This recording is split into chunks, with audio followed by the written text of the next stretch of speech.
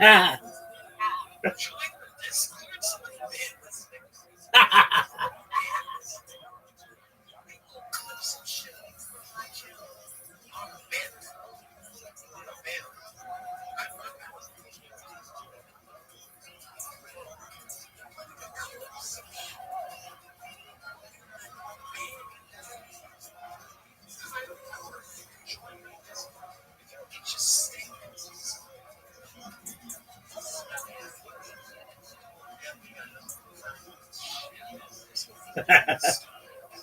I love you.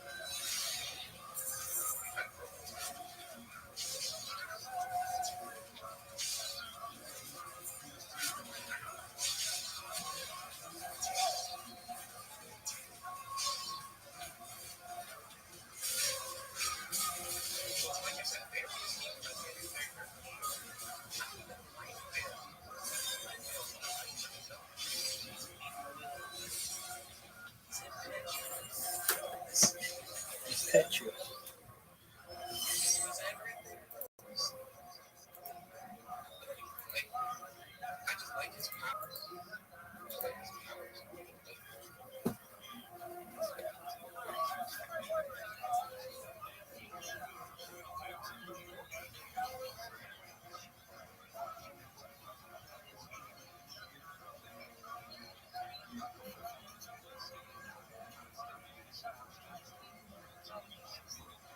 I think that could be a millionaire every time.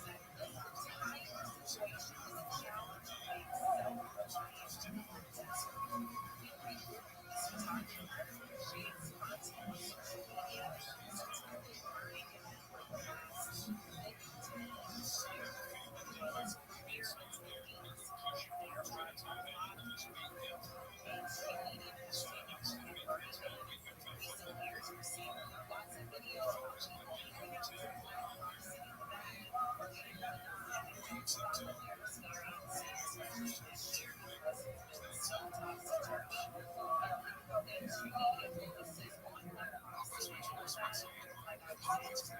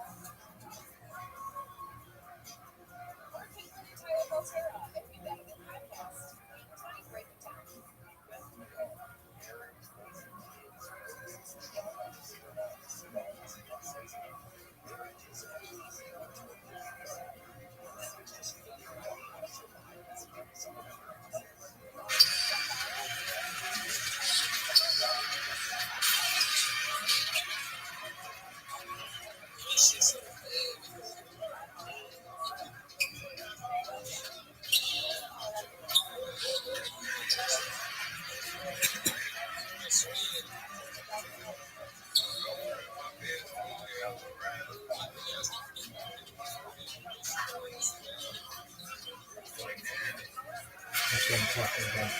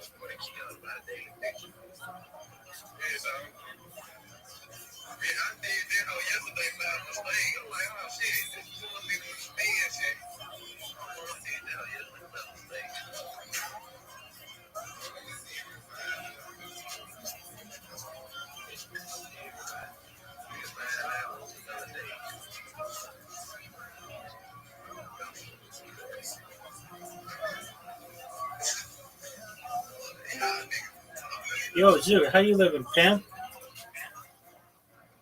Long time no see. What's good, son?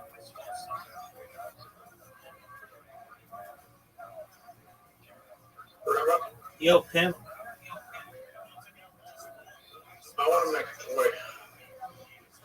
Sex toy? No, a toy that helps people. A toy that helps people with their hand-eye coordination, but it's also a collectible toy. So it also has bellies. Yeah, that can be rare. Okay. How you gonna make it? So it's like this toy that's like a block puzzle, right? But Okay. you get like a visual picture with it, and then you have to build the visual picture. You get different visual pictures, like variations of visual pictures that you can build with the blocks that you get, but only like the colors of certain blocks, or the textures and the colors of certain blocks for the design. Okay. Are you sure that's the best kind of toy for hand-eye coordination? Because I don't think it is. It's the best I've been playing for capitalism.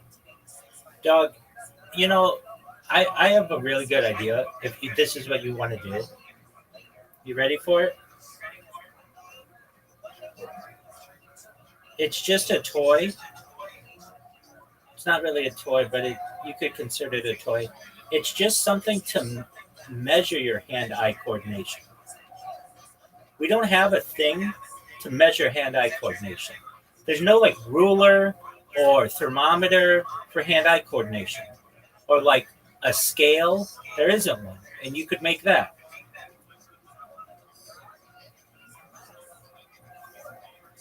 How do you do that?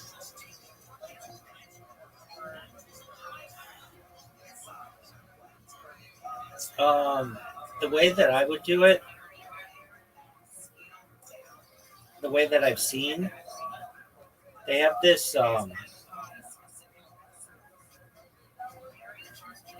They have a machine that I've seen monkeys use. I'm sure you've probably seen this as well.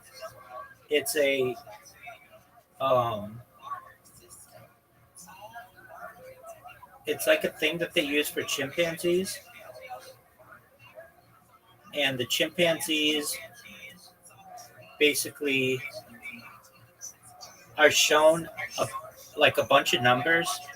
Let's say numbers 1 through 10, and then the monkeys remember where it is. They're really good at it.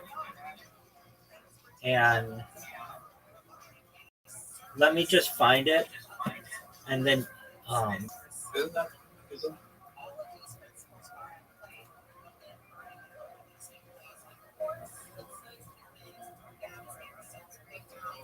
this is really a memorize. Actually, what would be really good now?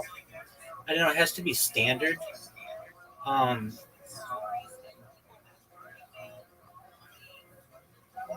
okay, so type in to Google chimps memory memorize, or chimps memorize numbers. Just type in chimps memorize numbers, and there should be an article from the New Scientist. If you could make a machine that's like this thing for humans, I think it'd be very popular.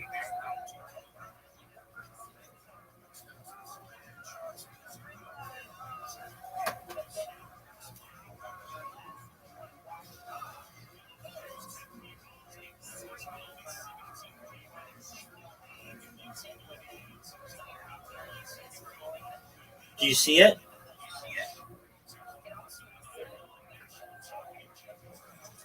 Do you see the monkey thing? heard of the Hinkle? Hold on. Did you see the monkey thing? The chimpanzee thing? Where? Type in chimpanzee number memorize. You just have to put in chimp memorize number, and look at the first thing. It should be Scientific New American or Scientific American. Do you see it? Yeah. Look at this though. Hold on. I don't want to hear any words from you. Until you tell me what you think of the chimpanzee tool. That looks like a better test for ADHD. Okay, it's actually for numbers. But Okay, but imagine if you made. You know what's actually, I think, probably the best thing for hand-eye coordination of any game that we play?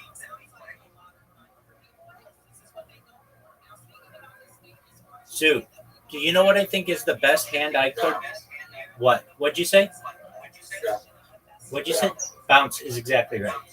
Bounce should be the game that like is the ultimate test of hand-eye. It's not the ultimate test because there's no left-right, but there's if you could make it if you could make bounce left-right, but even still up-down, bounce is incredible for hand-eye coordination.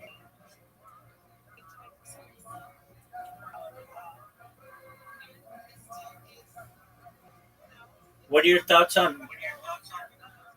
I mean, really, if you want to make a game that's hand-eye coordination, it's really like something that you'd have on a tablet, isn't it?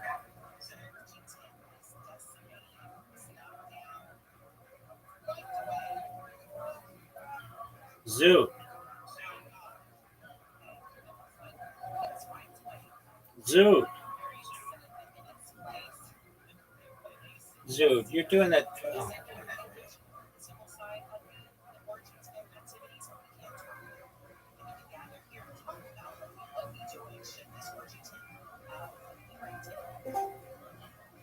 There he is. Gentlemen, Yo, what up, pimp? How are you? Hey, can you hear me? Hello. Can you hear me? Yo, dog. Can you hear me? Hello.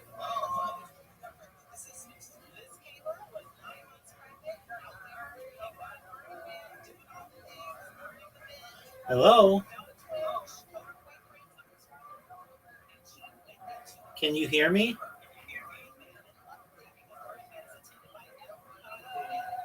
Hello. How are you?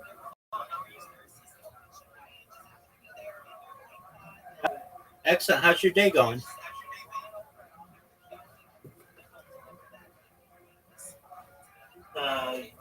You might,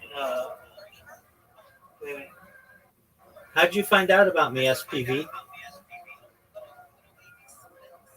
I know you. How do you know me? Like for whom, I visit you, Okay, very cool. How'd you find out about me? from From a friend? a servant. Oh, from a server. What server?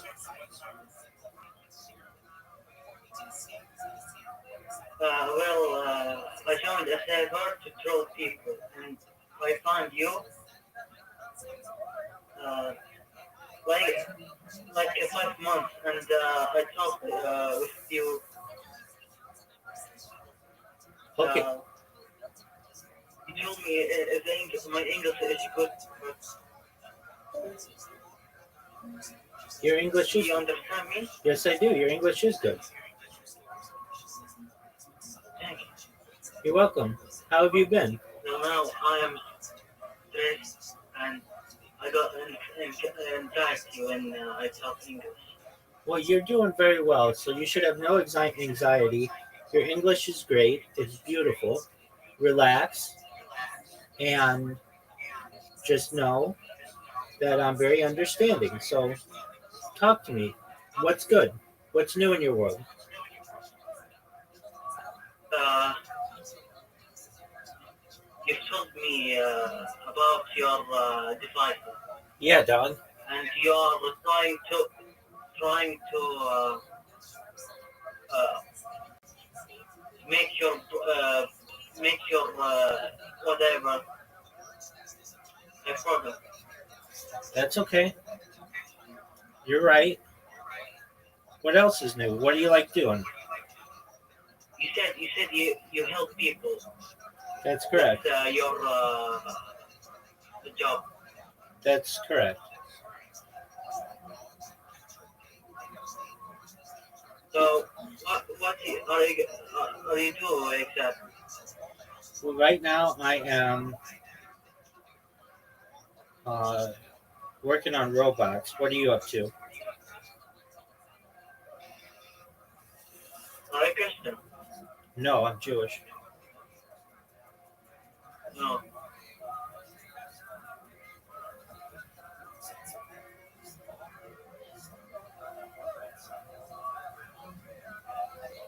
Well, I respect every religion I see, Very cool, man. and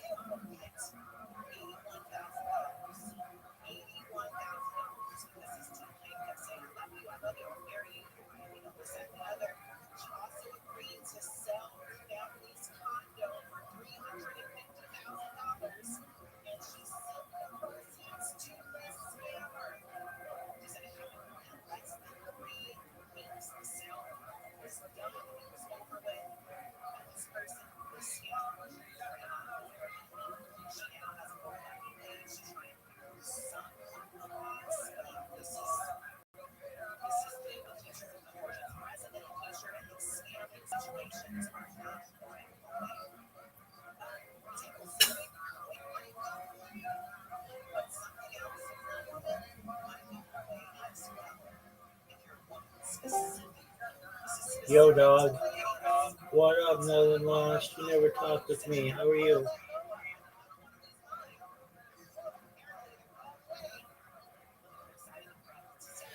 Nolan Lost.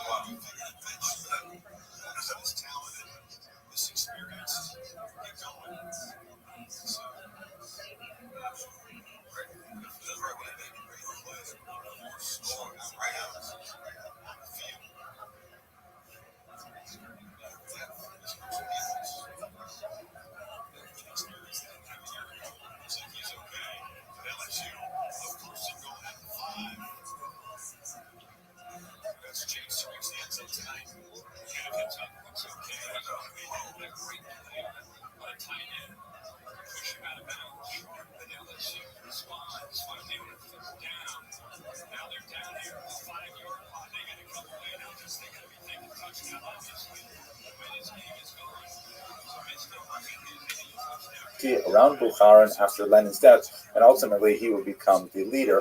And the 30s were dominated by Stalin right up until his death in the early 1950s. So back to where we are, Diemenstein was placed in charge of the Jewish section of the Communist Party, and this was initially during the period of war communism, but during the period of NEP, he saw that he had quite a bit more freedom to explore the methodology of bringing the Jewish population into communism. Let us recall that although there was a disproportionate number of Jews in the Communist Party for their population, and this is especially true as you move up towards the leadership of the Soviet Union, where there was like sometimes a third of governing bodies were dominated by Jews. There used to be a joke in Yiddish that there was an acronym VITSIC, which referred to the All Russian Central Committee, Всероссийский Центральный Комитет, and in Yiddish they would say that it wasn't a Russian acronym; it was a Yiddish acronym for Vutsen Eden Kommandira, where 10 Jews are in charge. That was not a truism.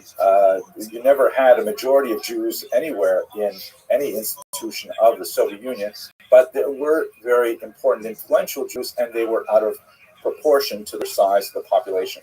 That said, the proportion of Jews who became communists was tiny. There was the vast majority of Jews were hostile to communism, seeing it as a threat to their traditional way of life, especially those who are religiously oriented, who recognize the threat of the anti-clerical nature of the Soviet Union. So it's a great complex of issues involved here. The thing that made the Soviet Union very popular in the Civil War period, as we discussed in the previous lecture, was the fact that Trotsky's Red Army forces were far less likely to commit pogroms than the other forces that were ravaging the countryside. That engendered an enthusiastic support for the Red Army that was translated initially in the early 1920s to support for the Soviet Union. But as we shall see, it rapidly declined. The policy that Diemenstein seized upon, which was generally issued during the more liberal period of the 1920s for all of the non-Russian nationalities, was a policy that went by the name Korenizatsiya. This is kind of a strange word. It's difficult to translate into English. The word koren can mean like a root. And so it can be translated as rootification, like roots as in a tree. Or I've seen it translated as indigenization, which kind of like was a way of thinking about the general society and identifying those elements of the indigenous culture which were compatible with communism and actively encouraging those factors. The slogan of the era was nationalist in form, but socialist in content, meaning they could wear their national costumes, they could eat their national foods, they could speak their national language, as long as none of the things that they did or said challenged the economic and political ideology of communism, right? Nationalist in form, okay, but socialist in content. As soon as they got into things like, a level of ethnocentrism, that would be definitely not socialist in content. If they wanted to defend their national religion, definitely not socialist in content. So this idea of Korenizatsiya was kind of reaching into the roots with this kind of like, theory operating that communism was the true form of human organization. And if you dug below the accreted layers of corruption that came in from bourgeois democracy, you would find that people are naturally communist and they just spoke different language, kind of like, happily wearing embroidered dresses or dancing the hora, whether they eat kreplach or whether they ate, I don't know, perohe, and whatever it would be, they would still be naturally communist if only you could get past all those other things. So that's the policy of Korenizatsiya. And what Diemenstein did was he took that material and he said, let us go to the Jewish people with the authentic element of their cultures and talk to them about communism. Now, there were a few challenges, one of which really huge was this idea of atheism, right? Because Jews are overwhelmingly united by their religion. Even when they're rebelling against their religion, they still regard themselves as some kind of, loose tribal familial affiliation that is rooted in a long religious tradition. And this was anathema to the Soviet cause. So one of the things that the Soviet Union stood up in the 1920s was an institution called the League of Militant Atheists. It sounds almost funny, actually. And this was targeting all religion, of course, not just Judaism. They published this magazine here. This is called Bezbozhnik, which means literally godless. And in this particular anti-Christian image, they're showing obviously Jesus, who is getting all of the various followers drunk to the point of vomiting, and really trying to illustrate Marx's idea of, you know, religion being an opiate of the masses, that religion keeps you drunk, religion keeps you high and unable to appreciate your true class enemies and things like that. So there was a Yiddish version of Bezbozhnik, and there were tremendous amounts of effort placed in trying to like do things, crazy things like rewrite the Haggadah, rewrite the Passover liturgy. They wrote a red Haggadah that celebrated, you know, Stalin and Marx instead of Moses, that, you know, Pharaoh was portrayed as the Tsar and all kinds of things like this. And they used the Yiddish language in particular to try and get this material across. Yiddish was considered the true folk language of the Soviet Jewish people, even though it's essentially medieval German written in Hebrew characters. But that was the native tongue of like 97, 98% of the Jewish people at the end of the 19th century living in the region of the Russian Empire. And so they said, we'll speak to them and we'll write to them in their Yiddish language. And so there was just a flourishing of attention lavished on anything in Yiddish which would be considered compatible with Soviet culture. A lot of money was spent on Yiddish writers. There was a renaissance of Yiddish poetry. You actually have Yiddish writers leaving America to go back to Russia because they saw this as a tremendous, you know, culture effervescence. And in fact, in the 1920s, it looked very encouraging that Yiddish would have a tremendous heyday. Now, it was not a normal Yiddish, I have to say, because, you know, the more they poked around with it, the more they messed it up. Yiddish is, as I mentioned, written in Hebrew characters, and it is heavily populated by Hebraic terms, Aramaic terms as well. And Hebrew was considered outside of the pale because that was too closely associated with religion. And also in modern Hebrew, it was too closely associated with Zionism, also not compatible with Soviet thought. So, you know, what do you do when you have common Hebrew words in the Yiddish language? Like, for example, chaver, which is translated into Russian as tovarich, as in English, comrade. How do you speak Yiddish without the word comrade in the Soviet Union? So what they would do is say, okay, you can keep the word chaver, but you have to write it out phonetically, spell it phonetically, rather than spelling it with the traditional Hebrew spelling. So for those of you who are familiar with the letters, the word for chaver in Hebrew and in Yiddish is chet, vet, resh, 3 letters. But in Yiddish, in the Soviet period, it will be written chaf, aleph, vav, vav, ayin, resh, which is 3 6 letters. And if you didn't know what you were looking at, you would be totally confused when you saw it. So many words were written like this. And by the way, once again, the Soviets attacked all of the nationalities in this form. The Ukrainians, for example, had a letter G, G, which is distinct from the Russian letter G. And so they actually made the Ukrainian letter G illegal. If you use the Ukrainian letter G rather than the letter that looked like the letter H and pronounced it like a Russian letter H, you could be sent to Siberia. Here's something I find really ironic and amusing.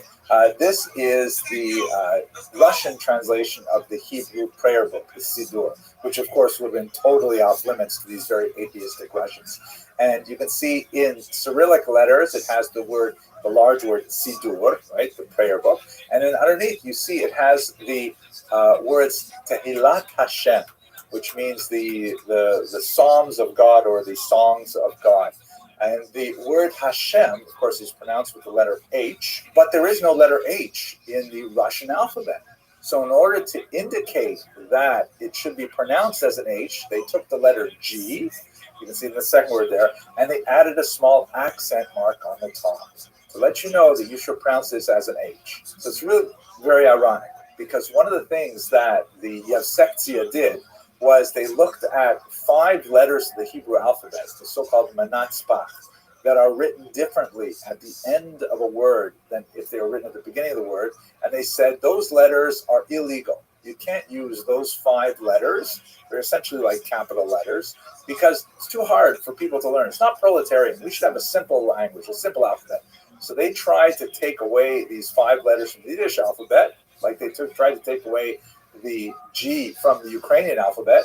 And so in return, we forced a new letter on them, right? You can see the word Hashem, that H is actually an imposition into the Russian alphabet in order to accommodate a Hebrew sound.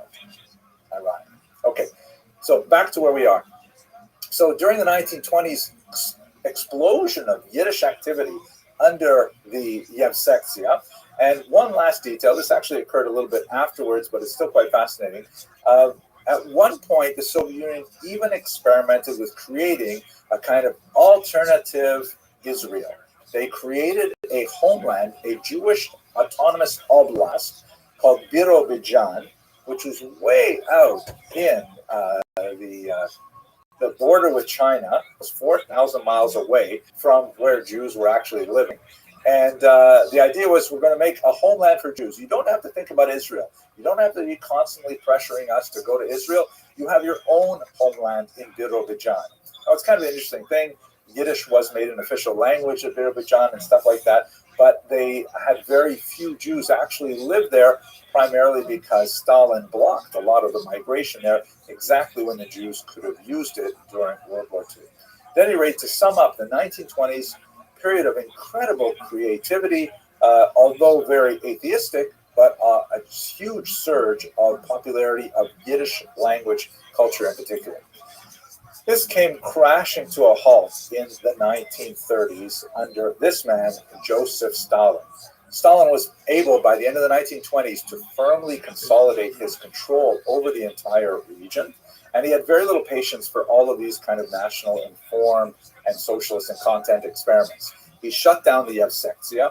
Incidentally, another organization that he also shut down was the women's section of the Communist Party that had exactly the same lifespan as the Jewish section.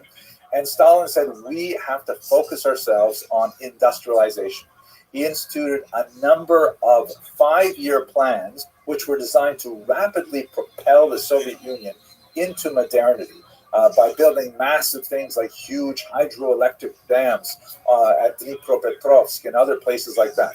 But he created this kind of environment in which people were desperately pressured to report results, and what ended up happening was that people were faking the results rather than, tell the truth to power and say, hey, we can't possibly produce this much pig iron over this amount of time, or we can't possibly harvest that much grain in this much time.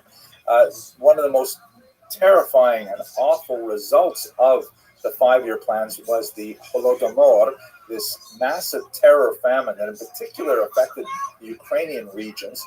In 1932-33, a huge number of people, it's very difficult to get a good sense of exactly how many. Reasonable estimates are around 5 or 6 million, though. A huge number of people, and there are larger estimates as well. This colossally awful artificial famine, which killed millions of people, was largely a result of the disastrous economic planning of Stalin and his henchmen. It was actually terrifically horrible event. And in context with the Holodomor and several other related factors, the purges began in the Soviet Union, especially towards the end of the 1930s.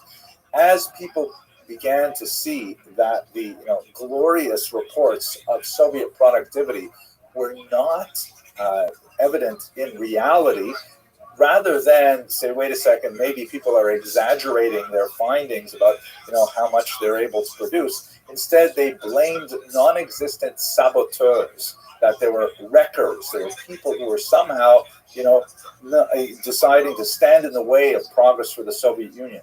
And these people were identified, tortured, and forced to divulge the names of other saboteurs. This created this ecosystem of purges that was not at all unlike the Spanish Inquisition, in which heresy was hunted out everywhere. People were taken and tortured and asked to betray the names of other heretics and so on. And even if a person wasn't a heretic or didn't even know any heretics, they were nevertheless under the pain of torture, give up all kinds of names. This initiated a horrific cycle of arrest, torture, confession, arrest, torture, confession, that resulted in millions of people, again, the scale is phenomenal, being exiled to the Gulag out in Siberia or even executed. And this really consumed the Soviet Union in the later 1930s. And at this point, the Jewish enthusiasm for the Soviet Union collapsed dramatically. Prominent Jews were purged early on in this period of Stalinist cleansing of the party and then later of society. And Jews, with a few significant exceptions, like Kaganovich, who was involved in Ukraine during the years of the Holodomor, with the exception of a few characters, much of the Soviet leadership was purged of its Jewish membership. And the kind of popularity that the Red Army enjoyed in 1919 was nowhere to be seen, as people around the world began to realize what Stalin really stood for. So by the time you get to the late 1930s, what was once a more significant participation of some Jews in the Communist Party was reduced to a tiny, tiny remnant. And this is where we're going to have to pick up the story next when we look at the Holocaust, because the memory of Jewish participation in the communist movement had tremendously disastrous results when World War II broke out. Thank you very much for watching.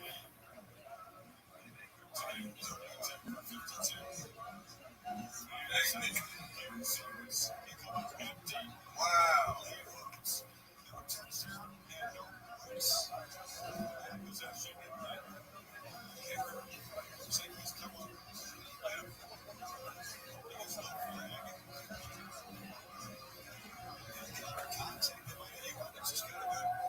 In order to understand properly the relationship of the Nazi occupying forces with the indigenous peoples in East Central Europe, and specifically the degree to which collaboration was prevalent among those populations, it's really important to understand their experience, particularly during the years 1939 to 1941, when the region was controlled by the Soviet Union.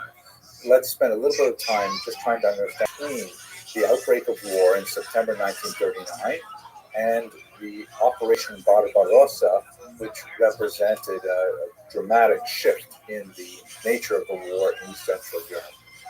This map shows East and Central Europe before World War I, that is before 1914.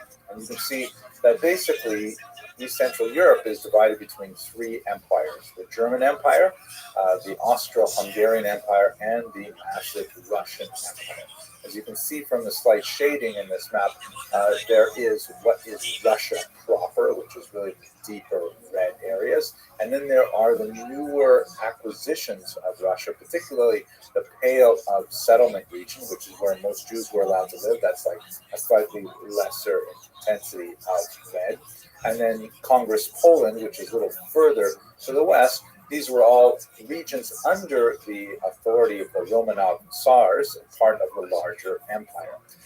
After World War I, there was a dramatic shakeup in these states. And if we have a look at this map, and in particular, let's zoom into East Central Europe in particular, you can see that the Russian Empire is gone. It's been overthrown with some revolutions in 1917, and it has been replaced by the Union of Soviet Socialist Republics, USSR, or simply the Soviet Union. That's shown here in the shades of green. Note that the Union of Soviet Socialist Republics implies correctly that there are multiple republics within this large unity, kind of like the United States of America. Clearly one country, one federal government, but made up of individual republics. In the case of the United States, the states. In the case of the Soviet Union, republics. Now, the degree of autonomy of the republics within the USSR was far more attenuated than it is in the United States of America. They were largely puppets of Moscow, but nevertheless, they did have a certain amount of distinctions. You can see in the center is Vyserussische SSR, which is the White Russian or Belarusian Soviet Socialist Republic, and to the south is the Ukrainian SSR, also part of the Soviet Union. But in the yellow colors, there you see newly independent Poland, and also newly independent Lithuania and Latvia. And just to the north, you'll see also Estonia is just off this map here. So this new section, these new countries were carved largely from the remains of the Russian Empire. And needless to say, the rulers of the Soviet Union were not pleased that they had lost these valuable European territories in World War I. We move on from this map. What happens is in 1939, as we explored in a previous video, the Nazis and the Soviets make a pact with each other to invade these regions simultaneously on September 1st. You can see from the right, the Soviet Union invades Poland, and from the left, that is the West, Germany invades Poland, and they end up dividing the territory between them, as we've discussed also in a previous video. Here is a clear map that shows what ended up happening from the Soviet perspective. There's a bright yellow line that indicates the new ceasefire line, a new effective border between Nazi Germany and Soviet Union. And you can see these multiple regions that are now annexed by the Soviet Union. They were technically independent countries, but amazingly, in these highly fixed elections, they all voted to join themselves to the Union of Soviet Socialist Republics. So you have in the north Estonia, Latvia, and Lithuania. These are the so-called Baltic republics. And then you have the western region of Belarus, and you have the western region of Ukraine as well, all joined together with the Soviet Union. These regions were annexed by the Soviet Union in 1939. Now, what exactly did the Soviet Union stand for? What was Soviet? What does that word even mean? And what does communism mean? Let's just take a couple minutes to think about that. So the Soviet Union was formed, as I mentioned, in the ruins of the Russian Empire. The founder was this man, Vladimir Ilyich Lenin, who was a follower of a philosophy called Marxism, founded by Karl Marx several decades earlier in really Germany and in England. And it was basically an idea that the real enemies of the working classes are not the working classes of other countries, but rather the upper classes of their own countries. That is, that society was defined by class struggle, class warfare between the elite and the bourgeoisie and the working class, which are known as the proletariat. In fact, the communist slogan is proletariat of the world, unite. Right? Working classes of the world, unite. It's a very anti-religious movement. They felt that religion was, in the words of Marx, the opiate of the masses. It was like a series of ideologies that was given to the proletariat to keep them in their place, to make them think that they might be suffering in this world, but in the next world it would benefit, and so on. So there's a lot to say about this philosophy, which is called socialism. And then the more extreme form of it associated with Lenin was renamed communism in 1918. It's also known by the term Bolshevism, which means literally bigness. And it got that determination because at one point there was a split between two different movements. There were the so-called Bolsheviks, which was the larger party, which was associated with Lenin, and the Mensheviks, the smaller party, that's not really relevant for our purposes today. So these terms, Bolsheviks and communists, are basically synonymous. Socialists are a larger class. Many countries, even today, have a certain degree of socialist values because socialism advocates things like, for example, Medicaid and unemployment insurance and universal health insurance, universal education rights, things like that. Those are also socialist ideas. So it's not like socialism itself is such a noxious idea.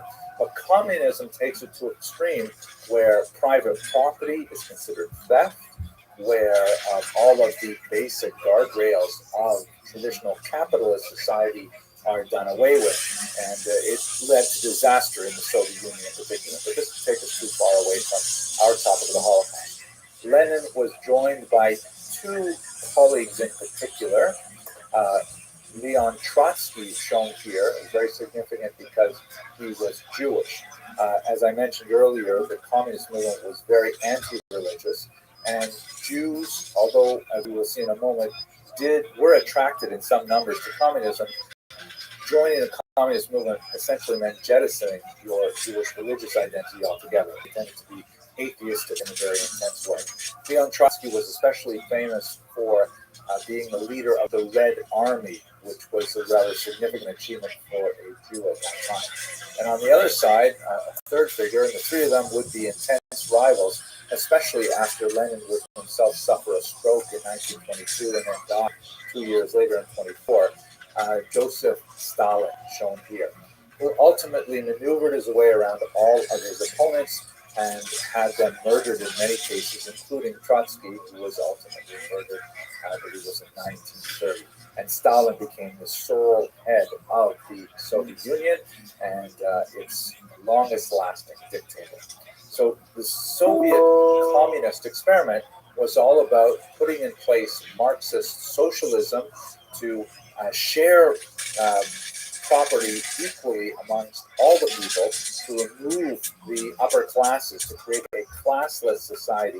And in many ways, it has a certain kind of appeal. The idea of equality before the law, the idea of people being comrades, družba narodov was the term, meaning friendship of peoples, the end of anti-Semitism. And ironically, particularly in the early period, the Soviet Union waged a very strong war against prejudice, against Jews, and so on. But, there's much more to say about this, but we want to stick specifically to the Holocaust. Let us look specifically how Jews related to communism. So, one of the major reasons why there was any surge in popularity of communism was because of the horrific pogroms that followed the revolutions of 1917. You'll recall World War I erupted in 1914. The Russian Empire was very poorly prepared for the conflagration. People were starving. People were upset with the government. There was a revolution in the beginning of that year that overthrew the Russian monarchy, the Romanovs. And then there was about 6 months period of a provisional government, which was then overthrown again by the Soviets under Lenin. And this was all during World War I. It was still going on. The Russians had to decide how they were going to deal with the Germans who were fighting against them on their Western Front. Ultimately, the Germans made huge gains in Russian territory, which is why the interwar states were allowed to emerge because they were no longer under Russian control. But what erupted, particularly in Ukraine, and especially in the year 1919, was a horrific series of pogroms where it was complete lawlessness. It was civil war. There were multiple bands fighting each other in Ukraine, including the Soviet Red Army, the pro-Tsar Russian White Army, the Poles, a whole group of anarchists called the Greens, and they were all fighting for territory over the course of a bloody year, which resulted in, by conservative estimates, perhaps 50,000 Jews killed. Also, other populations, Poles, Mennonites, and so on, were all brutalized during this period. The only force that was active at the time that had a better track record with regards to these attacks on civilian populations was, ironically, the Red Army under Trotsky. And so you see in 1919, there was a surge of support among Jews for the Red Army specifically, because they see them as the most lawful of the various forces, and that they would be most secure if the Russian Red Army were to, in fact, win the day. So there's a surge of support that lasts about until the early 1920s, but then it drops off precipitously for reasons that we shall see. By the way, I know a fair bit about this because I actually wrote a book on this period. It was my doctoral dissertation. This is the cover of the revised edition. And as you can see, by the way, this is a Ukrainian banknote, and at the very bottom of it, you can see that it has the word Underkarbovances, in Yiddish. That Yiddish was actually briefly an official language, because Yiddish is a Jewish language. Briefly, it was an official language of the independent Ukrainian state that was later crushed by the Soviet Union. At any rate, there was a huge upswell of anti-Semitism, particularly in the anti-Soviet elements that saw Trotsky as a Jew leading this Red Army as the leading edge of some kind of satanic plot. This is a white Russian piece of propaganda that shows Leon Trotsky here as some kind of horrific devil, red and naked, and sitting and watching as his minions massacre people by the hundreds and by the thousands. So there was definitely a very strong anti-Jewish feeling in the region at the time.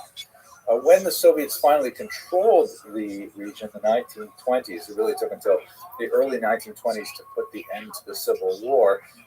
They tried to impose a new form of Jewish culture because, ironically, the Soviets were in favor of developing Yiddish culture as a form of a natural folk culture. It was a policy called Korenizatsiya. And they promoted, for example, the use of propaganda to convince Jews to adopt Soviet beliefs. So, for example, they published this remarkable document, there's one page from it, called the Red Haggadah, which is a section of the Passover liturgy that's read typically in the home. It's perhaps one of the most famous books in the Jewish canon because every Jewish home that has a Passover Seder will open up this small booklet and we'll go through the story of the Exodus. And this particular passage shows on the left, and it's meant to be a contrasting image. On the left is the old way, and you see this rabbi with this kind of a dark look and this somewhat somber, serious look, and he's performing the ritual of yachatz, which means ripping or breaking the matzah in half and putting a half of it under his pillow, which will later be the afikomen.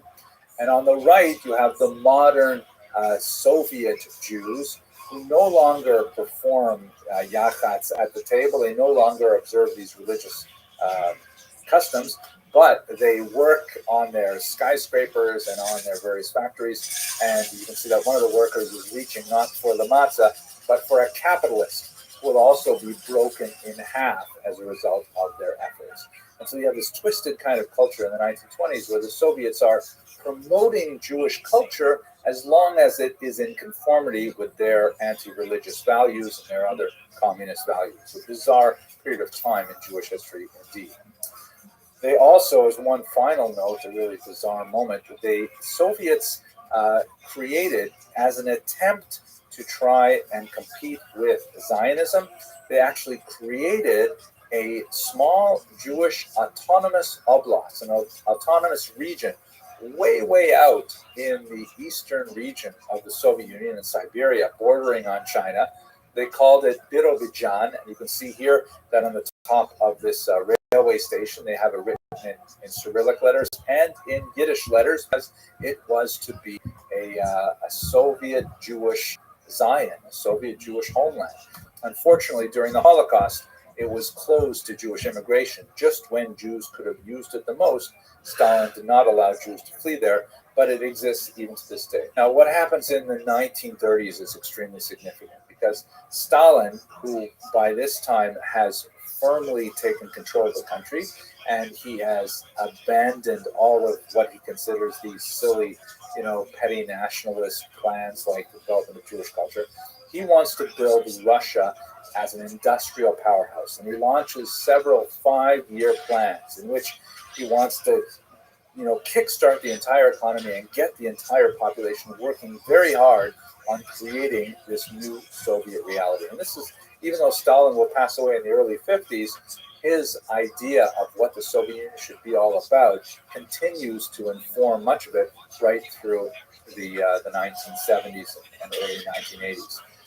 The leitmotif of this is this man's Alexei Stakhanov, who was a coal miner who, using a pneumatic drill, was somehow able to drill a lot more coal than everybody else using picks and shovels. And this was like the model of the hero of the Soviet Union, that someone could go and do tremendous things to advance Soviet economic might by industrializing. And they engaged in huge building plans and all kinds of things. at the sacrifice of basic consumer values. And this is most horrifically noted in the awful Holodomor. This is the Ukrainian terror famine of 1932-1933, when the Ukraine, which has this remarkable black soil, Chernozem, that made it known as the breadbasket of Europe, went into a period of deep famine that was highly artificial, and it was dictated more by Stalin's export policies than it was by the actual crops available in the land. And there was literally starvation in the streets, as you can see from this horrific photograph taken in eastern Ukraine in the city of Kharkiv. It's very difficult to determine the exact number of people who were killed in this artificial famine. Very reasonable estimates put it at no less than 3 million, and more expansive estimates put it as high as 14 million.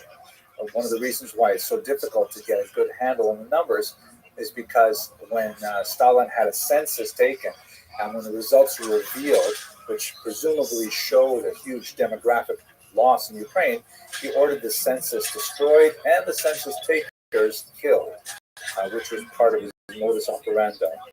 This, certain pieces of the census were found in local archives that allows us to reconstruct to some degree the number of people who were killed, but there's still quite a bit about the size of it. Nevertheless, it is certainly an act of genocide that is comparable in many ways with what we're studying in the Holocaust.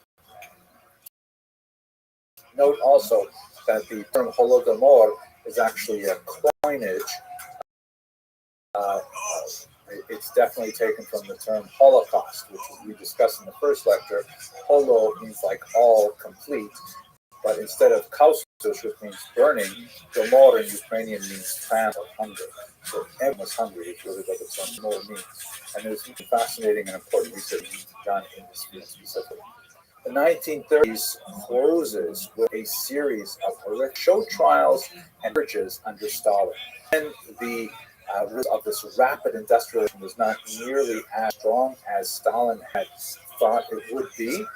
He assumed that there must be saboteurs or wreckers active in society. And so this bizarre society desire to identify people who were somehow anti-Soviet, who were sabotaging the plans to develop this, water dam for this coal mine and things like that. People were denouncing their neighbors and putting what we put as these prisoners you see are put on trial. They would be sent to the Gulag, where they would live under horrific conditions in these prisoner of war camps that were essentially, in many ways, comparable to the Nazi concentration camps. We'll maybe have a lot more to say about that later on in this course. But we seem to be approaching a period in history where there are some very dark harmonies developing in Nazi Germany and Soviet Union at the same time. To be certain, the most notorious impact of the Soviet Union on the newly conquered territories between 1939 and 1941 was the activity of the secret police, which was originally known as the Cheka, later known as the KGB, but at this time it was known as the NKVD. The secret police were deeply involved in rooting out any opposition to the new Soviet regime, and they were involved in many massacres, including this horrific massacre in the Katyn forest, in which thousands of Polish soldiers were massacred and laid to rest in these huge graves without any indication of their disappearance. The NKVD in particular tried to root out any possible sources of opposition in the intelligentsia, which is a class of people that are basically information workers, teachers, priests, poets, even postal clerks. Anyone who had literacy, who had an opinion, who could share information or be a thought leader was arrested by the NKVD, and many of them were simply held in jails for 2 years where family didn't know what was going to come of them. The NKVD were the leading edge of the spear, so to speak, of the Soviet attempt to rapidly bring these territories into communist way of thinking and into communist economics, rapid collectivization of farms, and the shutting down of religious institutions and all kinds of things that the local population resented tremendously. And what's very important for our purposes as well is this notion that was very widespread in the population, not at all borne out by the statistical incidence of Jews in the Soviet apparatus, but nevertheless the perception of Jews as being very much aligned with the Soviet goal and with the NKVD in particular. Once again, this is one of those elements where it is, in terms of studying history, it's often more important what people believe than what people actually know. People believed that the Jews were very much the motivational elements in the Soviet occupation of these territories, and as a result, there would be a tremendous amount of resentment built up against the Jews. Even the Jews who had obviously nothing to do with the Soviets, who were living in these territories before the Soviets came in, but they would ultimately become the brunt of their wrath. The turning point, and this is where we're going to have to leave this particular chapter of the Holocaust, is Operation Barbarossa, which occurred on June 22nd, 1941. It is without doubt the single most important date in the history of the Holocaust. This represents the date when the Nazis broke their treaty with the Soviets and invaded. The Soviets were caught horribly off guard. They lost ground militarily almost immediately, and it took them quite a while to begin to claw their way back and to eventually force the Nazis westward and out of their territory. You can see the map on the right here shows the dramatic and rapid blitzkrieg attack of the Nazis, which drove well into these occupied territories, ultimately right to the gates of Moscow and Leningrad, only to eventually be turned back with a very important turning point battle at the city of Stalingrad. Now, how this relates specifically to the regions that were conquered between 39 and 41 is that when the Soviets got word of this sudden attack, they rapidly demobilized and fled the conquered territories. Along with them, by the way, were about 600,000 Jews who fled with the Soviets because they realized the Nazis would certainly not treat them well. There's a lot more to say about that, and hopefully we'll come back to it in a later mini lecture. But what happened was that when the NKVD fled, they typically massacred all of the prisoners that they were holding in their underground basement jails in local city halls and things like that. And these were, you'll recall, the intelligentsia, the beloved thought leaders of a given community. The local priests, the beloved teachers, the local poets, the local literati, the journalists, people who were well known in the community and were feared by the NKVD because they didn't want them to express anti-Soviet attitudes. They were the ones who had been held prisoner. And when the NKVD left, they massacred them, typically by simply setting them on fire. And so what happened is, as soon as the Soviets left, after Barbarossa started, the local populations went in and brought out the often charred remains of their loved ones, and then had the difficult task of identifying them. Here you can see, for example, a scene in the Ukrainian city of Lviv, where the locals had to try and identify some of the intelligentsia who were removed from these underground abattoirs.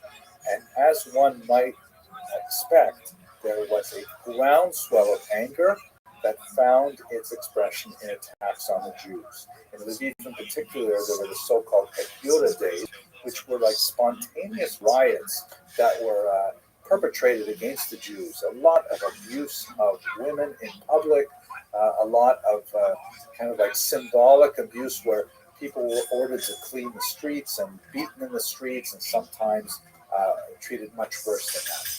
But this is the beginning of the Holocaust, particularly in Eastern Europe, along with the organized massacres of the Einsatzgruppen. This is when we will begin to see some of the darkest period of the entire war. Thank you very much for watching.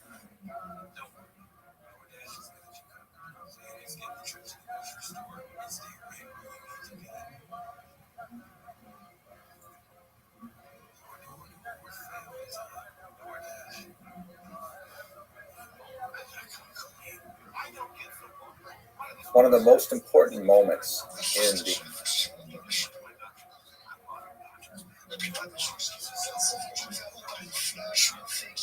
history of World War II and the history of the Holocaust, two related and overlapping histories that we are mutually engaged with in this series, is June 22nd, 1941. This is the date of Hitler's betrayal of his agreement with Joseph Stalin and his invasion of the Soviet Union. This invasion, which is called Operation Barbarossa, was also intertwined with his goal to destroy all of the Jews of Europe, as we shall discuss. Here's a map that shows you the impact of Operation Barbarossa on the Soviet Union, which is shown in pink. The Nazi forces, led by the Wehrmacht, the regular forces, invaded and penetrated deep with great success into the Soviet Union, which was, according to most accounts, completely unprepared for the Nazi betrayal. But what's especially significant for our purposes is that behind the regular army units of the Wehrmacht were four special battalions called Einsatzgruppen. These Einsatzgruppen were sometimes border police. They were not comprised of regular frontline troops ready to do battle with other soldiers. They were rather poised to destroy the populations of Jews, gypsies, and open communists that were living throughout the tiny villages that dotted Eastern Europe. There were four of these specific units, and I have to share with you that on a personal level, this is an especially difficult subject for me to trace because Einsatzgruppe A was responsible for killing most of my grandmother's family in Lithuania. But as you can see from this map, these are the regions that the Einsatzgruppe penetrated. This map here shows you the listing of the medium-sized massacres that occurred throughout the region. It's impossible to put on a map of this scale all of the names of the tiny little hamlets that dotted Eastern Europe. But basically, the modus operandi of the Einsatzgruppen is they were mobile killing squads. They would drive up in trucks. They would drive into local villages. They would round up the Jews and the Gypsies, Jehovah's Witnesses, whoever didn't fit the list of people who were worthy to live, and then they would march them out of town to the natural ravines that existed throughout the region. If those ravines did not exist, then they would put the prisoners to hard labor to dig what would ultimately become their own graves. They would typically separate the men from the women, and then they would simply shoot them, either from the lip of the trench or, as we see in this photograph, while they were standing in the trench.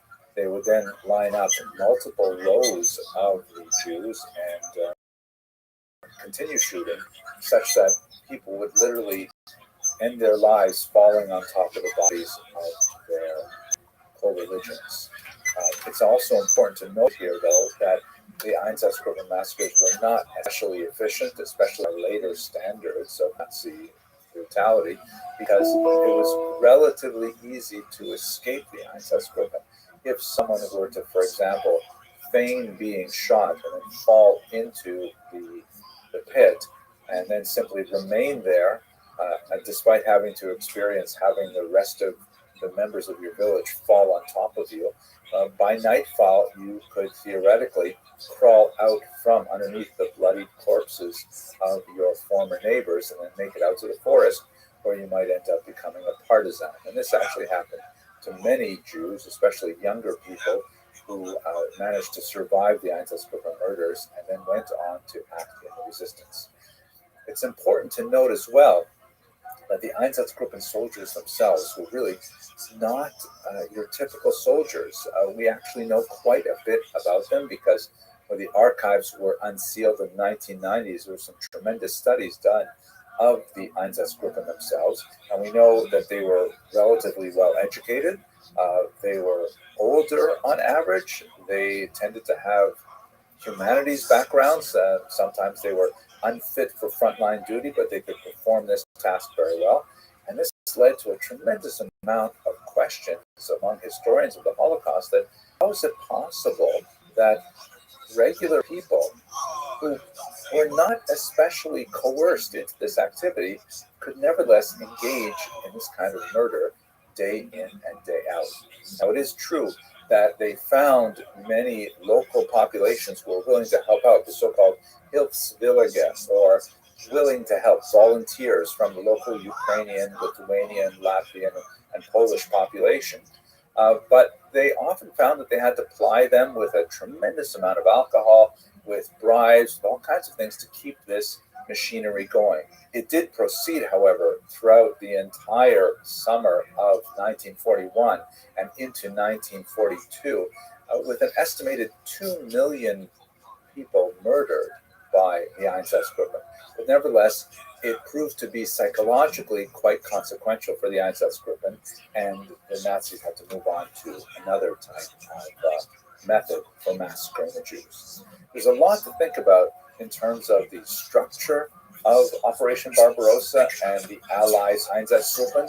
It is clear, however, that nowhere do we see Hitler's dual goals of establishing Lebensraum, that is, living room in the East, his expansion of the Soviet Union, and his anti-Semitism so closely interwoven as we see it with Operation Barbarossa. But this is ultimately what the Nazi experiment was all about, this massive drive to the East, the treating of the local population, as Gunther mentioned, as less than human, and especially the Jews who were slated for massacre. Also important in this context is the fact that once we've studied the testimonies of Einsatzgruppen members who, of course, survived the war and actually were usually exempt from punishment for reasons that we'll see when we talk about the Nuremberg trials, we see very clear evidence that resistance on the part of the Einsatzgruppen was not very common, but when it was expressed, people got away with it. In other words, a member of the Einsatzgruppen could simply say, you know what, I can't take this anymore. He could speak to his commanding officer and say, I just can't gun down people day in, day out. And what would typically happen is the commanding officer would berate the member of the Einsatzgruppen, would say that they're cowards, that they're not doing their duty for the fatherland, and so on. And then they would simply reassign them to some other task, like driving the truck or going out into the forest and look for people who escaped. And it was not at all a case where if a person refused, they would be shot. In fact, it begs the question, why did so many people not resist? Why did so many people not speak out and refuse to perform these inhuman acts? We're going to speak about that a little bit more when we get to the Milgram experiment, the Zimbardo experiment that looks from a perspective of psychology and sociology on the kind of impact that peer pressure, among other things, has on obedience to authority. But for the time being, we can only marvel and mourn the tremendous deaths that occurred during the Einsatzgruppen massacres. What is clear, however, was that by the time they got to the new year, 1942, the Nazis had discovered just how successful they could be with mass murder. That they basically met very little resistance, either from within and certainly from without. And so they began to look to a more efficient solution for massacring Jews. This was the so-called Endlösung, or final solution, and that's what we're going to have to speak about in coming videos. I hope you found this video useful. Thank you for watching.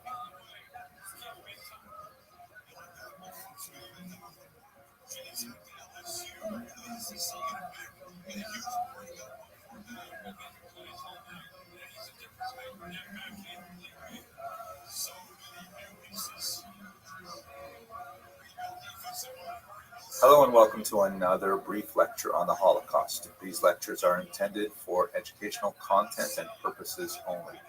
Today I'd like to begin a discussion of collaboration, a very difficult discussion that touches on many of the most complex economic, social, and psychological aspects of the nature of the Holocaust in Western and Eastern Europe. It's very difficult to get a precise sense of what exactly are the mechanics of collaboration, especially when you get down to the individual level. But in this and in the following brief lecture, I'd like to go over some of the more general aspects of collaboration that will help us place individual acts of collaboration within a broader context. So let us begin, first of all, by defining collaboration. What exactly do we mean by this term? Most historians and general researchers of the Holocaust tend to divide non-victim populations into three basic categories. Perpetrators, obvious criminals involved in the destruction of innocent human life. Bystanders, those who, to one degree or another, passively allow this to happen. And thirdly, rescuers, the heroes of the entire story. But what exactly do we mean by collaborators? Certainly, there is a tendency to place collaborators directly within the perpetrators category, meaning the word, after all, means to work together, and that indicates that collaborators are those who are directly part of the overall Nazi enterprise. But when you look at collaboration from a broader perspective and understand that in reality, many of the people who were moved towards some degree of collaboration were really trying to figure out a basic calculus of their own survival. Certainly there are extremes. It's difficult to understand people who are actively involved in the direct murder of Jews and other civilians as anything but criminals. But on the other hand, you see people such as in this image here, who are featured in a German propaganda effort to encourage Slavic peoples to make their way to Germany to act as so-called Ostarbeiter, or to contribute to the German war effort through working in various industries, whether domestic, as you see in this particular image, or more likely in various types of munition factories. On a technical level, this would be collaboration. They are, after all, working in concert with the Nazis, but their degree of distance from the actual murder process certainly mitigate against lumping the same category as persons. We see this, for example, in two different categories of collaborators. The so-called Hilfswillige, which means the willing to help population. And these are people who were sometimes, brought directly into the Einsatzgruppen murders and would actually assist with the actual murder of Jews and other Nazi undesirables in the various ravines of Eastern Europe. And on the other hand, the Ostarbeiter that I've just mentioned, the so-called Eastern workers, who were simply shipped to the West to work in various industries. Furthermore, this is even more difficult and complex to understand. You think about groups like the Judenrat. These were the Jewish councils that were forced to administer the populations of the ghettos. And in many cases, the Judenrat literally had to work hand in hand with the Nazis, obviously under tremendous duress, and ultimately they were sent to their deaths as well. But nevertheless, they were the people who actually executed the Nazi will on the population in the ghetto, right up unto deportation, even employing their own Jewish police force. So, this is one of those situations where obvious collaboration, criminal activity is something which anyone can see when they look at it. But there are many, many shades of gray that make the relationship of the not directly affected victims of the Nazi occupation difficult to classify as collaborators. We see this especially when we consider regional differences. Have a look at this map here, which indicates the greatest extent of Nazi expansion throughout the European theater and also the North African theater. You can see that the central region, the black area, is the German Reich, which are regions which were formally under total Nazi control, without any significant role of local populations acting in a collaborationist form. When you move to the west and to a certain degree to the north of regions that were conquered by the Nazis, the Germans were to a large degree quite a bit more tolerant of local initiatives and of local leadership. For example, in what is labeled here as a zone libre, the free zone of southern France, also known as Vichy France, the French were actually first to initiate the roundup and deportations of Jews from Drancy without specific Nazi direction to do so. This is especially true when you consider the various allies of the Nazis, like Italy, for example. They had quite a bit of leeway in their own policies towards the Jews and other oppressed peoples during the Holocaust.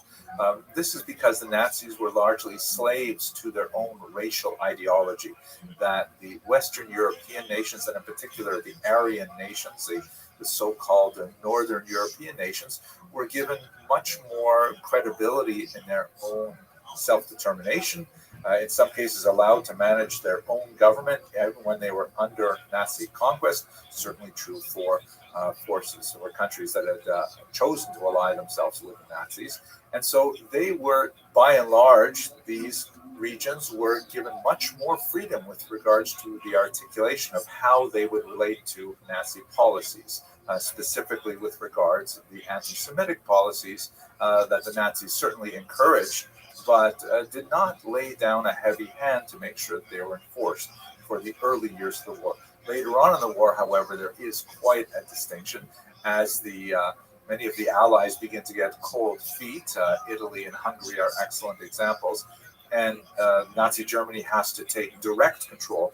Then they suddenly impose their own will on the local population, and collaboration becomes much more of a dangerous phenomenon for the local Jewish populations. But let us contrast what happens in the Western and the Northern regions of Europe to that of Eastern Europe, in particular the conquered nations of Poland and the Baltic states, and those regions of the Soviet Union that were placed after Operation Barbarossa directly under military command, the Reichskommissariaten, you see, of Ostland and Ukraine, and then further into Russia itself. Here, the degree of autonomy of local officials was almost nil. The Nazi military enterprise was basically in control of every aspect of society. Summary executions, public hangings in the streets, these were common phenomena in Eastern Europe that were not seen to the same degree at all in Western Europe. In general, Eastern Europe was far more brutal, and the consequences of resistance were far more significant than they were in Western Europe. And this really plays into our attempt to understand the nature of collaboration. Collaboration in Western Europe typically involved a lot more premeditation on behalf of the agents who would decide to work with the Nazis. In Eastern Europe, it could often be a split-second decision whether or not to preserve one's own life or to actively choose to advance one's career by joining their activities. This is a very, very difficult topic that has clearly regional and national implications, and we'll discuss a little bit of them in the next part of this video and in the following video. One other really important factor in trying to understand collaboration is that, besides looking at the nature of the victimizers, those who would choose to collaborate in whatever form, we also have to look at their relationship to the victims. If we think about the Jews in particular, there seems to be a strong correlation in many regions between the degree of assimilation and acculturation of the Jewish community and the likelihood of local populations to engage in collaborative activities with the Nazis, ultimately resulting in the mass murder of Jews. In regions like North Africa, where Jews tended to speak the local language with fluency, tended to dress the normal dress of the local populations, tended to be largely, working in a high degree of acculturation with the local populations, collaboration was far less of a phenomenon. There are many other factors, including the nature of the Nazi occupation, the dates of the Nazi occupation, and so on, but that's kind of like a superficial and generalized statement that may hold true when we look at the entire region of Europe. We see this also very much so in regions where Jews are especially conversant in the local vernacular and tend to have an attenuated specifically Jewish religious orientation that is obvious on the outside. When that is much more prominent, then Jews tend to stand out and tend to stand aside as the other.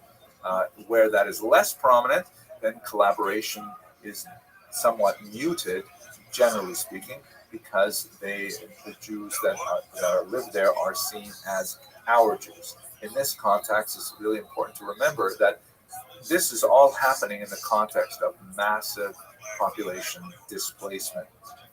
There are Jews and many other populations who are fleeing violence on the west and the eastern fronts. And so you often have, two different major chunks of Jewish populations in a given country. In Hungary, for example, you will have a large number of Magyar Jews, that is, Jews who are very well assimilated, very well acculturated, particularly in the big cities like Budapest, less so in the mountainous region of Sziget and Maramuresh, places like that. And then you have a significant number of refugees from further east, from Romania, from Bulgaria, who fled into Hungary seeking refuge, and they are quite different. They're not Hungarian speakers. They tend to be far more religious. They tend to stand out much more. They tend to be a burden on the local population economically. And so there's a degree of collaboration, which is not so much a function of the collaborators themselves, but of their relationship to the Jews under discussion. And putting it bluntly, there seems to be a much greater hesitancy to hand over our Jews, that is, let's say, Magyar Jews, Hungarian-speaking Jews in Budapest, than there would be a willingness to hand over the various immigrant populations of Jews. The refugee Jews who had come recently did not have Hungarian statehood and nationality and so on. So this is a very important phenomenon to consider when looking at the general issue of collaboration as well.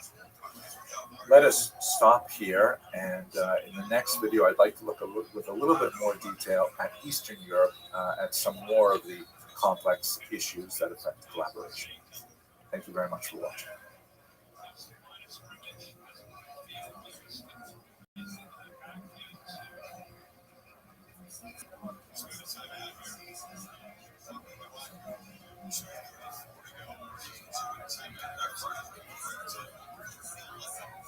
Hello and welcome to another brief lecture on the Holocaust. These lectures are produced solely for educational content and purposes. In the previous lecture, we discussed some of the larger issues of collaboration and trying to understand what exactly this phenomenon is. In this brief lecture, I'd like to focus with a little bit more detail on Eastern Europe. This is a region which has been identified with the very pungent term, the Bloodlands, by the historian Timothy Snyder, who wrote a book of that title.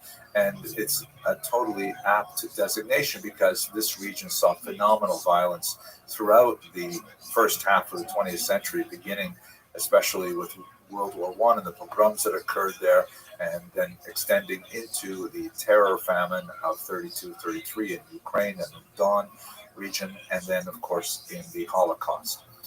So looking at the region that we're speaking about specifically, it is the territories that the Germans and the Soviets divided between themselves as part of the Molotov-Ribbentrop Pact of August 1939. Looking at this map here, you see that includes basically Poland, which is divided in half, the western half going to Germany, the eastern half going to the Soviet Union. And it is the Baltic states to the north, Lithuania, Latvia, and Estonia. Many of the things that we'll be discussing in this brief video also apply to the military control of the Soviet Union that would be extended over these regions and further into the Soviet Union once the Nazis advanced in 1941 with Operation Barbarossa. Here is the map of Operation Barbarossa, which describes how the Nazis would essentially double-cross Stalin and their erstwhile Soviet allies and advance into this region and really make a deep penetration into European Russia, coming to the very gates of Leningrad and even Moscow, and imposing their Nazi view of how to handle the local populations there, effective June 22nd, 1941. Here is a map which we saw in the previous video, which helps us understand exactly how these populations were distributed. The region that's in black here that's called the general government, is directly under Nazi control, but it has a slightly different administrative designation to the two Reichskommissariaten, which basically comprise parts of Belarus and Latvia, Lithuania, and Estonia, and then the large chunk of Ukraine, which is also under Reichskommissariat, and then finally, immediately beyond those two territories, the expanding region of military administration. So really, what were the factors leading to collaboration in these regions, in particular, the so-called bloodlands? One factor that is especially complex and requires quite a bit of analysis is the openness that the Nazis showed, especially from 1943 onward, is the willingness to adopt Slavs into Waffen-SS units. This was quite a surprising development in many ways, because the Nazis, as we've mentioned many times, were slaves to their racial ideology, and they viewed the Slavs as significantly subhuman. One of the officers of the Reichskommissariat once said that the Slavs should only be called upon to do three things.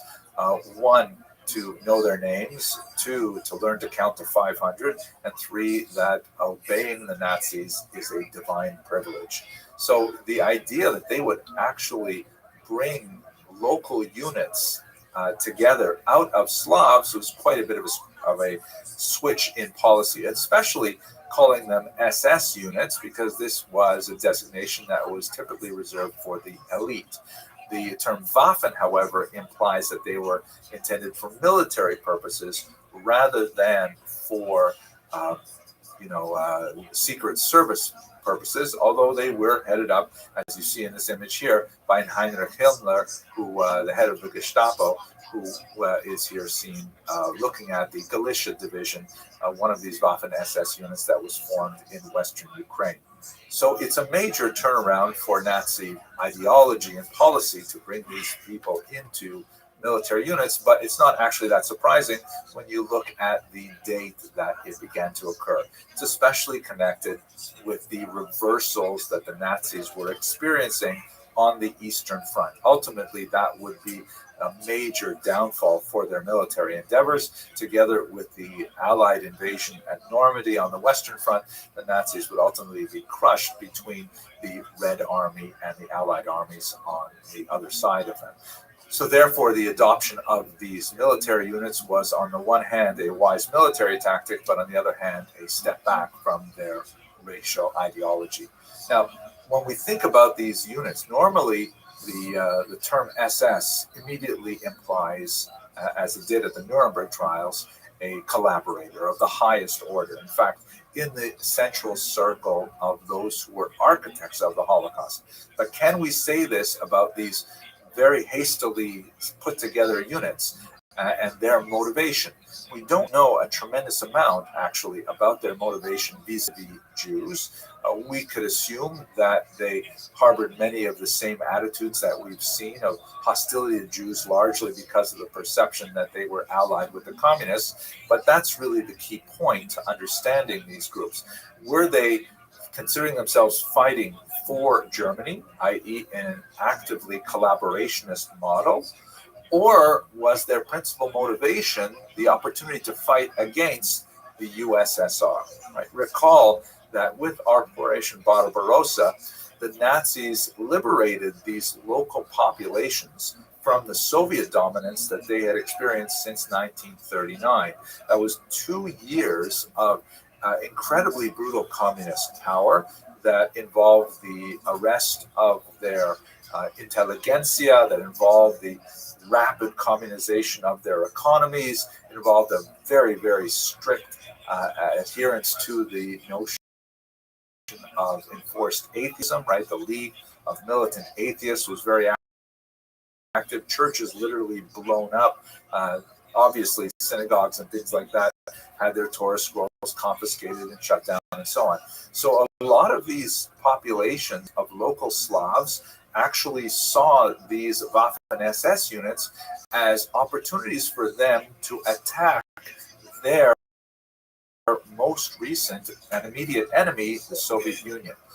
So it's hard to understand them as openly patriotic towards the German cause rather than themselves as a vendor of their local nationality. And indeed, when you look at the units, especially in their memorialization by the emigre communities, there's a very strong emphasis on they viewed themselves actually national units that simply tempered support from the Nazis. The Galicia division, for example, considered itself the first Ukrainian army because they viewed themselves as one day perhaps establishing some kind of national statehood. This is not to exculpate them from any particular possibility of Nazi war crimes. In Canada, for example, the government formed a commission called the Deschênes Commission, which actually issued a massive multi-hundred-page report assessing the activity of the Galicia Division and found no reason to qualify them in a blanket order as war criminals.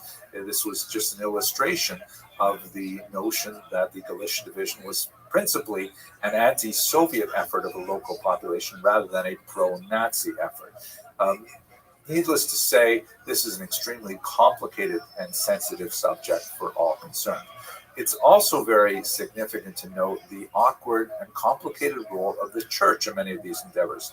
Let us not forget how intensely atheistic the USSR was, openly persecuting, arresting, exiling, and murdering priests. And the idea that a local military unit would be formed to fight against the USSR was largely welcomed by the church.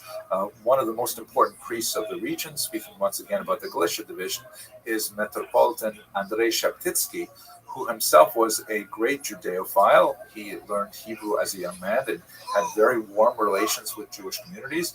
He was responsible for the rescue of some 200 Jewish children and returning them after the war to their families. A remarkable individual, and nevertheless, his record is somewhat tainted by the fact that he openly blessed this Waffen-SS division, which made it very hard for many to see him for the humanist and the pro-Jewish figure that he truly was.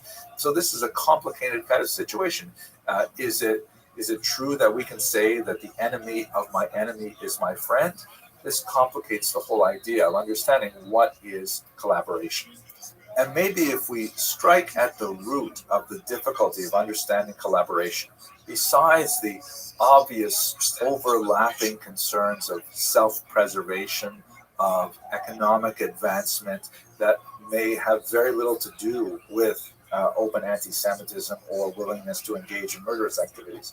Perhaps one of the most important things to understand is that, the many peoples from the bloodlands all consider themselves victims. The Ukrainians and the Poles and the Lithuanians and the Latvians also consider themselves victims, not precisely in the same way that the Jews and the Roma, for example, consider themselves victims, but nevertheless, they do see themselves as set upon by both the Nazis and the Soviets. Not necessarily to the same degree of genocidal intent, but nevertheless, they have a legitimate argument to make that they also share in victimhood. You see this horrific image from the United States Holocaust Memorial Museum. Polish babies, the same that happened to Ukrainian babies as well, would regularly be selected for their racial characteristics and shipped off to Germany to be raised by foster families.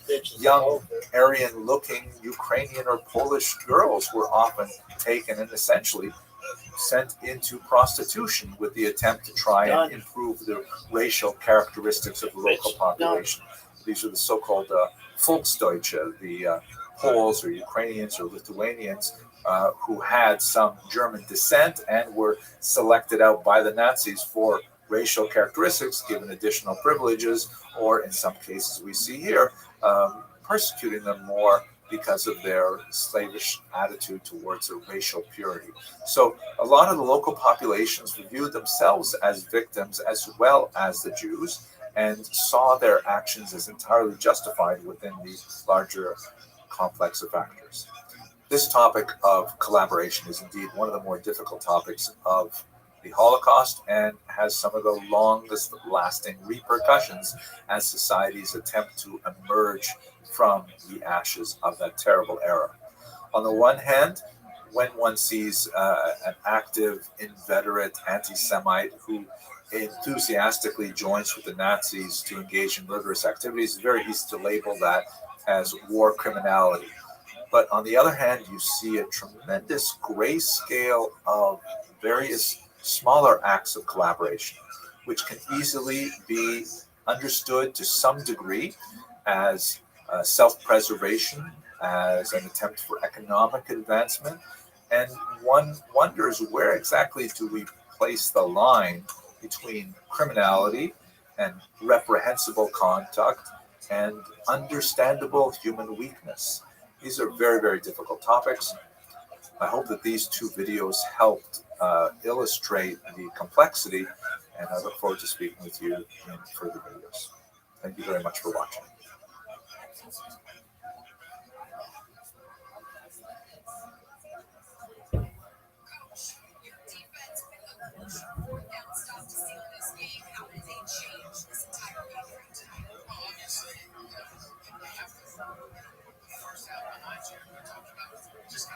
Thank you very much, Mr. Tversky. I appreciate the offer from Dr. Kadish and from the university to address your audience on this occasion immediately prior to the holiday of Passover.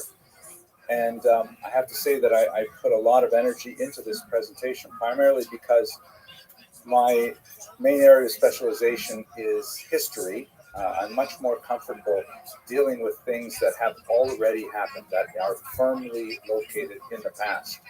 But over the past 6 weeks, it has been impossible for me to concentrate on the past because I keep being drawn into the future and into, unfortunately, the present, which is so terrible in Ukraine.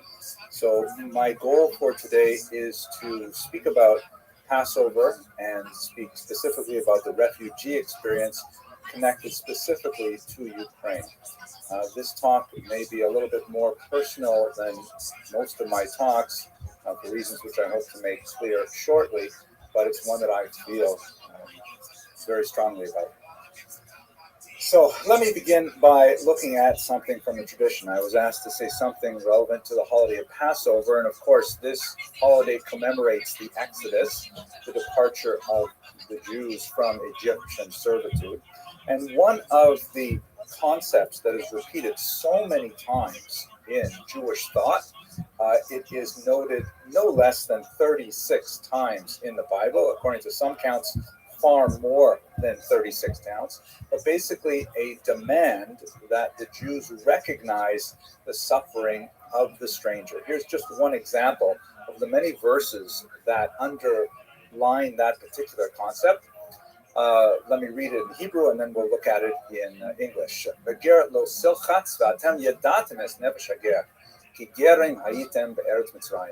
You shall not oppress a stranger, for you know the feelings of the stranger, having yourselves been strangers in the land of Egypt.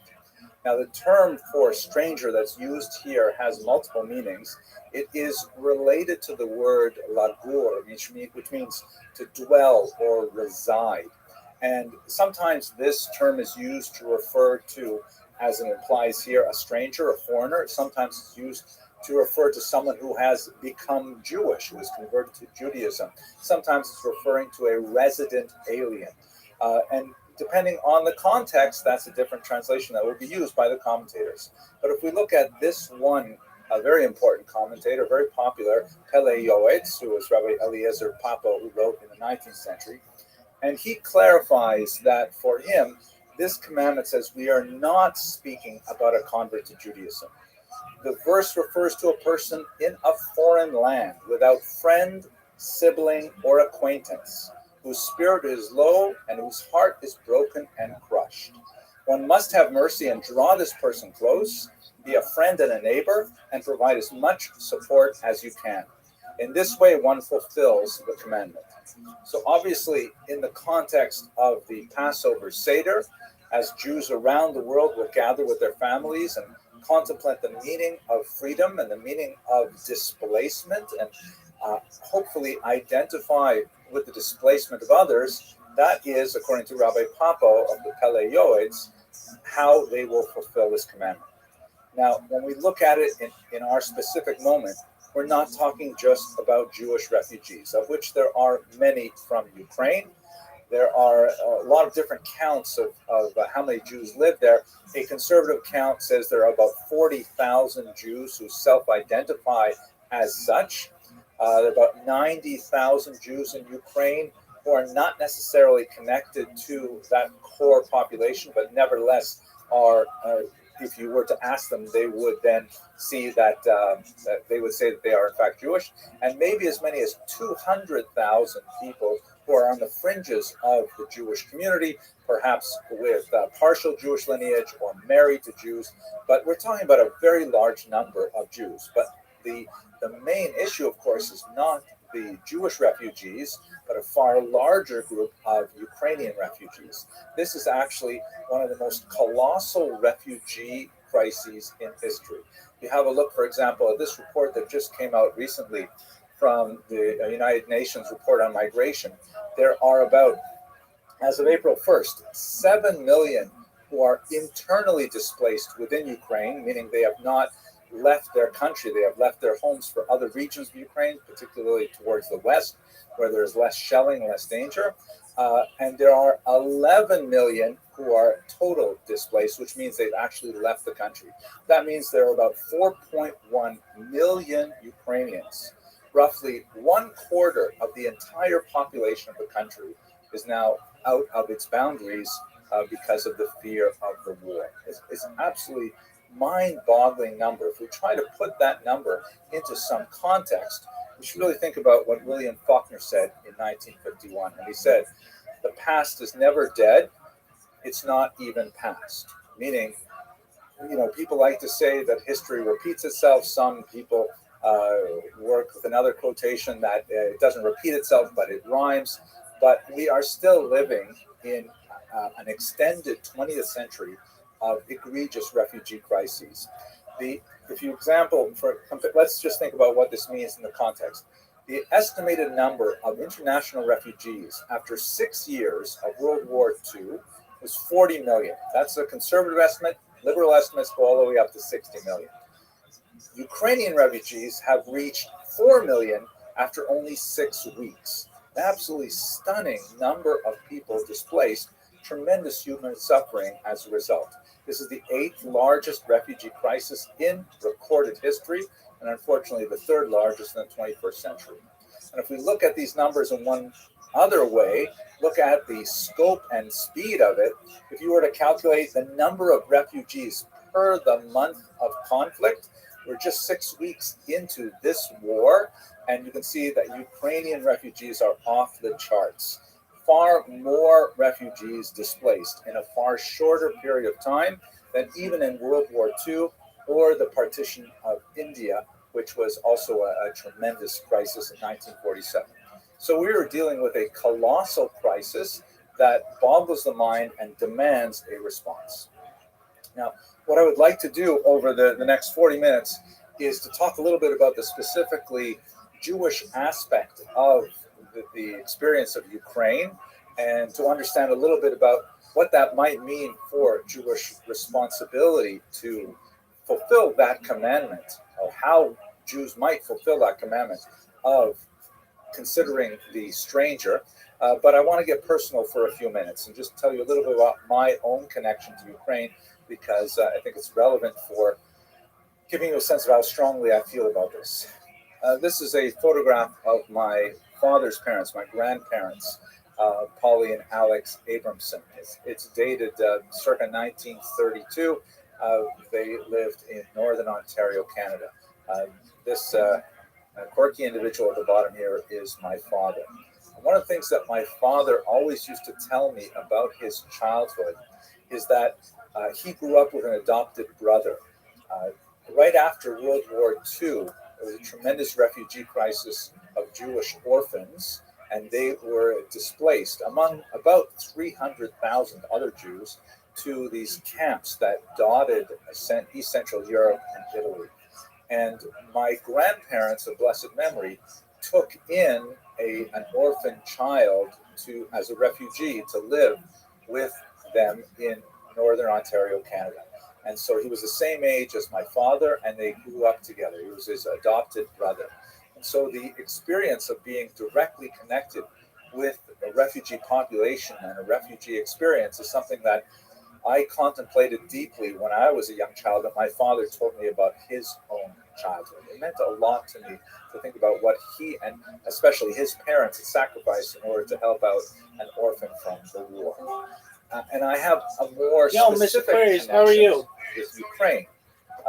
This is a photograph of a typical 5-story walk-up. How are It's you? called Khrushchev, because they had two different kinds of major buildings. They have the Brezhnevs, which are much higher, more modern buildings, and they have these Khrushchevs, which were smaller and somewhat more decrepit.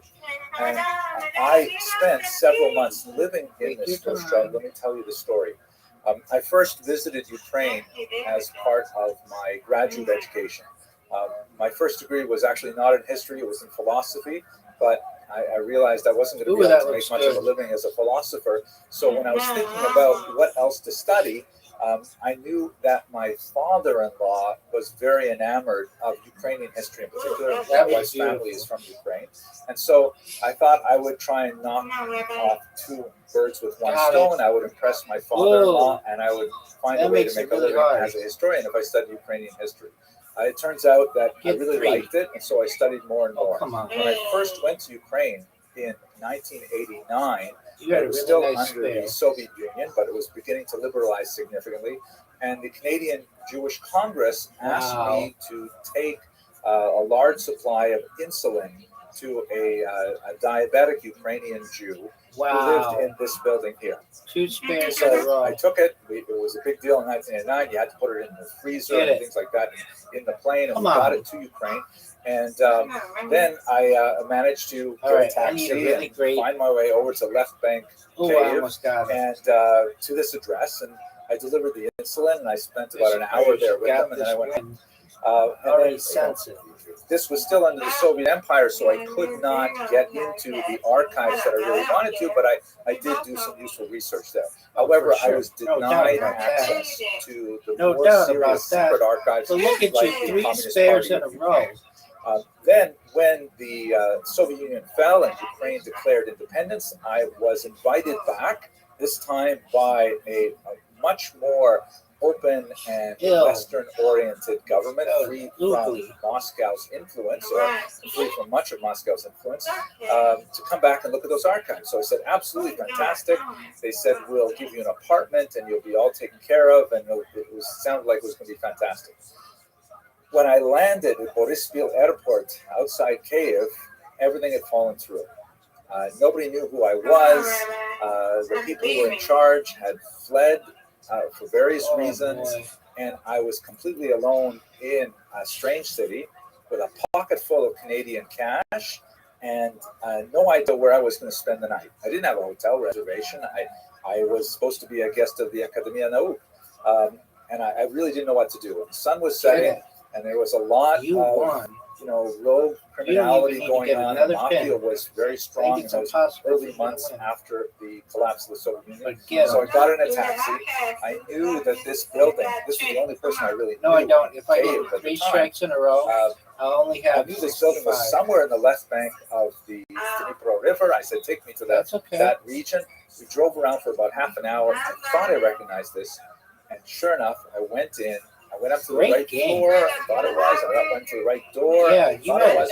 And in fact, when I knocked on it, Yevgeny Antonovsky answered the door. He was home. You just played so The consistent. same place that I visited. Spares. And I ended up staying there for several months.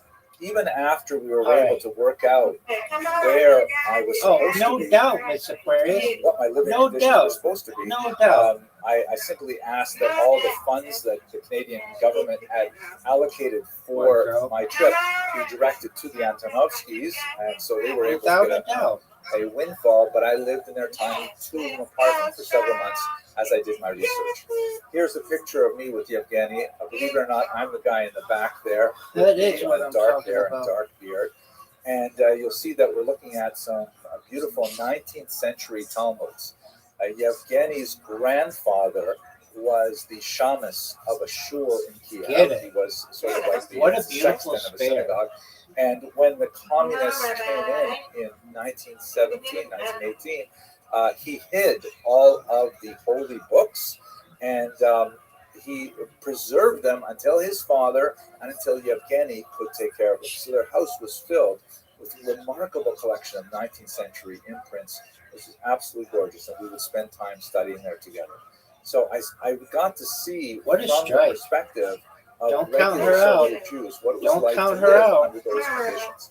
Here's another photograph of Vienna, his wife, and also on the right, those of you who are students of Ukrainian Jewish history, or those of you who are fans of art, you might or even if you're fans of Cuban literature, you may recognize the young man on the right, who is my good friend that I met in Kiev at that time, none other than Professor Yochanan Petrovsky Stern of Northwestern. Here's a picture of what he looks like now. He's kind of mastered the smoldering look since I knew him then. But our first associations were in the No doubt. library. So I had an experience of what it was like, however attenuated, to be a stranger in a strange land, did not know where I was going to sleep that night. Nothing compared to the actual suffering. For sure. Current Ukrainian refugees, but nevertheless, I had a little taste of it, and thank God, by dint of the kindness of strangers and the grace of God, I was able to find a very safe place to live. So, by the way, my research resulted. This is the book that I wrote about that. The topic that I was studying, which was the revolutionary period.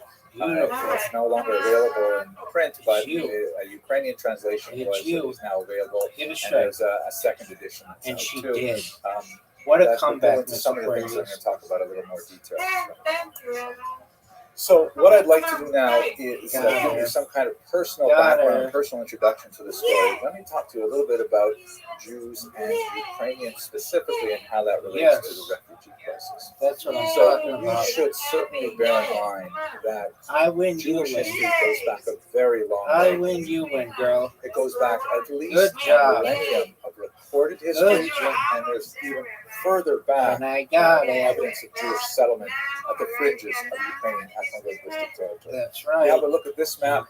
I'm making sure to play that. It's part of an atlas written by my teacher, Professor. Good job. I don't know if I'll get 900 tomorrow, but we'll play again, God willing. Boundaries of Ukraine. Obviously, not referring to the contested areas and Crimea annexed by Russia in the 21st century.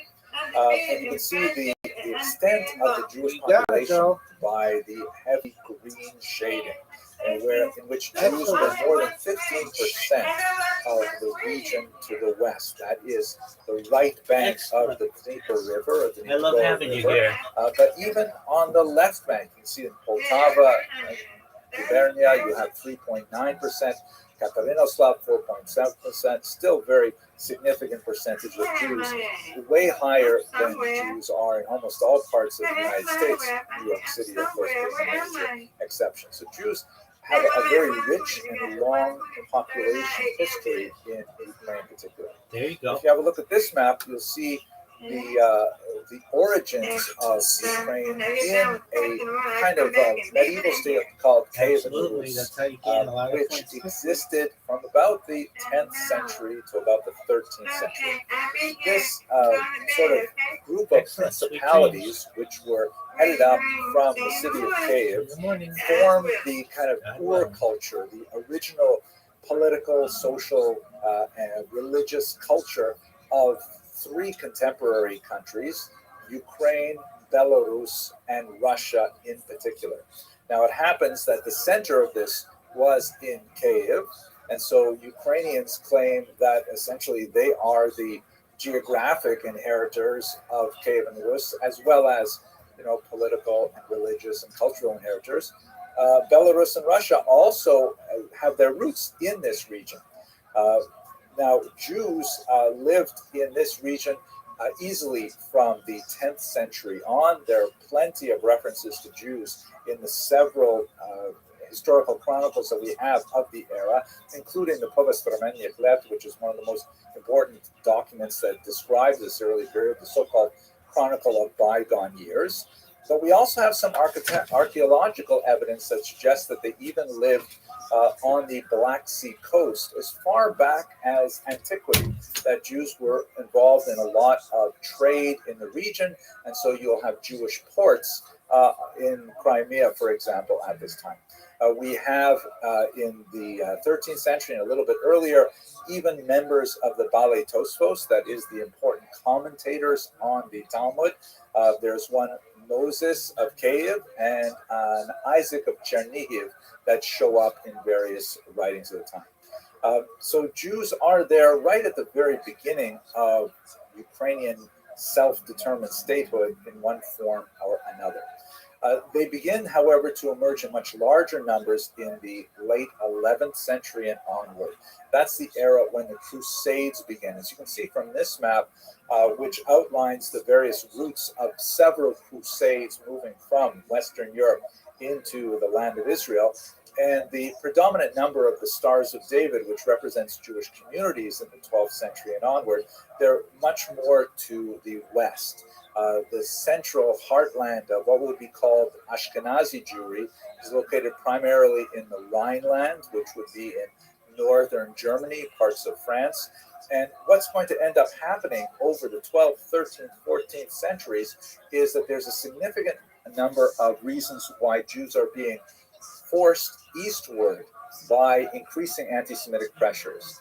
For example, the noxious development of the blood libel myth, that Jews somehow need to consume the blood of Christian children. An absolutely ridiculous concept that has no basis in reality whatsoever. But once the idea began to take hold in the 12th century, it spread rapidly. People like to believe it in a kind of a QAnon way, which actually we may reflect on that a little later in this lecture when we think about contemporary propaganda. This is actually a document.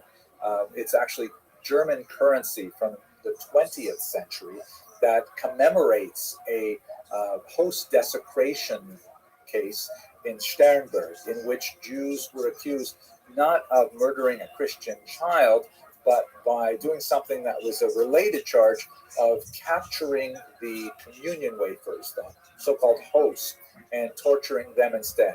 And although that's also a figment of some kind of fever dream imagination, nevertheless, Jews were frequently charged with this heinous activity, and they were frequently judged to be guilty and burned at the stake, as we see in this rather grotesque image. So from Western Europe, starting with the Crusades of 1096 and onward, there is an increasing pressure on Jews to leave for anti-Semitic reasons.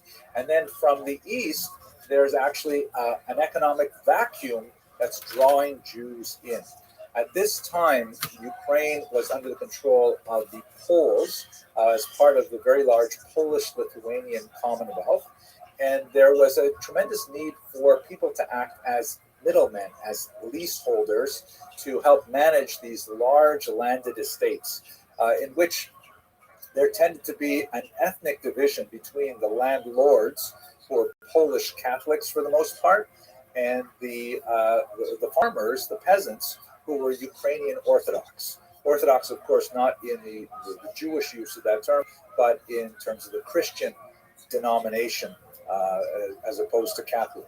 And the Jews were an excellent choice to bring in to manage these estates, both because of their developed skills in literacy and in numeracy, but also because they were not especially they didn't show allegiances to the local population. They could be depended on to be loyal to their employers because they were a distinct entity. There were a whole bunch of activities that were associated with the Jews at this point because the nobility could literally give them monopolies in things like the production of alcohol, something called propinatia. And so that's why so many Jews were active in, for example, maintaining inns and the distillation and distribution of alcohol. This was, however, a rather exploitative economic system, as I've discussed in other videos. And of course, if you're curious, you can have a look on my channel and you'll see some of them where I discuss in more detail, and would be the cause of some conflict. But nevertheless, what ends up happening is if you combine the pressures pushing Jews out of the Rhineland, the growth of anti-Semitic ideas, I haven't even mentioned the Black Death, and you combine that with the economic opportunities that are drawing Jews to the east, you begin to see from the 12th through the 17th century very large movement of Jews into the region of Ukraine in particular, where they're acting as arrendators, as middlemen for the most part. Now, how are they getting along at this time? We should understand that, and I will talk about this in the next set of slides, there certainly were punctuations of great violence. There certainly were moments where Ukrainians in particular would attack Jewish communities. And we'll talk about them momentarily. But the overwhelming experience of Jews in Ukraine was one of peace and prosperity. That Jews in Ukraine managed to find a way to eke out a living, to study, to develop some remarkable religious innovations like the Hasidic movement. And for the most part, for 1,000 years, Jews and Ukrainians lived together in peace. It does not mean that they joined together in everything, but there was a level of cross-cultural pollination, of cross-fertilization, where Ukrainian ways of looking at the world influenced Jewish ways and vice versa. Just to give you a little introduction, jumping ahead to the 20th century, this image we're looking at right now is Ukrainian currency from the very brief-lived period of Ukrainian independence between the collapse of the Russian Empire in 1917 and the imposition of Soviet rule under the communists shortly thereafter. During that time, remarkably, Jews and Ukrainians strove to officially work together to create a new state. It ended in great failure for various reasons, including popular pogrom violence. That was one of the most important reasons. But nevertheless, for that brief period of time, it hinted at what could be possible for Jews and Ukrainians. And as you can see, it's got it's 100 karbovan on its bill. It has on the top the denomination listed in several languages, but on the bottom, right under the number 100, you can see in Yiddish the words 100 karbovan, because Yiddish was actually an official language of this very brief-lived and ephemeral republic. So we're basically talking about 1,000 years of tremendous cultural cross-fertilization. We see it in terms of linguistics. Some of the most intimate terms that enter the Yiddish language are essentially Ukrainian or Proto-Slavic language terms. Like, for example, the word for father. In Hebrew, the word for father is av, and a very common Aramaic term is Abba. This is like an ancient term that Jews have used for a very long time. Then when they were in Germany, they picked up Yiddish, which is essentially a kind of medieval German, and they used Vater. But when they came to Ukraine, they switched over to Tati. Tati is clearly derived from the Ukrainian tato, and we can say this about hundreds of words in the Yiddish language. There are culinary things where Jews and Ukrainians are almost identical in their choice of diet. In fact, in some regions, like in Western Ukraine, the gefilte fish is considered a delicacy, and it's called zhidilshka reba, Jewish fish, because there is so much overlap there. Holubki, right? Some people would say with the Russian pronunciation, golubki, which is cabbage rolls, right? These are all Ukrainian foods that make their way into the Jewish tradition as well. And in folklore, we see so many areas in which they are similar. Let me just show you one example. In the Chabad Hasidic movement, there's a very popular song that is Nezhritsia Klopsi, which is literally in Ukrainian. And this is much easier, of course, when Hasidim lived in Eastern Europe, but even in America today, they're memorizing these lyrics in Ukrainian. It's a rather amusing song that the text of the lyrics is basically, "Don't worry, boys, we're going to get to our destination, and there will be vodka there." Here is, I'll play for you a very short piece, recording of that nigun. In the interest of copyright protection, I'm not going to include this clip as well as another clip in a moment in the recording, but I will include the links in the information box. So please have a look down there and you can enjoy them for yourself to get a sense of what that might mean in terms of the cultural overlap that would happen over the 1,000 years that Jews lived there. Many other folkloric elements. I have to choose this one because I like the photograph. This is current President Joe Biden in happier times visiting Ukraine, and he's being greeted with bread and salt, which is also a very common Jewish welcoming gift for guests. Not so much here in America, but throughout Eastern Europe, very common kind of cultural appropriation. I don't even know if it comes from the Ukrainians to the Jews or the other way around. Now, I'm going to show you one last little bit of audio-visual, and it's idealized because it is Hollywood. It's Hollywood, though, based on the writings of this man, Shalom Aleichem. This is one of the greatest writers of the 19th and early 20th centuries. He wrote, of course, in Yiddish, but a heavily Ukrainianized Yiddish. As you've looked at Shalom Aleichem in the original, you can see that he is liberally sprinkling his works with Ukrainianisms. The peasants speak in Ukrainian, and the Yiddish readers will understand it because they are so close to the peasants and understanding what that culture meant. And the scene that I'm going to show you is from Fiddler on the Roof, which is, of course, a film Hollywood based on a play, which is based on a cycle of stories from Shalom Aleichem. And so it has been idealized several times over. But nevertheless, I think in this 5-minute clip, I'd like to show you all of it, you get a sense of what Ukrainians and Jewish life or Ukrainian-Jewish coexistence was when it was best. We will have plenty of time to talk in a few moments about when it was not best. But when they got along over 1,000 years, it might have looked something like this. Certainly an idealized portrait of a drinking setting that brought together Jews and Ukrainians.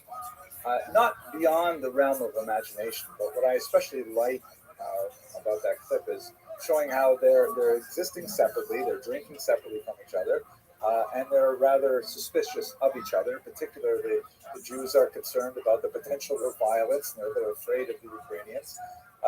But they both share a moment where they recognize that the trajectories of their lives are parallel in many ways. That, while the Jews are celebrating the engagement of Lazer Wolf to Saito, of course, that would not work out because Saito wanted to marry the Taylor Matok.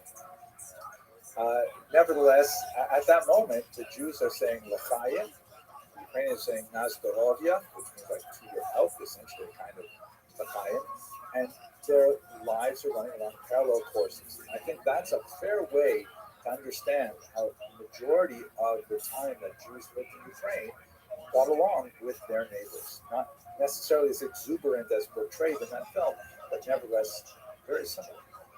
Now, we have to understand, of course, that there were some really awful, horrific points of conflict.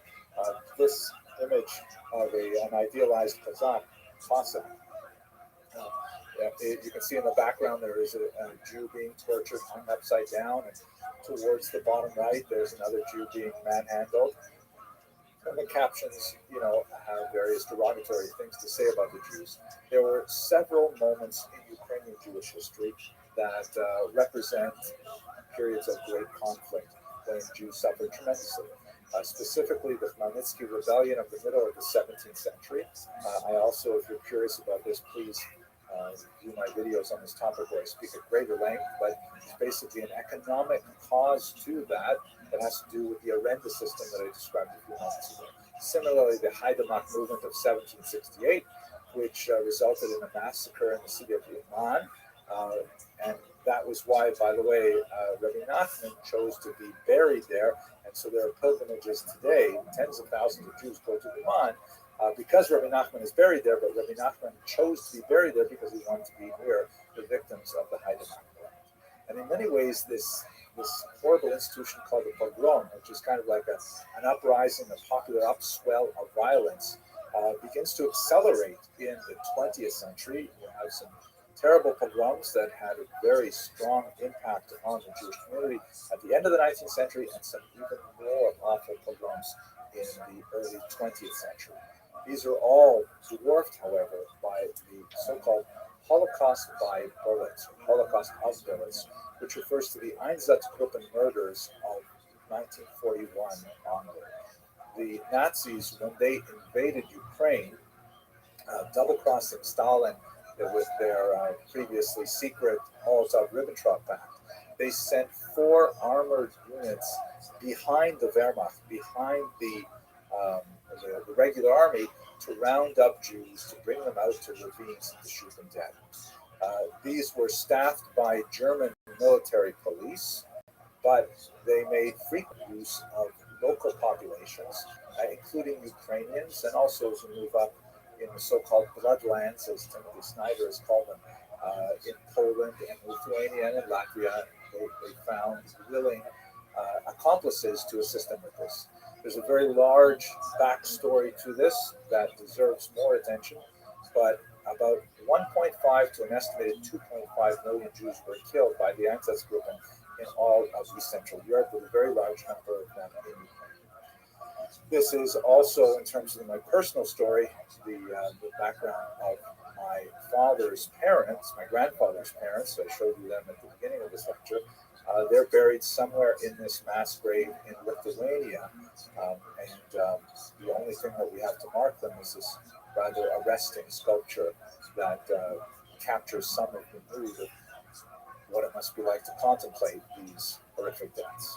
So, all told, we have 1,000 years of relatively peaceful coexistence, lots of cultural interaction, which, by the way, probably involved a lot of women, because many of the kinds of things that we see showing up in Ukrainian Jewish culture are things that would be transferred by women sharing recipes at market day and things like that. But they are punctuated by an accelerating amount of violence for reasons which deserve a lot more explication, but are beyond the scope of this talk today. And they are cruelly mirrored by what we're seeing today. I can't help but reflect on the mass graves that I've been seeing in the news lately in places like Bucha. It's horrific. They look exactly to me like the ravines in which my ancestors were killed.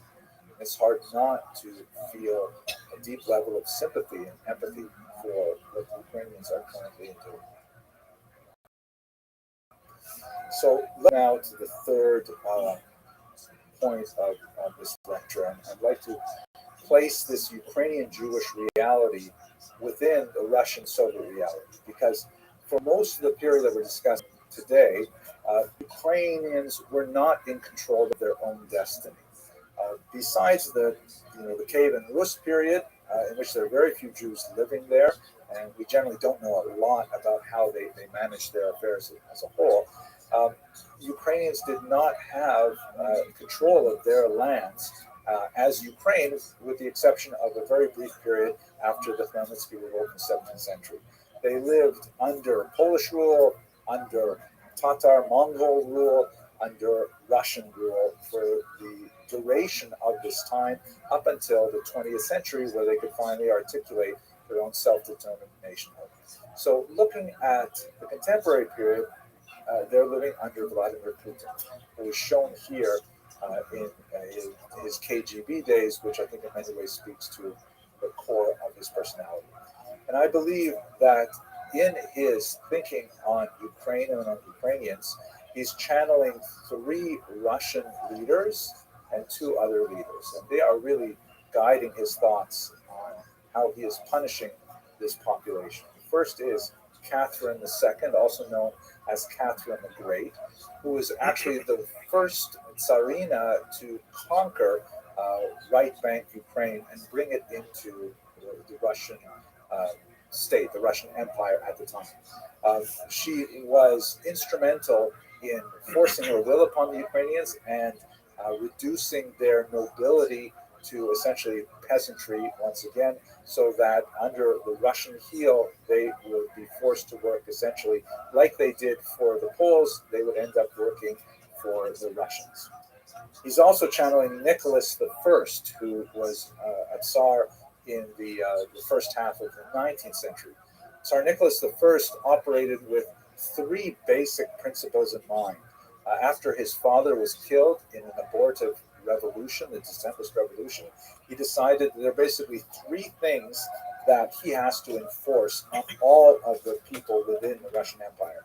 First is the notion of orthodoxy, that everyone must conform to the Orthodox Church.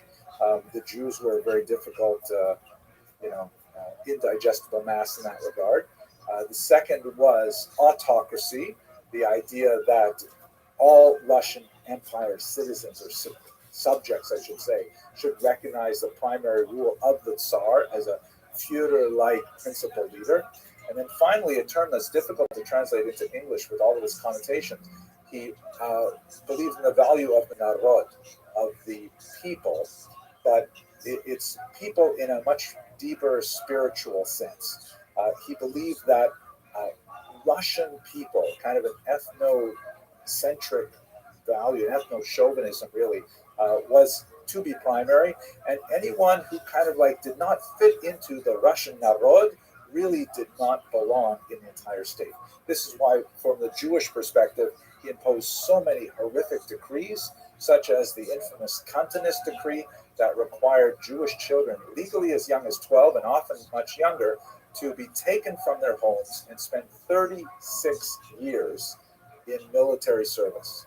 An incomprehensible punishment that wreaked tremendous havoc on Jewish communities. He destroyed the Kehillah structure that was essentially allowing the Jews to self-govern.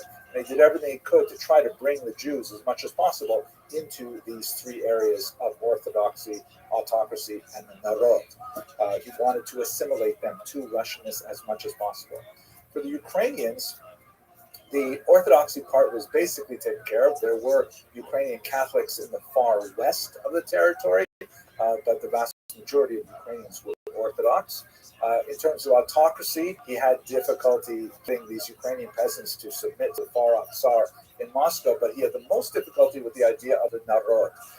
And he eventually had to settle for the notion that the Ukrainians were kind of like sort of cousins to the Russians. There are many things to say for that, like, for example, the fact that they speak a Slavic language, which is related, distinct, different alphabet, different pronunciation, different vocabulary in a lot of places, but nevertheless a related language, sort of like, if you will, Spanish and French are both Romance languages, maybe a little closer than the two of those, but not that much.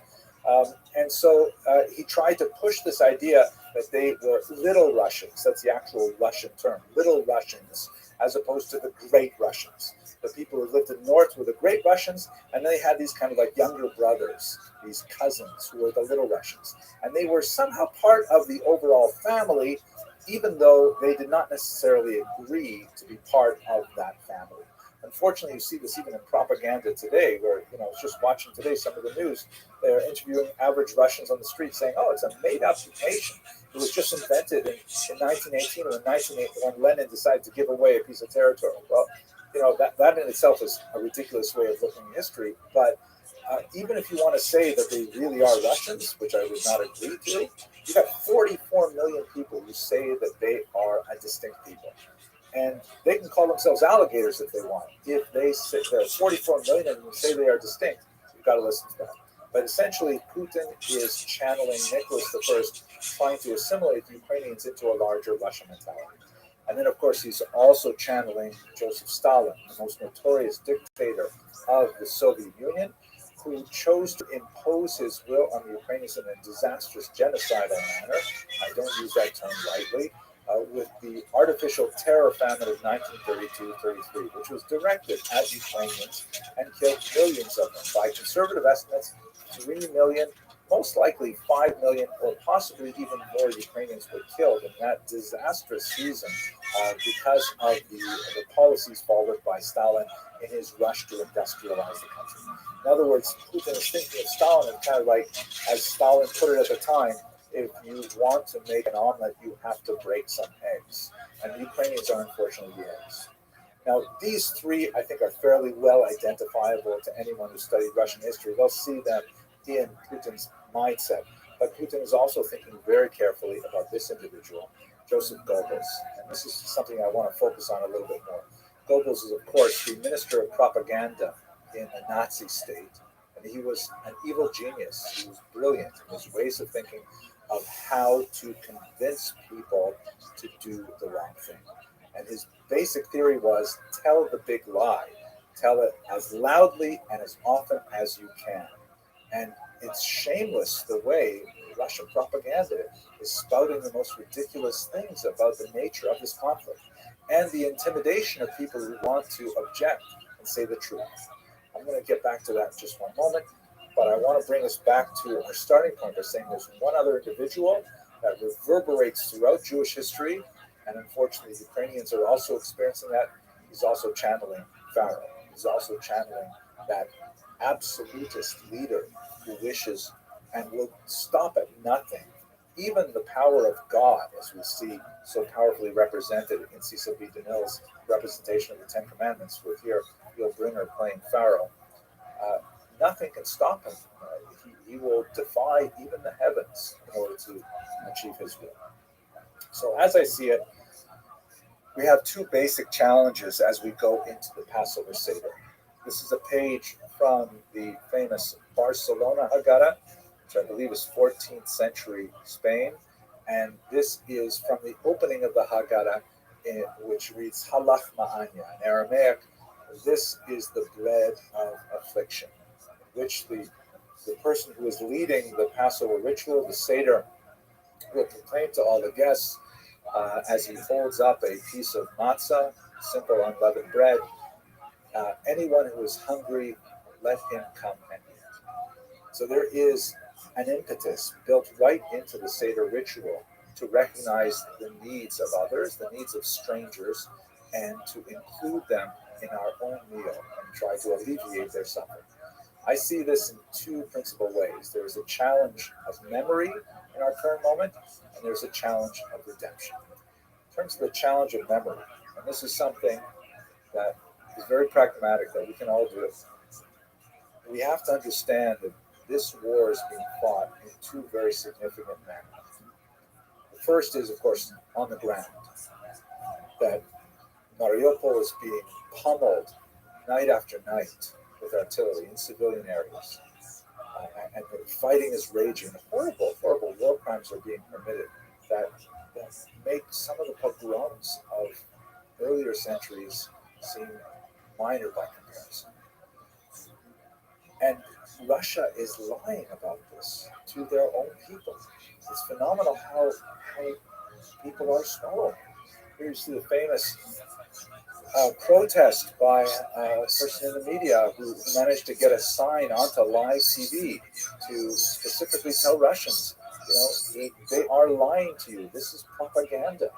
And nevertheless, current opinion polls in Russia indicate that the vast majority, like 80 percentage points, of Russians support the war and believe that Ukraine is somehow populated by Nazis and that they have to extirpate them.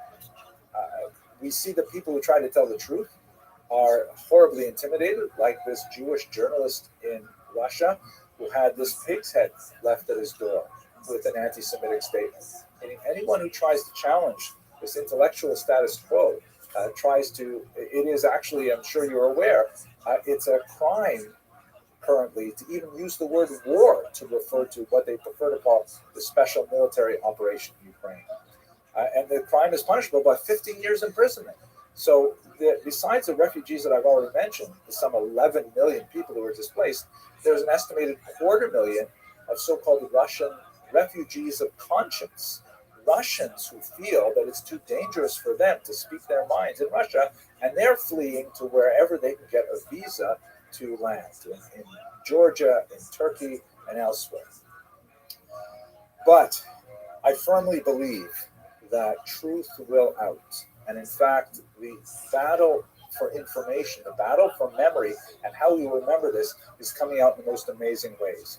This is dated just yesterday. That satellite, one of the things that happened in Bucha, as I'm sure you're aware, is that when the Russians left the city, there were bodies scattered all over the streets.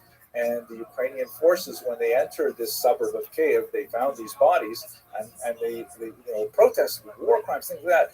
The Russian foreign minister pronounced that no, these are plants. The Ukrainians planted them there in order to make Russia look bad, which is such a bald-faced, incredible lie.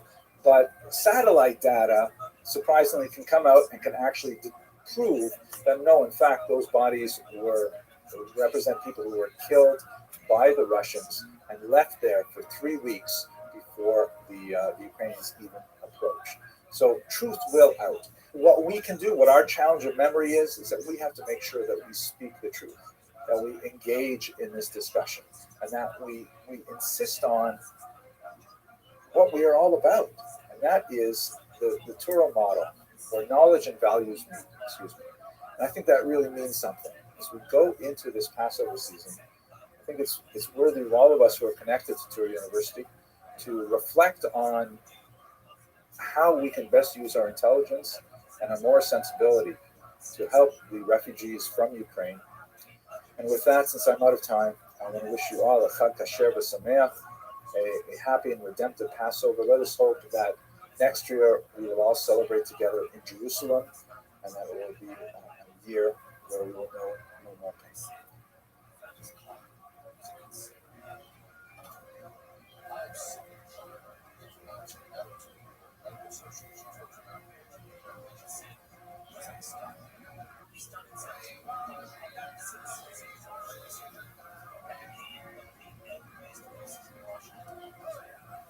Hello, fellow students of Jewish history. If you're like me, you're following the news from Ukraine very carefully. And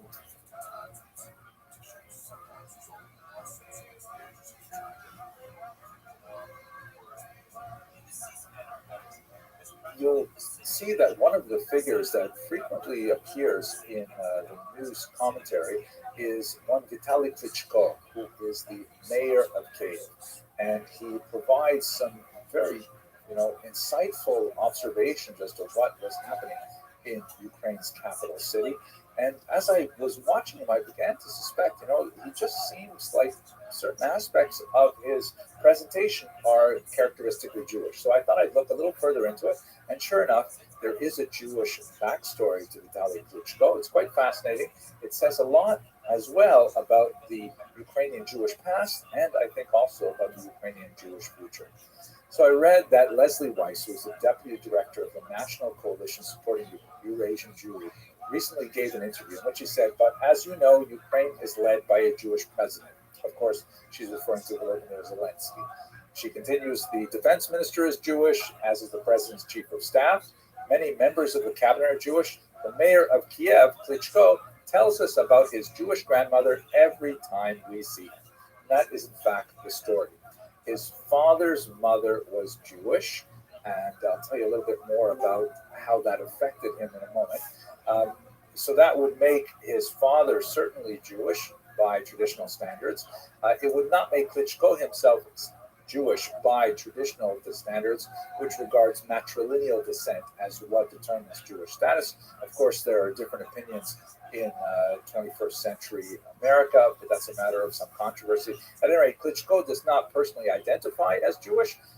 His wife is not Jewish as well, but nevertheless, he is not ashamed of his Jewish background. In fact, he has mentioned in interviews that he's very proud to have Jewish ancestry. He's a very impressive figure overall. He is a world heavyweight boxing champion. He holds multiple titles. He is the current mayor of Kiev, as I mentioned, and articulate in at least 3 languages, Russian, Ukrainian, and English, although sometimes his statements in English tend to be a little bit pungent and colorful. And there are 3 things about him that really made me think that he's got to have some kind of Jewish story going on. The first is that he is highly educated. This is very typical for Jews, particularly those living in urban environments. He holds a Kandidat Nauk degree, which is sort of like a PhD assistant professor level in the United States. He wrote a dissertation on boxing. He is a polyglot, right, speaking multiple languages with considerable fluency. That's also very characteristic of many Jews. And thirdly, and this is the one that really did it for me, he listens to his mother. His brother is also world champion boxer, yet they have never fought publicly, maybe in private, I don't know. And the reason they have never had a professional fight together is because their mother promised them not to do so. And the fact that he listened to his mother all of a sudden makes me think, this is someone we should listen to a little bit more carefully. Now, we should not be put off by the fact that he is a professional boxer, because after all, there is a very long tradition of Jewish activity in the martial arts. Daniel Mendoza was one of the most famous of the pioneers of the pugilistic sport.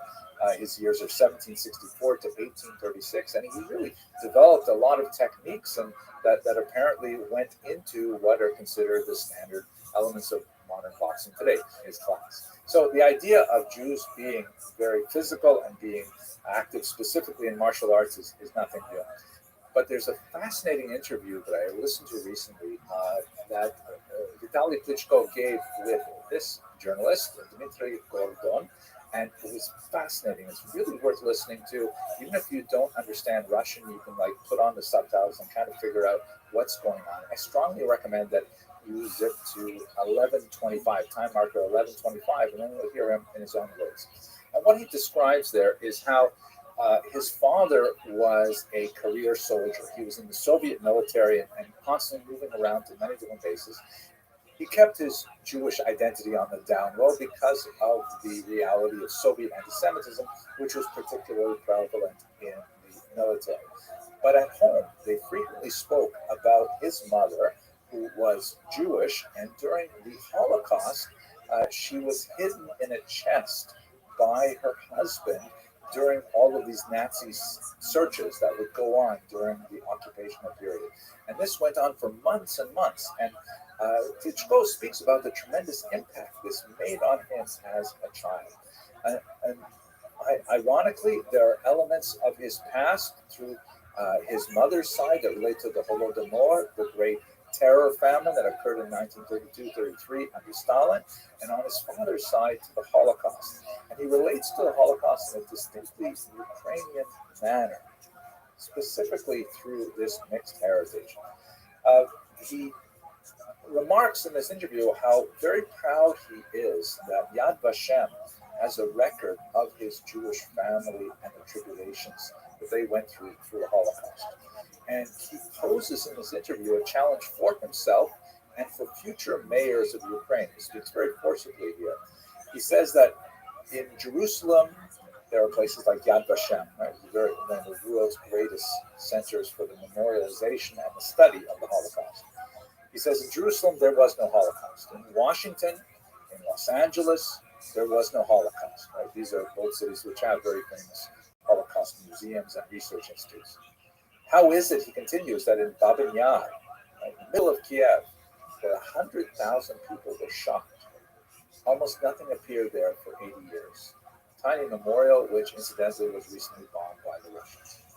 In Ukraine, he continues, the places of executions are not marked, and many people go on picnics there and walk their dogs on mass graves. And so he sets for himself and for future mayors the challenge of putting energy into developing an understanding of the Holocaust in Ukraine. I think that's extremely important. It's ironic that he gave this interview in November of 2021, and just a few months later, of course, he will be embroiled in a war which in many ways bespeaks many of the tragedies and the cruelties that were seen during the Einsatzgruppen massacre, the so-called Holocaust by bullets in places like Bucha But that's getting beside our point right now. He also notes that at Babi Yar, many people who pulled the triggers also had family values, also loved their children. Yet they could shoot the children of defenseless people. They could shoot the elderly. And he asks Pachamu, why? He says it's important for us to answer this question because the world is very fragile. So, it's a fascinating individual who, in many ways, speaks to the Ukrainian Jewish past, which is far more complex than most people really realize, and also, hopefully, for an optimistic Ukrainian Jewish future, where we're looking towards ways of understanding this complex and very difficult and painful past. So, Vitaly Klitschko, I can say he is definitely not a lightweight. He is actually a heavyweight. Thank you very much for watching this video.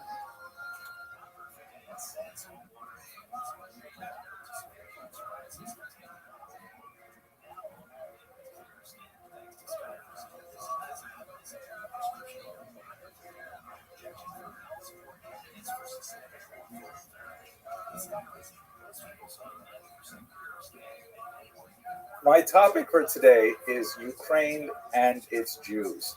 When Rabbi Morris and I were first talking about the various topics and how we would actually phrase this, we had some challenge because, the situation on the ground is changing so dramatically that we needed to choose a fairly generic topic that would cover all possibilities. So what I'm planning to do is to develop a single thesis, which I hope to demonstrate with a concrete graphic piece of art immediately, and then work through a historical narrative, and then bring it to the present day.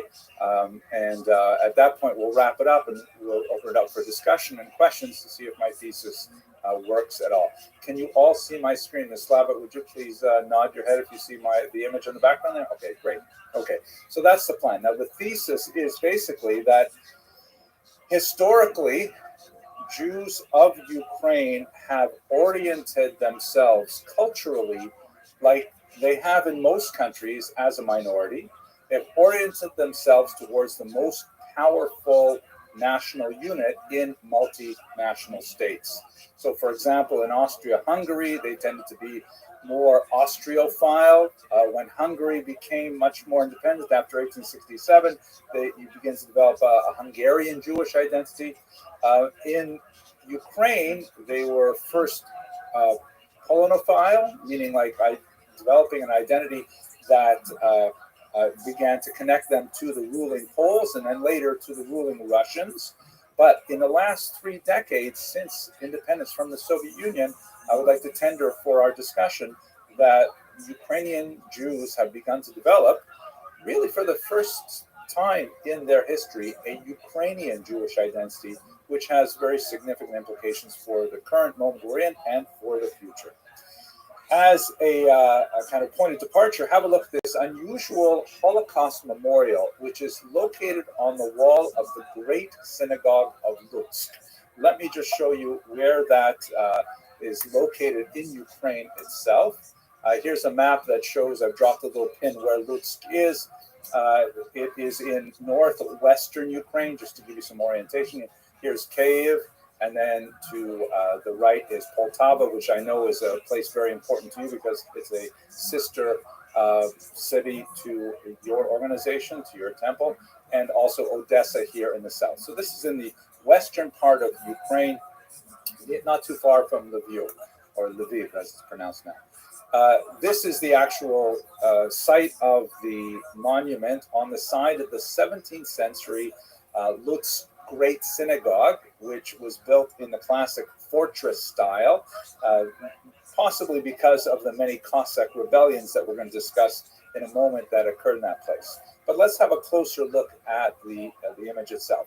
First of all, a couple of superficial things. The first is you can see between 2010, when the photograph on the right was taken, and 2011, just a year later, when this photograph was taken, there's been some, decay to the building, and no one has maintained it. I don't know what it looks like today. I don't have any friends in Lutsk to take a more contemporary picture, but that says something about how it exists within the public sphere. Secondly, it seems like there's been some minor vandalism. Some people may have put some stickers on here, which could have been for anything. Could be a political thing, a commercial thing, who knows? And it's been hastily removed, which means something, but not completely removed.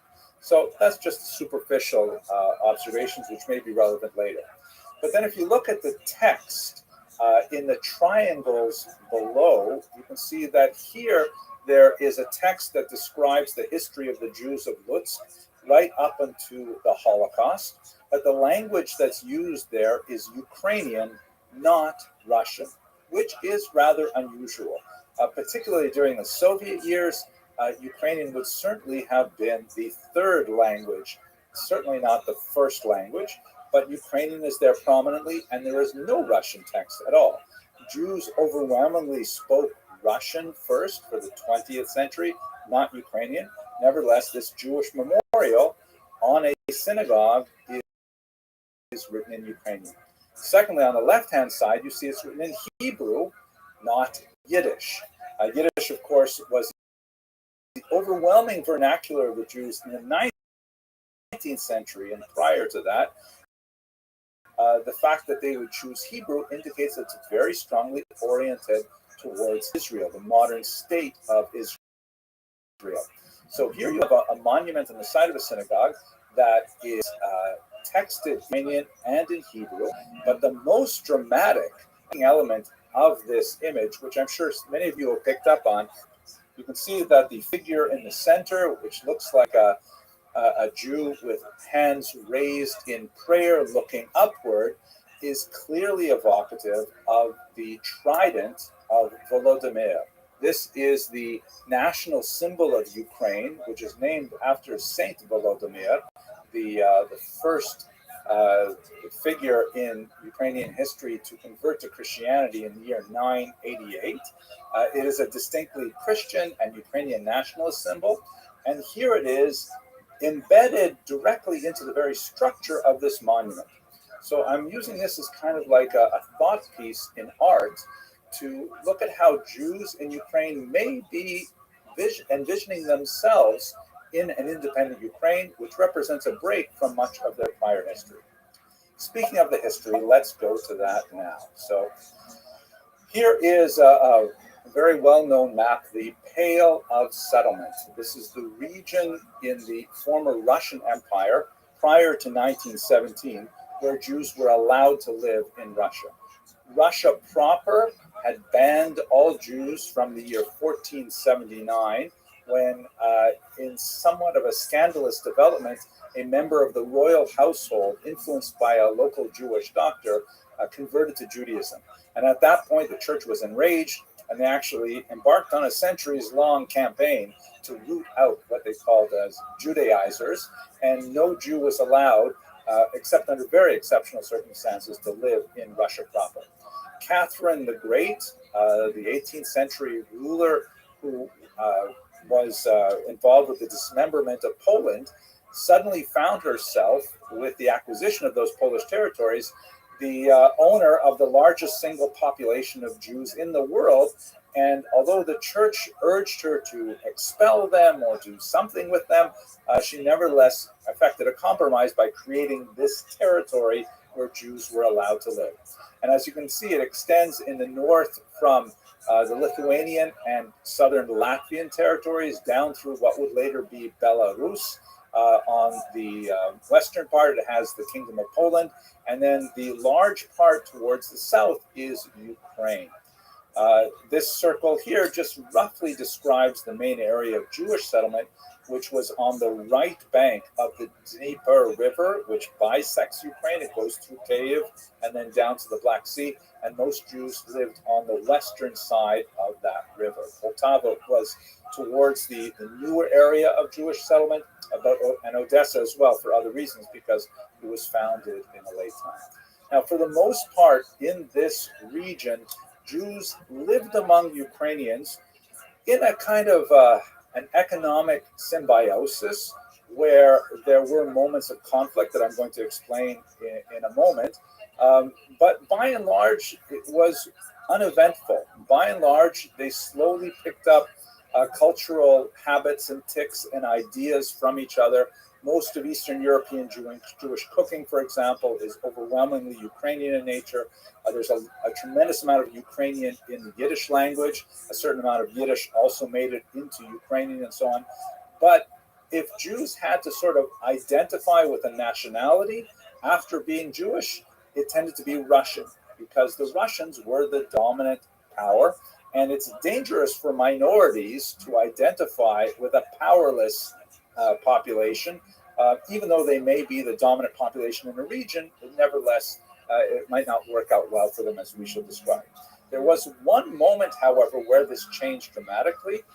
That is the topic of the dissertation that Rabbi Morrison mentioned earlier. During the brief period of the immediately after the collapse of the Russian Empire in 1917, Ukrainians and Jews attempted to establish an independent state, which was founded on much more European principles, not as an ethnic nation state, but rather as a citizen-based state in which all minorities would have unprecedented rights and privileges, including the Jews. And as one artifact of that period, here is a 100 karbovanets bill, a unit of currency from that very brief-lived time. And on the other side of this bill, it's all in Ukrainian, which was the dominant language, at least in terms of the population. But on this side, the obverse, you had 100 karbovanets written in Russian, Polish, and right below the numbers 100, you see it's written in Yiddish, because the Jews were actually given a minister of Jewish affairs. They were allocated tax dollars for Jewish schools and mikvaot and synagogues and things like that. It was a really wonderful kind of utopian idea that ended in horrific failure, largely because of the pogrom violence that swept over the countryside in the civil war of that era. And most painfully, about 40% of the pogroms that were recorded were actually perpetrated by forces that were ostensibly loyal to the same government that printed this bill, which is an irony that I pursued in my research. So what happened in Ukraine is now we get to a new period, 100 years later, where there's an opportunity to kind of resurrect that unique moment of cooperation. But Ukraine has a lot of identity formation that itself has to explain. Like, for example, you can see here, Ukraine does recognize its unique Jewish population and its long Jewish history that, as we shall see, goes back 1,000 years. And they're prepared in a kind of much more European mode to celebrate and commemorate that. This is a stamp dated 2011 that commemorates the 70th anniversary of the tragedy of Babi Yar. That's the horrific massacre of some 30,000 Jews in the space of just a handful of days when the Germans entered Kiev in the Second World War. But at the same time, here in 2009, they have another stamp that's dated 2009 that commemorates the 100th anniversary of the birth of Stepan Bandera, who is one of the figures who was most in favor of collaborating with the Nazis when they invaded Ukraine. So how is it possible that a country can at the same time celebrate its Jewish minority and promote its Jewish minority, acknowledge its long presence there, have a Jewish president, and at the same time, it makes sense within their culture to commemorate a Nazi collaborator? This is one of the great paradoxes that I hope we'll have an opportunity to explain. So let's just do a very quick historical review. How did the Jews get to Ukraine? The Jews actually have an incredibly long history there.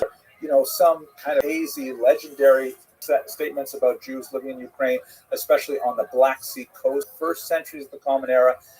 There's also Ukraine associated with Khazaria in the 10th century, so really quite old, really at the beginnings of Ukrainian culture.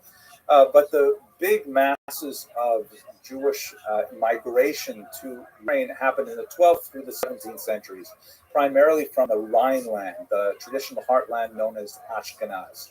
The reason for that is twofold. First, there was increasingly unwelcome anti-Semitic pressures that were forcing the Jews from the West to consider new homes.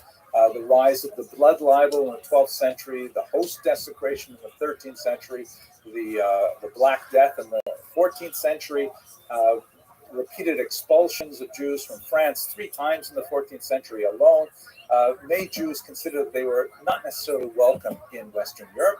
And at the same time, there was a second factor. There was a vacuum for precisely the kind of skills that Jews had in Eastern Europe. Eastern Europe was beginning to develop its economy, and they needed an urban population that was literate and especially numerate, that could actually work with numbers and figures and basic accounting, that could understand commerce, that understood metallurgy. A lot of the earliest vintners of this period were actually Jews, and some of the earliest Polish coins are actually written in Hebrew characters, for example. And so Jews were actually invited to settle in the regions that were controlled by the Polish-Lithuanian Commonwealth, in particular their southern land holdings in Ukraine. So that's basically when Jews started making their way from Ashkenaz to Ukraine. The economic structure of the region was very much kind of like caste-like, where the vast majority of Ukrainians were agrarian, working the fields, and the landowners, the higher classes, tended to be Poles, quite often living far away in Poland itself. And here's where the Jews came in. The Poles would basically hire the Jews to act as middlemen or leaseholders through a system called the arenda, which is a kind of tax farming, where the Polish nobleman would say, I would like you Jews to manage my large farm called the latifundia, which included more than farms. It included the entire villages. It included the mills, the presses, and literally even the people, because the Ukrainians were serfs, which is not exactly the same thing as a slave, but not quite as high as a peasant. They were, attached to the land. They could not leave the land. They could not marry without the permission of the Lord, and so on. And the nobleman would typically, the Polish nobleman would typically say to the Jew, okay, you and your community, I want you to raise 1,000 zloty from my latifundia. And the Jews would go out and do it. And they were empowered by the nobleman with, the force of law to impose any kind of taxes that would successfully raise that amount of money. The Jews would, of course, raise more than that. They would raise, let's say, 1,200 zloty, because the other 200 would be their profit, and then they would turn over the 1,000 zloty to the Polish. The problem that the system was inherently exploitative, such that if the Jews did a good job and they turned on time with the 1,000 zloty in hand, then the nobleman might be tempted to say, hey, you know what? That seemed pretty easy. I guess I underbid. I would like you to collect 1,100 zloty next year. And that meant the Jews had to come back and get more creative and more oppressive in finding different ways to tax the local Ukrainian population. And there were many innovative ways of taxation which were, increasingly hated by the local population. One of them, for example, was propinatia, which is essentially the monopoly on the distillation and sale of alcohol, which meant that Jews in Ukraine basically cornered the market on all of the inns or krechmas. That's what this art from the 1920s represents, a traditional Jewish krechma, which has Jews involved in the sale of alcohol and also very much involved in music, klezmer, and so on. And Ukrainians in their best finery come to enjoy a little bit of socialization. But if you can imagine that, the Jew is, collecting taxes on this, and maybe he'll allow people to run up a tab, and then at harvest season, you've got to pay up a large amount, perhaps with interest. And the most hated of the accusations, which was widely circulated in Ukrainian folk songs, is the accusation that Jews actually held the keys to churches, and that if you wanted to baptize your child or get your children married, you had to pay the Jew to open up the church, which was heavily resented. What ended up happening, as you can imagine, is there was a rebellion in the 17th century led by Bogdan Khmelnytsky, and he was able to capitalize on the large number of people called Cossacks or Kozake, who were essentially runaway serfs who had made their way to the borderlands, to the region of Zaporizhia, which is today where they have the nuclear plant. And from there, they would engage in raids on Tatar lands, on Turkish lands, and sometimes on the Polish Novi. Here you can see in this remarkable piece of art by Ilya Repin, something that really speaks to, the Ukrainian national identity, the idea, and this is something I think really fits very well with the way Americans see themselves. As a Canadian looking from the outside in, I perceive this about your wonderful culture. Thank God, I'm very happy to be here. But there are some quirks about your culture that I don't quite get. One of those things is like this incredible attachment to freedom, and don't tread on me, and you're not the boss of me. That's definitely a very Ukrainian attitude as well, which comes from the idea of these freebooting Kosaké. The leader of these bands was Bogdan Khmelnytsky, shown here on a banknote from modern Ukraine. And he led this major attack against the Poles, against Ukrainians who had converted to Catholicism, who were viewed as traitors, and of course against their middlemen, the Jews. Some of the worst pogroms in Jewish history occurred in the middle of the 17th century, led by this man. So Ukrainians view him as a great national liberator who brought freedom and independence to Ukrainians, whereas Jews view him as an incredible anti-Semite. Both of those images are true. Look at this They are not yet reconciled in modern Ukraine, but it is in many ways akin to the American difficulty in working through a lot of the issues of the Confederate South that continues to the present day.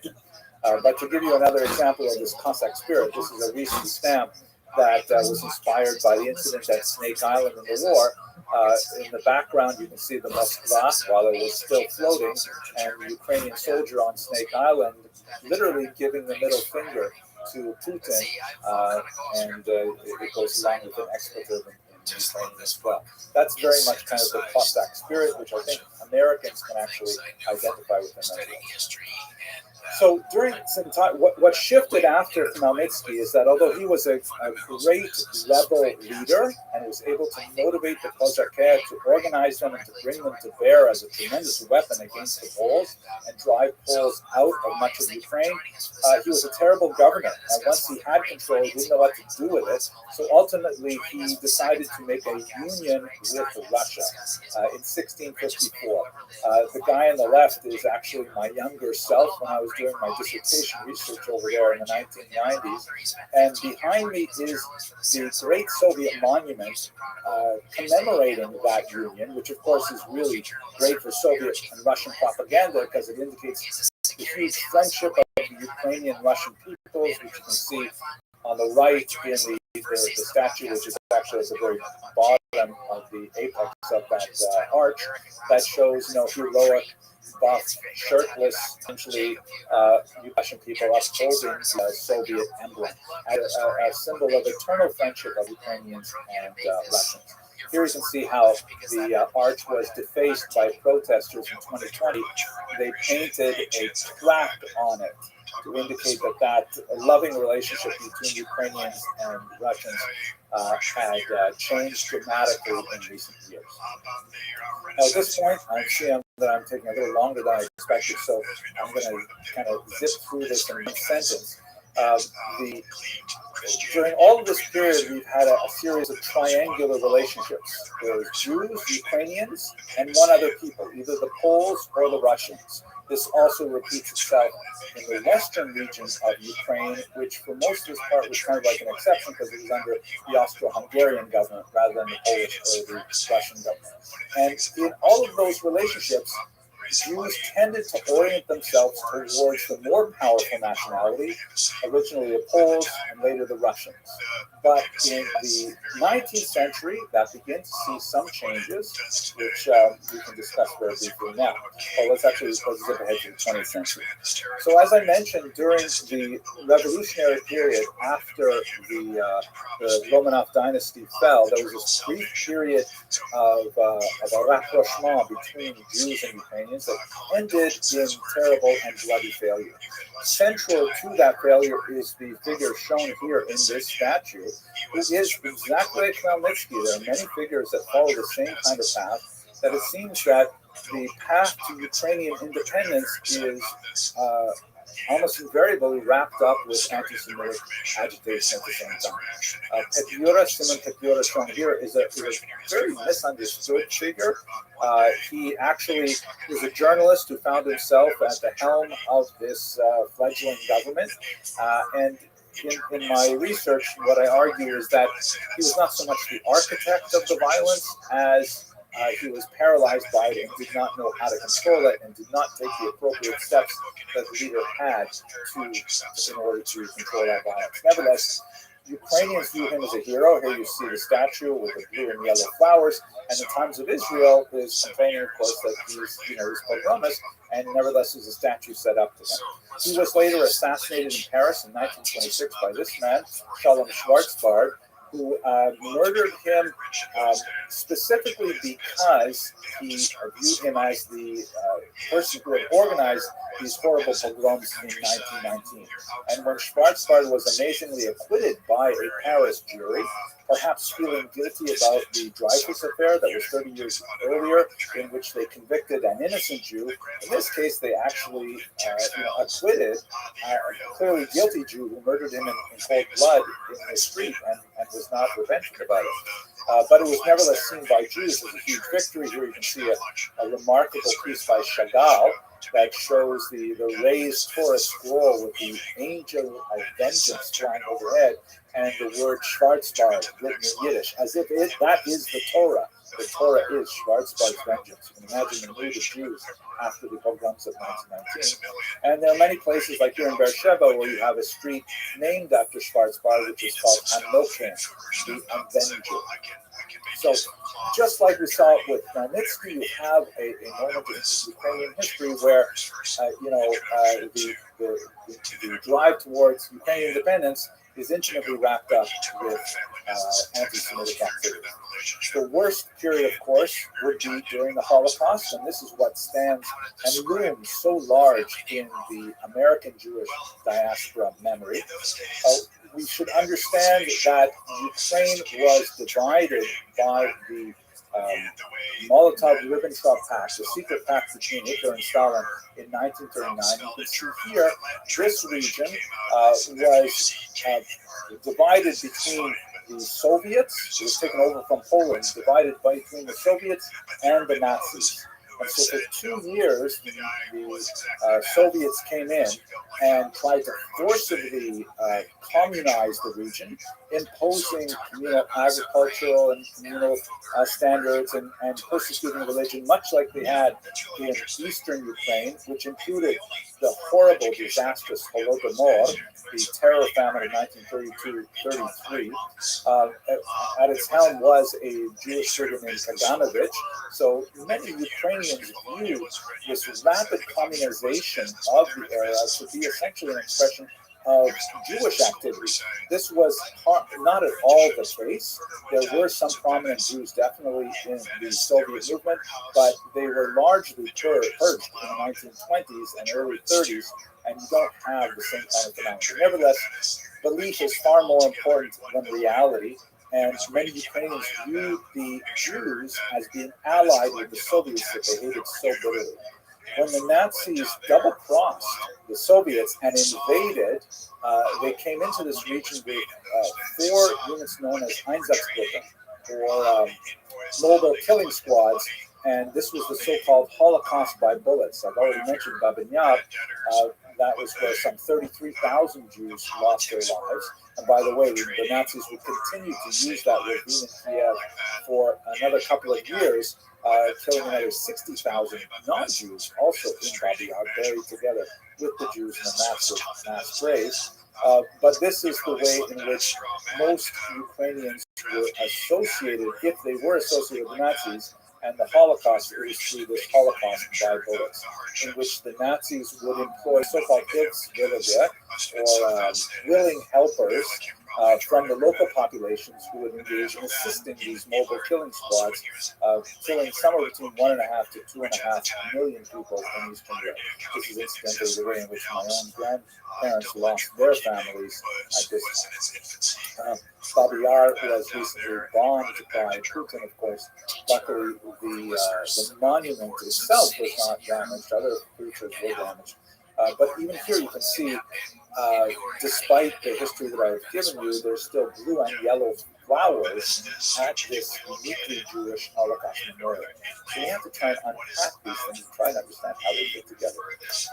In our current moment, Vladimir Putin is looking to channel his Tsarist predecessors to develop this idea of the Ruski Mir, the Russian world, in which he wants to try and recreate this larger Russia, which includes Ukraine as an intrinsic component part of it. But it's interesting to note that his main sort of justification for propaganda purposes for attacking Ukraine is that it is filled with Nazis. But we should understand that what does that term Nazi mean? It's clearly absurd. The country is not filled with Nazis. But for Russians, they view the idea of Nazis as anyone who tries to conquer their country from the West. This is a huge thing for them. It's much bigger for Russians than it is even for Americans. As much as we revere the greatest generation and D-Day and things like that, Russians, of course, had Nazis on their soil. And so they created, like in Kiev, this massive and rather grotesque motherland statue to symbolize the defense of the country from those invading Nazis. And so in a way, Putin is actually thinking of the EU and NATO as the Nazis. And the Ukrainians, by leaning that way, fall into that definition. For Ukrainians during the Nazi period, it's much more interesting, much more relevant to think of their at one time connection to the Nazis, and I'm generalizing because I'm running out of time, as really one in which they're trying to get rid of the Soviets. They view the Nazis as hated enemies, but possible temporary allies. This is actually a propaganda picture from an organization called the Organization of Ukrainian Nationalists and a related organization called UPA. And as you can see, the soldier here on the bottom, he's trampling on both the Soviet and the Nazi flags. The Soviet one on top, the Nazi one below, because they view the Nazis as their allies to kick out the Soviets. This is still present to some degree in certain elements of Ukrainian society, but as we shall see, fairly small elements. This is the Azov battalion that clearly has a small element. Some scholars estimate as much as 10 to 15% of their enrollees have neo-Nazi inclinations. And in the question and answer, maybe we'll have an opportunity to discuss this in greater detail. Contrast this, on the other hand, by someone like Volodymyr Zelensky, who, like Putin, is named after Prince Vladimir, that very first Ukrainian prince who chose Christianity in 988. But his vision is of a Eurotropic Ukraine. He is not thinking of this Ruski Mir, this great Russian world that includes Ukrainians as younger brothers to the Russians. He's thinking of Ukraine as a multi-ethnic, multinational, modern state that can admit many different populations. And it's amazing that Ukrainians agree. 72% of them voted for Zelensky in the last presidential election, a phenomenal number that, in America, we can only imagine in a presidential election that has such a high margin of victory. And ironically, Putin's invasion has only accelerated this tendency among Ukrainians. Let me take us now to the implications of the future by way of conclusion. Here's a remarkable study that appeared in 2018 from the Pew Research Center. When asked the question, would you be willing to accept Jews as citizens of your country? Ukrainians were the most welcoming of Jews of all Eastern European countries. Only 5% of Ukrainians said that they would not be willing to admit Jews as citizens of their countries, which, was half as much, a third as much as Russia and Belarus and Poland, a quarter as much as my homeland, Lithuania, and, just 1/6 of Armenia. This is a remarkable number that indicates that even though American Jews tend to have this image of this inveterate Ukrainian anti-Semite, they'll say the Ukrainians were the worst during the Holocaust, which is maybe something we'll discuss in the question and answer period as well.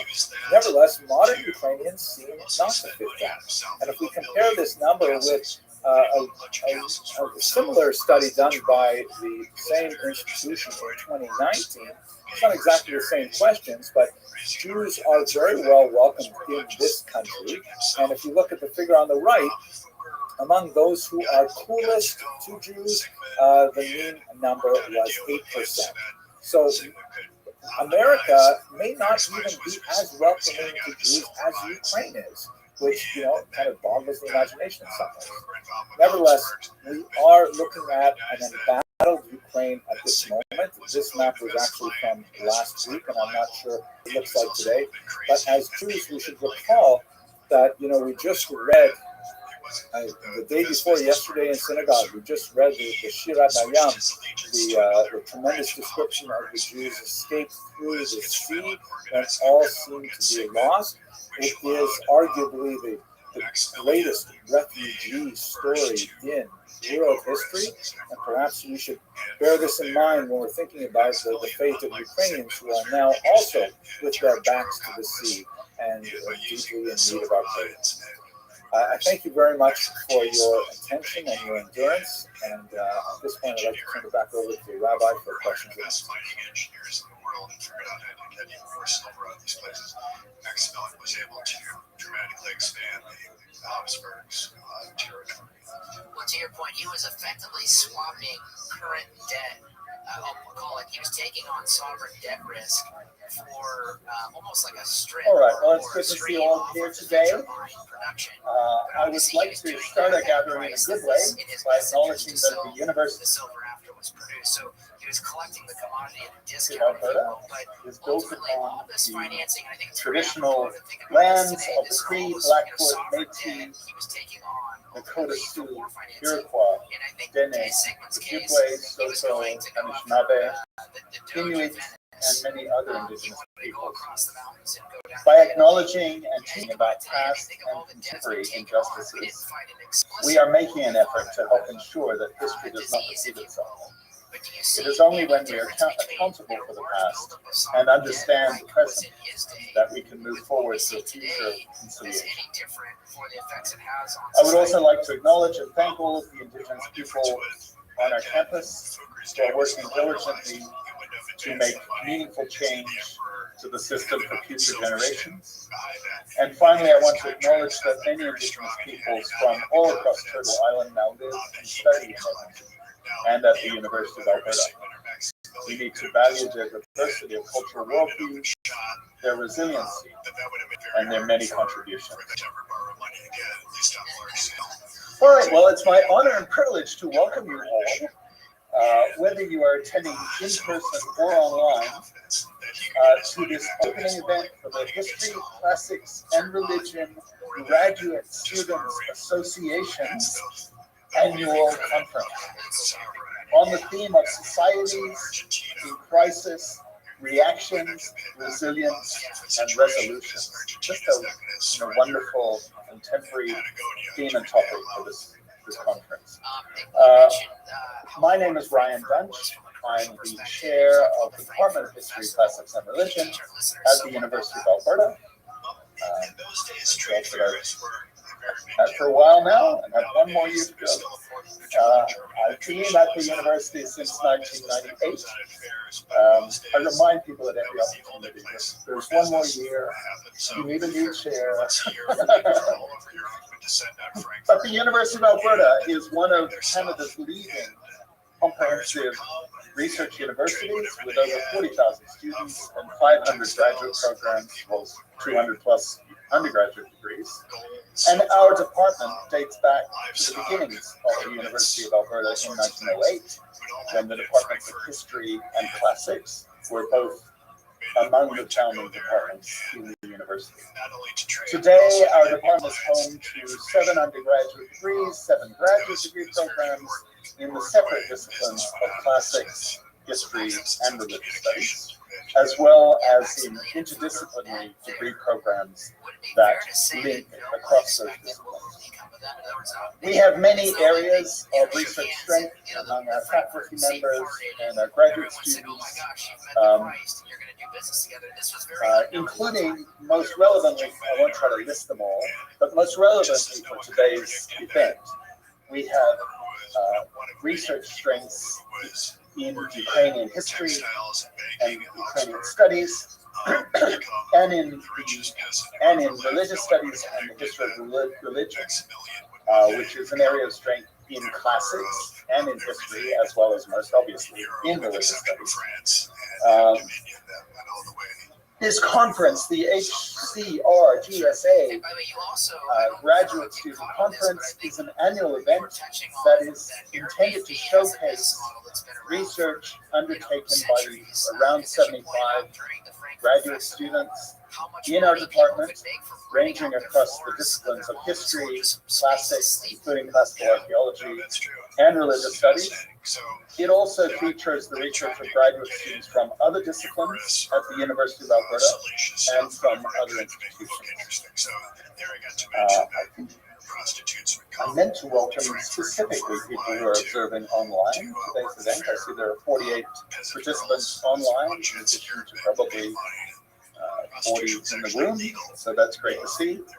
The conference today and over the next few days, is generously supported by the Faculty of Arts Conference Fund, by the Ellsberg Jewish Studies Endowment, and the Jewish Federation of Edmonton, by the Lutsky Family Foundation, and by the Department of History, Classics, and Religion itself. Lastly, it's my pleasure to introduce our distinguished colleague, Dr. John Paul Himka, who is Professor Emeritus of History. Dr. Himka has an international reputation for his groundbreaking scholarship on the history of nationalism in Central and Eastern Europe, and on the history of the Holocaust during World War II in Ukraine and in its surrounding regions. And John Paul will introduce our guest speaker today. Ladies and gentlemen, professors and students, Jews and Ukrainians, fellow Etonians. I'm very pleased that we're invited to introduce our very distinguished speaker, Professor Henry Abramson of Touro University in Brooklyn. Touro is a private university established in the 1970s for the higher education of the Jewish community. Dr. Abramson has been serving as the Dean of Arts and Science at Touro since 2015. Although based in the United States for over 2 decades now, Dr. Abramson is a fellow Canadian. He was born in 1963 in a small town then known as Ansonville in Ontario. Later, the former Ansonville was incorporated into Iroquois Falls, but it can still be found on Google Maps. Ansonville is in the far north of Ontario, 450 miles north of Toronto. This is a locality that experienced the coldest temperature ever recorded for Ontario. In January 1935, the mercury here dropped to minus 70 degrees. The young Henry grew up, and it's hard to believe that it's a young Henry. There once was a young Henry. The young Henry grew up in this frosty land where people traveled by snowmobile and kids occupied themselves in cross-country skiing and sledding. Henry was the sole Jewish child in this small town. He had to learn to fight to defend himself against the anti-Semitic bullies. His parents took care of his Jewish education. Since Ansonville was so poor in Jewish educational resources, his parents sent him to Toronto when he was 10. His mother lived with him, and several evenings a week he would attend a Jewish school where he learned Hebrew. He received his education in Toronto, the University Education in Toronto, earning a BA, MA, and PhD there. He wrote his doctoral dissertation under the supervision of a leading historian of Ukraine, Professor Paul R. Margaret. It was while he was a graduate student at U of T that I first took notice of a bright young scholar who was working on a key topic in the history of Ukrainian Jewish relations.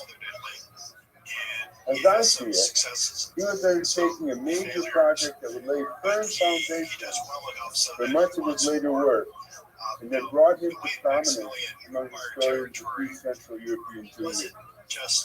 There was an examination of Ukrainian-Jewish relations during the turbulence and violence of the Ukrainian Revolution of 1917 to 20.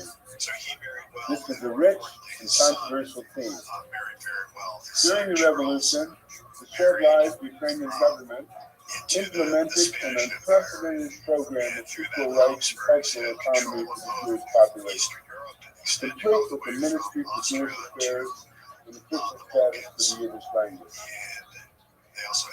But when the government began to lose control over its territory and population, and to transform into a mobile armed camp, troops loyal to it perpetrated savage pogroms against the Jews, killing tens of thousands.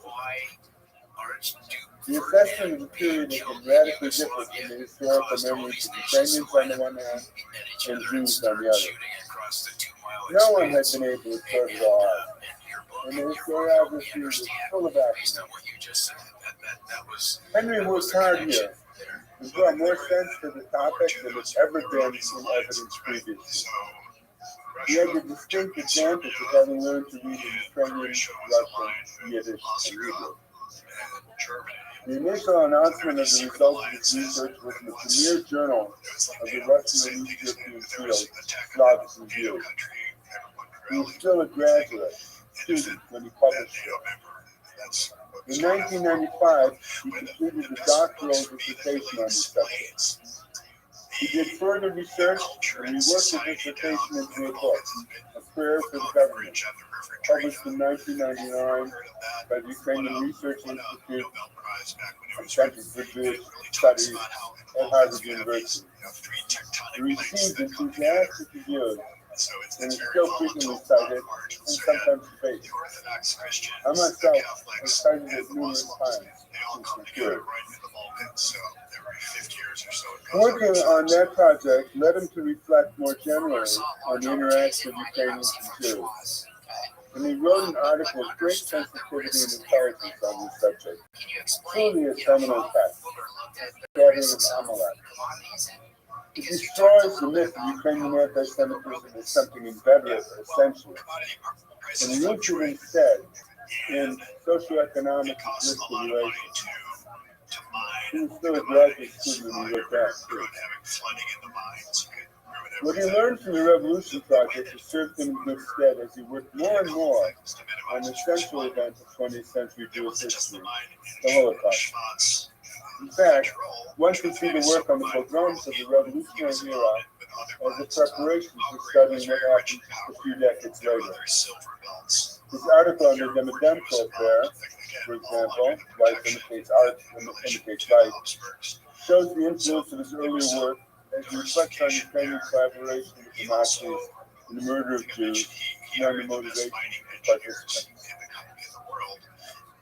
Quite a different kettle of fish is his later work on Rabbi Hieronymus Shapiro. Shapiro was a Hasidic rabbi in the Warsaw Ghetto during the Nazi occupation of Poland. He delivered a series of weekly sermons to his congregation. After the war, the manuscripts of his sermons was found amid the rubble of Poland's capital and was published in Israel under the name Exodus. Henry's scholarly explorations of the Holocaust from the vantage point of a Jewish holy man struck early readers, such as myself, as fresh and fascinating. I do not think that many scholars have the patience to mull over what the rabbi was saying the way Henry did. Nor do I think that many others would be able to explain the rabbi's point so clearly. In 2017, Dr. Abramson devoted a whole book to the topic, Torah from the Year of God. Already in 1990, Henry exhibited an interest which grew over time in visual imagery. I think this first came to the surface when he wrote his article, This is the Way It Was, an anti-Jewish cartoon in the Ukrainian newspaper published under German occupation. His book, A Prayer for the Government, is lavishly illustrated. He later became involved in a documentary about wooden synagogues. This was The Lost Jewish Synagogues of Eastern Europe, directed by Carl Hirsch and released in 1999.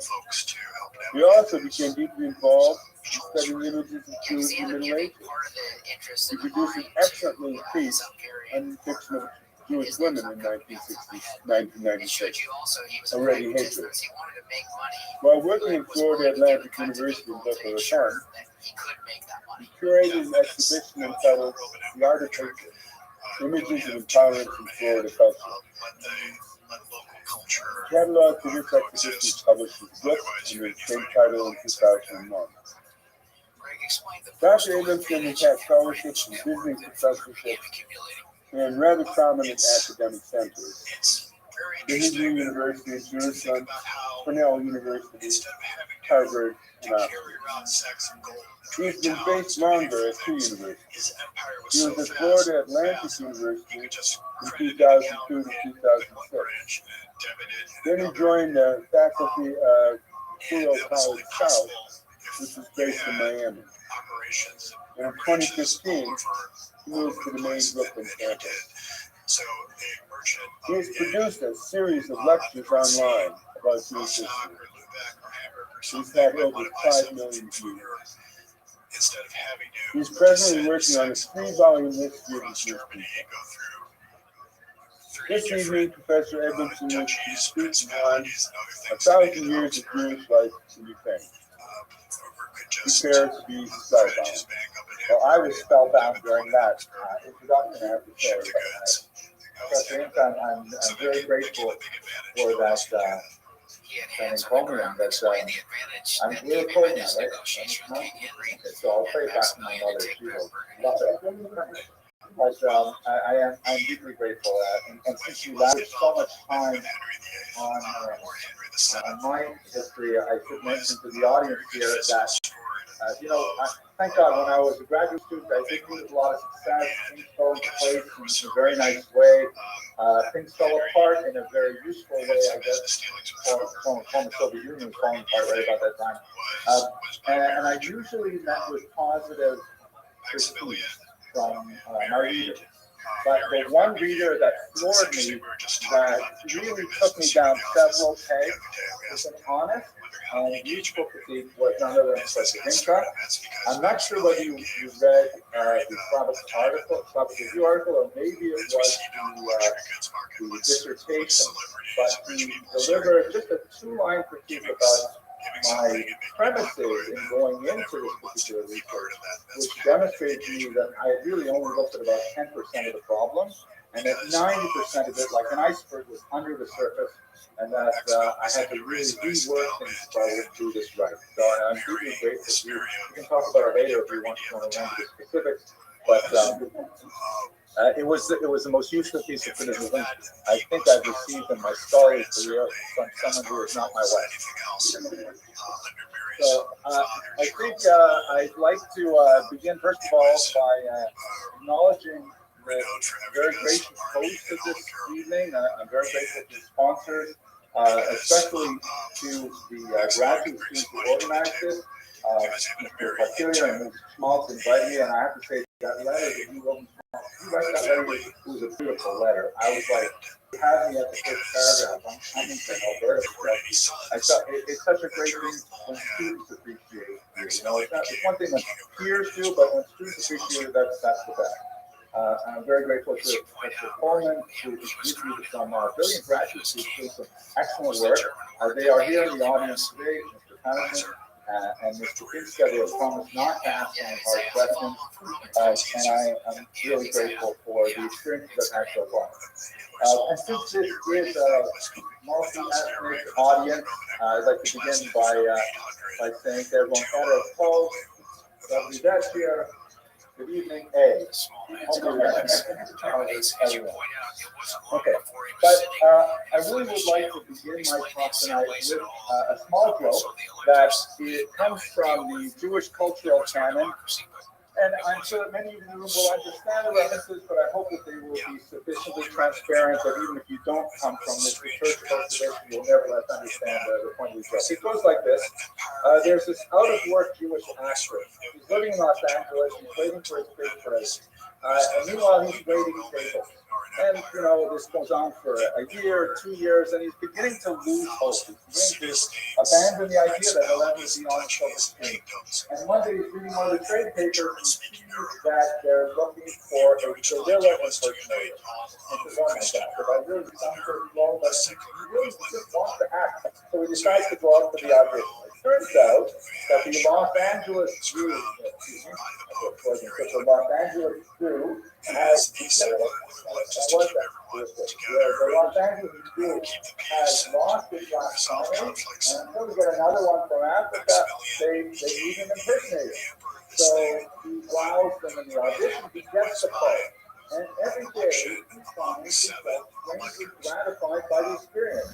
He puts on the gorilla suit, he gets into the enclosure, he beats his chest, the children squeal with delight, the parents are so happy, they throw peanuts at him, and he's finding new ways of expressing himself, using his instrument in the most full way possible. And he's really finding fulfillment in his life. One day, he's really into his role, he's training in Stanislavski method and so on. He's really getting into his role and he's swinging with a little bit more violence than usual from a line to a line, and he swings out of his enclosure and he lands into the lion's den next to it.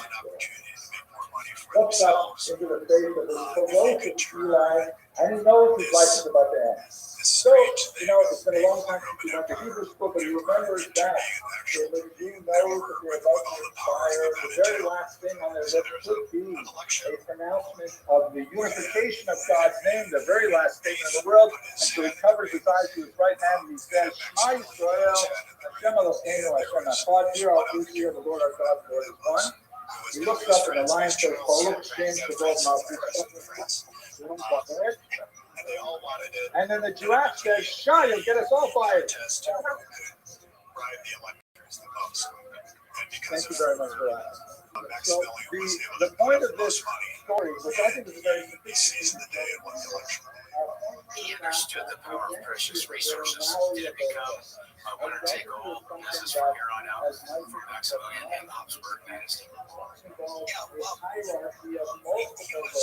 Extremely ambitious, and he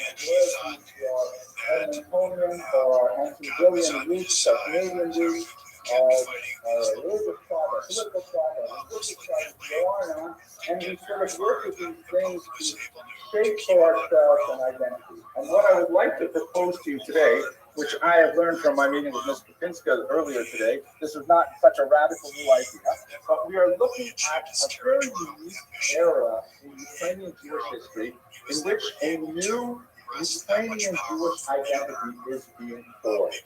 I'd like to demonstrate that as we race through a millennium of I don't want to say necessarily coexistence, but Jews living side by side with Ukrainians in the space of about 60 minutes. I will speak very fast. Let's start with this image that you see behind me. This is a rather remarkable image. Let's place it in situ. It is a Holocaust memorial that is found on the outside of a synagogue in Lutsk, Ukraine, just to give you a sense of where Lutsk is. Well, I think we have to put the mouse on here. You know what they say PhD stands for? Which here, here's a map. You can see the little dot there where Lutsk is. It's sort of in northwestern Ukraine. Here's Kiev marked here. And here's how it looks on the side of the building. This is a 17th century structure. It's what's called the traditional fortress style of synagogue architecture. Not, coincidental that this is built during the era of technical warfare. Now, with the uprising, that synagogue was built, much like this. I spoke at the King's Jewish Center just last week, and it looked exactly like this, actually. And you can see it sitting there on the wall of the synagogue, the Holocaust Memorial. Now, let's look a little bit more closely there. Let's see how it's changed in the just a couple of years between those two pictures. First of all, you can see that the stucco work has become defined. This is taken, by the way, this picture is 2011, so it's long before the current conflict. But you can see the synagogue has begun to decline, and no one is apparently taking care of it. And you can see here, there's kind of an interesting sort of soft vandalism, possibly. Someone has applied two stickers, one above the other, to the memorial, but then someone else apparently has come and has removed those stickers, or at least attempted to remove it, so that gives us a little bit of a temperature read about how people feel about this memorial or what it might mean. There's text in two languages. You can hear on the right, text is in Ukrainian, not in Russian, which speaks to a dramatic shift in language towards in Ukraine that occurred since independence in 1991. And on the left, perhaps not quite as surprising, text in Hebrew, not Yiddish. Yiddish, for those of you who are less familiar with Jewish languages, Yiddish is basically medieval German with phlegm. With phlegm. Okay, so it's basically medieval German with written in Yiddish Hebrew characters, a lot of a mixture of Romance languages and Slavic languages as well. And it was the overwhelming vernacular of Jews up until the Soviet Union came into existence, and then there was a rapid shift from Yiddish first language usage to Russian.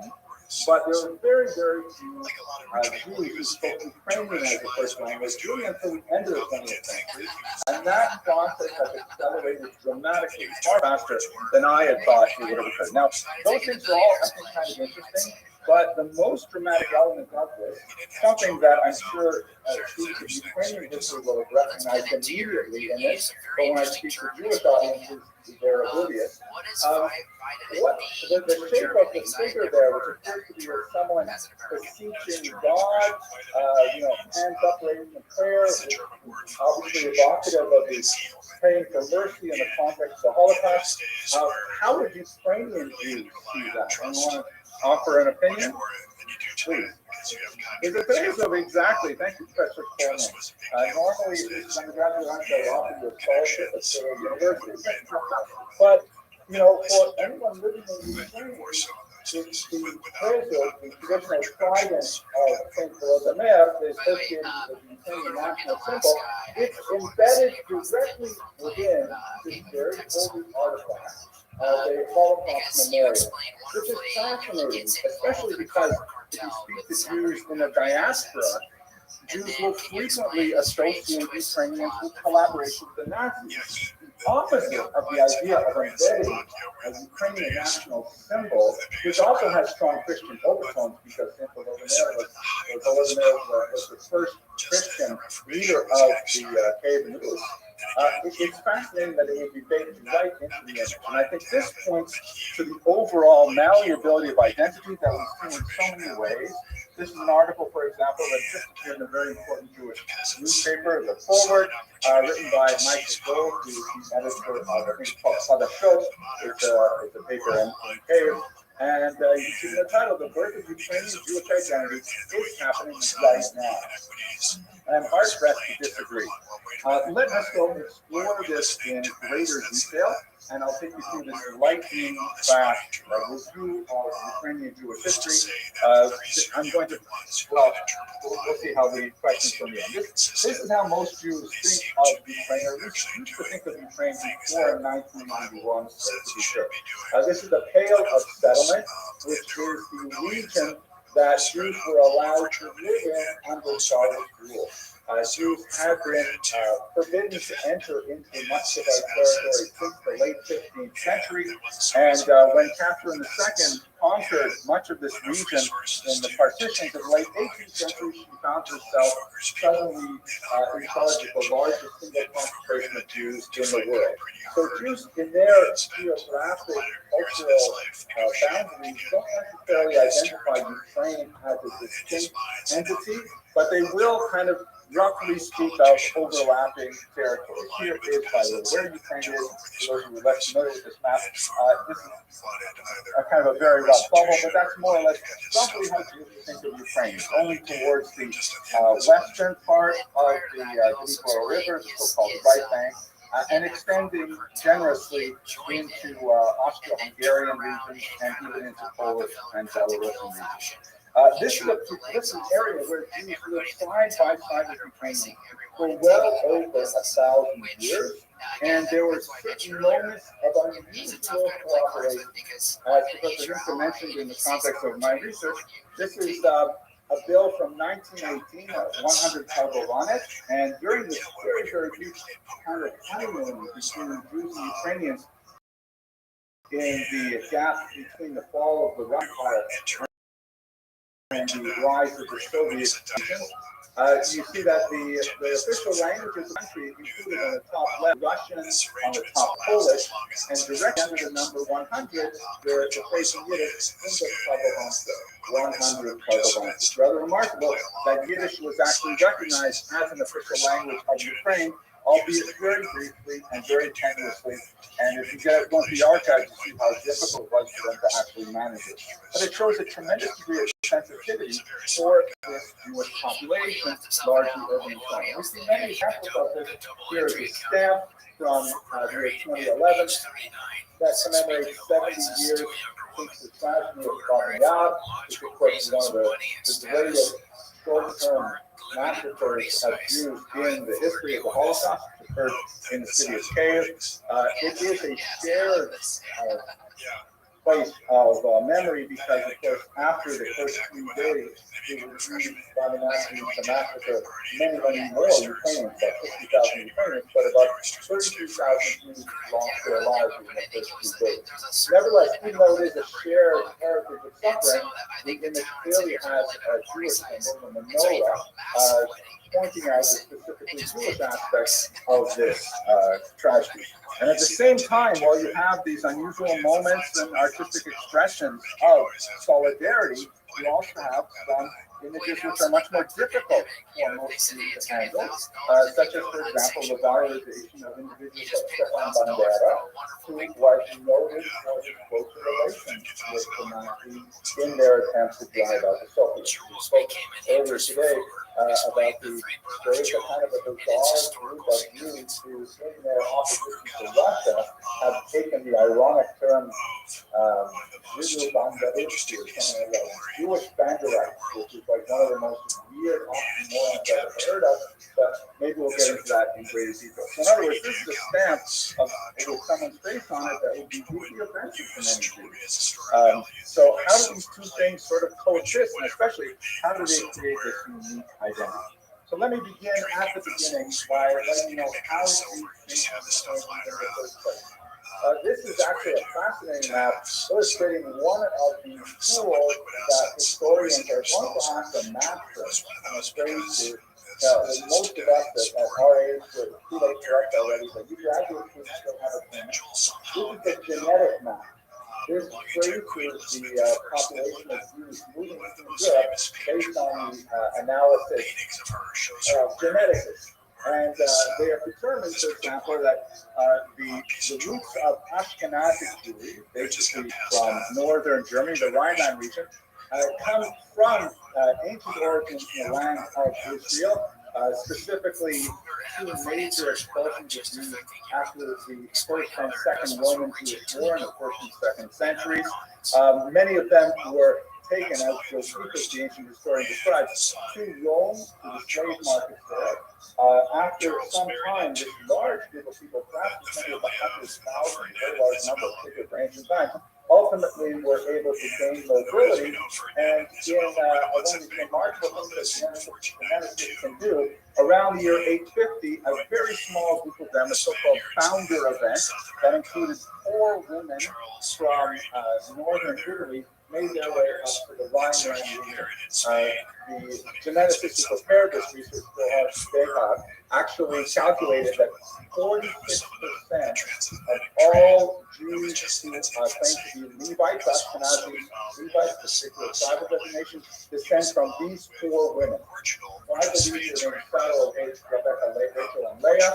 I made that up, but at any rate, that's where the Ashkenazim basically come from. There are other routes of migration and so on, but the part that concerns us is that they make their way in the 9th and 10th century to northern Germany, and then from the 13th and 17th century, there's a major migration eastward, as you see in this map here.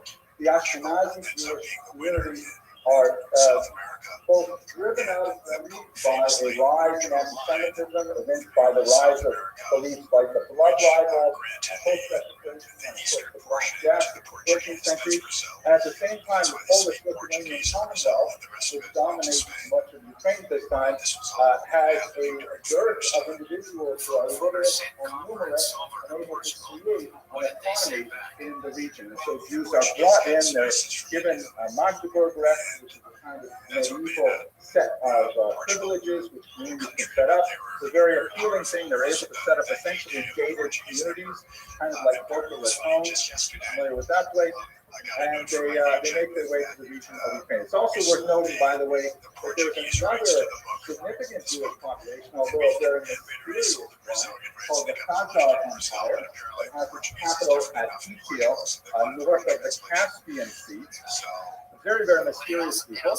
Besides the historic legends of earliest settlements in the Krim, which is quite possible, given that Jews were frequently following Greek traders and Roman legionnaires to the region. But the Khazars feature very prominently in a lot of the earliest historical records we have of the period. The conversion of St. Volodymyr, for example, mirrors essentially a story of the conversion of the Khazar king.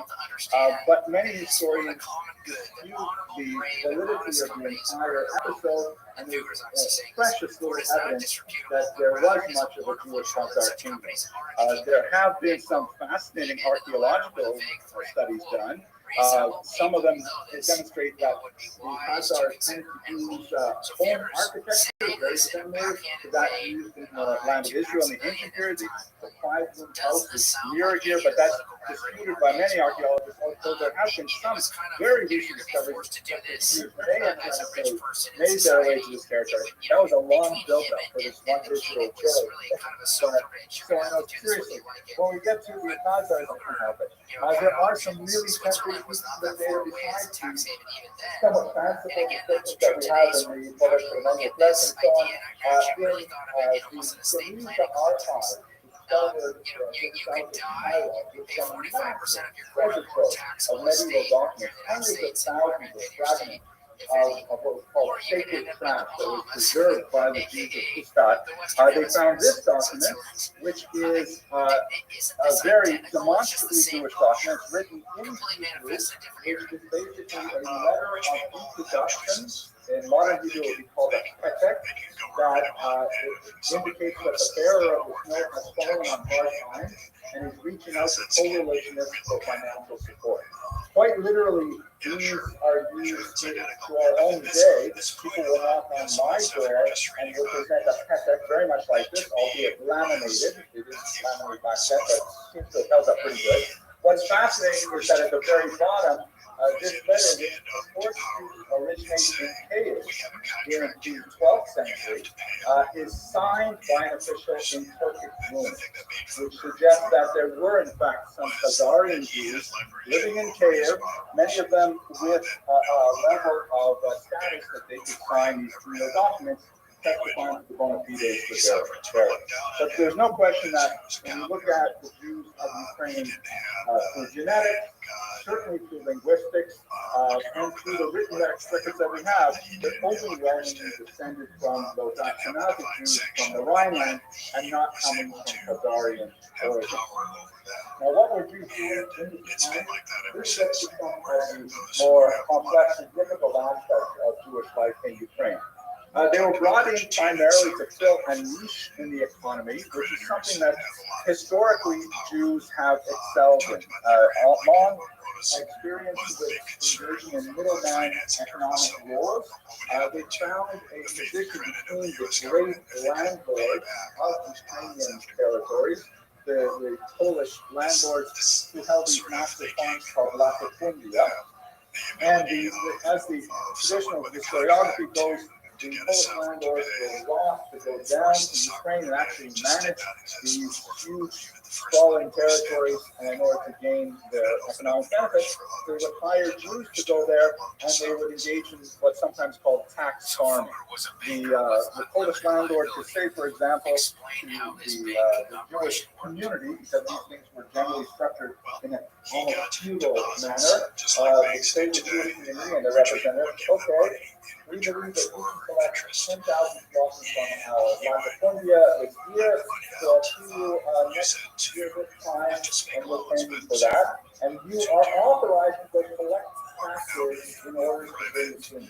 Now the Jews could then go back and a tremendous freedom, which was supported by the Polish movement, who literally owned the entire town, the mills, the bridges, the presses, even the churches, and the Jews would then collect taxes on a variety of things. They could collect tax on produce, obviously, but they could also charge tolls for bridges, they could charge for hunting in the Lord's forest, or fishing in the Lord's pond. So basically, whatever they came up with, that would be a legitimate way to tax the population. Whatever profit they were able to earn was the delta between what they had to give birth and what they could collect out. So if they had to come up 10,000, they would try to collect from the Ukrainian country, let's say 12,000, and that 2,000 would be the backbone of the economy for the Jewish settlement. And the other 10 would go to the Lord. In some notorious cases, not too many which have been identified historically, but nevertheless they loom very large in the Ukrainian imagination, as expressed in Ukrainian folk songs of the era. Jews even had the right to control access to the churches for baptism. So you can imagine the insult if you had to baptize your child and you had to pay the Jew to get the keys to enter the church. So this was not, seen very popularly by the larger population. One last detail, Jews were also given the right of propinatia, which means the ability, sole monopoly, to produce, to distill, and to sell alcohol, creating the ever-present sex map, which is like a little Jewish inn that people would go to drink. And so you put these things together with one last item, lending money on interest, which is something that the church had allowed the Jews to monopoly of really since the 10th century. So you can immediately imagine, as in this picture here, which is kind of like a more happy depiction of it, you can imagine Ukrainians and all their fine coming to the church now where they enjoy some life and music, and the Jewish innkeeper is there, pouring them a drink. Maybe they're paying for it on credit against the harvest season. And that credit was for the tablet of interest. And at the end of the season, they find they've got a very large bill to pay. The huge flaw in this exploitative system is the fact that the nobleman could come back the next year and say, oh my God, wow, you're here right on time, here's my 10,000, this is great, I must have lowballed it. So how about next year you go back and you collect for me 12,000? And that means that the Jews would have to go back and would have to raise 14,000 in order to maintain the same standard as the previous year. And this would spiral out of control, it was vastly out of control to the point where there was a popular uprising. The most significant of those popular uprisings is, of course, the Revolution or Rebellion of the middle of the 17th century, which was devastating for the Jewish community. Khmelnytsky basically is a huge heroic figure in the Ukrainian mind, primarily because he managed to lead a group of peasants who were essentially runaways from their land, and he united them. They were famously quite fractious before he came to power, and he united them in a military strike on three groups of enemies. On the Poles themselves, their landlords, on Ukrainian Catholics who had betrayed their Orthodox roots, as the Kazakh thought, to join the Greek Catholics to the west, seeing that as an act of colonization, And of course, the Jews who were the leaseholders, the Jews who were the arrendators who collected the money from them. Now, if you remember back in the 1990s, there were a series of riots in South Central Los Angeles, which were largely an expression of African American anger against the white establishment. And the riots went on for days, fires were everywhere. But in reality, the population that was hurt the most was not the white establishment. They were largely able to collect insurance payments on whatever property they owed in South Central, but it was the Korean shop people who lived in that region who actually opened and operated the bodegas there, and they were the hardest hit. Even though they were not part of the white establishment, they were definitely seen as a demonstration of white power, and so they suffered it. It's a very similar structural relationship to the way the Jews occupied that middleman position in Ukrainian territory at the time. And so Khmelnytsky's rebellion was overwhelming, and for Jews it was so powerful that it actually was found in the liturgy. And once a year, Jews will gather, they'll fast for the entire day, and they will recite liturgical poems that reference the decree of Ashabat, the decree of 1648-49, lives on indelibly in Jewish memory. That's why one of the aspects that's challenging to this idea of a new Ukrainian Jewish identity is that for Ukrainians, Khmelnytsky remains definitely a national hero. I mean, he rose up against the foreign oppressor, he drove them out of the land, created, a Ukrainian independence. He was like a George Washington in many ways. And he is seen here on a banknote from Ukraine. But for Jews, Khmelnytsky remains like he's in the same family of people like Stalin and Hitler. So it's very hard for Jews to see Khmelnytsky, especially diaspora Jews like myself, without feeling a certain amount of trepidation. One of the things that we talked about today in our discussion was the process of illustration, which is associated especially with Black Power of Czechoslovakia, but we also see it in post-Saddam Hussein Iraq and other places where countries who endure difficult periods of national stress have to go back and kind of clean up or polish, that's what the term illustration really means, their history to try and work through some of these difficult issues.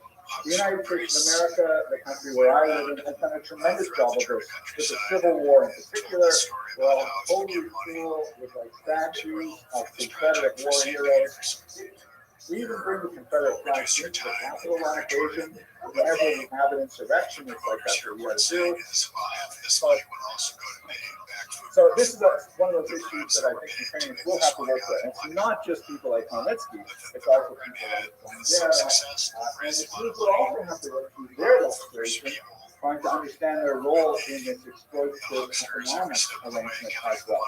But to move through our race through 1,000 years of Ukrainian Jewish history, Khmelnytsky's spirit, I see as one of those key elements of Ukrainian psyche, Ukrainian national, the civic myth of when people believe what is it that makes Ukrainians Ukrainian, they'll point to things like this devil-may-care attitude that is associated with Kozake. You see it here in this stamp where the quote at the back, of course, was the once mighty Moskva, and here's an Ukrainian soldier on Snake Island letting the soldiers there know what he thinks of that boat. This is very much kind of like a Khmelnytsky move, and the fact that they would put it on a stamp is also a kind of a Khmelnytsky illustration. So what characterizes much of this medieval period is viewing a triangular relationship. This is an image, the guy on the left there is wearing a suit which is actually very fashionable in the late 1980s, believe it or not. I think I wore something like that like earlier. And I'm showing this here specifically because I want to talk about the art, but also I have to specifically thank the University of Edmonton and Hughes for their support. My own archival research entails with two big groups. One was before we saw the Soviet Union when things were just beginning to open up, and a group of scholars was inclinations, invited a group of graduate students to come to Cave and to do research. And it was still under Gorbachev, it was still, very closely supervised and watched, and they put us in a kind of a KGB style spa, where they keep their eyes on us, and they would click on buttons, bring us in, and so on.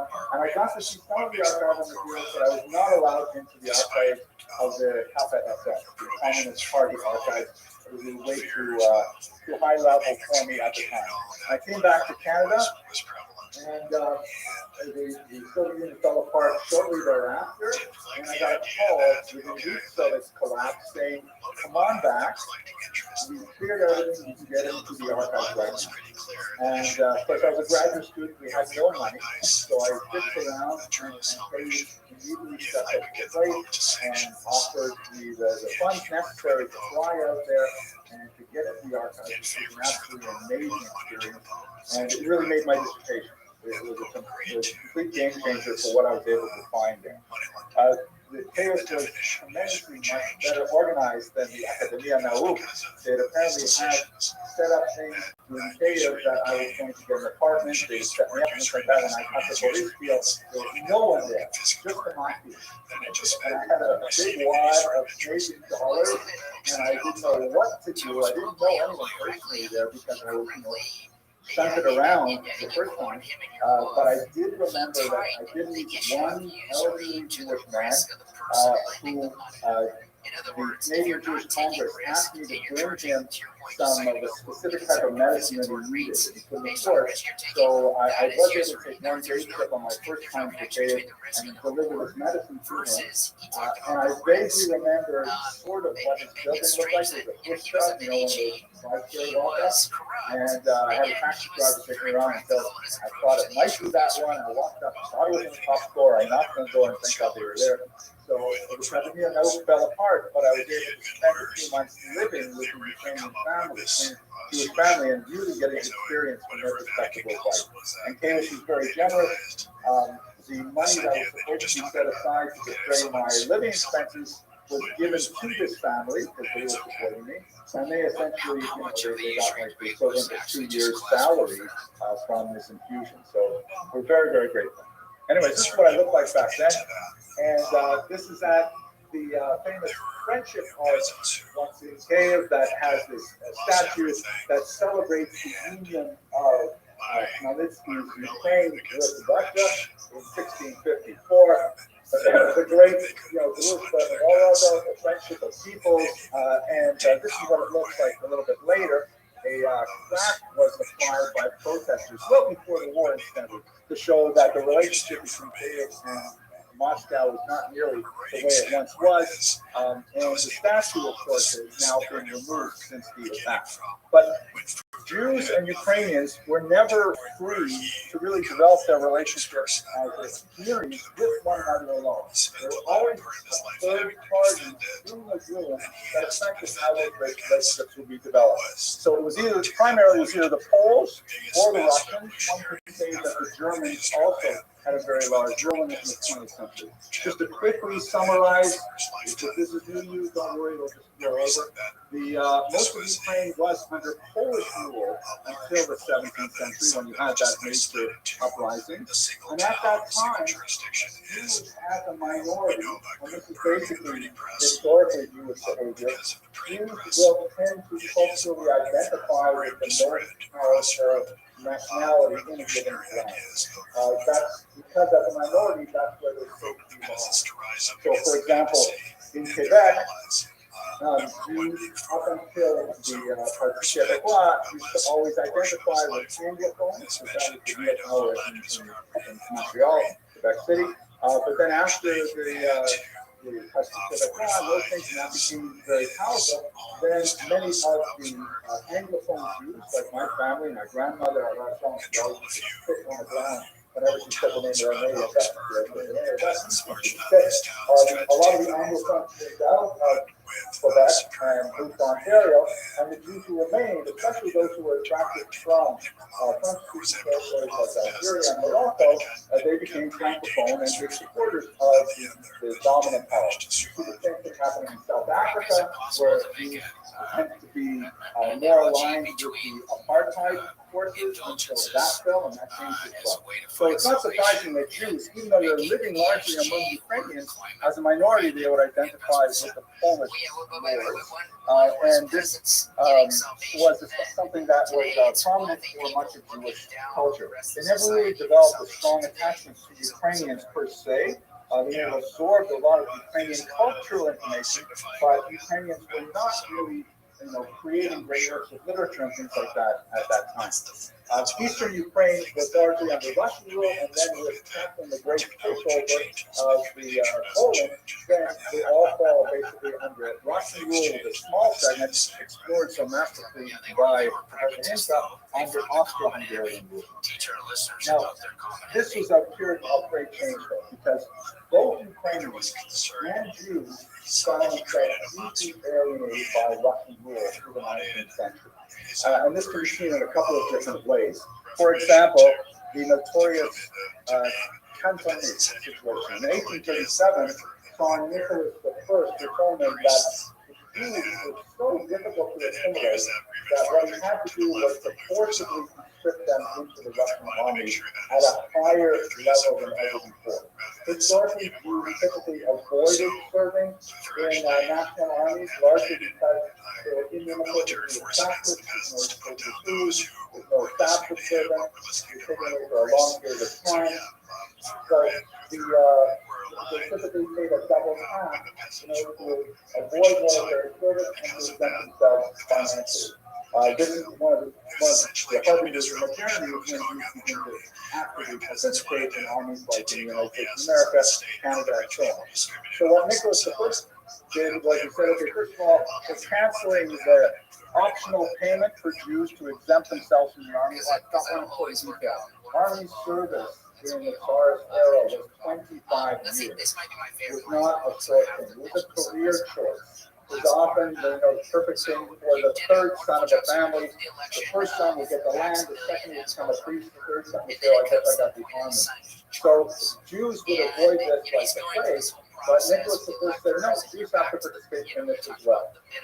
And he also realized that by the time Jews reached the age of 18, which was conscription, they were probably already deeply influenced by their Jewish background to possibly assimilate successfully.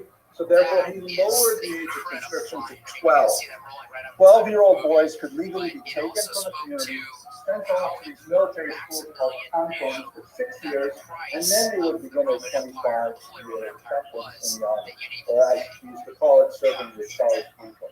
This is the reason why my grandfather of Russian memory fled Russian Lithuania in 1904 because he didn't want to fight the Japanese, despite the fact that it was, the battlefront would be proximate to authentic Asian. He said, no, I'm going to Northern Ontario. Sometimes that joke works, but I don't think a lot of it. So there was a terrible situation. The Constitution was one of the reasons why Jews began to actively hate Russian authorities. Much more to say about it, but that's ultimate passion right now. Nevertheless, Jews enjoyed a phenomenal population boom in the 19th century. The advent of the smallpox vaccine had a lot to do with infant mortality. Also, the establishment of something called TEST, which was a situation with multi-generation households to take care of small children, meant that Jews actually had a higher birth rate than surrounding populations in Ukraine. And from this page in Professor Magachi's map of Atlas of Ukraine, you can see the green colors indicate the concentration of Jews in various regions. The blue line indicates the boundaries of Ukraine, and you can see that Jews are more than 15% in many places. Furthermore, if you look at the specific types of settlements, Jews were highly concentrated in mid-sized villages. Galicia, for example, had somewhere over 77% Jewish population. Khmelnyk had 80% Jewish population, and the large cities tend to have about 1/3 of their population Jewish. Legally or not, Kiev was technically off limits to Jews, but it had about 50,000 Jews living there illegally anyway. So you've got a lot of Jews living in this territory. They're much more hostile to the Russians now. And Ukrainians are also going through their period of national awakening and finding that the Russians are blocking them at every turn as they attempt to develop their language, their culture, and so on. This is a period of great identity formation, not only for the Slavic peoples and Ukrainians in particular, but also for Jews who essentially invent violence in that time. The idea of returning to the land of Israel is, of course, millennia old, but it was always associated with the arrival of the Messiah. In the late 19th century, Jews concentrated basically in southern Ukraine began to experiment with the idea of creating a political state in the land of Israel that was exclusively Jewish, or at least primarily Jewish. So these national identities are forming at the same time in the same place in Ukraine. Okay, that brings us up to the 20th century. I think I should pause and take a drink and ask if there are any easy questions before we go into the hard stuff. Nobody likes to ask the first question. Oh, I'm sure you have a second question. I think that would put him atop Rockefeller as the richest of all time. Yeah, as Buffett says, maybe relatively to your Australian Great. Thank you so much for joining us again. For our listeners, well, do you want to think about when we get to the 20th century, no, that's fine. It will be fought back and forth, and there are actually several parties that will lay claim to it. But basically, after World War II, it's made part of the Ukrainian SSR. He also teaches us That would about be the like legacy we can leave defeated as and things we like that. learn from his legacy to Yes, sir, today right. and the effect that we can have on the world. To even our discussion that we had prior to Greg on American Rascal. For our audience, if you have a great book that you'd like to recommend, like Greg's, email podcast@speedcap.com. That's podcast@speedcap.com. You can also send your suggestions to us on Twitter. Our handle is The bottom, @speedcap. because basically the way these Thank you for joining documents us for work podcast. is someone will knock on your door and will say, you know, I've fallen on a hard time, I had an operation, I couldn't work anymore, I have to marry off my daughter, and a whole list of things. And at the bottom will be the signatures of rabbis or community leaders who will say, yes, this is true. Anyone who will help this person should receive a blessing and so on. So you know it's not a scam artist. Yeah. From the authorities, because typically they'll come like from Israel, they'll come to New York City, and they'll travel around and they'll present these documents. But it indicates that someone of authority in Kiev could not write in English, in Hebrew, I'm sorry, and had to sign his name in runes. Like that's really strange. But the whole Khazarian episode is really bizarre. Any last question before we go on? Okay, so the 20th century is perhaps the most difficult. I took plug for my book because I study this specific area, and that's rather basic, so I guess I'm going to just only plug the Ukrainian translation, which came out a little while ago. Oh my gosh, is this a Zoom audience or what?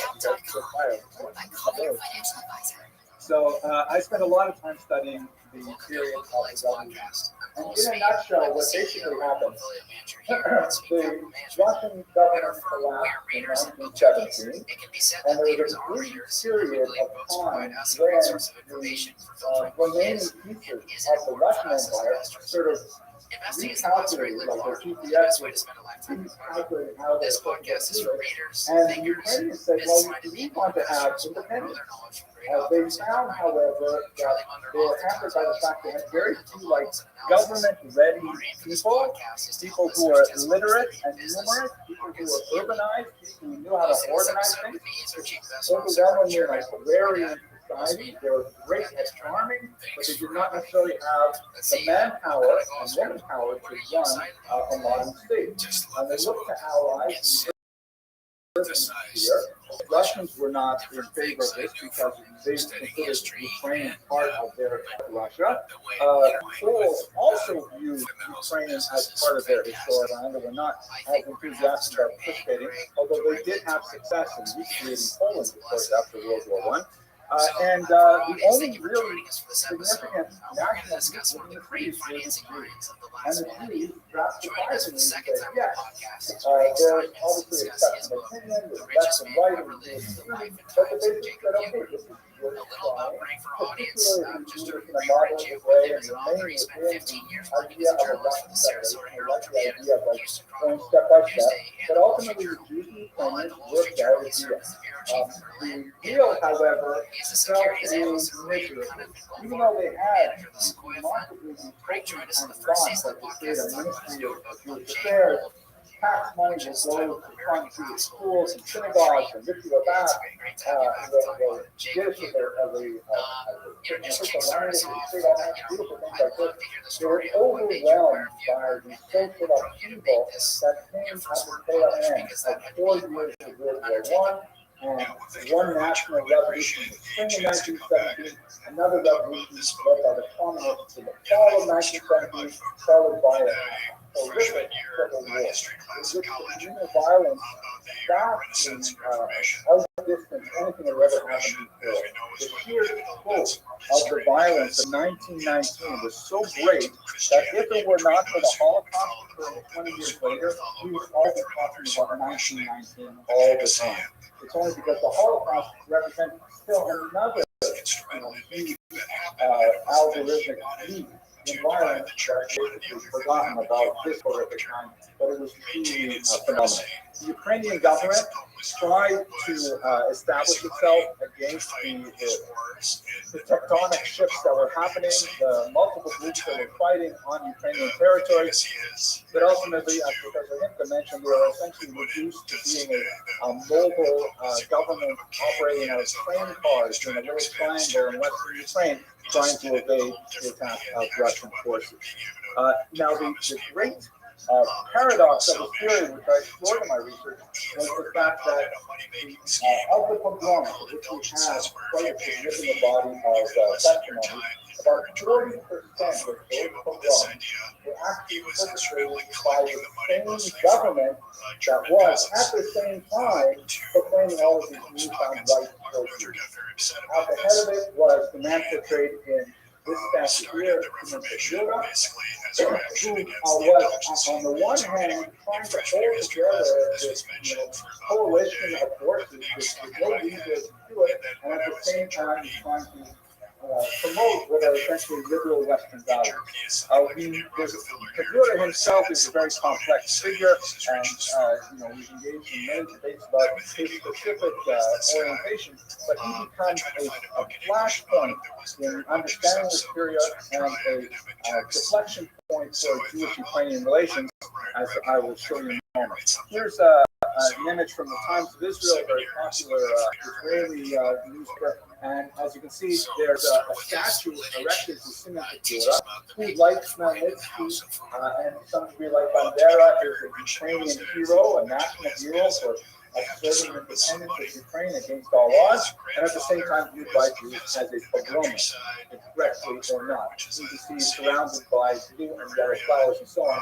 So for Ukrainians, it makes perfect sense. Yeah, of course we're going to put Kagura here in Tunisia. It certainly makes sense. But for Jews, it's like within walking distance of the synagogue. How can you possibly be so offensive to place someone who's created such violence against us in such close proximity to one of our only places? The reason why Kagura himself was specifically such a flashpoint is because of the circumstances of his assassination at the hands of this man, Salim Schwarzbard. It's a fascinating story, the terrific story. Schwarzbard walked up to Kagura, who was living in exile in Paris in 1926. He said to Kagura, he said yes, he shot him dead. And then he simply stood there and let all that. The Paris court tried him, and in a brilliant legal strategy, defense argued that Schwarzbard was acting out of revenge for the pogrom that Kagura had perpetrated on the Jewish people. And amazingly, the court in Paris began to view the proceedings not as a tribunal to decide the fate of Schwarzbard, but really a tribunal on Kagura's guilt or not. And perhaps thinking in the background of the horrible debacle of Dreyfus affair 30 years earlier, the Paris court ultimately acquitted Schwarzbart. They ordered him to pay a token amount of damages, 1 franc, to Schwarzbart's widow, and they set him free. And so the Jews who had immobilized, and by the way, the historical establishment was very much involved in it. Jewish historians were called in to defend Schwarzbart. Ukrainian historians mobilized to try and not to attack Schwarzbart, but to defend Petliura, because that's the way the trial had gone. And when Schwarzbart was acquitted, he was viewed as kind of like the judgment of history, whatever history is. The judgment of history was that Petliura created those programs, he was the architect of the violence, which I think was a huge overreach. In my research, I believe it's more appropriate to think of Petliura as perhaps someone who was inclined to be silent regarding the pogroms at a key point in time during the spring of 1919, largely out of fear of alienating his erstwhile followers. He corrected that and began speaking into pogroms later, but it was largely too late. So he definitely was not like the architect of pogroms. He may have, though, committed a sin of omission, serious one, but definitely not the way that the historians of the 1920s portrayed it. But when Schwarzbart was acquitted, there was a massive war in the Jewish community of excitement, and this is a remarkable image painted by Chagall that shows the angel of vengeance, the Nazi described in the book of Exodus, an image of God acting in the world like the death of the firstborn at that place. The chorus quote underneath it actually has the name Schwarzbart written on it. His name and his person is identical to the sequence of the chorus. Another dramatic kind of image that illustrates the way many Jews spoke about him. A street among many was named after him in Beersheba, Israel, and it was called Hamilton, the street of the adventure. And in fact, if you're wondering who the adventure is, it's found Schwarzbart. But this is the way that Jews began to form their thinking about their relationship to Ukrainians, largely in the wake of that Schwarzbart trial. Then we move to the Holocaust itself, and maybe we should pause again for questions before we talk about this most difficult thing. Perfectly clear as the sun at noonday. Okay, very good then. The Holocaust. So it's very important to have a handle on the maps of this period. The Ukraine, you'll recall, is part of the Soviet Union at this point, and the western part of Ukraine is part of Poland. Hitler realizes that he cannot win a two-front war. He can't fight the east and the west simultaneously. Germany is in the center of the continent. He needs to pacify one side before he attacks the other, and then, of course, he has plans to go back and double-cross with his allies. So he and Stalin hammer out a non-aggression pact in 1939. They sign it, and that allows the Germans to focus on their western flank, conquering France and so on, knowing that their eastern flank is protected because they have an agreement with the Soviets. That agreement is shown here in this map. You can see that Poland is cynically removed from the map. The Nazis take what is west of that yellow line, where they would begin to concentrate the Jews in a region called the General Gouvernement, or later massacred in the death chambers. And on the right side, in the sort of pale green, are the regions that are seized by the Soviet Union. And they belong to the Soviet Union between 1939 and 1941, and they go through a period of rapid and brutal colonization, where the NKVD, the Soviet police come in, arrest the intelligentsia, torture them, later massacre them, horrible forced confiscations of property, massacres left and right, explosions, blowing up of churches, all kinds of things like this. A very, very awful period of rapid communization, which, for reasons which are beyond what I want to talk about today, were associated primarily with Jews. Jews were believed to be heavily involved in this activity, although there does not seem to be a tremendous amount of support for that particular widespread belief. There were definitely Jews who were associated with the dreaded NKVD and their earlier incarnations, but they largely did not survive, especially not proportionately or disproportionately after the Stalinist purges of the 1930s. But be that as it may, the people living in these regions, which are called by the historian Timothy Snyder the Bloodlands, harbored a tremendous resentment against the Soviets, not only for their domination of territory to the east, but also for these 2 years of incredible struggle for them. Many Jews were able to flee, about 600,000 fled to the east, surviving in places like Siberia, Tajikistan, and so on. But these regions here were just ripe for much worse attacks. And that happened in 1941, June 22nd, when Hitler launched something called Operation Barbarossa, and a phenomenon which has been called the Holocaust by Hitler. He sent in the Wehrmacht to double-cross Stalin after he had successfully achieved his Western front. He double-crossed Stalin and he crossed the border into Slovenia. And the Wehrmacht made tremendous rapid advances into the former Soviet Union, coming right up to the gates of Moscow and St. Petersburg, placing them under horrific sieges. But what's significant for our part of the story in particular is that behind the Wehrmacht, behind the regular armies, we sent 4 mobile killing squads called Einsatzgruppen.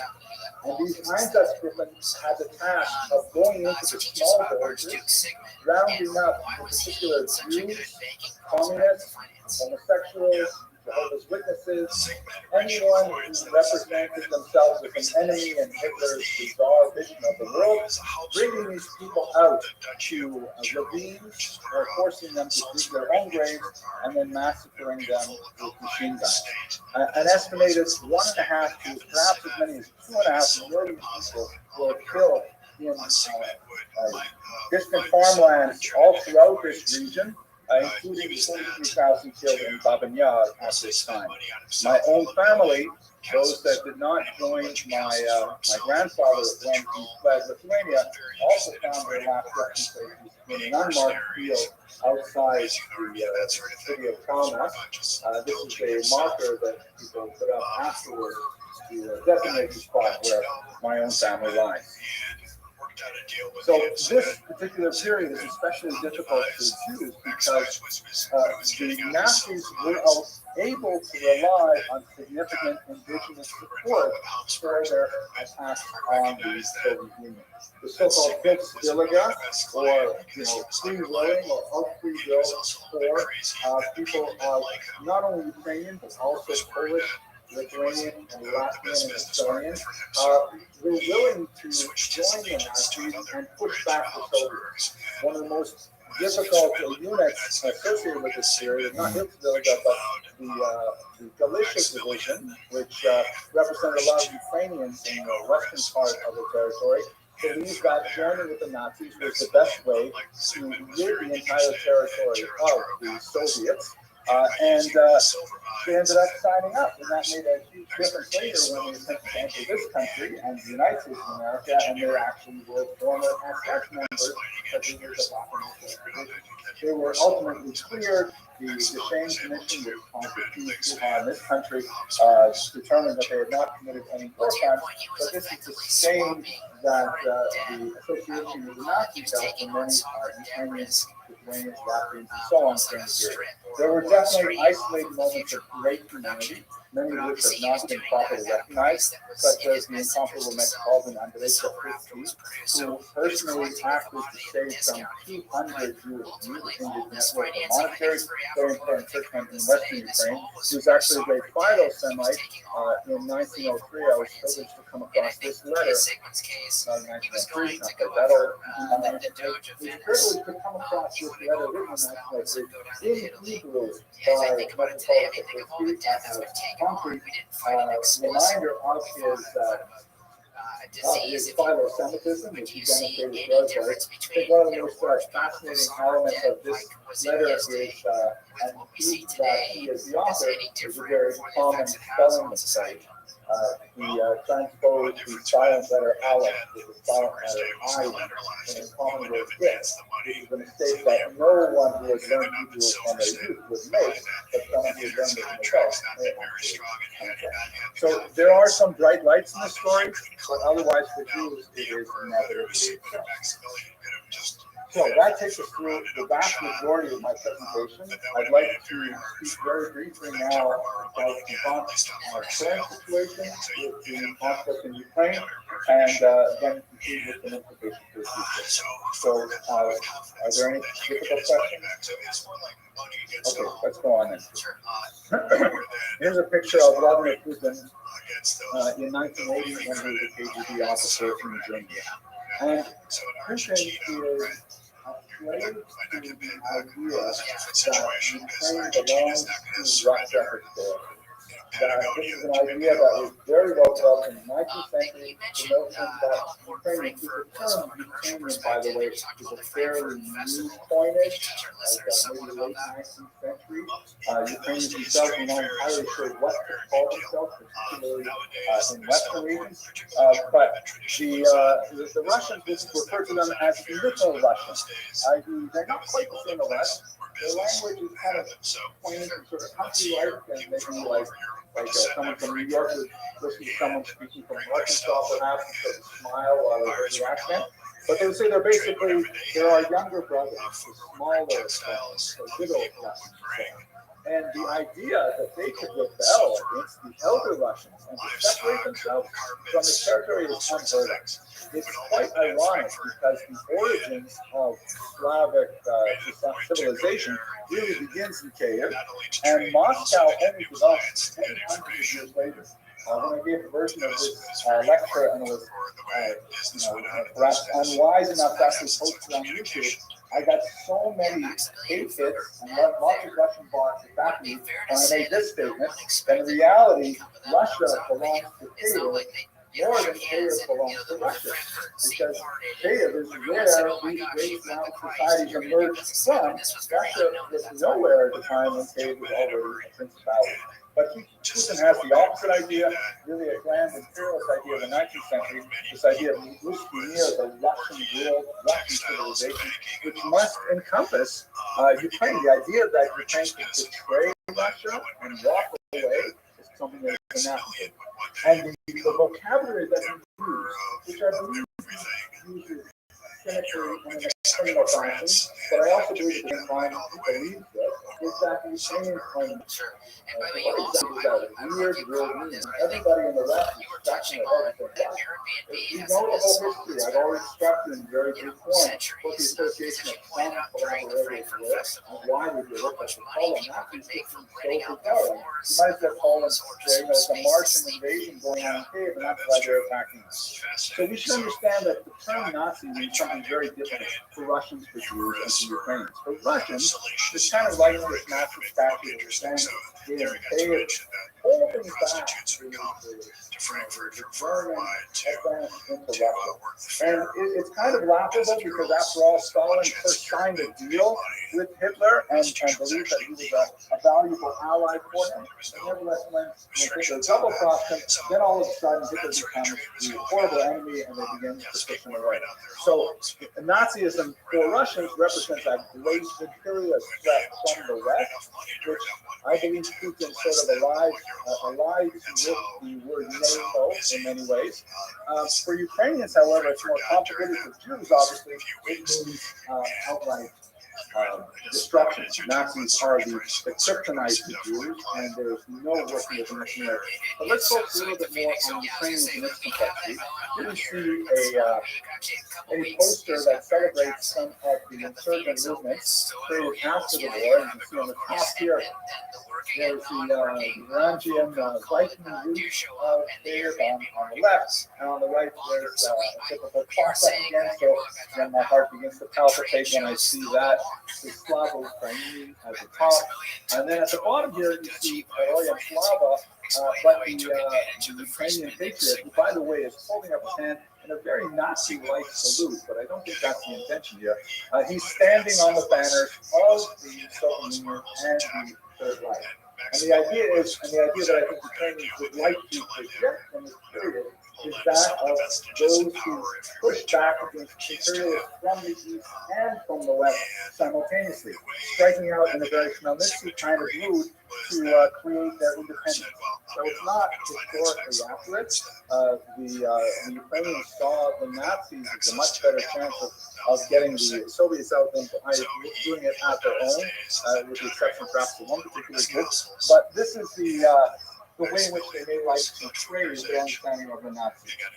And one of the problematic issues, especially early in the war, was the association of at least some elements of the Ukrainian military. And certainly the debate for what degree this is valid, but the Azov position, which has a lot of symbols that definitely make Jews and Westerners uneasy, very fascistic kind of, symbols that are highly evocative of these kinds of things. But I don't think we should waste a lot of sleep over this. The fact that there are possibly some far-right elements in the Ukrainian military, when you wake up and smell the hummus, we have neo-Nazis everywhere. Right? This is October, in Los Angeles, and I could bring you newspaper articles from all over the United States that regularly demonstrate how many neo-Nazis there are on this continent. So I think it's blown way out of proportion and largely serves Putin's purposes when he talks about Nazism in that regard. But I'd like to take us to where we are right now with Volodymyr Zelensky. And one of the things that I think he's done is the fact that he has really cemented Ukraine's trajectory towards a more Euro-social direction. That he has said, you know what, Restream simply does not work for us at all. We are all European Union types. We're all NATO types. We value the liberal democratic values of the West over the autocratic values of the East. This is something that has been very popular with, of course, the allies in the West, and has done a tremendous job as a communicator getting that across, particularly to the rest of the world. And ironically, Putin's invasion has only accelerated this trend, something which is always present in Ukrainian society, really even 19th century. But this is something that I think is now irrevocable, and that Ukraine will ultimately find itself, as long as it can survive this particular encounter with Russia, it will find itself within the European orbit more than before. Let me conclude with some statistics and a dramatic, I think, illustration of the point I'm trying to make here. This is a remarkable study that was done in 2015 by a very reputable Pew Research Center. This is well before the current conflict in Ukraine, and they wanted to ask Eastern Europeans, how would you feel about making Jews citizens in your countries? And when you look at the map here, it's a startling number. Ukraine has the lowest measurable level of anti-Semitism in 2015, as conducted by this very well-regarded research institute in the United States of America. Russia has about a 14% incidence of people saying we would rather not have Jews part of our country. My homeland of Lithuania, almost 1 in 4 Lithuanians have died. My grandfather left. I am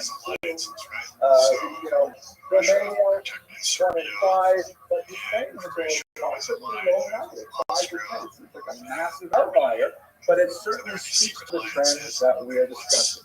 And we've seen in so many of the things with Zelensky's tremendous love affair with the United States. There is a photograph of him when he came to Congress most recently and delivered, I think, a very dramatic address there.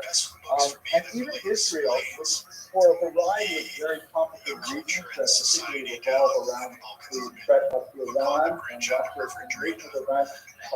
Israel obviously has a large population of Ukrainian Jewish refugees and Ukrainian refugees and Russian Jews as well. I tried to thread the needle between maintaining their own geopolitical position and yet the widespread sentiment in favor of Ukraine. And Putin may have been poisoning the well even in Israel because of his closer and closer relationship with Iran as of late. But I think the most dramatic illustration of this shift in attitude among Jews regarding Ukraine is illustrated by this article that came out just about a week and a half ago in the New York Times. It's a very sad article by Jeffrey Gettleman, accompanied by his photographs by Eva Cricket. And it's about a young married couple named Taras and Ahlam Mefta who decided to sign up. They were living like basic kind of yuppie lives, successful urban professionals, but they decided they wanted to fight on the front lines. They wanted to fight together.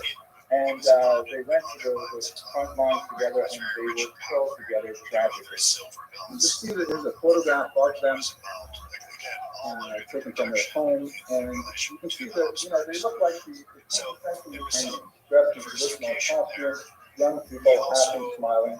And when I read this article, tears came to my eyes when I read this passage.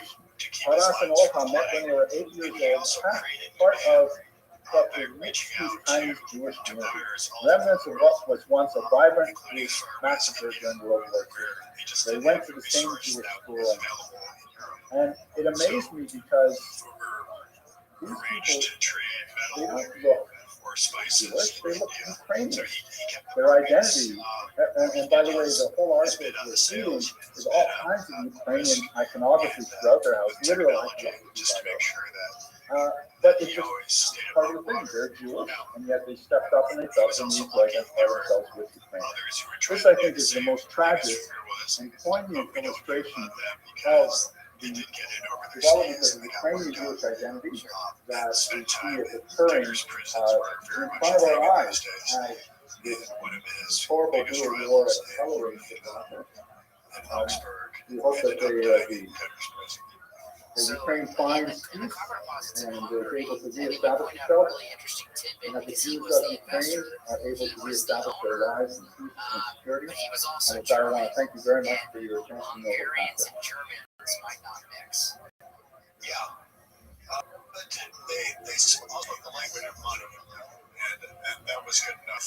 But Farmer did have to keep his guard up and make sure that, in addition to having Germans out Hello, there, colleagues. I'm very grateful to Dr. Galadza and the conference organizing local folks to help navigate those shoals for Yeah, because he ended up giving part of the interest in the mine to his own committee for allowing me the His name's not coming up. opportunity to participate in this august and important gathering. I'm very sorry that I can't be with you in person. I have a prior engagement in Europe that unfortunately I could not shift. I'm very grateful, however, to have the opportunity to respond in video format to Professor John Paul Himka's fantastic paper on Sheptytsky and the Jewish community, and I hope that my comments will not be redundant, given the tremendous number of very important and knowledgeable speakers who will be presenting at the conference. In my humble opinion, Metropolitan Sheptytsky was a deeply compassionate human being, a man of great reservoirs of faith, and also the capacity for phenomenal spiritual heroism, that in his old age, in his 70s, he rose to his full moral stature and was able to rescue some 200 Jewish children from the Holocaust. His story is well told, of course, in Professor Redlich's path-breaking article that was printed in Professor Magachi's Morality and Reality, and Professor Himka's work essentially brings us up to date in the last 30 years of historiography, although, as I hope to point out, many crucial elements remain unknown and, in fact, mired in controversy. I'm also very gratified that Professor Himka found my very brief 1991 article in Harvard Ukrainian Studies and cited it so prominently as an early element in the development of English language historiography on Sheptytsky and the Jewish community. It, of course, identified a 1903 letter that the Metropolitan had written to the Jewish community and, in fact, sent some funds to them. I'm very gratified that Professor Himka found that article sufficiently important to cite in this paper, and I think it identifies two very important points, especially relevant now, 3 decades since I authored it. The first is something that is really quite good, that it is just a lasting testimony, an actual artifact demonstrating the Metropolitan's long-standing philo-Semitism. And it also demonstrates another point that's not quite as encouraging. I'll discuss that shortly. Let's have a look at the letter, by the way. It is rather a remarkable document. You can see it's written in a very fine Ashkenazic script. He seems to have mastered quite a few of the finer points of Hebrew epistolary style. I think epistolary is actually a word. He refers to his interlocutors as my brothers. But let's get to the second point, which I think is perhaps not quite as encouraging.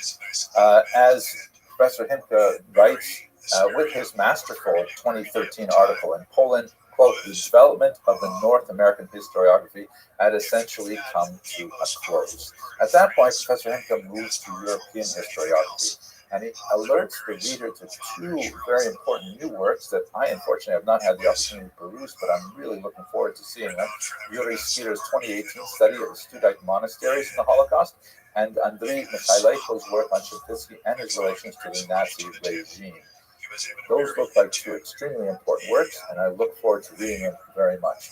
But my first question would be, and this is related to the second point coming out of my 1991 article, is while this is essentially what has happened in North America and in Europe, what has happened in Israel? What has appeared in Hebrew and in Yiddish? We know that there is a phenomenal number of Holocaust memoirs, many of which are self-published, a little bit harder to track down. We have a large video archive from people who have not published written memoirs, but under the auspices of Stephen Spielberg's Shoah Foundation, they have recorded their memoirs on video.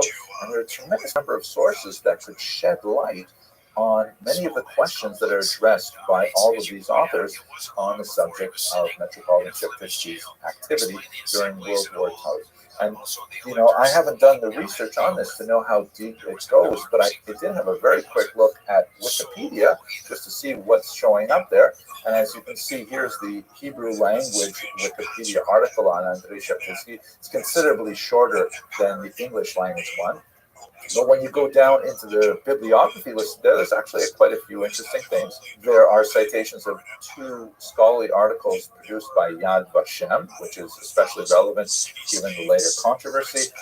They tend to rely heavily on Professor Redlich research and also on David Kahane's important memoir from Review, a few other things. But it also lists a 2005 article that was written in Haaretz with a very provocative title, The Ukrainian Schindler, and even takes us to a link to the National University in Jerusalem that lists 16 articles, many in Hebrew and Yiddish, 5 books, and an ebook that all have Metropolitan Sheptytsky's name in the title alone.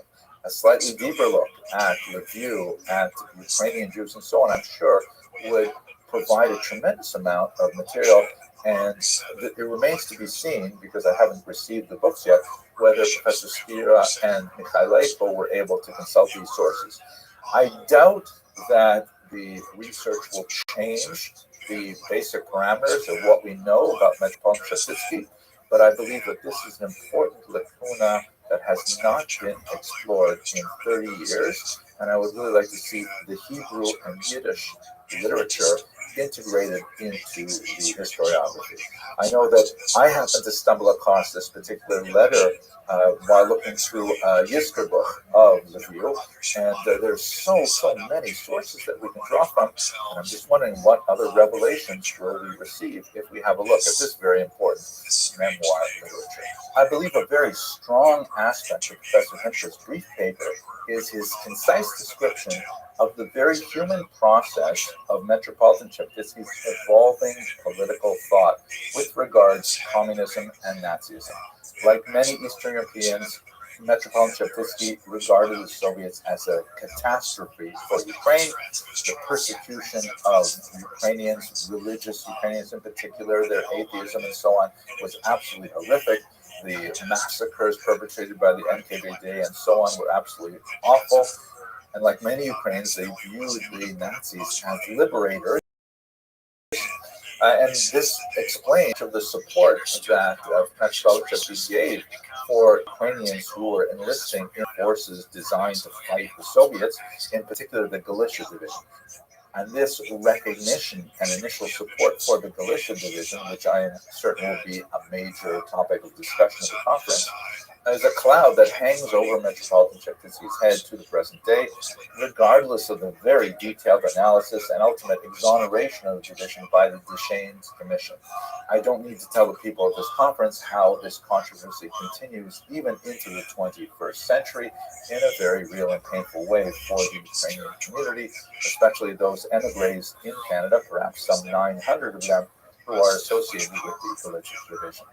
But what Professor Himka points out, which is very important for our understanding of Metropolitan Chekhovsky's evolving political thought, is that by the late summer of 1942, after the great deportations had already occurred from many parts of Eastern Europe, Warsaw in particular, he was absolutely convinced that the Nazis were worse than the communists for Ukraine.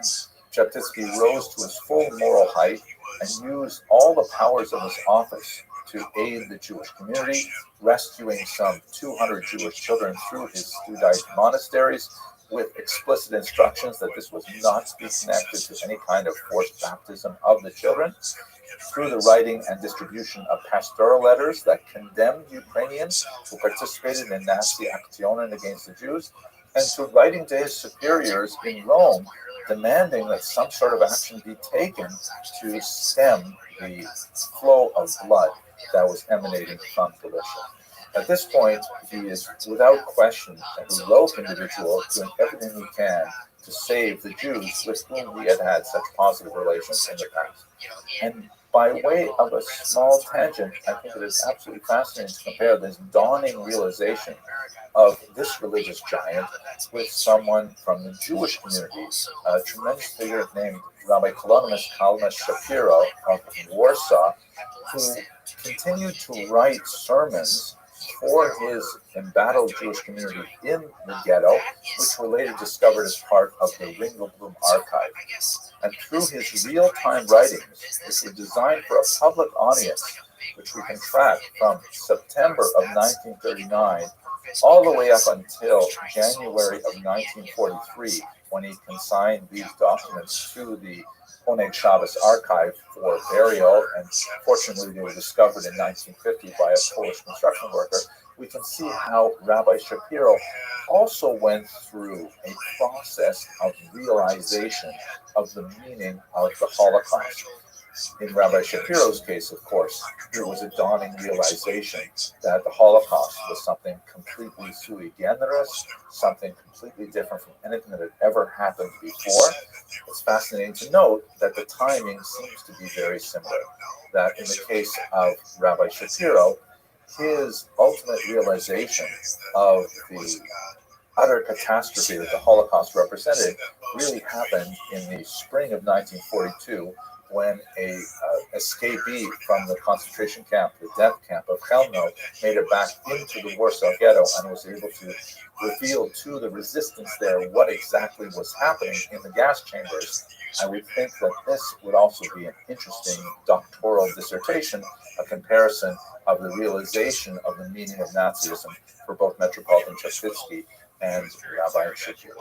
By way of conclusion, I have to reflect on the fact that my mentor, Professor Paul Robert Magachi, chose to title his classic collection of essays on Metropolitan Chekhovsky Morality and Reality. I think that's especially appropriate because new leaders, religious leaders, and I would like to say even historians, have to negotiate both the moral sphere and also much more pragmatic realities. And Metropolitan Chekhovsky's biography illustrates those dangers because he has this long philo-Semitic history, marked at one point in his old age by a qualified and temporary support for an otherwise completely vile cause, and then his return to that strong position of morality. It makes the complexities of understanding his personality very, very difficult for people who crave simple narratives. And that's ultimately the situation that we find ourselves in as historians, seeking to tease out the larger meaning of the great arc of this heroic individual's life. One of the most painful aspects of this momentary lapse in his judgment vis-a-vis the Nazis, which is something that many, and one might argue in some senses, even Rabbi Shapiro missed, is that Yad Vashem has still to recognize this towering figure as one of the righteous omnibus. It is a thing that has gained support among many sympathetic Jewish audiences.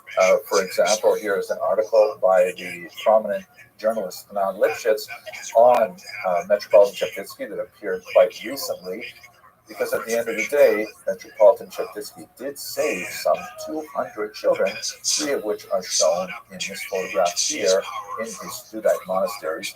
And those children later went on to join the Jewish community in Israel and elsewhere. With your permission, I'd like to take a moment to reflect on what this means for us at this point in the 21st century, reflecting on the life of Metropolitan Cheptitsky. I'm sure you're all familiar with the famous quote from the great American author William Faulkner, "The past is never dead, it isn't even past." Many of the existential issues that Metropolitan Cheptitsky faced are still with us today, albeit in very different forms. I'm sure that many of us are following 2 wars very closely, the war in Ukraine and the war in the land of Israel, both of which have tremendous consequences for Ukrainians and Jews, respectively, and together, actually. And I cannot help but see eerie parallels between the moral decisions that Metropolitan Cheptitsky had to face in his very different environment with what is occurring today. For example, we are poised here in the United States on the cusp of a very significant election. And while the House of Representatives and most Americans are united in condemnation of Vladimir Putin for his seizure of Ukrainian children, for example, when it comes to the question of aid for Ukraine, it's remarkable to note a significant number of dissenters who do not connect the gross immorality of such abductions with our need to respond to Ukraine's need to defend its territorial integrity and especially to return its children to their homes. And when we turn to Israel, I'd like to point out that we all have a colleague there with whom many of us have participated in international conferences on Ukraine and on Jews in Ukraine. I'm talking about Professor Jonathan Dekel-Haim, who is an American-born Israeli who has written a very important work on the history of Jews in southern Ukraine, specifically the agricultural settlements promoted by the Soviets in the early 20th century. And he's only 1 degree separated from us. He is one of our colleagues. And his son, Sagi, was taken from Kibbutz Nir Oz, near the Gaza border, and is still in captivity over a year later. We want him to return to his family as soon as possible. So we are intrinsically involved in similar ethical issues that Metropolitan Cheptitsky had to face. They may seem much more distant to us because we are not at a time of war here in North America, but nevertheless, with our increasingly globalized environment, our decisions and our words make incredible differences. Let us hope that in the merit of studying the life of this truly heroic spiritual figure, we will also merit to see the return of Ukrainian children to their homes, the return of the hostages to their families in Israel, and the end of violence in both Ukraine and Israel. Thank you very much for giving me the opportunity to participate in this video format, and I hope the rest of your conference will be successful. Here's our limit on party size. And so he threw a massive wedding in comparison and just paid the tax. You see that today too, right? Okay, if the fine's only $1,000. A new version of Mesillas Yesharim was discovered in the former Soviet archives that was written in the Ramchal's own hand. It's a dialogue, it's a play, it has characters, it has drama. There's one character who is called the Chacham. He is a learner-earner. He's interested in, of course, learning Torah. He's completely observant and so on. but he's interested in the broader world of intellectual inquiry. And one of his interests is he wonders, what is it that those Haredim do with their time? And then one day, early on in the book, he looks across the room and he sees an old high school friend of his, who he hasn't seen for very many years. And he sees that his friend has become one of the Haredim. He says, listen, I'm really curious. I have all these questions about what you do. Why did you become this way? To have some somewhat liquid assets always at your disposal. Hello, fellow students of Jewish history. I'd like to invite you to participate in a new online course that I've created on the history of the Holocaust. I've received a lot of feedback that these lectures, which I put on YouTube some time ago, have been very well received by individuals who just want to expand their awareness of this dark period in Jewish history, but especially from middle school and high school teachers who have used these lectures in part or in whole to supplement their social studies curriculum and to give their young charges an awareness of what exactly happened in the middle of the last century and why it is relevant for us even today, unfortunately. So please have a look in the information box below. There's a link to this online site, and I hope you find it meaningful. Thank you very much for watching.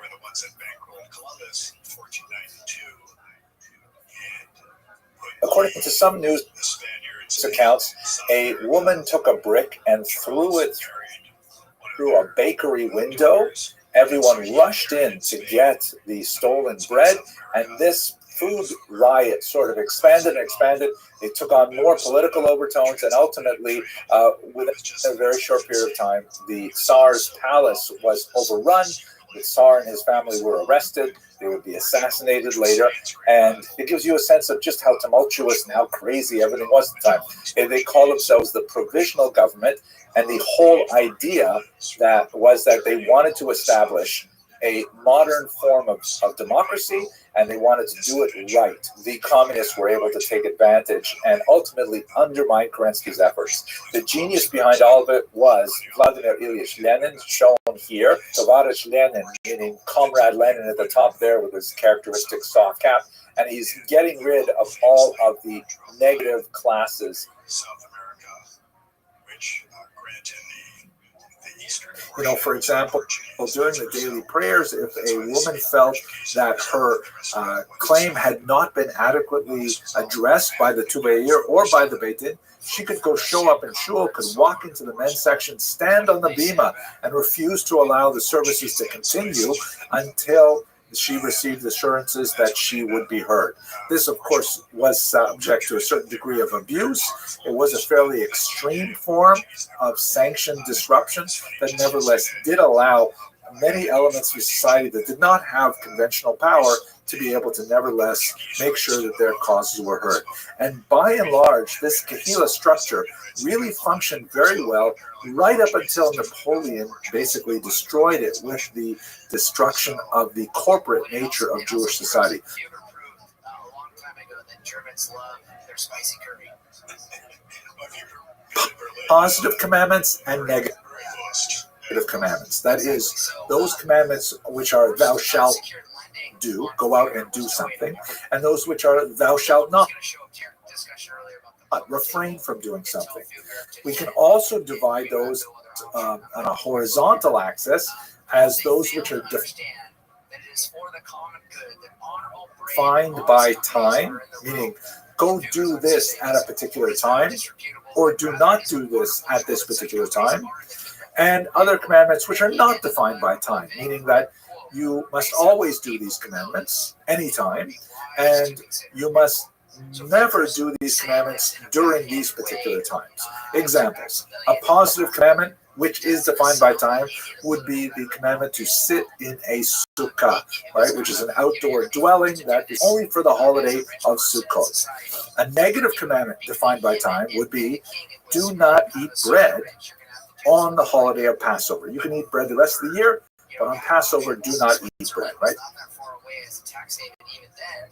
And again, that's true today. So how do you We see it, just some examples of this, by the way, in some of the most amazing artwork that comes from the airport hoard that we looked at a few weeks ago.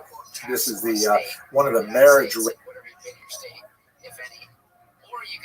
rings that was, it's hard to imagine exactly how this ring would have been used. It's hard to imagine a single person would own this. It looks like maybe it would be used for like communal marriages and shared, I don't know, but absolutely fantastic piece of art dating from 14th century Germany. Here you can see the underside. Look at how the hands are clasped from the bottom.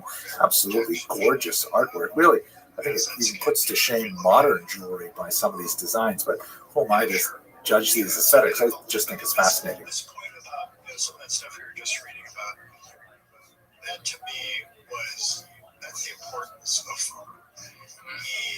he was the first. Here is one that is from Strasbourg, that is one of the most famous. Sometimes these are called the Strasbourg sisters, and it's interesting because the church is shown here kind of like looking daggers at her sister, and I think it's a rather unappealing kind of image. Like you don't like her; she's very judgy, so to speak. And synagoga has a much more graceful kind of form, but she is in an attitude and a posture of decline. She is literally falling away from the rock, which indicates the collapse, decline of Judaism. All these things, I think, give the very consistent message. It's been like that ever since. Those who have the money. I think one of the most fascinating things I've ever learned about the history of anti-Semitism, which is something that has pretty much occupied my mind since I first personally encountered it as a 14-year-old kid. And that is this quote from Jean-Paul Sartre, who immediately after the war published this very important small book called Réflexions sur la question juive, Reflections on the Jewish Question. He wrote, Si le juif n'existait pas, l'antisémite l'inventerait. If the Jew did not exist, the anti-Semite would invent him. And I think at its foundation, this is one of the most important things to know about anti-Semitism, is that it's not about the Jews. It's about the anti-Semites. The Jewish problem is not a problem of the Jews. It is a problem of the anti-Semites who are trying to use the Jews to explain the challenges they have in their personal lives, in their society, and so on.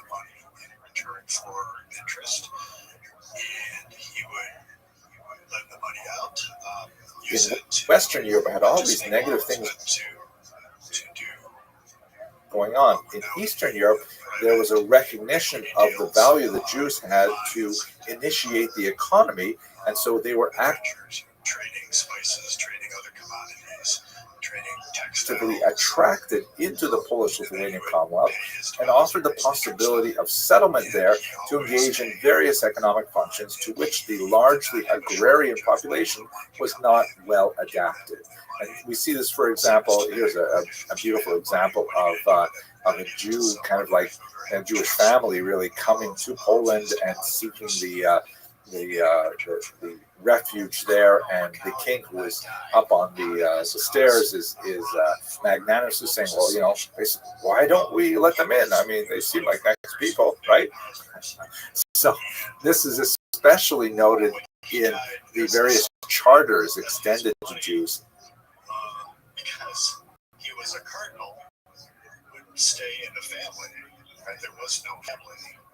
He didn't really have children. So what exactly did Protestantism have to say about the Jews? This was a question that was posed to Martin Bucer. He comes up with this document, which is called the Kassel Advice, because it was composed in a town called Kassel near 1538. This sounds a little bit like the Doctrine of Witness, a little bit like the Pact of Umar in Muslim lands that Jews may continue to worship, but they can't expand. Third, this is one of my favorites. No Jews may argue with a Christian about religion unless the Christian is duly licensed to argue with them. Right? you know, I think there's a concern that if Christians discuss these things with Jews, they might end up being convinced by Judaism rather than the other way around. So only professional Christian preachers may argue with Jews about these things. He wanted to show that he was very rich and powerful and create. Good morning, fellow students in Jewish history. This morning we're cruising along this beautiful canal somewhere in southern Netherlands or probably northern Belgium on our way to the glorious city of Antwerp, which has a huge and vibrant Jewish population. And I really can't wait to see it as a point of embarkation for many Eastern European Jews, like my own ancestors, making their way over to the United States of America. What we saw yesterday in Amsterdam, especially the Portuguese synagogue, an incredible building with so many details, and I was especially fascinated by the pelican symbol that was used, very unusual symbol used by the Jews of Amsterdam, specifically the leaders of the Portuguese Jewish community, to describe themselves. And I'm going to talk about that in a longer form video. Anyway, I hope you have an excellent day, and I can't wait to share more of this amazing Culture River cruise with you. Man, I think it was almost all men surrounding him, the way it was all centered, you know, him in the middle with them all around. You could hear a pin drop in there. I mean, they weren't saying anything, you know. I will eat the red one. So, in a very analogous situation. And as we invest abroad, for our investors, we think strong insider ownership is important. To deal with inside places that you can't know. Strong insider in Rome with the Vatican. Through his Augsburg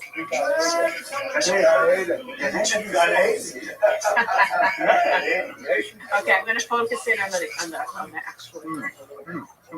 I said, get your head in. Get your head I get your head in. Heute ist Schuhe auf. Gut daher. Ja. Heel lekker. Heel lekker. Heel lekker. Er gibt gewünscht, du, in Nachricht von den Kindern, aktive Teure. He was the bag man. He was the lobbyist. Duarte de Paz, he was a Portuguese diplomat who was of crypto-Jewish origins, which means his parents were likely converted in the forced conversion of 1496-97 in Portugal, and he was born around 1500. But he had this remarkable career lobbying popes to hold off persecuting other Portuguese crypto-Jews. And it's just mind-boggling what he got away with. And he went to Pope Clement VII and actually got the Pope to cancel the Inquisition in Portugal. This is amazing. De Paz was able to get Pope Paul III to actually pardon 1,800 Portuguese crypto-Jews who had been arrested for secretly practicing Judaism and have them released from these Portuguese dungeons. 1,800 people. It's just incredible. Nowadays, you would pay influencers.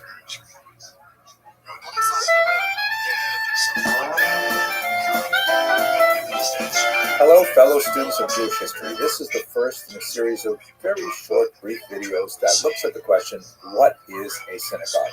And our first topic is, it is a place of prayer. Where does this term synagogue come from? It's Greek, and it means basically to gather together. That's a translation of the Hebrew term Beit Knesset, or literally a house of entrance, meaning a place where many people come in to gather together. This is one of the great gifts of the Jewish people to the broader world, because this institution of the synagogue, which really began with the Jews, was later widely imitated, in particular by Christianity and Islam, so that if you go not only to your local neighborhood synagogue on Saturday morning, but if you go to a mosque on Friday or a church on Sunday, you are really going to an institution which was based on an early Jewish innovation. A synagogue is distinct from the temple, right? In ancient Jewish history, we have the central location of worship, the Beit HaMikdash, a permanent settlement of the temporary traveling tabernacle that's described in the Torah. That was called the Mishkan. And during the ancient period, all other kind of sacrificial altars that may have been set up for individual families across the land of Israel were phased out as this central location for worship was established. But the synagogue is quite different. The synagogue is not trying to compete with the temple. The synagogue is kind of like, we're too far away from the temple and we still have a desire to express our need for closeness to God, and we need some kind of place to do that. When did this beautiful institution start?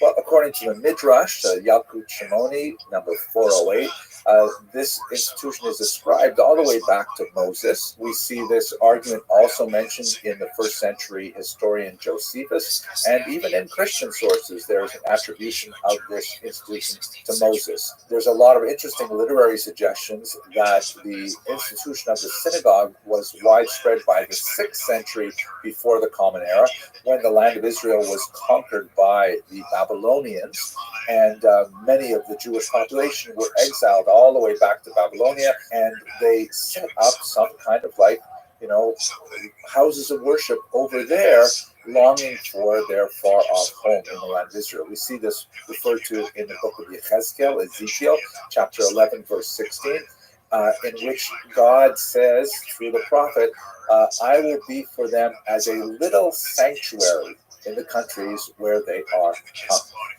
The Hebrew is lemikdash ma'at, right? A small sanctuary, and this certainly encapsulates the idea of what a synagogue should be. There are interesting passages in the Talmud that talk about ancient synagogues from this period, one in particular called Shafriyati, which was built in part by pulling together some of the ruined bricks from the first temple itself, brought to Babylonia and used in the construction of another temple. And so the idea is that the synagogues today represent some little part of that ancient tradition of the temple itself. It's not hard to imagine why the synagogue would be especially associated with diaspora. The great distances that often separated diaspora communities from the center in Jerusalem meant that Jews wanted an outlet to express their desire to become closer to God. And so creating a special location that is designated as a place of sanctity, that seems to make a lot of sense. So we see synagogues popping up all over the diaspora. And over the course of these series of brief videos, I hope to show you some of the gorgeous examples of synagogue art and architecture where Jews focused their thoughts and expressed them in a concrete manner to allow this function to take place. It's true that other functions were layered on top of the synagogue, but the central function was certainly one of prayer. So thank you very much for watching, and here's a brief message from my Rabbi Yaakov Trump. After hearing that incredible perspective from Dr. Edmondson about what community means, the centrality of the synagogue in Jewish life throughout the ages, come and join us as we celebrate our show, our community, Young Israel Law in Cedarhurst. We celebrate two very special couples, Dr. Edmondson and his wife Ilana, together with our young couple, Ali and Gila Goldberg, on February 12, 2022. As we celebrate special people in a special community. See you then.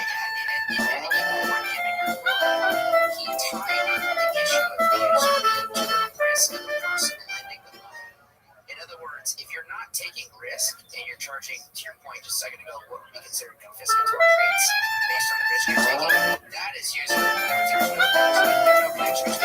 Hello, fellow students of Jewish history. Welcome to the second in a series of short videos that I've prepared to commemorate my synagogue, Young Israel Law in Cedarhurst, and to promote our upcoming annual dinner. Today, I'd like to answer the question, what is a synagogue? With the response, it is a place of kindness. In the first video, we talked about the synagogue as a place of prayer, but the synagogue actually serves a very, very useful purpose as a communal gathering space. Bear in mind that, especially in pre-modern Europe, it was not so common to have large public spaces that could be easily rented for communal functions. I mean, especially if you're living in a ghetto with very, very constricted space requirements and people living in multi-story apartments, such as in Venice, for example. So having a free space that can be designated for communal meetings and for communal communal discussions and for communal activism is very, very useful. And that's the service that the synagogue often provided for the Jewish community. This is especially true in not only in ghettos, but also in shtetls, in the small villages that dotted Eastern Europe, where the level of wealth might be such that the only communal space available would be the synagogue. And as such, the synagogue serves as an extremely useful logistical starting point for kinds of community organization, so-called chevras, or committees, which deal with everything from providing dowries for poor brides to taking care of orphans and widows and the travelers, and providing for education and providing for all kinds of needs of the community. These would be typically organized within the synagogue walls. The Talmud in Tractate Megillah does place restrictions on what can be done in a synagogue. It has a level of sanctity, so it can't be used, for example, as a place to organize, the conducting of business, or to take advantage of the large open space to hang laundry or something like that. One can't even, for example, take a shortcut through a synagogue. If you want to get from one street to another street, and the synagogue has doors on both streets, you can't just cut through the synagogue. But for the most part, synagogues in medieval Europe in particular were frequently used for all kinds of communal activities to benefit the community as a whole.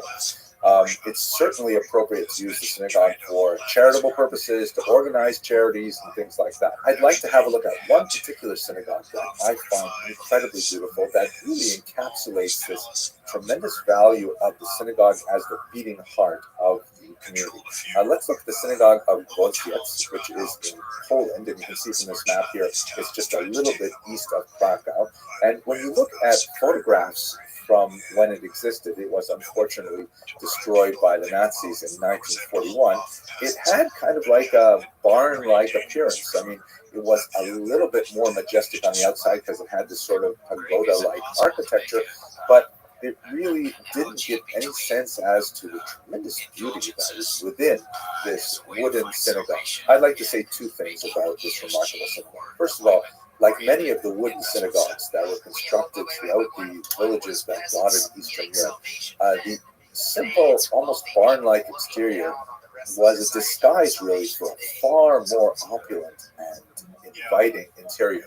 The exterior hid an ingenious internal cupola, which you can look at this cross-section here, was actually like a totally distinct interior. When you were looking at it from the outside, it looked like a rather large kind of, but simplistic, somewhat ramshackle structure. But when you walked inside, you felt the grandeur of this curving, gently sloping architecture that directed the eyes heavenward. And that must have been an absolutely incredible experience. The second thing is that many of these wooden synagogues had their internal cupolas, and in fact all of the walls richly decorated with luscious colors and representations of ideas in the Torah and the Talmud and so on, particularly the zodiac, as we shall see in a minute. Now, the black and white photographs we have from Wojciech do little to really give us a sense of what this experience must have been like. Many years ago, I had the privilege of working with Al Barry, Florida Atlantic University, and director Carl Hirsch on a documentary video looking at the lost wooden synagogues that were destroyed by the Nazis in Eastern Europe. And here's a short clip of a look at one of those synagogue ceilings, specifically a zodiac, with a much younger me describing the experience of walking in it. The narration is by the great Theodore Duchenne. Central design is an enormous zodiac calendar, a common motif in Wooden synagogue. When a Jew would walk into the synagogue and would behold all of the 12 signs of the zodiac, he or she would get a sense of the rhythm of the entire Jewish year and its associations with the various festivals that would be celebrated under each of the Sundays of the zodiac. Each sign of the zodiac is surrounded by quotes in scripture and prayers.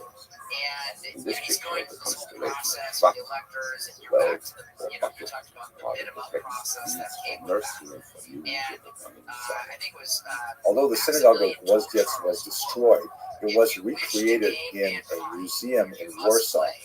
Very beautiful recreation, as you can see here in these photographs, that really capture this kind of like Persian carpet quality and to the richness of the imagery and the text that surrounds the worshiper as they go into the synagogue. And you can imagine that the Jews who gathered in the synagogue midweek to deal with much more secular concerns, like, for example, how are they going to fund the school system this year? And how are they going to, provide for Hannah's dowry and things like that? They must have been infused with a tremendous sense of holiness as they sat under these remarkable decorations in this internal courtyard.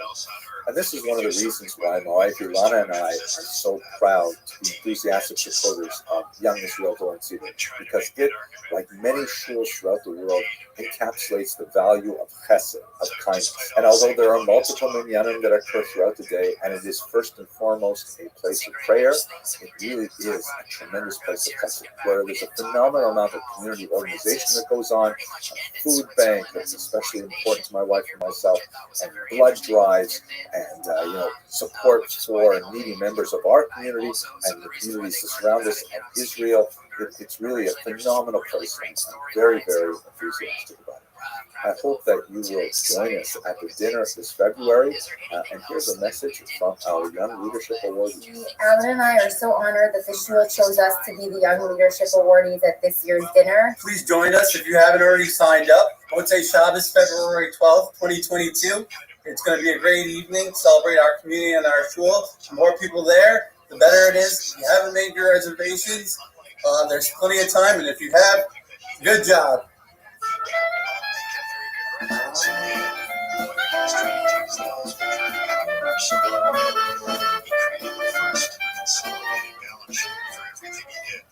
So he knew every day what his net worth was based on the values that were being paid for his stuff. No one else was doing that.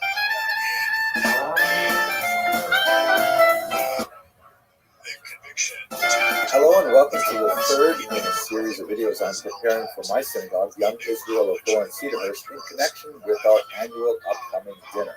And, I've been asking the question, what is a shul? And today's response is going to be, it is a place of rejoicing. We should certainly not discount the role that communal celebrations play in the development of a cohesive national identity that helped preserve the Jews through their long diaspora. And the synagogue was a key element in providing a place where Jews could get together to celebrate not only lifestyle celebrations like baby namings and Brit Milah and weddings and so on, but also the calendrical celebrations, the holiday cycle and so on. And in that context, I'd like to take a quick visit to one of the most fascinating synagogues of the ancient world, that of Dura Europos. Now, have a look at this map here. This is where it's located, on the Euphrates River, not too far from the Talmudic city of Nahar Dor, but it's a rather unusual association with the ancient period because it was actually lost for about 1,700 years. Here's an aerial view of Dura Europos, and this is especially fascinating because the entire city was basically lost until the 20th century, when it was accidentally discovered by a British military patrol just digging out places in connection with the post-World War I era. This city, which was known in the ancient world, it was destroyed in the year 256 by the King Shapur I of the Sassanid Empire. This is, by the way, for those of you familiar with the Talmud, the famous Shapur Malk. And when it was discovered, it was actually preserved in a remarkable condition. The reason for this is because the Romans, who were trying to defend this eastern outpost from the Sassanid Persians, had actually taken all of the buildings that were by the wall in particular, ripped off their roofs, and filled them with desert sand as an attempt to fortify the city against the invaders. This was to no avail, but it actually had a really interesting consequence for Jews in that the Dura Europos synagogue, which was located right by the city walls, was remarkably preserved, especially its gorgeous 29 panels of wall paintings. We know that the synagogue was constructed in the year 245 of the Common Era because, of course, there is a plaque that mentions the names of the donors, right? This is one of the great things about Jewish archaeology, is that the synagogues always have plaques, right? Those inscriptions tell us a lot of things about the synagogue. So let's have a look at that synagogue now. Here you can see the western wall, which has the Aron Kodesh on it. Of course, it is the western wall because we are on the east side of Jerusalem.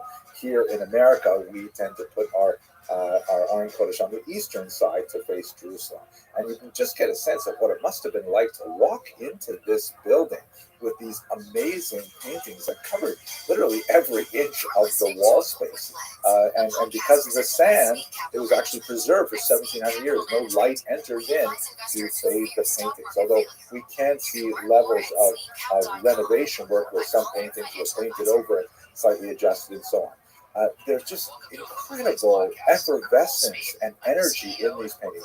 Here's a beautiful scene of the temple, and you can see that the figure third from the top right is clearly labeled in Greek as Aaron the priest, and this amazing mural that shows scenes in the life of Moses, which also indicates, fascinatingly, that the Jews of Dura Europos apparently had no compunction about portraying the images of women's faces. Here's a glorious multi-figure representation of the Jews crossing the Red Sea with Moses shown in several figures. You can notice here, by the way, that the artist clearly has, in some cases, apparently there are two distinct artists that are demonstrated here. One shows very Roman influence, or rather Hellenistic influence, and a lot of the figures are shown in togas, and the other seems to have much more Persian influence, a lot like Persian-type clothing and so on.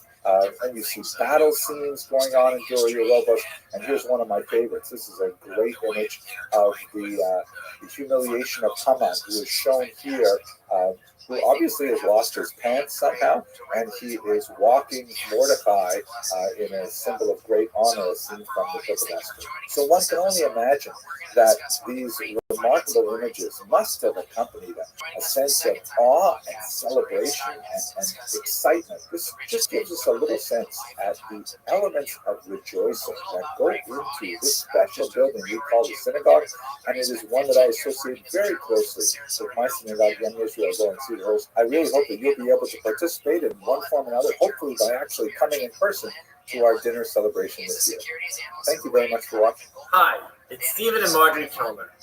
We are so excited to join together for the Yoke Dinner on 2/12/22, honoring two awesome couples, the Abramsons and the Goldbergs. We moved to the neighborhood 25 years ago, and our number one priority was to find a house that was close to a show. We were so fortunate to make Yoke our home. It's an honor and a privilege to join our Yoke family on 2/12/22. Please join us at dinner on 2/12/22.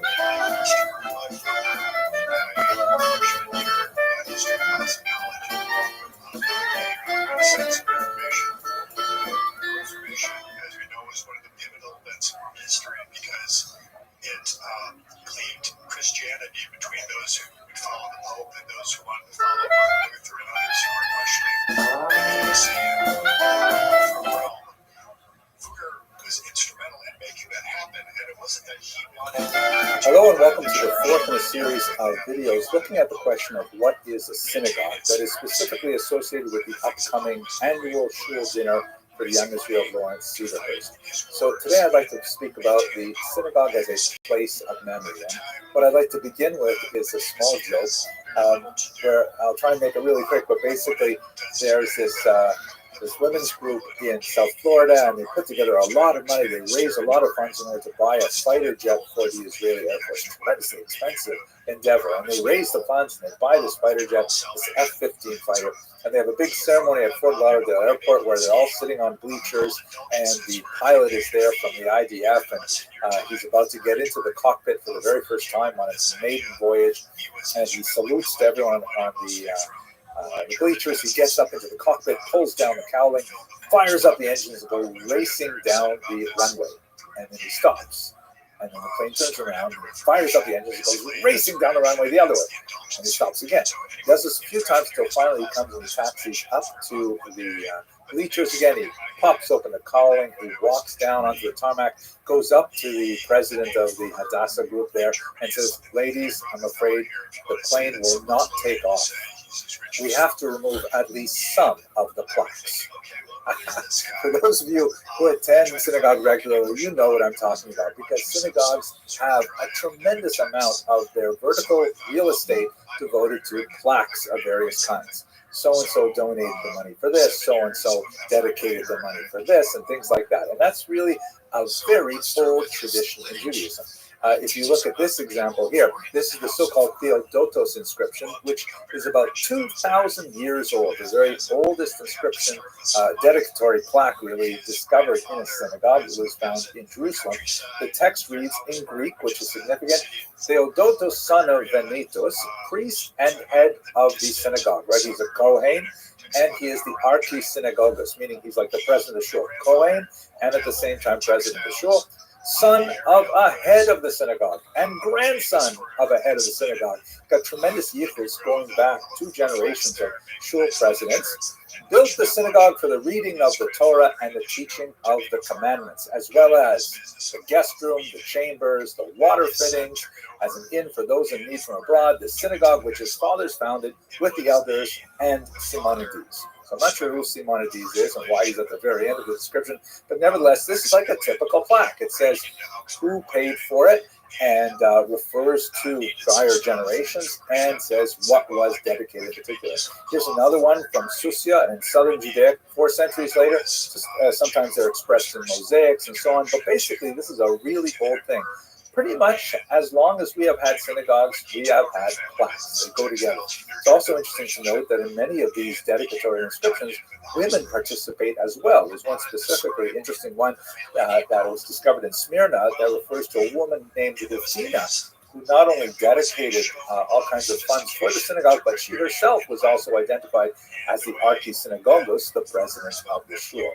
So this is something that goes back a long way. And it has obviously some practical elements, because when people donate money to the synagogue and they get this plaque, it's a way of keeping the synagogue moving, because the synagogue is a human organization.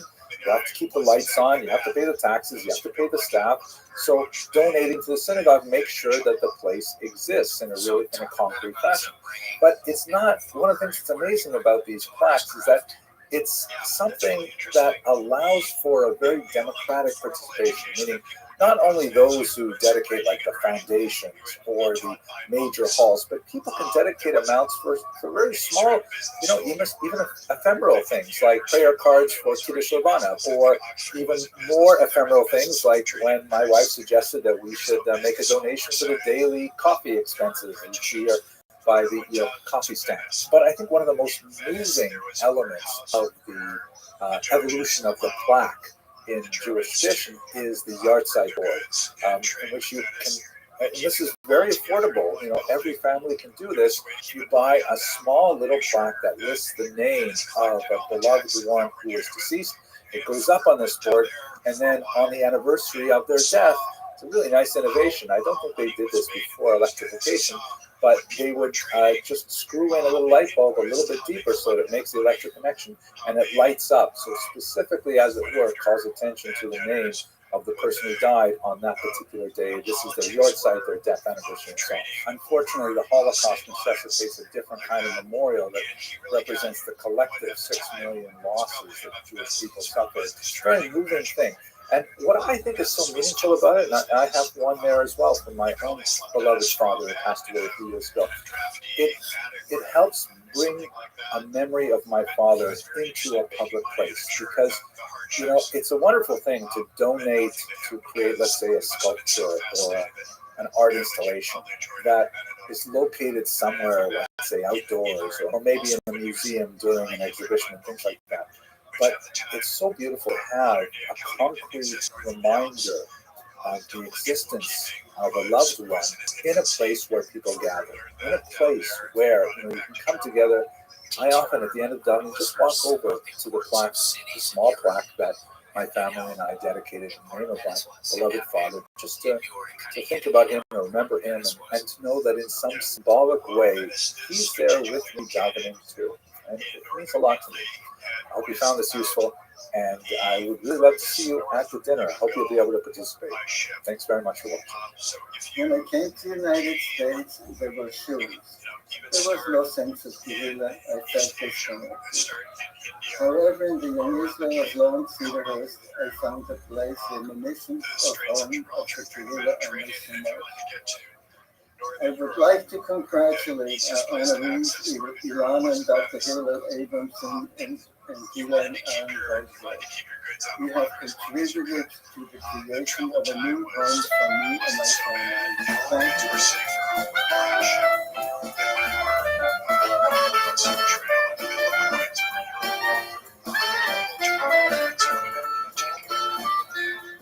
So Venice was right there, very good location. You know, Genoa was tribal, it was on the other side of the Italian peninsula. Well situated. Hello and welcome to the fifth in this series of the What is a Synagogue videos, in which we're talking about different aspects of synagogue life, and I'm preparing these videos in connection with the upcoming annual dinner of my synagogue, Young Israel of Lawrence Cedarhurst, where my wife and I are privileged to serve as the guests of honor at their annual dinner this year. So when I think about synagogues, I think so much about how they are places of rebirth. Right? It's always a bad idea to bet against the resilience of the Jewish people. We see that especially clearly in this very unusual synagogue in Belmonte, Portugal. Now, I got to tell you, this is an amazing synagogue for all kinds of reasons. First of all, we should realize that the Jewish community in Belmonte, Portugal, here you can see where it's located, it's kind of inland Portugal, it's not near any major areas, it's really quite a remote place actually. The Jewish community there was basically destroyed in 1497 with the mass conversion that was engineered by the Portuguese authorities. This is following up on the Spanish Inquisition and the Spanish expulsion, which actually swelled the population of Portugal significantly, and then followed by the Portuguese Inquisition, which is in many ways even worse than the Spanish Inquisition. So what happened was, in some really small remote communities like Belmonte, the Jewish community actually went underground. And they outwardly portrayed themselves as Catholics, but in reality they were crypto-Jews, and they continued to practice what they understood as Judaism in secret for 5 centuries. Now, the reason why I qualify that Judaism is because, it's really impossible to keep all of the traditions, especially the rabbinic traditions and the customs that are widespread throughout Europe, when you're in a tremendous lockdown with no access to books, no access to rabbis, and you're handing things down from generation to generation. It is amazing the degree to which the Jews of Belmonte hung on to their traditions. They were eventually discovered in the early 20th century by this man, Samuel Schwartz, who was a Polish Jew working in the region as an engineer.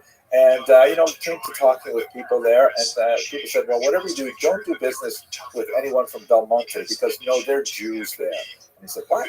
Jews in Portugal? They've been kicked out since 1497, or they've been forcibly converted. How are there any Jews left here? So he went to Belmonte, and at first the Jewish community there was very hesitant to reveal themselves, and they didn't quite trust him. They asked him a lot of really probing, hard questions to see if he really was Jewish. You can imagine the conversation, right? Funny, you don't look Jewish, you don't sound Jewish.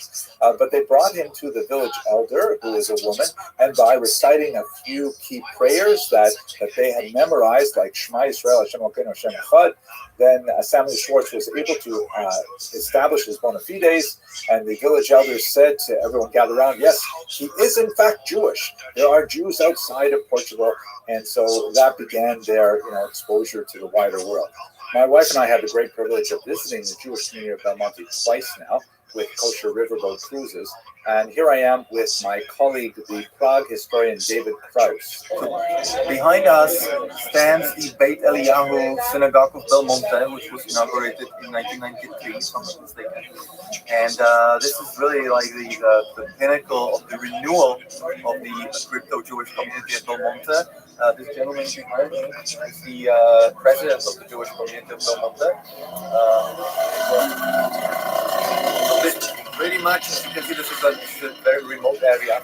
And this is the center of the rebirth of modern Jewish identity. If it wasn't for the 500 years of struggle of the crypto Jews here who kept it alive, and I think this, personally, for me, this is the most fascinating experience. Obviously, this synagogue is a late 20th century addition to the community, but it has a lot of features that are very specifically and subtly designed to allude to the unusual history of the community. First of all, it has, like, you know, a mikveh, of course.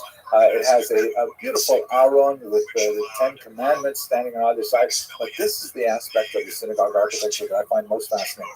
Have a look at this Ner Tamid, the eternal light, which in most synagogues is, you know, it's designed as a tradition to be evocative of the appurtenances of the temple, the actual sanctuary in Jerusalem. In most synagogues today, you'll see that there's some kind of electric light there. Sometimes it's like a little more beautiful, designed to look like a flame, or maybe evoke the burning bush of the book of Exodus.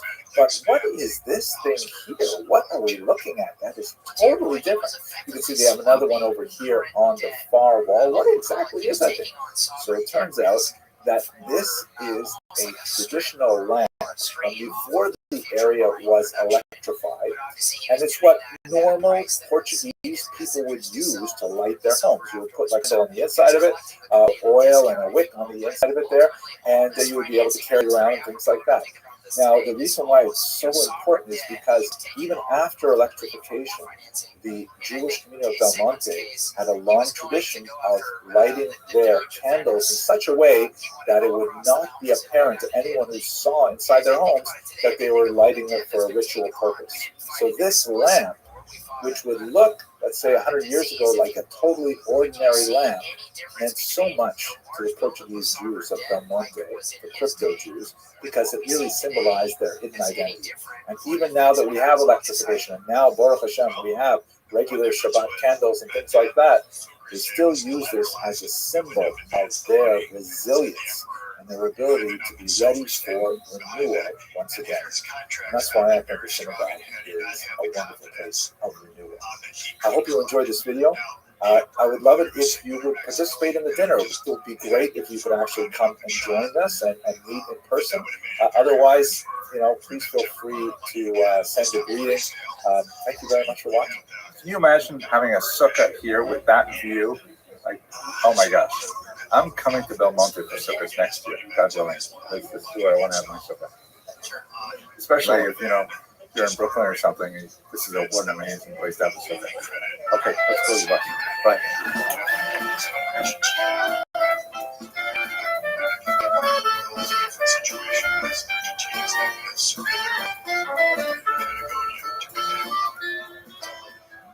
You mentioned how important Frankfurt was from a commercial perspective, and you talked about the Frankfurt Festival.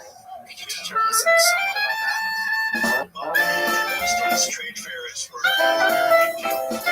Hello and welcome to the 6th video in this series in which I ask the question, what is a synagogue? And these videos are prepared to promote the upcoming annual dinner at my synagogue, the Young Israel of Lawrence Seahurst, where my wife and I are very privileged to serve as the guest of honor. So today I'd like to talk about the synagogue as a place of security. And it's meant kind of in two senses. The first sense of that phrase is a place where one can go in order to feel secure, where one can go in order to pour out one's heart before God, to engage in fellowship with good friends in the community, and, you know, all kinds of very positive things. At the same time, the second meaning of that phrase is a place where you have to have security in order to feel safe. This is something that goes way back in Jewish history, that synagogues, particularly in the diaspora, were places of refuge for Jews from physical attack. Let's recall that Jews were always minorities in the places in which they lived. Jewish communities were attacked from invaders from without. In fact, as we shall see, most of the so-called fortress synagogues were built in connection with architecture designed to protect populations against the Mongols and the Tatars. And by the way, this architecture was used by non-Jewish organizations as well. But also Jews had a special reason to create these fortress synagogues, because there was always the concern of peasant uprisings, of anarchy, which could always affect Jews very negatively, sometimes fueled by anti-Semitic ideologues and so on. During the Crusades in the 11th century, there are actually many episodes in which Jews sought refuge, more or less successfully, in Christian houses of worship. The upper clergy bishops and so on tended to look askance at the rapacious activity of renegade crusaders who chose to attack the local populations of Jews rather than make their way to Jerusalem, where ostensibly the crusade was to be prosecuted. But in the Middle Age, began building these synagogues for themselves. Here, let's look at a few examples. Most of them are in Eastern Europe because of the waves of invaders from the east. Here's a 15th century example from Krakow. This photograph dates from 1929, but if you go on Wikipedia, you'll see it's still there, and you get a sense of the massive walls that enclose this bracelet player. Here is Husiata in Ukraine in the 16th century. Again, not only the big heavy walls, but also like the multiple layers of walls to kind of protect an inner sanctum, quite literally, in the sanctuary. Here in Jokva, fascinating exterior structure that also, had that strange kind of crenellation. In some of these synagogues, you actually have like archers' windows and things like that to protect community. Here is a fascinating reconstruction of the synagogue at Belz, a very important site for Hasidic Jewry, and you can see that on the left, here's the pre-war version of it, and on the right, you can see how it is set up in Jerusalem. Yeah, really interesting. Now, internally, the most important designator of a fortress synagogue style, as it came to be called, is the 9-bay design. You can see in this architectural drawing of a bird's eye view of the Vorstadt synagogue in Lviv or Lvov, which at the time was in Poland, now is in Western Ukraine. And you can see that right in the center, there are 4 pillars which surround the bima. These pillars would go straight to the ceiling to give the building more structural integrity. So that meant that surrounding the bima and including the space within the space that the bima represents, you would have 9 bays. That is a very, very common structural design of the synagogue. Reinforces the halakhic imperative to have the bima in the center of the room, whereas you may have had it off center in other structures, perhaps when Jews lived in somewhat safer climes. And it provides both structural integrity and also a sense of protection, because there is this space within the space right within the very middle of the synagogue. Here's another example looking at it crossways. This is the fortress synagogue of Pinsk, where you can see the bima laterally would be right in the center of the room like that. You also see the kind of crenellations at the top that we observed earlier. Now, these architectural designs tend to exude strength and stability, which is precisely what you want a fortress to do. In the modern era, unfortunately, the need for it is just as acute. Here you can see the exterior door to the synagogue of the small Jewish community of Halle, Germany. You can see on the upper left, there's an arrow pointing at the security camera, and on the right, you can see the arrow pointing to bullet holes that were left in this very solid door that thankfully the Jews inside did not open for their attacker on Yom Kippur 2019, and his attack was foiled, at least in terms of the people who were inside the synagogue. People who were outside did not fare as well. And of course, here in America, we have the same kind of situation where the synagogue was tragically life attack. 2018.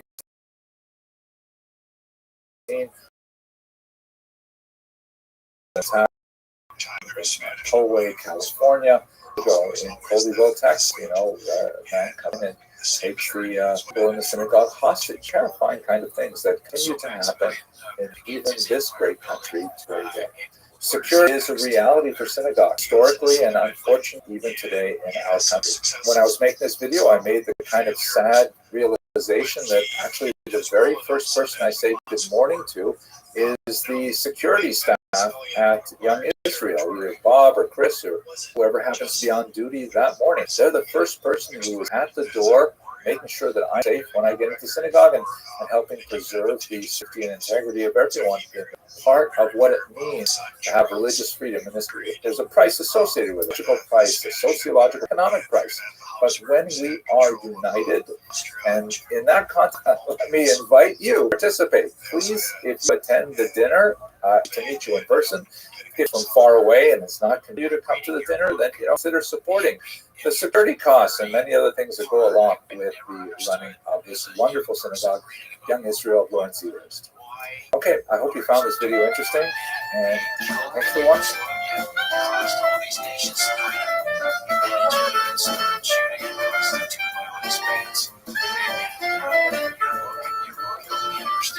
Based on what you just said, that was the connection there. Well, World War II, there were all these alliances, right? So Russia protected Serbia, and Russia was allied with Austria and Germany. So there were these secret alliances, and once it's like NATO, it's the same thing as Hello, fellow students of Jewish history, and welcome to the 7th and final video in this series looking at the question, what is a synagogue? This series is prepared in conjunction with my synagogue, the Young Israel of Lawrence Cedarhurst, and their annual dinner, which is upcoming. Today I'd like to look at the aspect of a synagogue which makes it a central place for community. And to do that, I'd like to take you to the Rhone River in France to look at the medieval synagogue of Carpentras, which I had the privilege of visiting a few years ago. And let's have a look at the exterior, into the interior, and then to remarkable discoveries that were made in the basement. The synagogue is located in the Jewish Carrière, or the Jewish street. One might call it a ghetto, particularly for later times when it was actually sealed. At one point, as many as 2,000 people, something like 15% of the town's population, lived in this tiny space. When applying for badly needed renovations in the 18th century, it was quite a tussle with the local bishop. The bishop insisted that there be two windows, horizontal windows, added to the left and the right of the two vertical windows, such that when Jews actually entered the synagogue, they would be walking directly under the shape of a cross. This is resonant with much of the activity that was going on with forced sermons and conversionary activity at the time. So an interesting feature, when you finish climbing the steps to go into the synagogue proper, there is one tile which is out of place on the floor, which according to the local tradition is a sign that the world is not yet perfect. Humans have a role in perfecting the world, and this is just one indication of the job that lays before them. This beautiful Baroque interior that strikingly contrasts with the very sort of low-profile facade from the outside. And yeah, this is the oldest active synagogue in France and the second oldest active in Europe. There are some remarkable and charming idiosyncrasies, like a miniature chair of Elijah that sits in an alcove on one wall. Hand up there so you can see the scale. Of course. Oh, wow. Look at how tiny it is. Amazing. Another interesting feature of this 18th century Baroque style, the Torah would have been read on the opposite side of the room, and on the second floor. You actually have to go up some stairs to see the original Shulchan. The synagogue administration were so welcoming to us here in Carpentras. And, we were coming from a significant group with Kosher River Cruises. A lot of important people are traveling with us. And so they not only showed us their prized possession, the Sefer Torah with a Sephardic style case, but they even opened up the area behind the Aron to show us all of their antique Sefer Torahs, which were too worn. Some of the letters had faded, no longer could be used for public reading, but they had behind the Aron a dark space which lovingly preserved some very, very old Sefer Torah, centuries old. And they allowed me to go in back. This is incredible.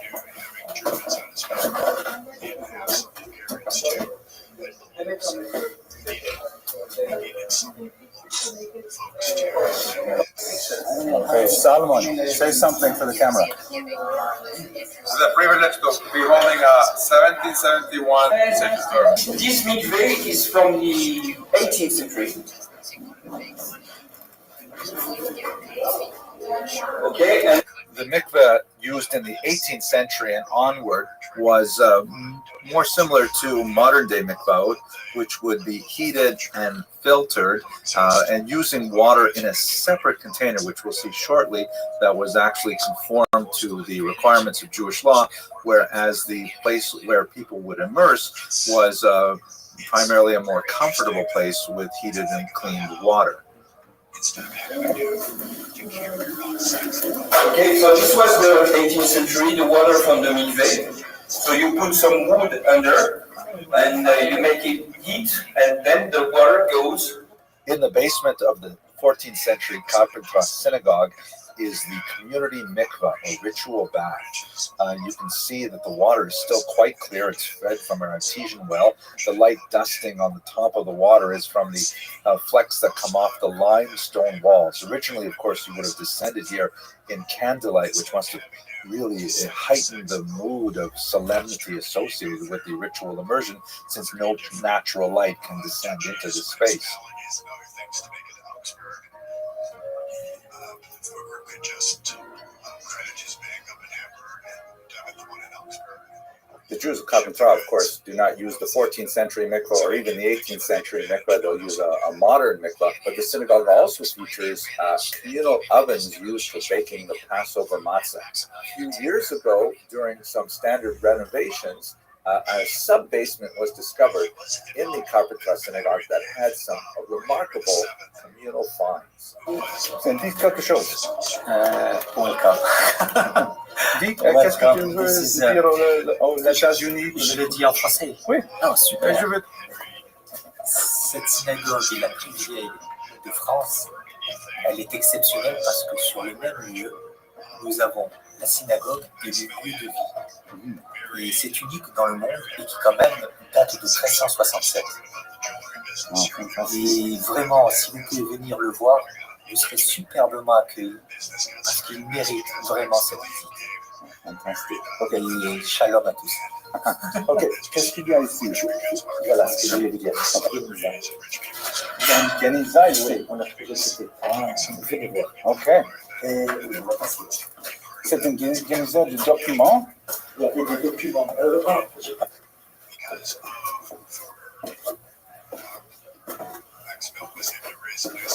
Incroyable. Vraiment incroyable. Vous n'avez pas vu ça ce matin? Non, c'est la première fois. Je suis ravi. Alors ça, qu'est-ce que c'est ça? Ça, c'est des... Normalement, il y a des couloirs qui rejoignaient les habitations. Il y a des couloirs ici, à toutes les maisons. Il y avait des couloirs partout où on rejoignait les habitations, les immeubles à côté.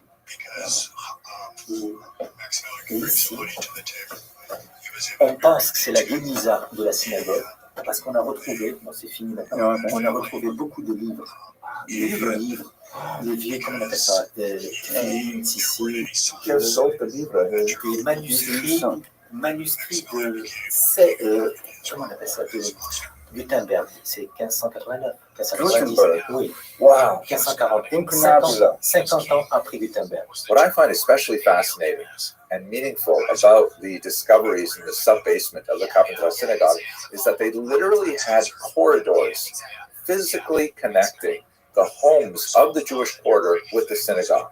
That the Jews wanted, perhaps for security reasons, a direct and immediate and secure access to the synagogue from their homes, which indicates just how important it is that we are connected to our synagogues today.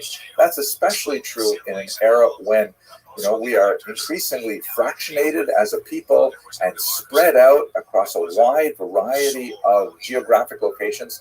It's true that we have this remarkable ability to connect now with the internet, something truly unprecedented since the Gutenberg era, but we cannot rely on this virtual connection to replace the actual connection of being physically together with other people in synagogue. So I hope that this short series has been meaningful for you. If you are able to make it physically to the dinner, then I would love to meet you in person. And if our geographic distances are too wide to make that possible, perhaps you'll consider supporting either our synagogue, which I would certainly love, or your own synagogue, so that we can increase the participation of Jews in this wonderful institution. Thank you very much for sticking with me through this series, and I hope you have a fantastic day.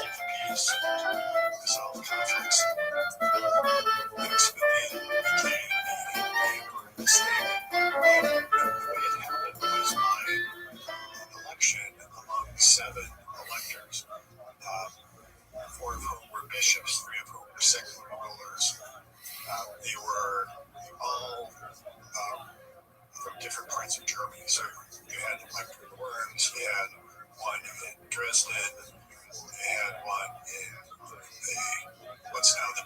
Republic, but it was German in those days.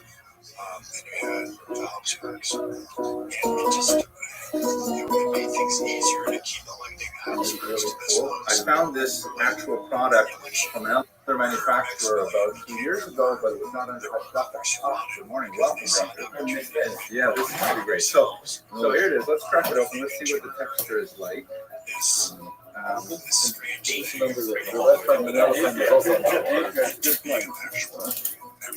Here we go. So now we have some rum de dation. The other question is if it's good in the jar, you know, it's like when this jar gets over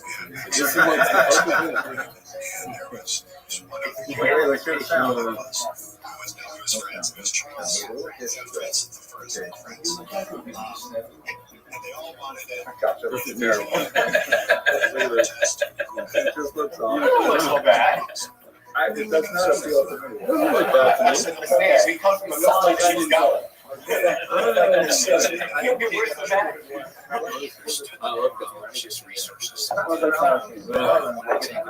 Are you the doctor I'm standing by? We have multiple.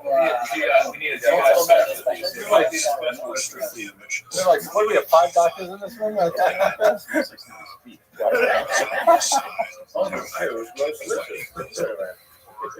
Where's the moldy bread? It came late. We saw the moldy bread. Too early. Also, I'm not entirely. Not the worst thing I just know. I'm not entirely sure that the recipe for kutak described in the Gemara is always the same recipe. There could be several different versions. In Psachim, they have a hummus fish recipe. It's like, oh, the rabbi is here. He's the first one to fix Rabbi, have a seat. We're hoping that you'll be mahana us with just a quick word. No one's tasted it yet. No one has the credit. We're seeing. Just a word of thought, actually. Some guy, I was discussing with Carissa, which he quoted from the name of Rabbi Nata Greenblatt. So the Gemara says in the Dorim, look at these crazy Babylonians, they're eating bread with bread because this is really an extension of bread. So Nata Greenblatt, because that's in the year of his Yortzak now, says, of Memphis, says that, you know what I mean? He says, like, ask an average person, why is it that you work so hard? He says, you know, trying to earn money. He says, why do you need earn money? He says, I can live. He says, why do you live? So I can go on vacation. Why do you go on vacation? So I can work. I can really to work. So he says, honey, buddy, take shine. What fools the people who are after Nama Banama, that they eat bread in order to eat bread. Right? And then so Kotak is meant to remind us that to be a foolish Babylonian, to spend the time on the rat ring, and carry on going, just in order to be able to eat again. So that every time you see Kotak and are reminded of that, you're reminded of that statement is why we stop, why we do what we do. Anyways, besides the passing out for eating again. Okay, let's try this. This is from Oats if you want to wash. I also have tam-tams, which in Persia they don't wash on. All right, here we go. So let's see what texture is like. What if I like kind of like bang it? It's like the old science ketchup. Should you stick your fingers in it? Or make a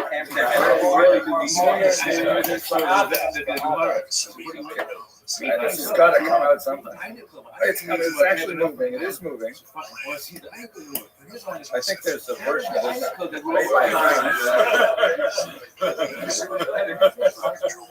I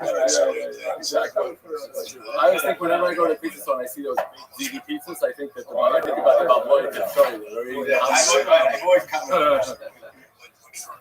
Okay, good. I think that's enough. I think it's going to be enough. I think it's fine. Let's not overdo that. I think it's fine. Just that little. Look at it. It's just. Good. Okay. All right. Here we go. Is this the refrigerator opening? It's very good if you add it to. Okay. I would like to take this opportunity to Well, I'm going to make a Mazonas on this, but I would like to give this opportunity, I think, to the Nagi Shir, Goldman. And wait, we got to make sure we really get the hot tier Shasa. No, you're going there. Baruch atah Adonai Eloheinu Haolam, Borei minei mizonah. Amen.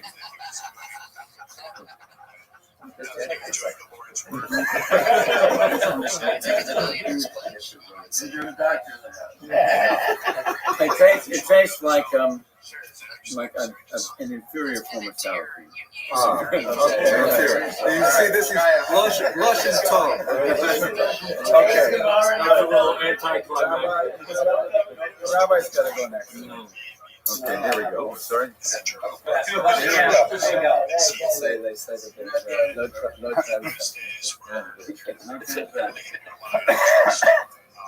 much more than you do today. Amen. You have contracts, you have rule of law. Trust was a big deal in those days.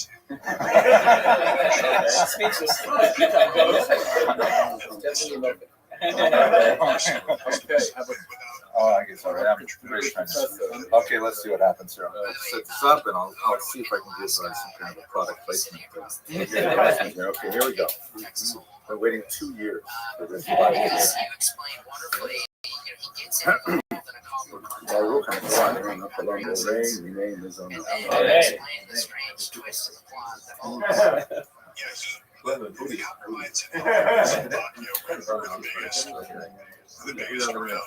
You know, I like it. Faintly nutty taste, I think. Oh, it's not bad. That's good, Dr. Hoover. Not bad. Amen. Not bad. It goes well with rye and the jerky. I think this is just I'm gonna have this on a lobster, by the way. I think it's better fresh. I think Yes, Schwartz is becoming much better than jerky. You were in the neighborhood. It's just before you start. I don't think we stir well. I don't think we stir at all. It does say keep refrigerator. Salad wouldn't be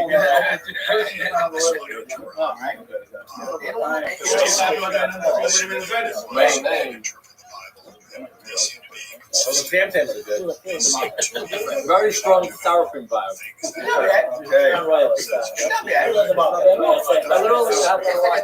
You know what? This would go really well. You know, I think this is why people would do like a, if you were putting this on,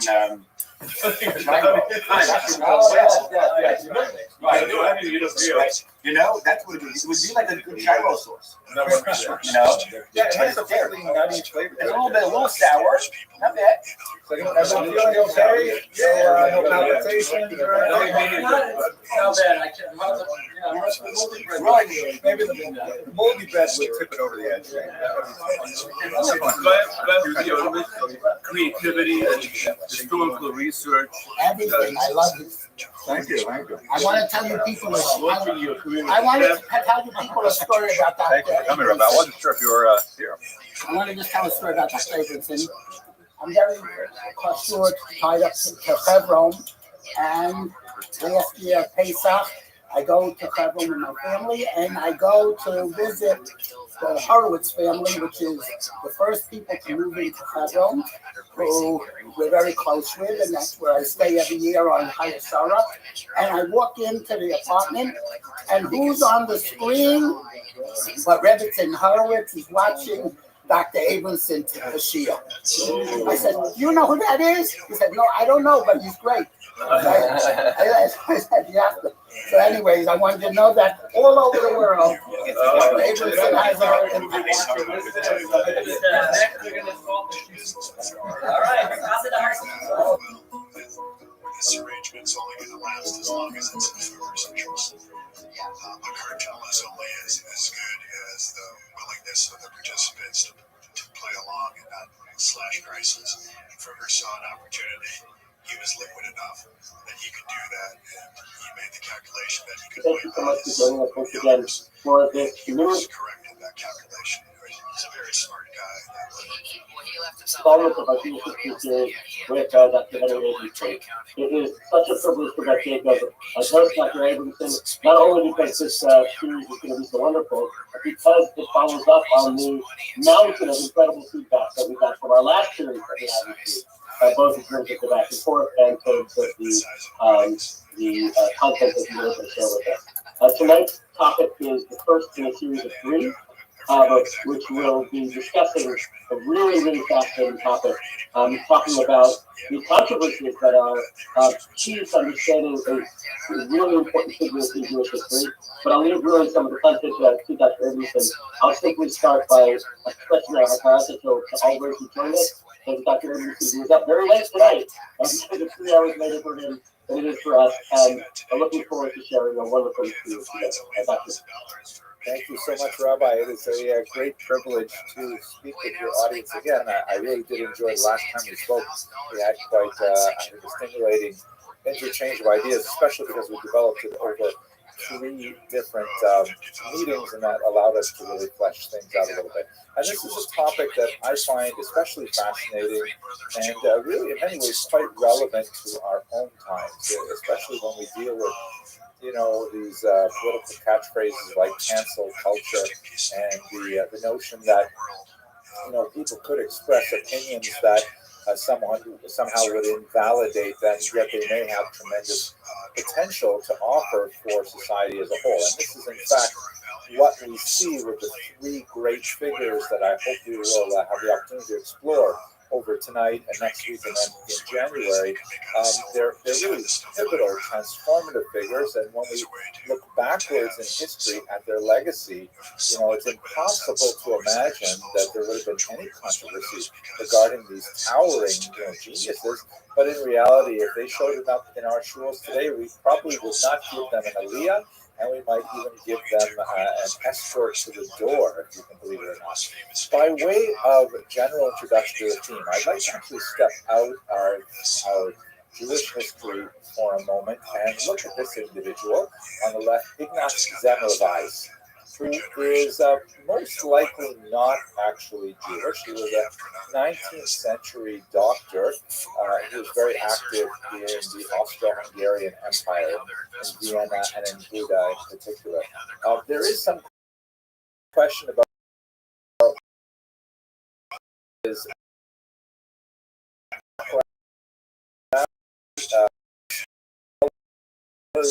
I think he was ethnically German, living in Hungarian territory, but it's not at all impossible. Converts to Christianity, very common in the 19th century, among educated when he was in his 30s. Now, he's an unusual figure because he worked as a medical doctor, as I mentioned, in obstetrics in particular, and he was especially charitably minded. He worked in some of the new clinics that had been established specifically for poor women who were having street births, meaning they would just, find any place to give birth without any medical attention, typically unwed.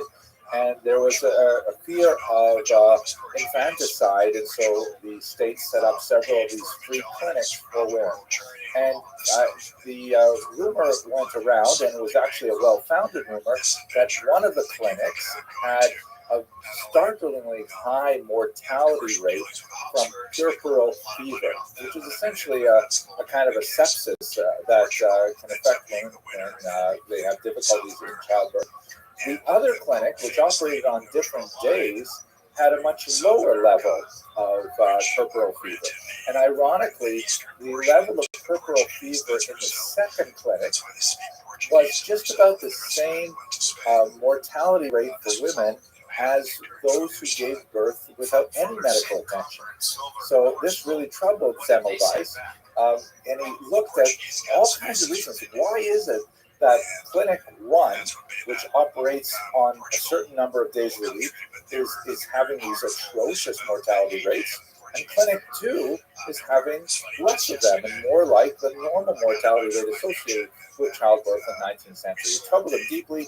He looked at all kinds of variables trying to figure out what was going on.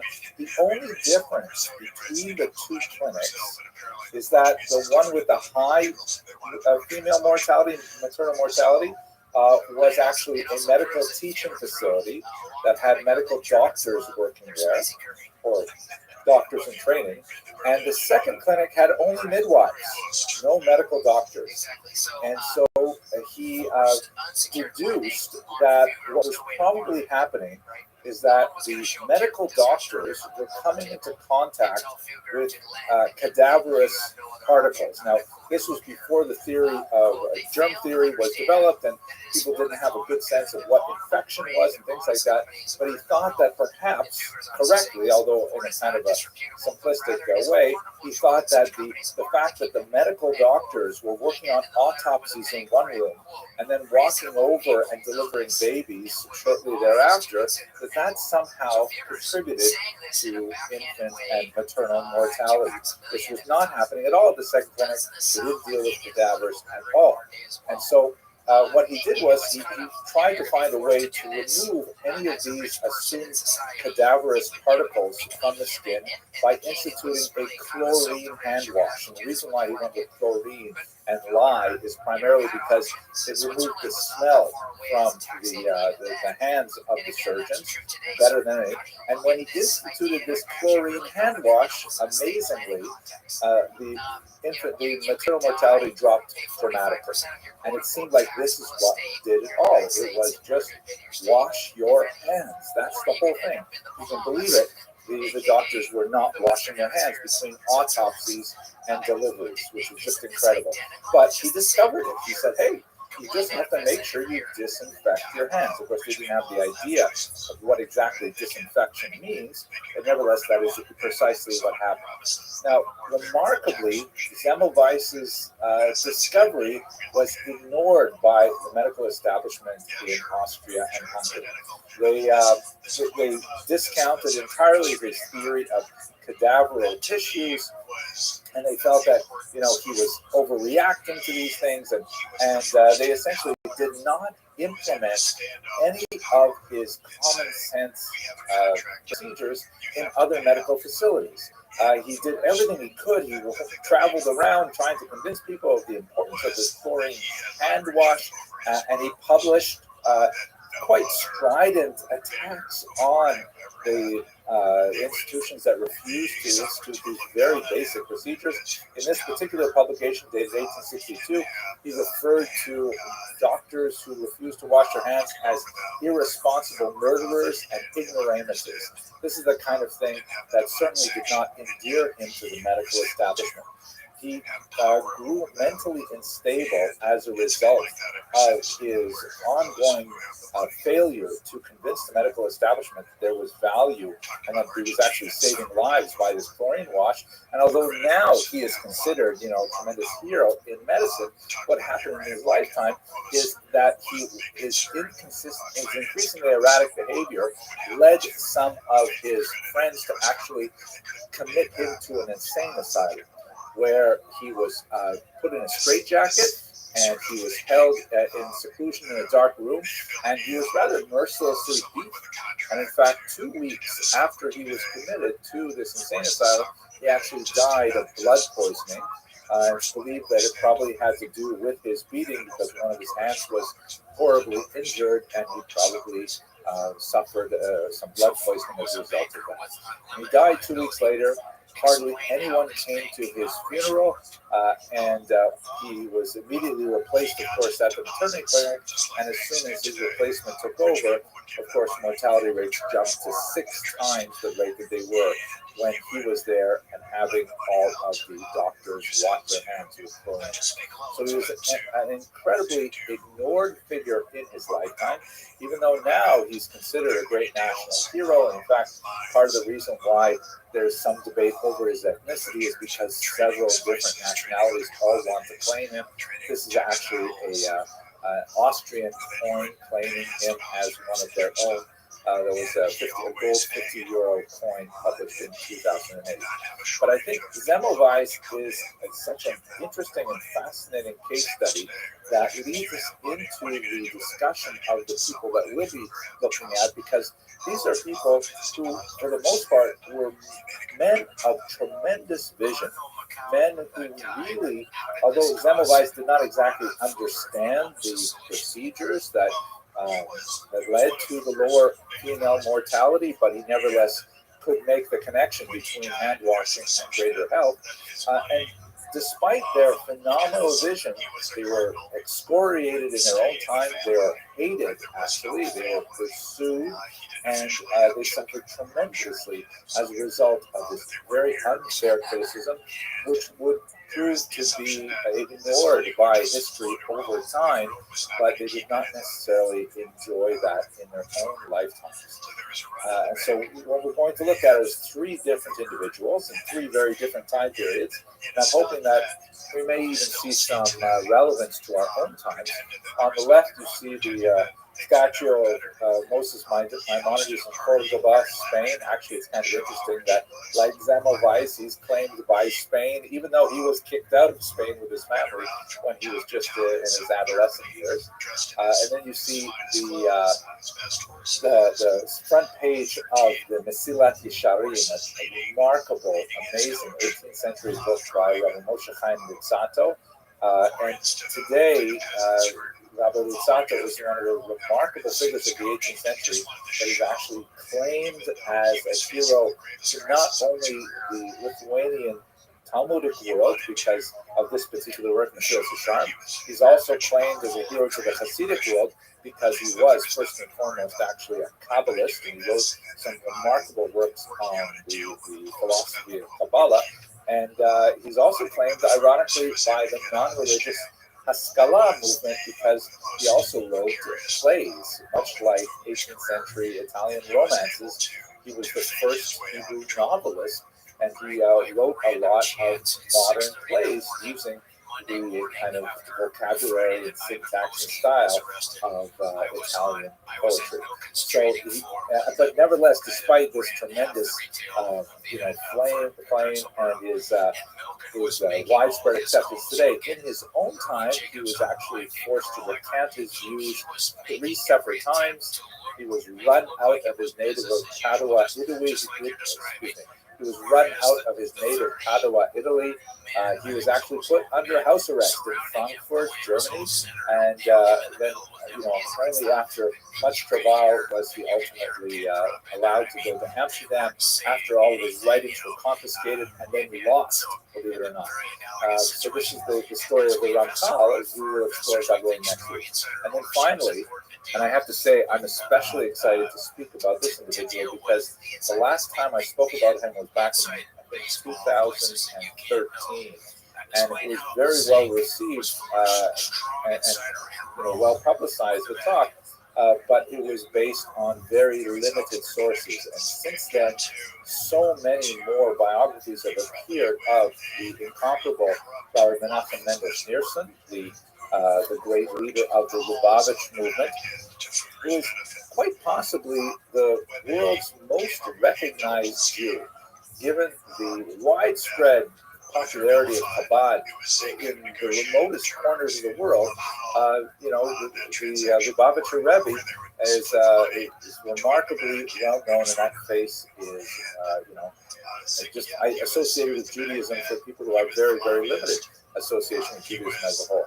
He was actually quite a brilliant individual, and he was the CEO of a massive volunteer network to which people devoted their lives, and ironically, which has grown exponentially even after his passing, which is amazing that an organization can have no official salary, no official revenue stream, and still nevertheless grow with people devoting their lives to his thoughts. So we'll look at the Rebbe as he is known in January. So these are the 3 figures. Oh, and by the way, the Rebbe, of course, endured tremendous criticism because towards the end of his life, after he had a tragic stroke and was unable to communicate effectively, there was a widespread movement among his followers that actually continued after his passing, that argued that he was in fact the Mashiach, that he was in fact the Messiah, and we'll explore that controversy, which really created a huge amount of negative feedback at the same time, which unfortunately obscured some of his phenomenal achievements to otherwise, interested Jews who would have liked to have heard what exactly he had to offer them philosophically and so on. So those are the three figures that we'll be looking at over the course of these 3 weeks. And I think at this point, we should get straight to the Rambam. This is my favorite version of the iconic representation of the Rambam. We, of course, have no idea what actually looked like. This kind of determined, sort of dignified looking individual is the one that we've seen in many publications since the 19th century. He's actually a bust of him, kind of like a bas relief, is on the wall of Congress as well, as one of the great leaders of philosophy. Behind him, you do actually see his signature because a lot of his manuscripts, original autographed manuscripts, were actually recovered from the Cairo in Giza, where he lived and worked, and quite a few of his documents survive. There was a saying that from Moses to Moses, there was no one like Moses.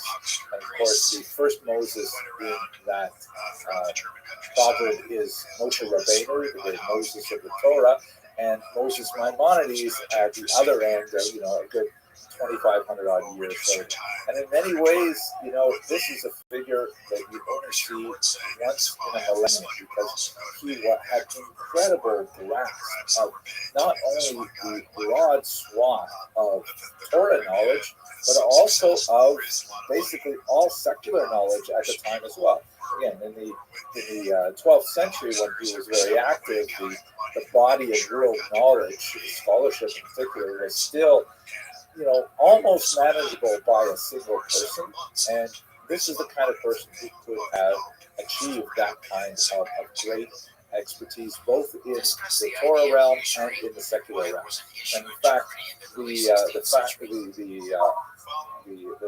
reality that he was someone who was able to excel both religiously and in a secular vein is one of the reasons why he became such a hero in the 19th century to the Haskalah, the Jewish Enlightenment movement, because they saw in him the sort of antidote to the inward-looking, highly insular Eastern European ghetto Jew, who was deeply wrapped up in the texts of the Talmud and the Kabbalah and so on, but really could not negotiate the outside world, couldn't, speak the vernacular appropriately, certainly didn't have higher education at the university level outside of the yeshiva. The Rambam, which is the acronym of his full name and title, Rabbi Moses ben Maimon, the son of Maimon, the Rambam exemplified that kind of, you can do it all. You can be highly proficient as a religious Jew and highly proficient and a public thought leader in fields outside of Judaism as well. So many schools were not coincidentally, not uncoincidentally named after Maimonides, the Maimonides School in Boston, for example, because he exemplified that kind of you should have it all kind of sensibility. His major centers of activity were Spain as a youth. I'll show you a little bit of his map of his travels in a moment, but most of his life and work was conducted in Egypt. So it's a little bit unfair for Spain to claim him as one of their own because, as I mentioned, he was actually exited from Spain in his youth. He is paradigmatic of this ultimate Jew, of course, as a medical doctor, which is one of the most traditional fields for Jews to exist in. But at the same time, he was highly exceptional. He was unusually creative and intellectually very bold. He was prepared to suggest audaciously large and innovative intellectual approaches to some of the great problems of Judaism, as I hope to demonstrate shortly. Here's a map showing you his basic travels. His family was in southern Spain, which was dominated by the Muslims, and actually for about 200 years prior to his departure, it was really a golden era for Jews in the Iberian Peninsula. But at the very end of it, in the 12th century, among the things that happened is that Muslim tribes from North Africa penetrated into this already Muslim-held territory in southern Spain, and they were quite a bit more radical and much more fanatical about their adherence to Islamic theology in a much more strict vein. So, for example, the commonplace drinking parties that involved alcohol were to be highly excoriated, and the Almohads and the Almohades were the groups that came up. They couldn't believe that the Muslim rulers were actually having drinking parties with Jews and with Christians. And so they really cracked down with a far harsher vision of Islam that had existed hitherto in Cordoba. And so the Maimonides family, despite the fact that they were very well established in the south of Spain, and they had generations upon generations of dayanim, of judges, Jewish judges who would serve there, Maimonides' father, Maimon, decided to take the family out of it. And they fled Spain. There's some interesting later historiography that suggests that they may have even faked a conversion to Islam, although the specific reference to that is highly suspect. But nevertheless, they made their way out of Spain and across the coast of North Africa. Maimonides at the time was about 12 or 13 years old, and when they got to Tunisia in particular, that's where he embarked on his medical education.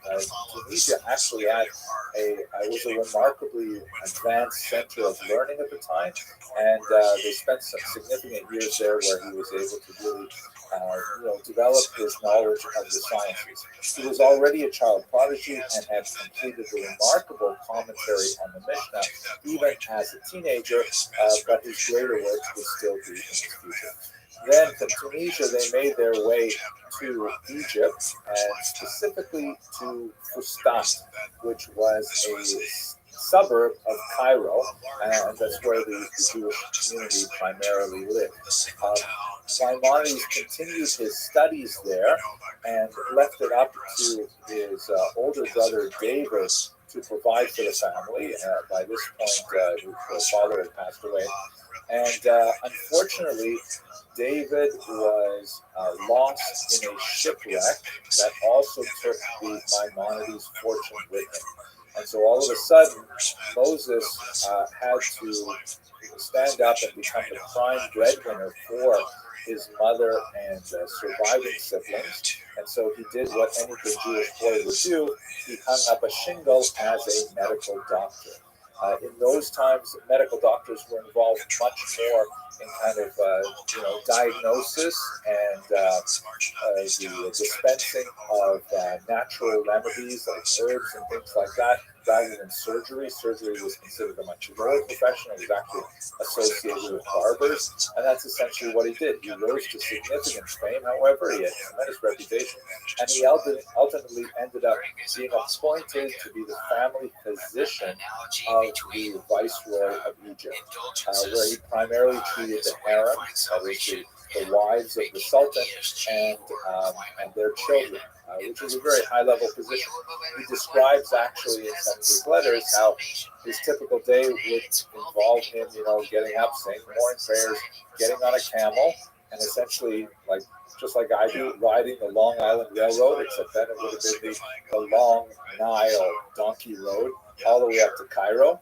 He would spend the day in Cairo treating all of the harem and their children and so on, and then he would come back late at night. He only ate one meal a day, and after his meal was over, then he was besieged by people in Fustat who all came to him for legal halakhic advice and direction and so on.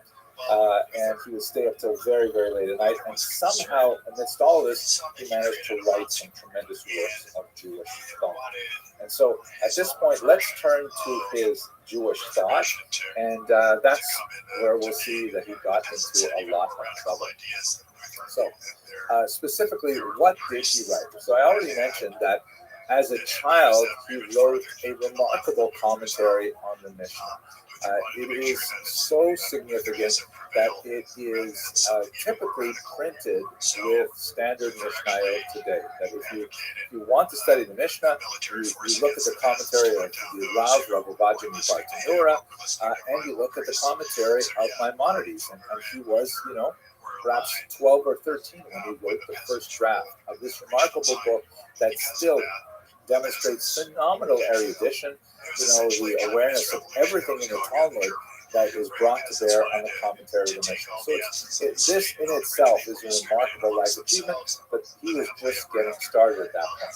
He was also, as I mentioned earlier, incredibly proficient as a medical expert, and he published widely. He wrote treatises, which are still available today, in Arabic. The Mishnah commentary was written in Hebrew.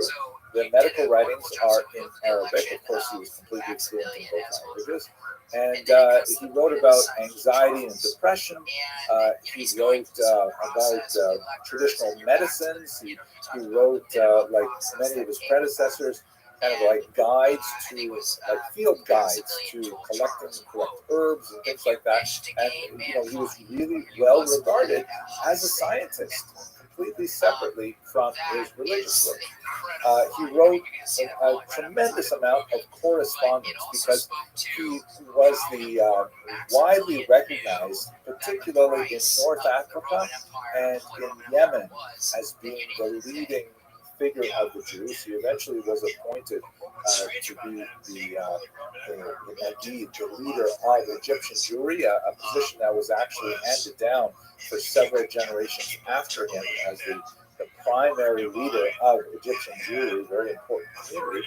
And so many communities and individuals directed their problems to him, and he left behind a massive correspondence that portrayed tremendous sensitivity to individual concerns, and often gave very insightful advice, and often very courageous and heroic advice. Sometimes it's really, you can see the personality of Maimonides coming out in the letters, perhaps more than anywhere else.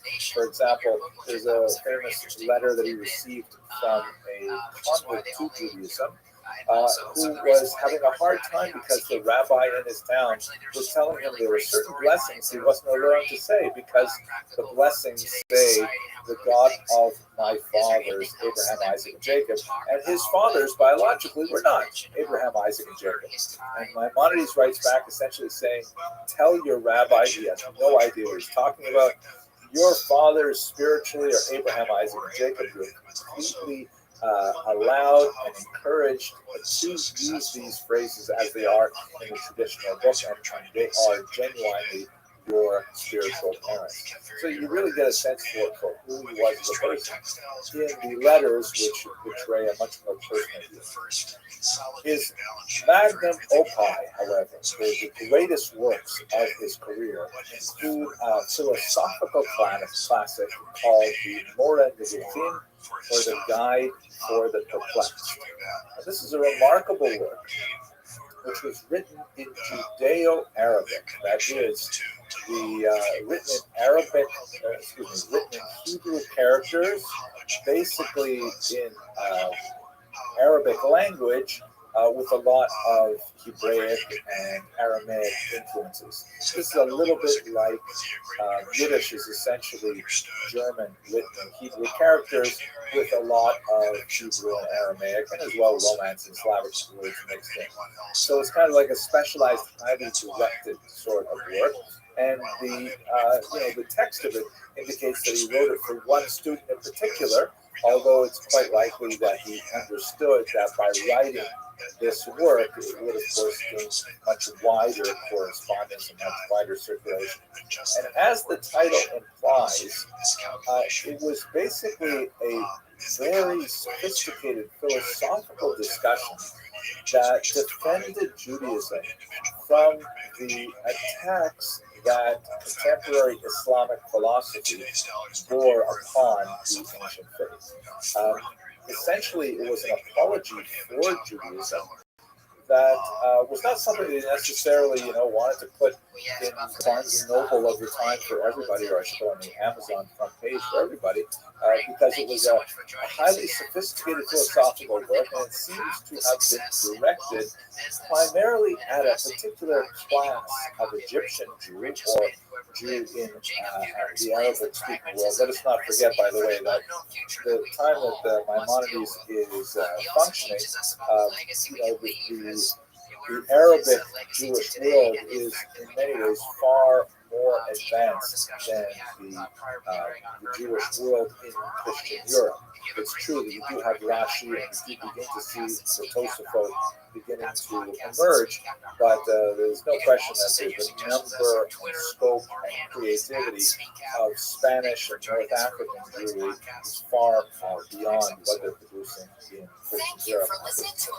So he's writing to like the kind of intellectual elite of the Egyptian Jewish community, saying, don't be overwhelmed by Aristotelian philosophy as it's expressed by the Arabs. Judaism has far more to offer you. And because he was incidentally very well versed in Greek philosophy, and in particular that of Aristotle, he would argue that Judaism and Aristotle are far closer than Islam and Aristotle. Aristotle, of course, was seen as the greatest of the philosophers of his day, and so the idea of a concordance between Jewish thought and Aristotelian thought was considered a very valuable desideratum. So this was a book essentially, if you can imagine in contemporary terms, it's kind of like a book for, from students who finish day school and then they head off to secular college and they're kind of overwhelmed by the philosophies that they encounter there, and they say, oh my gosh, I lived in such a small kind of like insular world in my little modern Orthodox shtetl, and Maimonides came to write the letter saying, yeah, don't worry, we've still got it all over these other ideologies. Let me explain it to you, as it were. That's essentially what the Guide for the Perplexed is all about. Second, and an incredibly important work that he was involved in is this massive thing called the Mishnah Torah. And both of these works together will perhaps what got into trouble more than anything else, and I'll explain why that is in just a second. The Mishnah Torah, unlike the Guide for the Perplexed, which was written in Judeo-Arabic with a ton of philosophical terminology and lots of references to Aristotle and lots of references to other Greek philosophers and so on, which, by the way, went on to have a huge influence on Christian thinkers like St. Thomas Aquinas and others. Maimonides was regarded as one of the great formative foundations of the scholastic movement. The Mishnah Torah was written in a very simple Hebrew. It's basically middle school level, like if you have a bright 7th grader, they'll be able to translate the Mishnah Torah without too much difficulty. And as the title implies, it was a repetition of the Torah. What does that mean? We should understand that Jewish halakha, in particular, Jewish law, the guidelines for Jewish practice, are so complex and they are nowhere organized in a central place. That is, if you want to know the laws of the Sabbath, for example, so you'll find a few tiny scattered references in the Torah itself. You'll find one tractate in the Mishnah that is amplified upon in the Talmud, but it is the nature of the Mishnah, and especially the Talmud, to make tangents almost as important as the core material. So what that means is, if you have 150 odd pages of Tractate Shabbat, you can be sure that at least 40 or 50 pages are not talking about Shabbat at all. And so where are those other 40 or 50 pages? They're scattered in other tractates. You'll find stuff in Tractate Eruvin, that's a huge part of Tractate Shabbat's importance. You'll find it scattered in Sanhedrin, you'll find it scattered in Kulin. So the only way you can really know the laws of Shabbat, which are vitally important once every 7 days, is you literally have to know the entire Talmud. And that's a massive document, incredibly huge. So what Maimonides did is he said, listen, this is really complicated, so I'm going to make it simple for everybody. I'm going to start from the very beginning, and I'm going to discuss the entire Torah, all of the halachot from the Torah, the Mishnah, the Talmud, everything, and I'm going to put it in an organized fashion, basically Greek style, with, a chapter that's devoted entirely, or a book that's devoted entirely to Shabbat, and all of the Shabbat laws will be right there, and they'll be organized by chapters and organized by a number of headers, which is a very Arabic style of writing. And all you need to understand Judaism and to practice it, he said, is the Torah itself, the first 5 books of Moses, and my massive compendium, the Mishnah Torah, the repetition of the Torah. And it was brilliant. It is absolutely phenomenal. It is so easy to read in a very lucid, clear Hebrew, although it's often deceptive in its simplicity. It's fascinating that you can spend very, very high-level discussions looking at the Mishnah Torah and trying to figure out why he phrased it this way and not another way, and you'll discover incredible depths of wisdom in it. I know I spent, when I went to yeshiva, and I was in one of the higher level classes, and my Shabbos and I, we would work on the Talmud all 5 days a week, and then on Fridays we were assigned a section from Mishnah Torah that was dealt with the Talmud. But after dealing with the arcane and convoluted arguments of the Talmud, we thought the Mishnah Torah was so clear and easy. We know this. Are we really going to spend 3 hours talking about this? But then when we got to the Shir and it was offered by Rav Mendel Weinbach himself, he completely devastated our understanding of the sophistication of the Rambam and explained how we had missed it, like there was a massive supersonic train going past our heads, and we were totally, were completely oblivious to what was really going on in the text, even though we had a superficial understanding.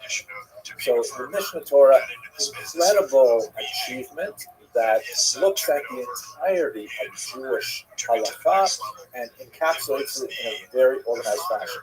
And moreover, although this was one of the very first codes of Jewish law that tried to put everything within that organized fashion, and it was later imitated by the Torah and by the Shulchan Aruch and modern codes like the Mishnah Brura, all of those later codes did not have the same ambitious scope, meaning they only dealt with those laws that are directly pertinent to post-temple Judaism.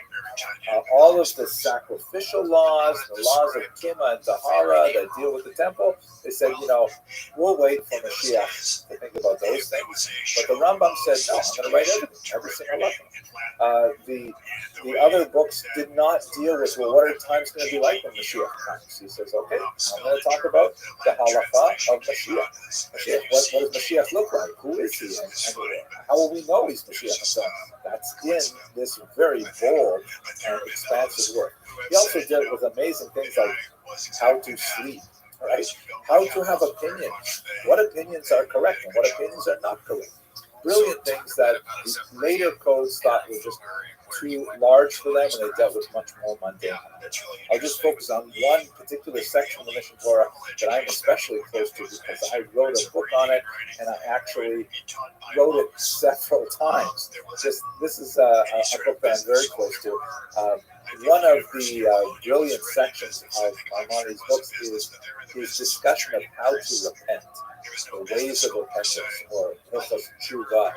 And so I got into this habit of about 12 or 13 years ago, but I would always review this particular section of the hilchos tshuva in the month before Rosh Hashanah when it's traditionally studied. And then I ended up translating it to English as part of my personal learning. I shared it with some people and they liked it, and that kind of grew. So I ended up self-publishing it because I was experimenting with that unusual way of getting ideas out. And ever since then, I have reviewed my own commentary every year and republished it. Just like, we work on ourselves every year and we try to improve ourselves. I go back to this particular book, which is now in its 9th edition, and I have so much fun with this. Look, it actually has 8 ratings up there. I got a 4.5. So I'm very close to this book. I feel very, very warm towards it. Now, I've given you like this tremendous biography of Antonius and things like that. Who could possibly disagree with the great Rambam? Why would there be controversy about it? It was a very intense controversy, and it was especially harsh, not in those regions where he had developed a personal reputation, like in North Africa and in Yemen, and even in Spain, where he had a large following, but in Christian Europe, where Jews did not read Arabic.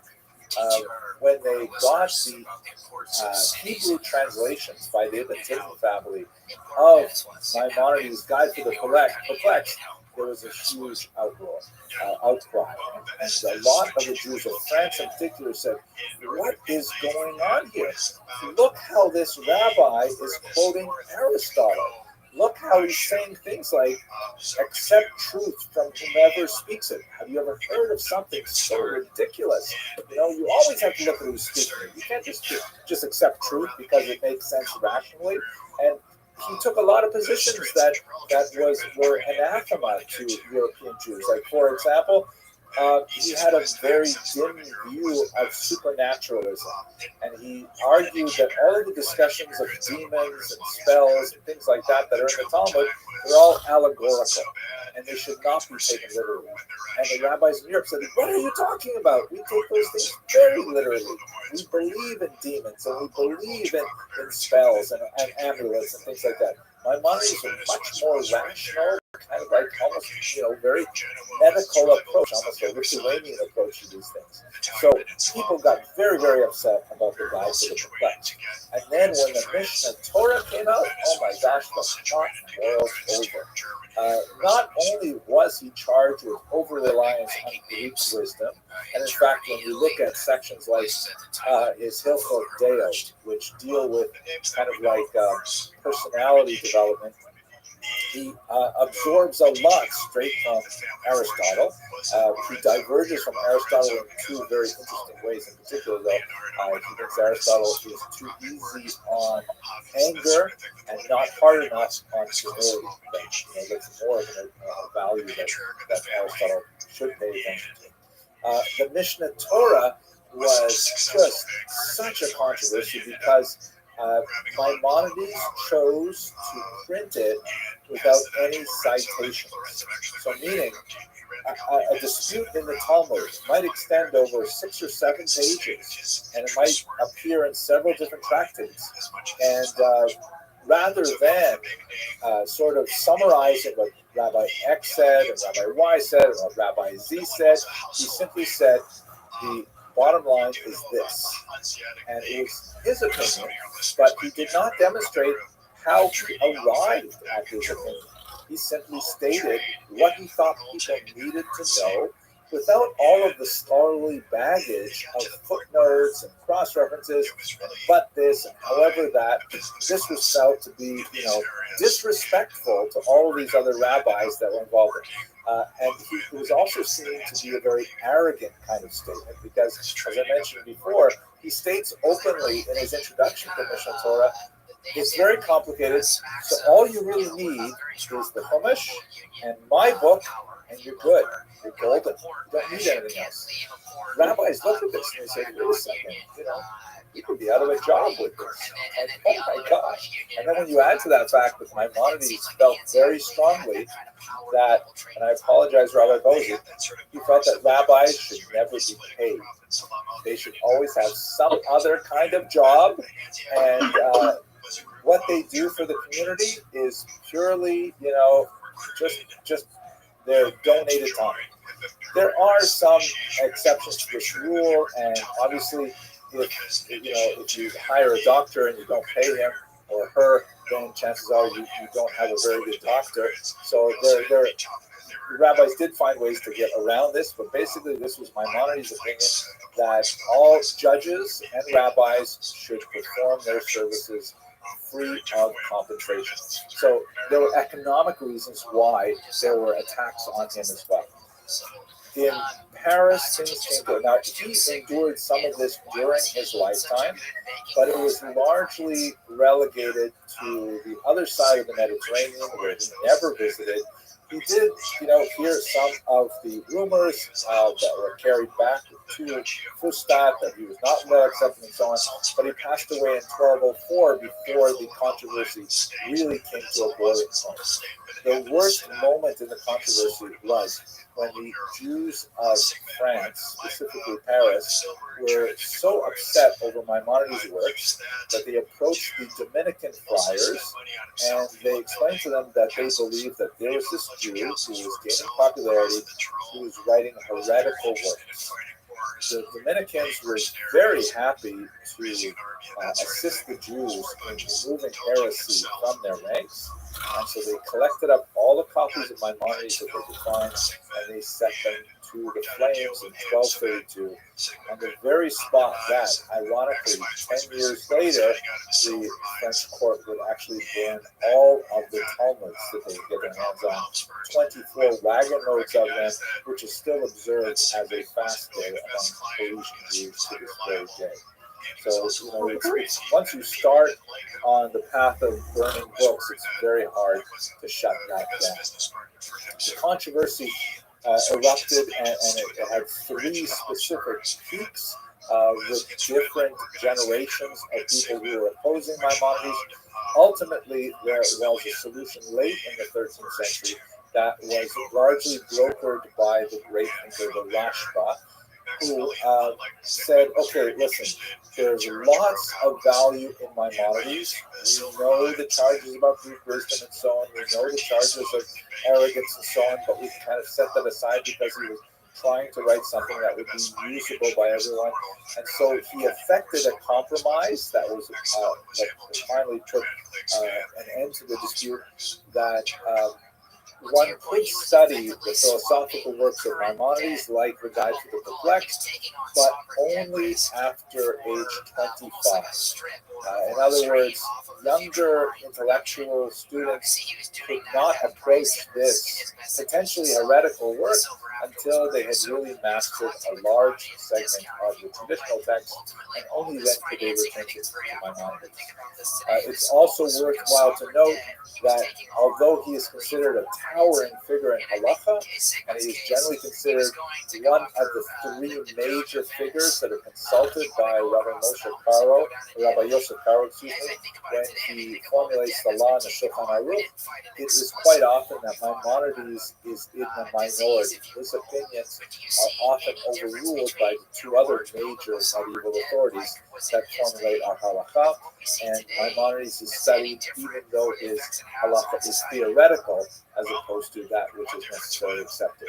But his philosophical work and his generosity of spirit to far-flung communities, his secular knowledge, these are all things that made him phenomenally important and a figure that strides proudly over the centuries of Jewish history. Okay, I talked a blue streak there for about 40 minutes, 45 minutes. I want to thank you for your attention and your endurance. And I'm going to stop sharing the screen, and I think we can take some questions. With confidence that he could get his money back. So it's more like money against a home, more than just borrowing against the credit of the sovereign. Yeah. So in Argentina, right? You might not get paid back. It's a different situation because Argentina is not going to surrender Patagonia to repay a loan. You mentioned Eric, it was so wonderful to see everyone, and thank you so much for joining us. It's the second installment of the wonderful lecture series, and second installment of our second lecture series with Dr. Henry Abramson. The first one that we got on our own phenomenal feedback, and thank you so much. We're starting us off with the fascinating look at the broader picture that gives a really insight into the Rambam. And we're moving on to our next topic tonight. I want to just remind everyone that we appreciate Dr. Abrahamson's time, and we're lucky to have a third presentation, but it's not going to be on a Monday. So we're going to be taking a little bit of a break for the end of year vacation that are coming up for many people. And so the next installment will be on the 6th of January. At the same time as the Thursday evening. With that, I will pass the baton and look forward to listening and learning from Dr.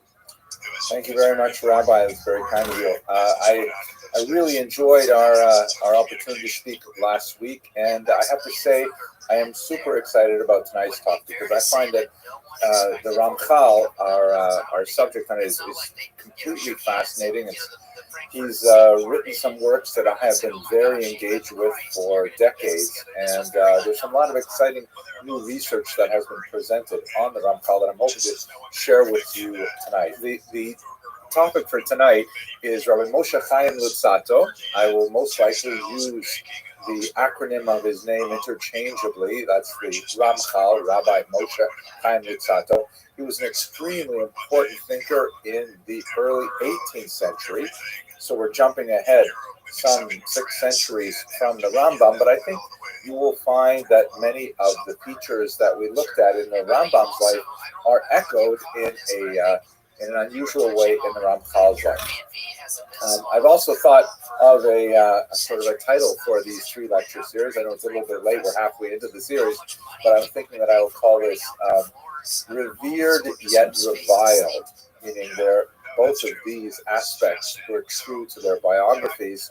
The Rambam, the Ramchal, and when we get together in January, God willing, to speak about the Rebbe, all 3 figures were of towering stature and tremendous impact and huge influence on the Jewish world. But at the same time, during their lifetimes in particular, they suffered some phenomenal controversy and bitter, withering criticism.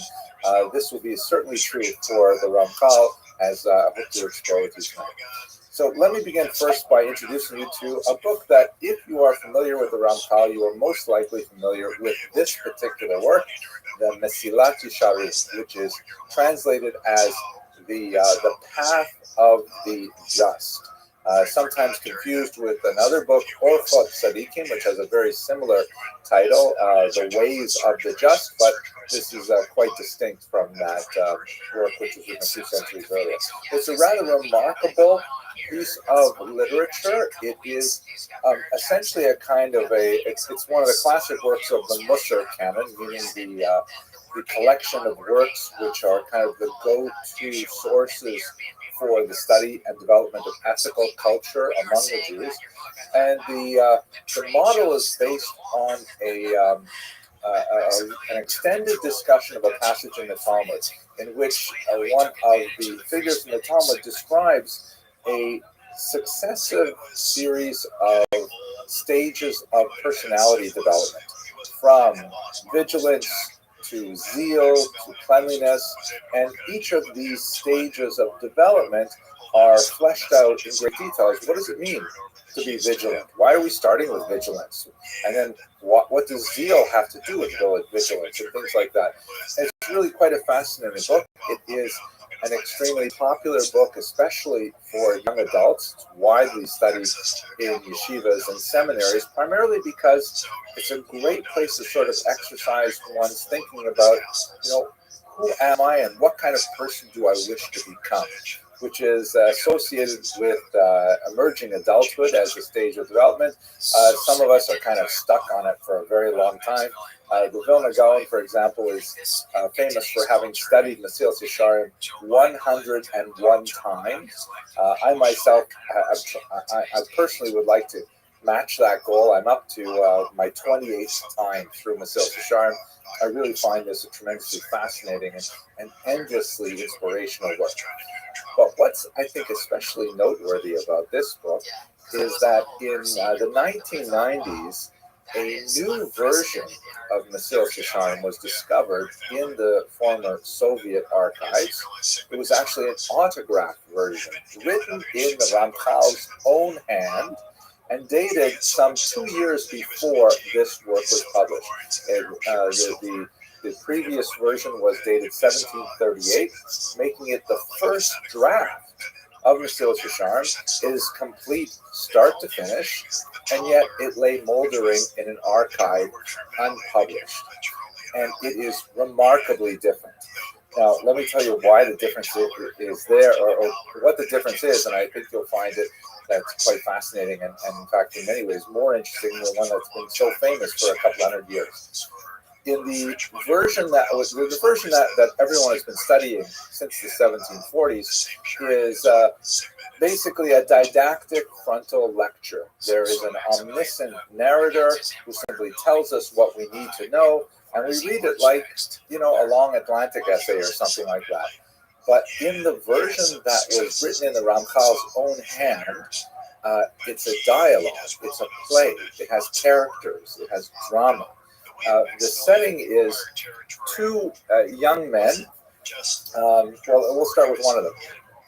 There's one character who is called the Chacham, the wise person. And he is, to try and put it in the context of the 21st century, he's kind of like a really good YU graduate. He is a learner-earner. He's interested in, of course, learning Torah. He's completely observant and so on. But he's interested in the broader world of intellectual inquiry. He's interested in science and culture and literature and music and the arts. And, he has kind of broad interests. And one of his interests is he wonders, what is it that those Haredim do with their time? And again, the term, modern Orthodox, the term Haredi are not appropriate for the early 18th century, but it's kind of like, on the one hand, you have someone who has kind of like a broad base of interests, and Torah is, prominent among them. And then you have others who are like extremely interested in Torah and don't have apparently much time for things outside of the traditional canon of texts. But the Chacham wonders about, what do Haredim do with their time? What do they spend all this time reading songs? Don't they get bored? Aren't they curious? Don't they want to know about the outside world and things like that? And then one day, early on in the book, he looks across the room and he sees an old high school friend of his, who he hasn't seen for very many years. And he sees that his friend has become one of the Haredim.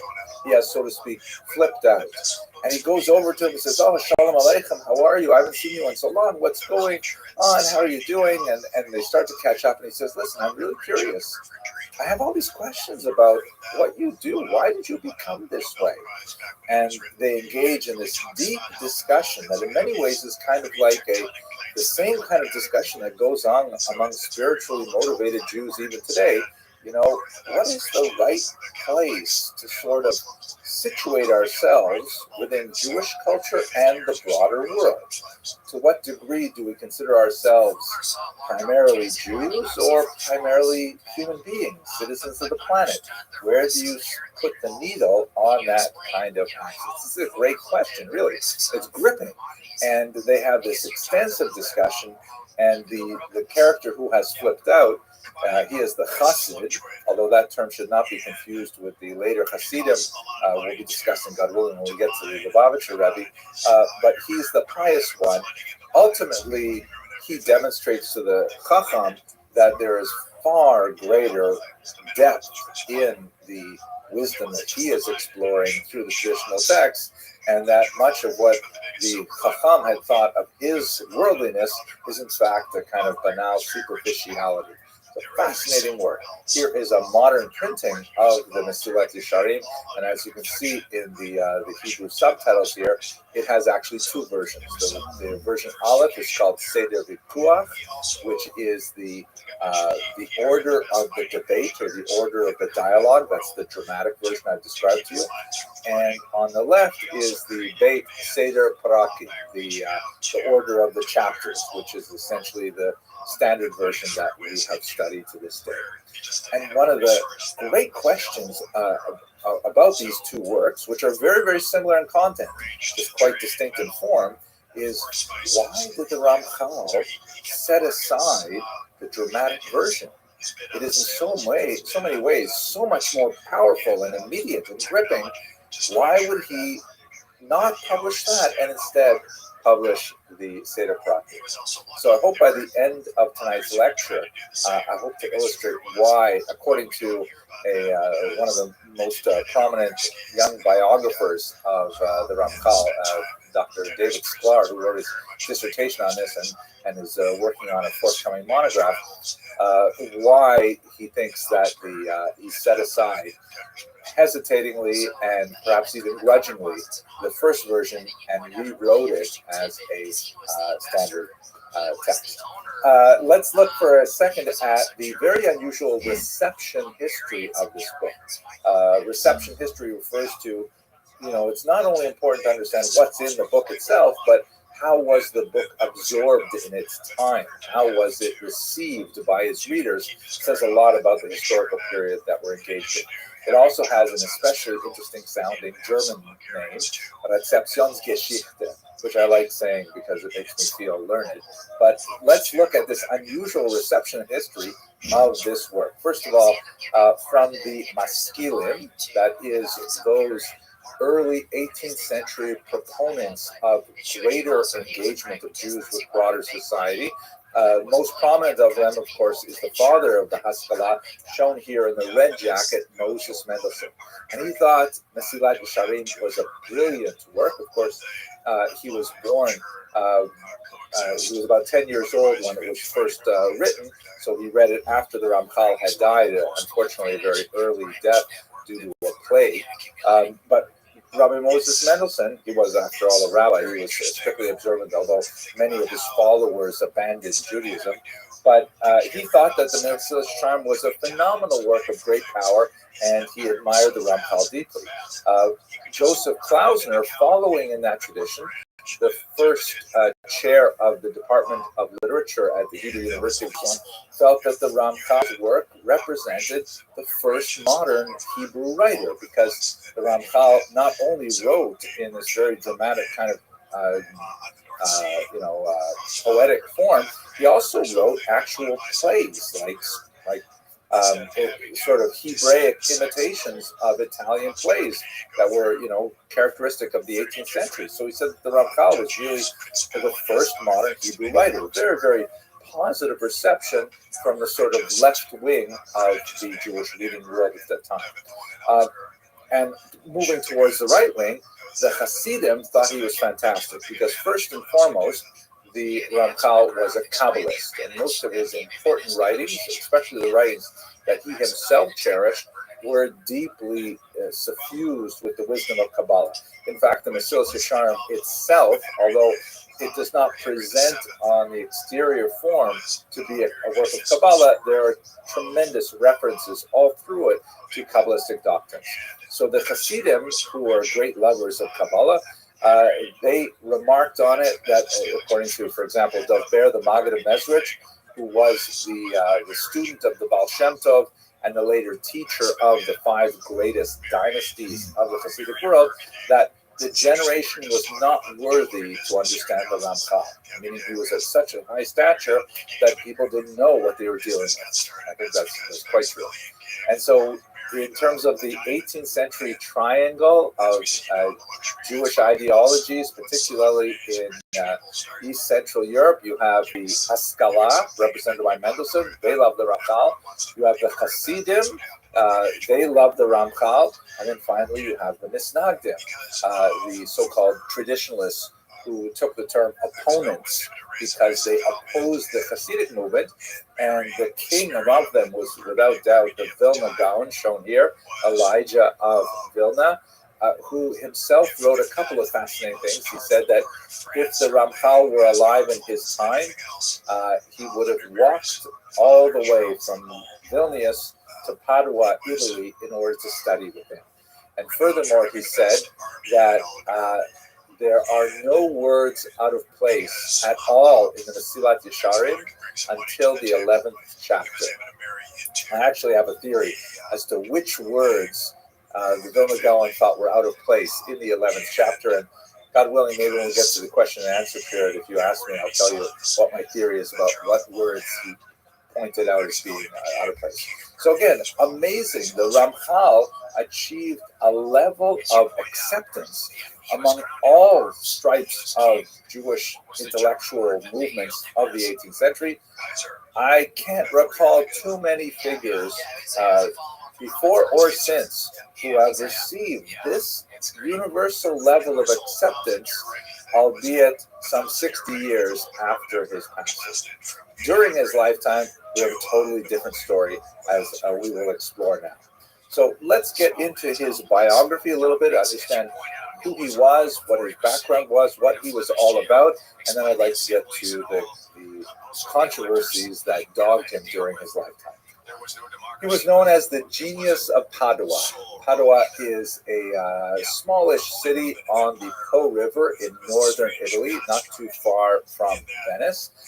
His parents were sort of upper middle class merchants, and they gave him a standard education of an Italian Jewish family of their class. He received a thorough grounding not only in Torah studies, according to the kind of Italian broad view of emphasizing scripture, Tanakh, as well as Talmud.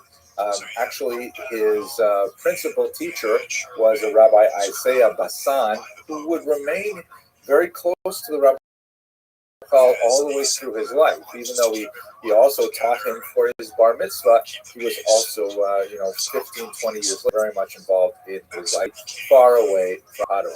He also received fairly significant secular education as well, with a thorough grounding in European languages, including Latin and Greek, primarily because, as we shall see, Padua was a university town and was one of the few universities that admitted Jews to its medical faculty. And so there was a lot of emphasis placed on broad European understanding of the world around them, contemporary science, the arts, of course, and so on. Early on in his career, really as a teenager, he wrote several works that are quite fascinating. He wrote works on public speaking. He wrote early experiments with poetic forms, including, parables of biblical stories written as Italianate dramas, like to be staged as plays. So he was really quite a young child prodigy. He attracted to himself a number of these students who had traveled to Padua to study medicine at the university there. This is actually the autopsy theater. Only a small number of autopsies were performed every year, and they literally had to build an auditorium like this to allow as many people as possible to actually observe the autopsies taking place. And a very small coterie of perhaps a dozen of these students from all over Europe would gather nightly at the home of the Ramchal, where he had kind of like a special room set up in an attic, and they would study the Kabbalah. Now, the Kabbalah, of course, is the great mystical teachings of the Jewish tradition.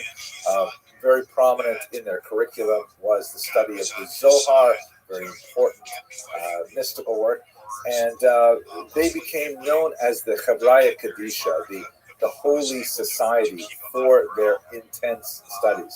They developed a very ritualistic kind of organization where they had specific seating charts for each of them. It wasn't like kind of like free for all, but it was really a close-knit study group. They had particular rules about how they were to greet each other, how they were to speak about each other. They had a rigid cycle of who was prepared the material to be studied that night and so on. And it was really, it must have been quite an amazing intellectual experience to be at the Ramchal's table studying with him. And this is all when he is in his late teens and his early 20s, studying with students who are significantly older than him, but mesmerized by his grasp of the material and his unusually piercing and poetic analysis of the text. One of the more fascinating things about the community of Padua and this particular study circle was that Padua was, among the social difficulties that plagued that town in the 1720s and 1730s was a gambling addiction that unfortunately affected many of the men, the Jewish men in Padua. Playing cards in particular were very popular. And so they had a nightly Beit Midrash that, and they made a rule, the Jewish community of Padua made a rule that every single Jewish male in Padua had to show up at Beit Midrash 5 nights a week and attendance would be taken. And if they failed to show up every evening to learn some Torah because they were off, gambling or something like that, they would be fined. They would have to pay a fine to the Beit Din. And that in itself is rather an amazing thing, that the community could actually impose or even think to impose such a rule. I really wonder how well it was enforced, but it gives us a sense of how far we are from 18th century Padua living today in our society. But the reason why I'm bringing it up is because the only group that was explicitly exempted from these rules were the members of the Ramchal's study circle, because everybody knew that the Chabraya Kadisha, the Holy Society, they were not spending their time playing cards. They were actually learning Torah at a very deep level, and so they received a formal exemption because everyone regarded them, these Jewish medical students who were studying with the Ramchal, were really on a separate level. It's interesting to note, by the way, that the medical students must have experienced quite a cognitive dissonance, because when they were at school in Padua, even though they were admitted appropriately to the college, which was, as I mentioned, very rare for universities at that time, there were a whole series of, discriminatory practices and ritual humiliations that they had to endure. They had higher tuition, for example, and there were certain things like they had to present a gift of 1 pound of candy every Christmas to the other students, kind of like a nasty Secret Santa sort of thing that they had to do. But nevertheless, while in the daytime, they were kind of like distinctly second-class citizens, but at night, they probed the depths of the universe with their teacher, the Ramchal. Now, it happened that the controversy really began to erupt in the 1720s, when the Ramchal first discussed his encounters with something called the Magi. This is where the controversy really begins. When he was 20 years old, the Ramchal related to his students that he would receive these nightly visitations from a kind of supernatural being known as a Magid. The word Magid is related to like the word Haggadah, like to the Passover Haggadah.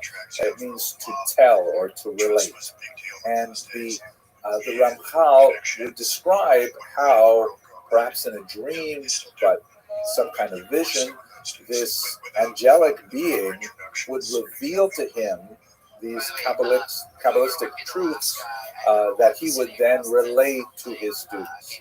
Now, it sounds pretty weird. It definitely is a very unusual kind of phenomenon, but it is not without precedent in the Jewish tradition. In fact, one of the more well-known of the stories of Magidim is the Magid of none other than Rabbi Yosef Karo, the author of the Shulchan Aruch. Now, we normally think of the Jewish legal tradition as being extremely rational and very evidence-based and very rigorous and, exposed to logical argumentation and so on. But in reality, the author of the code that we revere and study today, the Shulchan Aruch, he reported also having these visitations of the Magid, of a Magid, and he wrote about it in something called Magid Meshare. And so it's fascinating, even at the core of our legalistic tradition, there is a mystical essence to it. So in the case of the Ramchal, he began telling his students that he was receiving these visions from the Magid. And this went on for quite some time until one of his students, named Yekusiel Gordon, who was studying in Padua but was originally from Vilna in Lithuania, wrote home some letters. We have the text of some of these letters, and I'm going to paraphrase, but basically they say things like, "Dear Mom and Dad, Thank you very much for sending me to the University of Padua. I'm having a great time here. No, it's not a party school, but I got to tell you, I found this amazing teacher, Rabbi Moshe Chaim Lutzato. I'm learning with him every night. And guess what, Mom and Dad? He actually didn't write to his parents, and kind of making it a little bit more amusing. He says the Ramchal is receiving these nightly visitations from a Magid. Isn't that fantastic? I found the best rabbi. I mean, and don't forget, this is before Chabad, so there's no Chabad houses. But, you know, to imagine finding a Ramchal, incredible. And now this is really what got Ramchal into trouble. As part of the unfolding of the story, incidentally, his teacher, Isaiah Pazan, wrote to him, because we have, amazingly, the correspondence of the Ramchal, a lot of his letters to his teachers and others, and letters back to him. And Isaiah Pazan says to him, why did you tell everyone about the Maggid? And in particular, why did you tell a Litvak? Don't you know that the Lithuanian and the Polish Jews, they don't know how to keep a secret? They're going to go home, they're going to blab to everyone. And that's exactly what happened, right? Now, the reason why this is significant is because this letter made its rounds in Lithuania, and it came to the attention of one Rabbi Moshe Chagiz. Rabbi Moshe Chagiz was actually a professional heresy hunter who followed in the footsteps of his father, who was also a great heresy hunter. And the heresy of the day was named Shabbatai Tzvi. So let's just take a quick moment to refresh ourselves on this sad story that occurred about 75 years prior to the events I'm describing. Shabbatai Tzvi was this infamous failed Messiah, but he was quite famous among Christians as well, because the whole idea of a Jew proclaiming to be the Messiah and gathering literally thousands of Jewish followers from all over Europe, all over the Eastern Mediterranean, many of whom sold all of their property, their homes, at a fraction of their value in order to follow him, on the assumption that he would initiate the Messianic era. They would all return to Jerusalem. It was like big news for Christians. It was fascinating. They followed it very closely. In this particular rendition, you can see that in the background, there's some sort of chicken scratches on a plaque. That's the artist's imagination of what Hebrew letters must look like. What ended up happening with Shabbatai Tzvi, he was originally, he was a very well-regarded young man. He was actually the subject of many marriage proposals, although he did not accept too many in his youth. Later on, when he was older, he would actually get married 3 times. And one of those times was actually to an actual Torah scroll, meaning the Torah scroll itself. He got married to. It was very kind of like irrational and unusual behavior. But around age 23, 24, he began showing signs of what later historians have postulated were signs of some kind of bipolar disorder, perhaps some kind of manic depressive illness, because he would have these periods of great euphoria, which he called illuminations, during which he would claim to be able to access, huge realms of thought, or would perform supernatural activities like levitation or kvitzos haderech, the teleportation and things like that, which would then later be followed by periods of depression and quiet. And this was just kind of like an unusual idiosyncrasy of this otherwise well-regarded young man, until he hooked up with an individual named Nathan of Gaza, who was unfortunately a very significant enabler of the worst aspects of Shabbatai Tzvi's worst inclinations, and this kind of blew the whole Messianic movement up to a point where many Jews were caught up in it.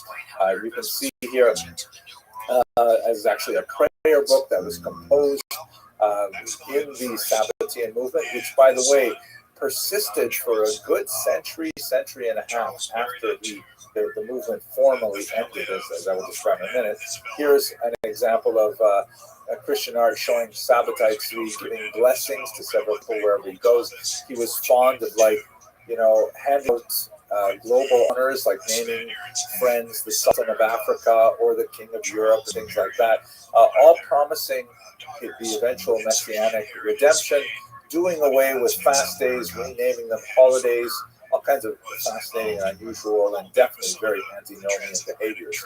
Here's one of my favorite images that actually shows Nathan of Agazda, his city, who was leading thousands of Jews off to Constantinople, where they were to demand the return of Jerusalem to Shabtai Tzvi, who would then bring about the Messianic era.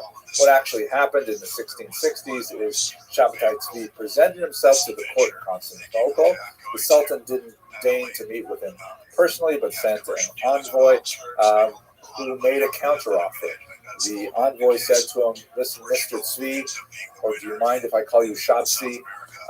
We're not going to give you Jerusalem as you request. Instead, however, we will allow you to remain alive if you accept Islam as your faith." And to the great disappointment of Shabtai Tzvi's followers, he did. He became a Muslim. His wife at the time, Sarah, also became a Muslim. And the movement collapsed as Jews returned penniless to their homes throughout Europe and had to start all over again. A small number, some 300 families, decided that if Shabtai Tzvi, who was the Messiah, would convert to Islam, that must mean that all of us Jews must also convert to Islam as part of the unfolding of the end of days. They converted. They constituted a distinct group in Turkish society in particular called the Dinme, who actually were present and very active in political life right up until the 20th century. But that's basically the whole debacle of Shabtai Tzvi. After his demise, it's a fascinating story what happened to him afterwards. Seems he may have actually done some tshuva, some repentance. At the end, one of his last requests, he was later imprisoned by the Sultan because he was just behaving way too erratically. One of his last requests in prison was for a Yom Kippur prayer book because he wanted to repent appropriately. At any rate, there was, after the debacle ended, a huge outcry, and the Khagiz family in particular spent their energies hunting out any vestigial remains of Sabbatianism and hoping to extirpate it from Western society. It was not at all a strange phenomenon to have prominent rabbis who were actually still enthusiasts of Shabtai Tzvi well into the 1700s. And this is precisely what Rav Moshe Chagiz suspected Rabbi Moshe Chaim Luzzatto of doing. That he felt that the Ramchal, with his nightly visit from the Maggid, it's like Shabtai Tzvi 2.0. He must certainly be relying on Sabbatian doctrines and so on. And so he got to work right away to pursue this young man. The first thing that he did was he went to Venice, which controlled the rabbinate in Padua. Venice was like the regional authority. And he said to the Venetian rabbis, "What is going on in Padua? Do you know what's happening over there? I heard about this guy, Rabbi Moshe Chaim Luzzatto, and what he's been saying about the Maggid and so on." So the Venetian rabbis, picked up the 18th century non-existent telephone and said to the rabbis in Padua, "You've got to investigate it." And the rabbis in Padua said, "Oh, Moshe Chaim, he's a wonderful guy. We all love him. He has beautiful midos. He's such a learned guy. He has a study circle every night. You must be talking about another Ramchal." But they said, "No, this is the one we're looking for. This is what he's doing." And they said, "Okay, look, he's a little bit eccentric. There are some eccentricities, we'll admit. One of those eccentricities, for example, was the fact that he was clean-shaven.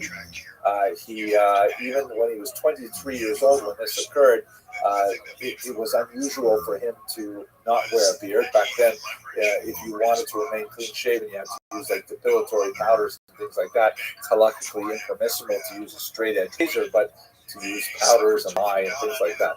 So that was a little bit unusual, but also even more of a shanda. He was not at the time married. And this was 23 years old and still unmarried. There's something fishy there. Ultimately, he would marry. He found a woman named Zipporah, whose father also had very mystical tendencies, shall we say. The Ramchal certainly must have liked the irony of his name being Moshe and her name being Zipporah. He wrote a beautiful, intricate literary ketubah that is still studied to this day for its poetic and Kabbalistic value. At any rate, the rabbis in Padua said, okay, listen, what we will do is we will force him to take an oath. The oath will make him promise that he is not to engage in Kabbalistic teaching here in Padua. He has to wait until he's much older. I believe the age they stipulated was 40 off the top of my head. The Ramchal, and we know from his communications, private communications from his teacher, he was very upset with the accusation and it was unfair and so on. But his teacher counseled him, you shouldn't have told about the Maggid to Yukio Gordon. It got out. Now the best thing you can do is just keep your head down, accept the oath, take that oath, and obey it. And in fact, the Ramchal did obey that oath, much as it called him, and that Kabbalah was really his main interest, but he took on these stipulations that were applied to him. So after he got married, things calmed down a little bit, but Rabbi Moshe Chagiz was not satisfied with the very light slap on the wrist that the Ramchal received. He felt that he wanted much more of a big show trial and perhaps an excommunication, something a little bit more serious. So he kept his eye on this young Ramchal, and it happened that the Luzzatto business failed at this point. The father passed away, and the Ramchal, who was largely supported by his father, could no longer maintain the lifestyle that he had, primarily focusing on his learning in Padua. So he decided with his wife that they would make their way extremely cold winter all the way up to Amsterdam, where his brother had established a business. So on their way, when they left Padua, Rabbi Moshe Chagiz took advantage of their travel and he sent word ahead to the city of Frankfurt am Main. And he said to a much more receptive Beit Din there that there is a guy coming your way. His name is Rabbi Moshe Chaim Luzzatto. I suspect him of being a Sabbatean.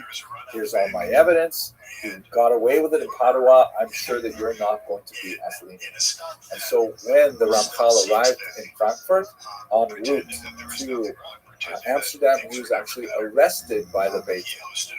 He was placed under house arrest while an investigation could be initiated. The Ramchal was distraught. What does this mean? I thought I dealt with this in Padua. I haven't violated the oath at all. He wrote to his teacher, Isaiah Bezan, who immediately came to his defense.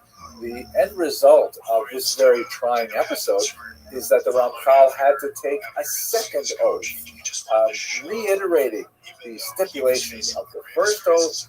It was deeply, deeply humiliating to him that he was still suspected of these kinds of attitudes. But once again, Rabbi Isaiah Bazan, his teacher, said to him, there's not much you can do to protect yourself here. You are not a wealthy man. You are not without admirers and students, but including himself, but any recourse here. What was perhaps most awful, however, is that he was carrying with him a chest full of his manuscripts, his personal writings, and he was a very, very prolific individual. As I mentioned, he wrote his first book when he was in his teen years that is published and still studied to this day. He had a full chest full of manuscripts. They were seized by the Beit Din in Amsterdam, in Frankfurt, and they proceeded to examine them for heretical materials and statements. By the time they had gone through them, they could not determine whether or not the Ramchal was in fact a heretic. Read between the lines, they could not understand the writings. They were full of Kabbalistic references, and they simply could not find any of the incriminating evidence that they had hoped to find in. However, they had different choices before them. One choice was they could simply return the manuscripts to the Ramchal, saying we couldn't find anything wrong, and therefore, you're off scot-free. They were loath to do that, though, because it was also would reveal their ignorance about the content of the documents, and they were concerned that perhaps they were heretical. On the other hand, if they could confirm they were heretical, then they could set them to the flames. It is an unfortunate precedent, but Jews have been known from time to time to burn their holy works, or the holy works of their opponents. We saw this with the Rambam, and in the 18th century it was not uncommon as well. Mendelssohn's works, for example, including his translation of the Torah itself, was set to the flames. So the third option that they utilized was they would bury the manuscripts, neither destroying them as if they're heretical, nor returning the Ramchal, but they would bury them, and then the location of the burial was promptly lost. So to this day, somewhere under the streets of Frankfurt is a huge chest full of the Ramchal's own writings. Perhaps one day they will see the light of day. In this context, we have Rabbi Isaiah Bassan's very heroic defense of his student, which is, we have much of the text of it because he engaged in correspondence with the Beit Din while he was on the way there, and he presented himself and argued very forcefully in defense of his student, saying, what have you found that he has done wrong? This is quite literally a witch hunt. It's an unfair accusation. You've traumatized this young man and his family for no reason, and so on. And ultimately, after taking that second oath, the Ramchal was free to go. He found his final refuge, not his final refuge, but a major refuge in Amsterdam. As I believe we discussed long ago in the first series when we spoke about Jews and modernity, we looked at the Portuguese Jews of Amsterdam, and you recall that they're a very unusual community because they were made up of the descendants of Jews who were forcibly converted to Christianity, beginning with the Portuguese Inquisition, or prior to the Inquisition, in 1497. And then for the next few centuries, as they slowly made their way out of Portugal, they were able to reclaim their Jewish identity many, many generations later in some occasions. And it's worthy to note that the origins of the American Jewish community lay in the Portuguese Inquisition, because it is those Jews who were living in Portuguese Brazil in the 1650s who, for a very brief period of time, when the Dutch took over a region of Brazil, those Portuguese Jews living as Christians at the time decided to come out of the closet, proclaim their Jewish identity, only to discover a couple of years later that the Dutch gave that region back to Portugal as part of a treaty, and they found themselves once again under the clutches of the Inquisition. So they all boarded boats and separated, and 23 refugees made their way up to New Amsterdam, which is, of course, the island of Manhattan, and they formed the first settlement of Jews as a community in what would be the United States.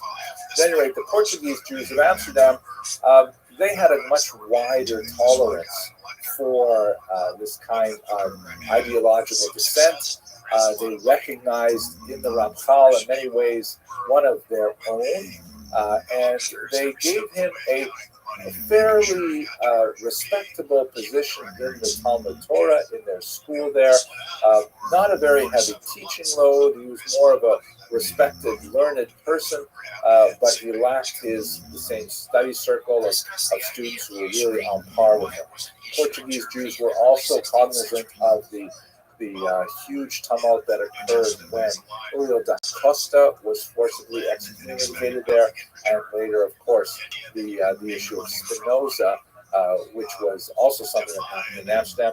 So they treated Ramchal with kid gloves, and they gave him a respectful position. And it is at this time that he began to write the works of his great maturity, including the Mesilat Yesharim, but also Das Trunos, Derech Hashem, some phenomenal classics that are widely studied to this day. However, this was spiritually insufficient for the Ramchal. He felt that he longed to move to the land of Israel to make Aliyah, and he was approaching his 40th birthday. he wanted to begin to teach Kabbalah publicly, which would have represented, the end of the restrictions of the oath that he first took in Padua and then had to repeat again in Frankfurt. And so he made plans with his wife to sell all of their belongings in Amsterdam and then make his way to Israel. He landed at Akko. He wrote a few pieces of correspondence back to his beloved students, and then shortly after arriving, he died of a plague and he was buried in Israel. His legacy, however, is quite fascinating, and in many ways he occupies the same kind of position that we discussed last week when we were talking about the Rambam, who was another figure who was revealed and yet reviled in his lifetime. And I believe we'll see the same pattern when we speak in a couple of weeks about the Lubavitcher Rebbe, who also had a phenomenal impact on the Jewish world in the 20th century and into our own century as well. But during his lifetime, he faced tremendous challenges and often very bitter, withering criticism. So with that, I'll bring this to a close, and perhaps I will just mention, because I recall that I kind of gave you a teaser at the beginning, you might be wondering the opening question, right? Like, why did he publish the second version of Mesilas Yesharim and not the first? And what are those strange words in the 11th chapter? So, according to the research of David Sklar, who's done this beautiful dissertation on the Ramchal, and in particular looked at archival sources in Amsterdam and elsewhere, really fleshes out his life in a very, very thorough way. He argues that his sponsors in Amsterdam, the wealthy families who supported him while he was there, felt that the original version of Mesilas Yesharim had too many recognizable figures in it. Meaning, if you read this carefully and you knew the Ramchal's history, you would see kind of caricatures of individuals that he wished to criticize. And they felt that it was somewhat incendiary. They did not want to have anything blow up again in Amsterdam like they had seen he dealt with in Padua and in Frankfurt. And so they counseled him not to publish it, or perhaps they said they were not willing to publish it at all. It was not a neutral work of Jewish literature. And so the Ramchal's best friend, who he thanks very, in a very florid manner in the conclusion to the work, quickly edited the work and reshaped it into the more standard, more neutral kind of frontal discussion that we have today. And the Ramchal perhaps grudgingly signed off on this new version and said, fine, and he just set aside the manuscript dramatic version. And in this context, when you think about what the Vilna Gaon said, that nothing is out of place until the 11th chapter, there's one passage in the 11th chapter where the Ramchal is speaking about the negative character trait of vengeance. And he seems to just like step out of tone for a moment. Like for most of the book, he's got this kind of even, soothing kind of prose, and then at one point, it just gets a little sharper than you would expect. And in that context, when he's writing about vengeance, he says, and I know that taking vengeance would be as honey. And it just stands out like an unusually personal kind of relation, or a personal kind of sharing that means that he really felt that deeply. And that's my theory as to the Vilna Gaon's words out of place in the 11th chapter, that perhaps he was reflecting on his own experience and the way he was hounded across Europe, literally, and it would have been as sweet as honey to vengeance. But nevertheless, it was incompatible with the personality type that the Torah demands, and would have been inconsistent with the values of Mesilas Yesharim. With that, I want to thank you once again for your endurance. I really appreciated the opportunity to speak with all of you, and I think we have some time for some questions. Kruger actually had to fortify his home, his palace in Augsburg. Kruger controlled a few little towns around Augsburg. The peasants marched on these towns, tried to take them over, but with superior weaponry. The series that we've been looking at really focused on three colossal leaders who have had phenomenal impact and phenomenal influence on pretty much everything we do Jewishly since their lifetimes. We're all united in the fact that they were revered long after their deaths, but reviled at least at certain points during their lives. And the strange kind of connection of the often bitter controversy that surrounded these individuals, these really gigantic thinkers, and which they've occupied so much of our intellectual space nowadays. We see how much we really owe to their innovations is something that really intrigued me. In the first class, of course, we looked at Maimonides, and his books were so controversial that they were actually burned by other Jews in the 13th century. Then we looked at the Ramchal, who was mercilessly pursued throughout Europe, and finally wrote his Mesilas Yesharim, a tremendous work that's been accepted universally as one of the classics of Jewish theology and Mussar. He wrote that only after enduring tremendous bitter criticism. And today we're going to look at the Lubavitcher Rebbe, who also had a similarly outsized impact on the way Jews do things today. But during his lifetime, which overlapped with many of our own, I'm sure, he was embroiled in many points of controversy. So what I'd like to do over the course of the next 45 or 50 minutes is to take a broad 30,000-foot view of his life and work, and then to zero in on some areas in which he encountered significant opposition, around which there was significant controversy, and try to reflect on what that means for how we treat leaders of this type. And that will bring us to a conclusion of this tripartite series. I should preface this by saying that I originally gave a lecture with the same title, incidentally, back in 2013. And I recorded it and put it on YouTube, and it was actually for a very long time one of my more popular lectures. It had a significant number of people who were really curious to know who was this great, virtually ubiquitous figure in Jewish life. I had made a few really basic, simple errors that I'm prone to make when I try to cover a lot of detail in the space of 60 minutes. And I ended up deciding that, there was just so much noise about the small details that it's probably better if I took it down. So I actually have made it private for the past few years or so, but I really wanted to come back to it. I was also disappointed in myself in that when I first gave that lecture, and I was thinking about a much smaller audience, really just a very focused audience in the synagogue where I davened, and I put it on YouTube thinking there would be a similar kind of audience. I really started with the controversies before I really talked about the incredible achievements. And I think a lot of viewers, as time went on and the controversies began to become less and less significant, they began to see me in a light that I didn't think was a very fair kind of criticism. And so I figured, let's just take this offline.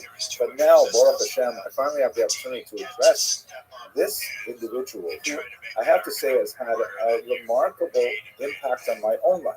Just like the Rambam and the Ramchal, he's one of those figures that has really shaped the way I think about my own Judaism, about my own relationship to God, to my family, and my community, and to the world as a whole, and what little I can achieve during the few years that I'm given and willing to exist on this earth. So with that said, let me tell you a little bit about the sources that went into this particular topic, because I am confident that many of you will want to read more about the Rebbe if you haven't prior to this.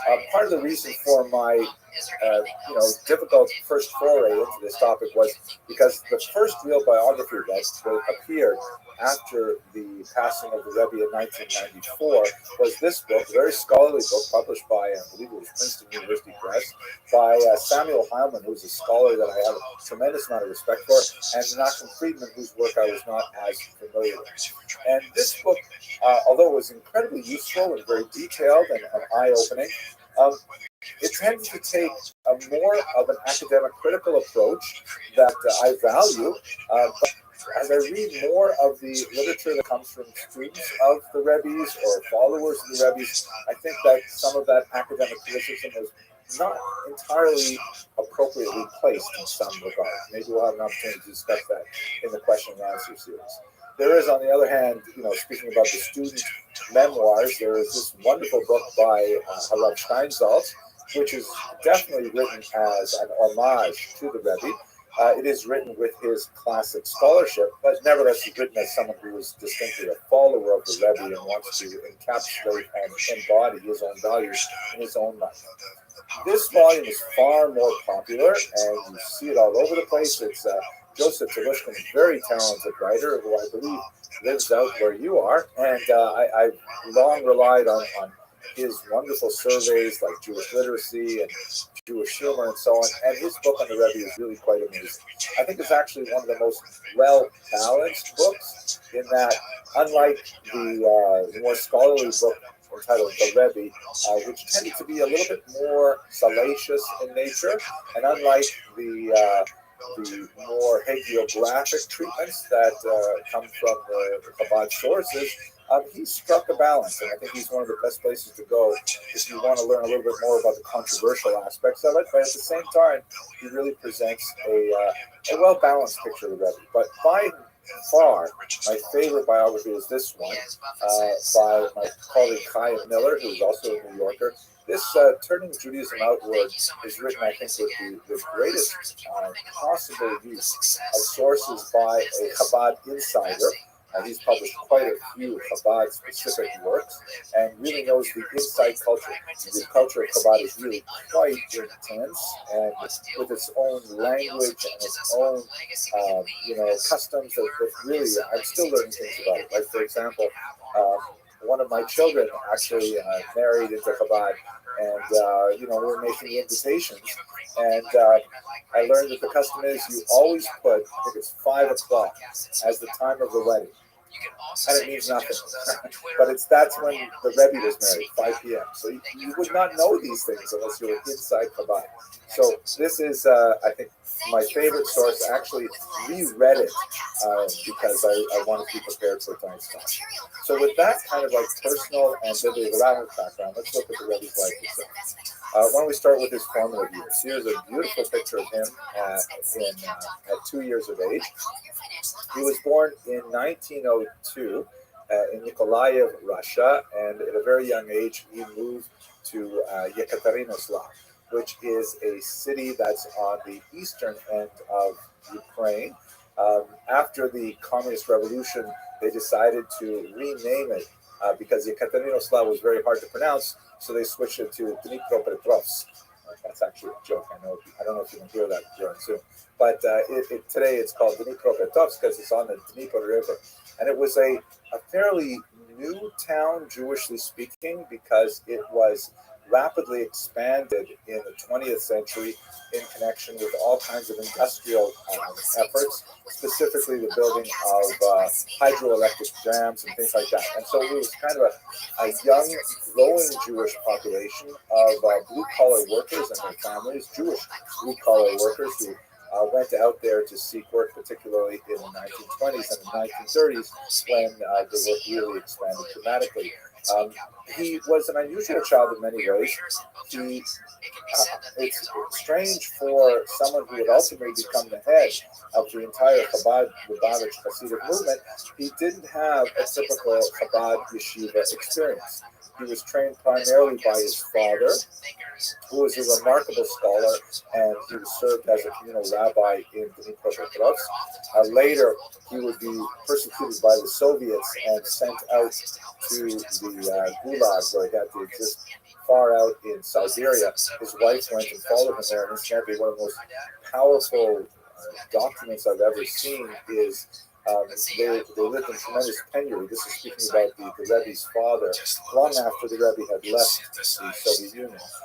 the Rebbe's father, Rabbi Levi Yitzchak Schneerson, had very little paper and very little writing instruments, but what he did was using ink that was made from wild herbs that his wife would collect from the Siberian countryside and then grind down into making an ink-like substance. He would write tiny little scholarly notes in the margins of the few books that he possessed. Fascinating. There's a whole picture of what kind of individual he was. At any rate, young Menachem Mendel was the first of three boys, and he didn't have a Chabad yeshiva to go to. He was trained primarily by his father and by hired teachers, but by the time he reached the age of 12, he had really demonstrated that he had the Sitzfleisch, the personal self-determination and self-discipline to study on his own. And in fact, he studied Jewish topics on his own for the rest of his life. That was his preferred modality of study, was solitary study. He went on, however, to engage in quite a bit of secular study, ultimately studying at universities in Germany and in France, where he was especially interested in engineering, although he had an unusually broad interest in all areas of human endeavor, leaning toward the sciences as a whole. A turning point in his life, one that really dramatically propelled him towards leadership, even if he didn't realize it at the time, was that he was set up for a shidduch with the then Chabad Rebbe's second daughter, Mushia, shown here.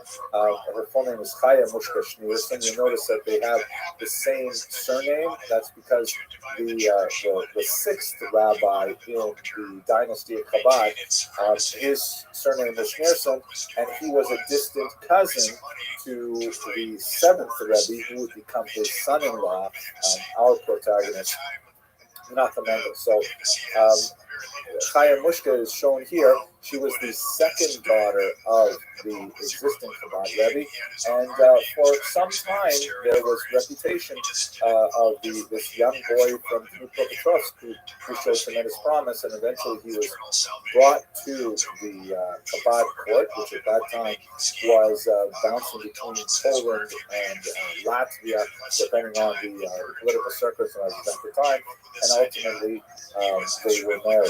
They maintained a home until her passing in 1988. Unfortunately, they remained childless, which was you can only imagine, a source of some stress for both of them, and may have actually contributed to Rebbe's ill health at certain points in his life when he engaged in numerous fasts. Now, the bulk of our efforts today, however, should focus on his activity as the Rebbe. And how that came about was really quite fascinating. Here he is with Rabbi Yosef Yitzchak Schneerson, who is the older man seated to his right. Rabbi Yosef Yitzchak was the sixth of the seven Chabad Rebbes, the first of which was the famous Alter Rebbe, Rabbi Shner Zalman of Liadi, who is also the author of the most important book of the Chabad movement, known as the Tanya. Rabbi Yosef Yitzchak, who is known by the acronym Rayatz, that's Rabbi Yosef Yitzchak, is also known as the Fear Dicker Rebbe to my generation, the earlier Rebbe, the previous Rebbe. In other words, when you wanted to speak about the Rebbe, if you're talking to a Chabadnik, they'll want to know, well, which Rebbe are you talking about? Because obviously the Rebbe is our current Rebbe. But because of the interregnum between the sixth Rebbe and the seventh Rebbe, with older Hasidim, thinking of the sixth Rebbe as the Rebbe and the new Rebbe as the new Rebbe, so he became known as the Fear Dicker Rebbe, the earlier Rebbe, and that's how he's typically referred to today. When you say the Rebbe to a Chabadnik, that means Rabbi Menachem Mendel Schneerson. If you refer to the Fear Dicker Rebbe, that means his father-in-law, Rabbi Yosef Yitzchak Schneerson. One of the most, this is also a heroic character that deserves a tremendous amount of attention as well on a biographic level. He was especially noted for maintaining a tremendous network of Chabad operatives behind the Iron Curtain in the Soviet Union. The Soviet Union, of course, was was deeply anti-clerical at this time, very deeply anti-religious. They had the so-called Bezbojniki, the League of Militant Atheists, that were doing everything they could to extirpate religion throughout the Soviet Union, especially focused on Jewish activity. And so the riots, the Friedrich Rebbe, using a lot of support that came from places like the American Joint Distribution Community, he was able to fund a lot of these underground networks in the USSR, especially after he had escaped across the border into interwar Latvia, which at that time was not under the Soviet rule. But this was an extremely difficult endeavor involving a lot of secrecy and a lot of risk. And ultimately, as the environment in interwar Europe grew more and more intolerant, with the rise of fascism and anti-Semitic movements, they eventually had to flee Europe altogether. And the Friedrich Rebbe, followed shortly thereafter by the Rebbe, made their way to the United States. Immediately prior to leaving, the Friedrich Rebbe was actually in Latvia, then Germany, and then he escaped to America. The young Schneerson couple were at this time living in Paris, where the Rebbe was engaged in studies of engineering. Now, when Rebbe Menachem Mendel Schneerson arrived in the United States, I've used the abbreviation Ramash, which was common for the time, Rabbi Menachem Mendel Schneerson. There was an interesting kind of environment here, which we're going to explore in a little bit more detail when we get to the challenges, because he was the husband of the second daughter. Right? Rabbi Yosef Yitzhak Schneerson had 3 daughters and no sons, which posed a challenge for future succession, because typically a son is favored over a student or an outsider to take over the leadership of a Hasidic dynasty. And it was generally assumed at that time, in the 1940s and earlier, that the elder sister, married to Ishmael Guria, that he would eventually become the Rebbe. And in fact, he had some of the most important responsibilities associated with the Chabad network at that time, specifically control of the yeshiva. The yeshiva, Tomchei Tmimim, was the pride and joy of the Chabad dynasty, and those really important responsibilities were typically given to the favored son-in-law. So what would you do with this individual, Lamash, who has shown some significant talents in a lot of ways, although his personal manner was very much to try and blend into the background. He certainly did not seek out any kind of communal responsibilities. He was, however, as we shall see, extremely dedicated to Chabad as a body of thought, as a spiritual system, and especially to the person of the Rayats, his father-in-law. This picture, I think, characterizes this warm relationship between them very well. So he received the following responsibilities. First of all, he was put in charge of Kehot, which was their publishing arm. Now it is, quite massive. It's comparable in many ways to Art Scroll. It certainly predated Art Scroll as a Jewish publishing house, and it was thought that this would suit his scholarly nature very well. He was put in charge of Merkos, which was Jewish education, but separate from the yeshivas. This also turned out to be quite appropriate for his skill set. Merkos was specifically to deal with kids who were not necessarily in the yeshiva system. One of the great potential opportunities which Chabad was very quick to exploit was this notion of release time, that when public school kids were given a certain amount of time every week to receive religious instruction at private institutions, this is where Chabad could step in and offer free or highly subsidized religious education to Jewish kids. It turned out to be extremely successful. He was put in charge of an interesting organization called Machne Yisrael, the Jewish camp, which was essentially part of the Friedrich Rebbe's attempt to get people fired up about the idea of Mashiach, as the Messiah coming. This, of course, will be much more relevant as we get to the controversies as well. it turned out that this was not an especially successful part of the Rebbe's early career, although it would always stay with him as a motivational force, and as we shall see, it would become quite powerful when we get to the late 80s and 90s. And then finally, he was put in charge of Chevra Kadisha, the Chabad Chevra Kadisha, or the Burial Society. The Rebbe actually used to joke that these four responsibilities corresponded to the Chabad sense of the three-level soul. The intellectual soul was publishing, the spiritual soul was about education, the animal soul was always designing redemption, so that's Machne Israel, and then finally the body was the Chevra Kadisha. But compared to his brother-in-law, these were comparatively minor, secondary kinds of responsibilities. They would turn out to be central to his specific mission, and they would define Chabad in a very big way. But at the time, this was kind of like, it was understood that his brother-in-law was really central to be the Rebbe. When he ended up becoming the Rebbe, however, in 1951, the Friedrich Rebbe would pass away in 1950, and after a year of uncertainty, the Chabad movement coalesced around Rabbi Menachem Mendel as the leader. He proclaimed his mission statement, and it was something that was quite interesting in that he never deviated from it throughout his entire career. 50-odd years of activity really focused on this one simple idea, based on a passage in the mystical literature, that the love of God, the love of Torah, and the love of one's fellow Jew are all one and the same thing.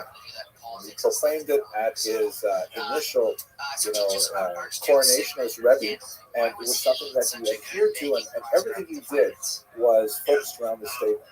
It's a fascinating thing because, when you think about how,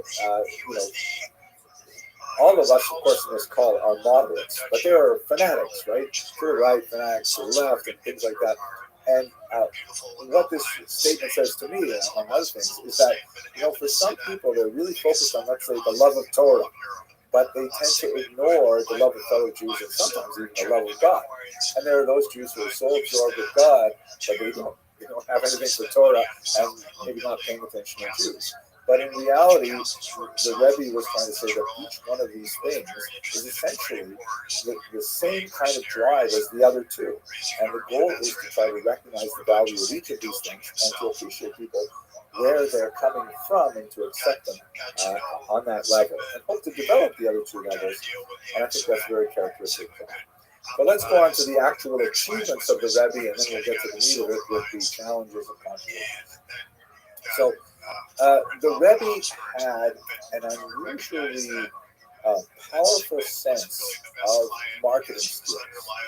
He was very much engaged in graphic design. He personally was involved in creating the logos and even the letterhead of many of the movements that he was associated with. He personally looked over any graphic representations for children's magazines, for example. He actually would look at each of the cartoon boxes and make suggestions as they were being published. Even when he was an older man, he was still looking at these things. He used to say, for example, it's kind of relevant to contemporary controversies, that there should always be, whenever you had a children's magazine that had pictures of young boys on it, he says there should always be a girl on the cover as well. This was way back in the 1950s and 60s, that girls had to be included in all of their publications. And he was also very much quite attuned to the zeitgeist. He was very much able to discern what kind of things would work for his audience. Even though he was a foreigner, coming with a Russian background and then a European education to an American environment, he was very well attuned to what American young people needed. One of the things that his father-in-law used to say, when he came to this country in 1940, and people were far more lax about the observance of commandments and things like that, he would insist And people would say to him, the reason is because America is anders. That America is different. You know, the rules we played by in Europe, they don't really hold in America. You know, people are more relaxed. And he would always say, America is nicht anders. That America is not different. We have the same kind of responsibilities, the same kind of impetus, the same kind of demands placed on us. And so the Rebbe, his son-in-law, with that kind of motivation, but attuned to the demands of the time, was able to really craft his ideas into specific, well-thought-out campaigns. The most important of which is certainly one that was later known by the term Ufaratsta, which is based on a word in the book of Genesis, when God promises to Abraham that he will spread out to the north and the south and the east and the west. And he began to develop a network, later known as the Rebbe's Army, casually, of shluchim, messengers, that were literally sent out to service communities all around the world. And I'm sure everyone on this call has all kinds of adventures dealing with travel and always having Chabad come to their aid because of this incredible network of thousands and thousands of these Chabad houses that are located in the most unlikely places in Central Africa, in Far Asia, all kinds of places. It's really because of the Rebbe's vision that Chabad's well springs had to spread out throughout the world. And he was able to motivate young people to literally dedicate their entire lives to move to a location where there was none or very little of a Jewish community and just settle there for the rest of their lives. It is truly mind-boggling. Many people point to the influence of John F. Kennedy and the Peace Corps and things like that, but I think by comparison, the Rebbe's Army has far more lasting staying power than the Peace Corps.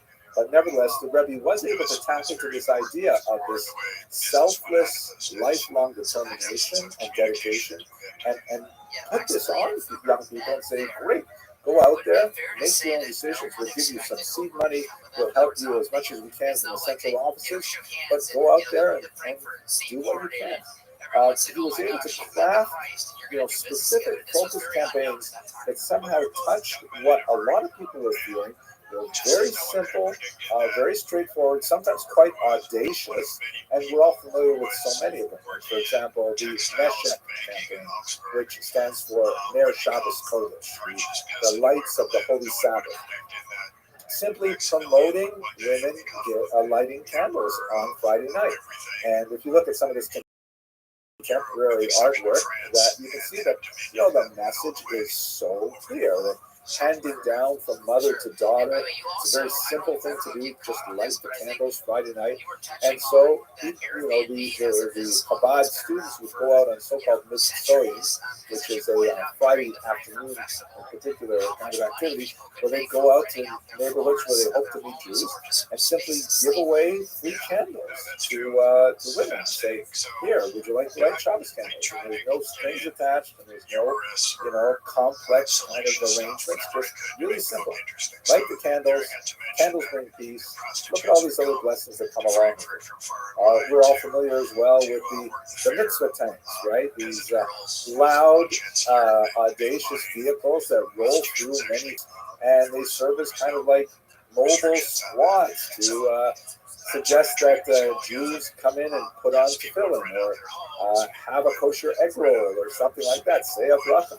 And it's all just for the sake of getting people to add to the level of Kedusha, holiness, by performing these commandments. Incredible kind of vision that motivated people and made them smile because they were so, and one of my favorites is the giving dollars. So one of the 10 campaigns in particular, there are actually many more than 10, but there are 10 that are specifically identified by the Rebbe's campaigns. One was tzedakah, giving charity, right? So how do you convince people to give charity? Well, you give them money and tell them that they should give charity. And you make it easy for them by giving money to them in order to give charity. And so on Sundays, the Rebbe would essentially hold court, and hundreds of people would come by and he would hand each of them $1 and have a brief conversation with them. And you know, the Chabad was always very attuned to technology and use of radio and use of video later on. So we have tremendous archives available of these interactions. Very often with famous people, Nobel Prize laureates and heads of state and so on, but far more commonly, just regular people from the street, Jews and non-Jews, anyone could come up and could have a minute to just speak with the Rebbe and to collect $1 from him.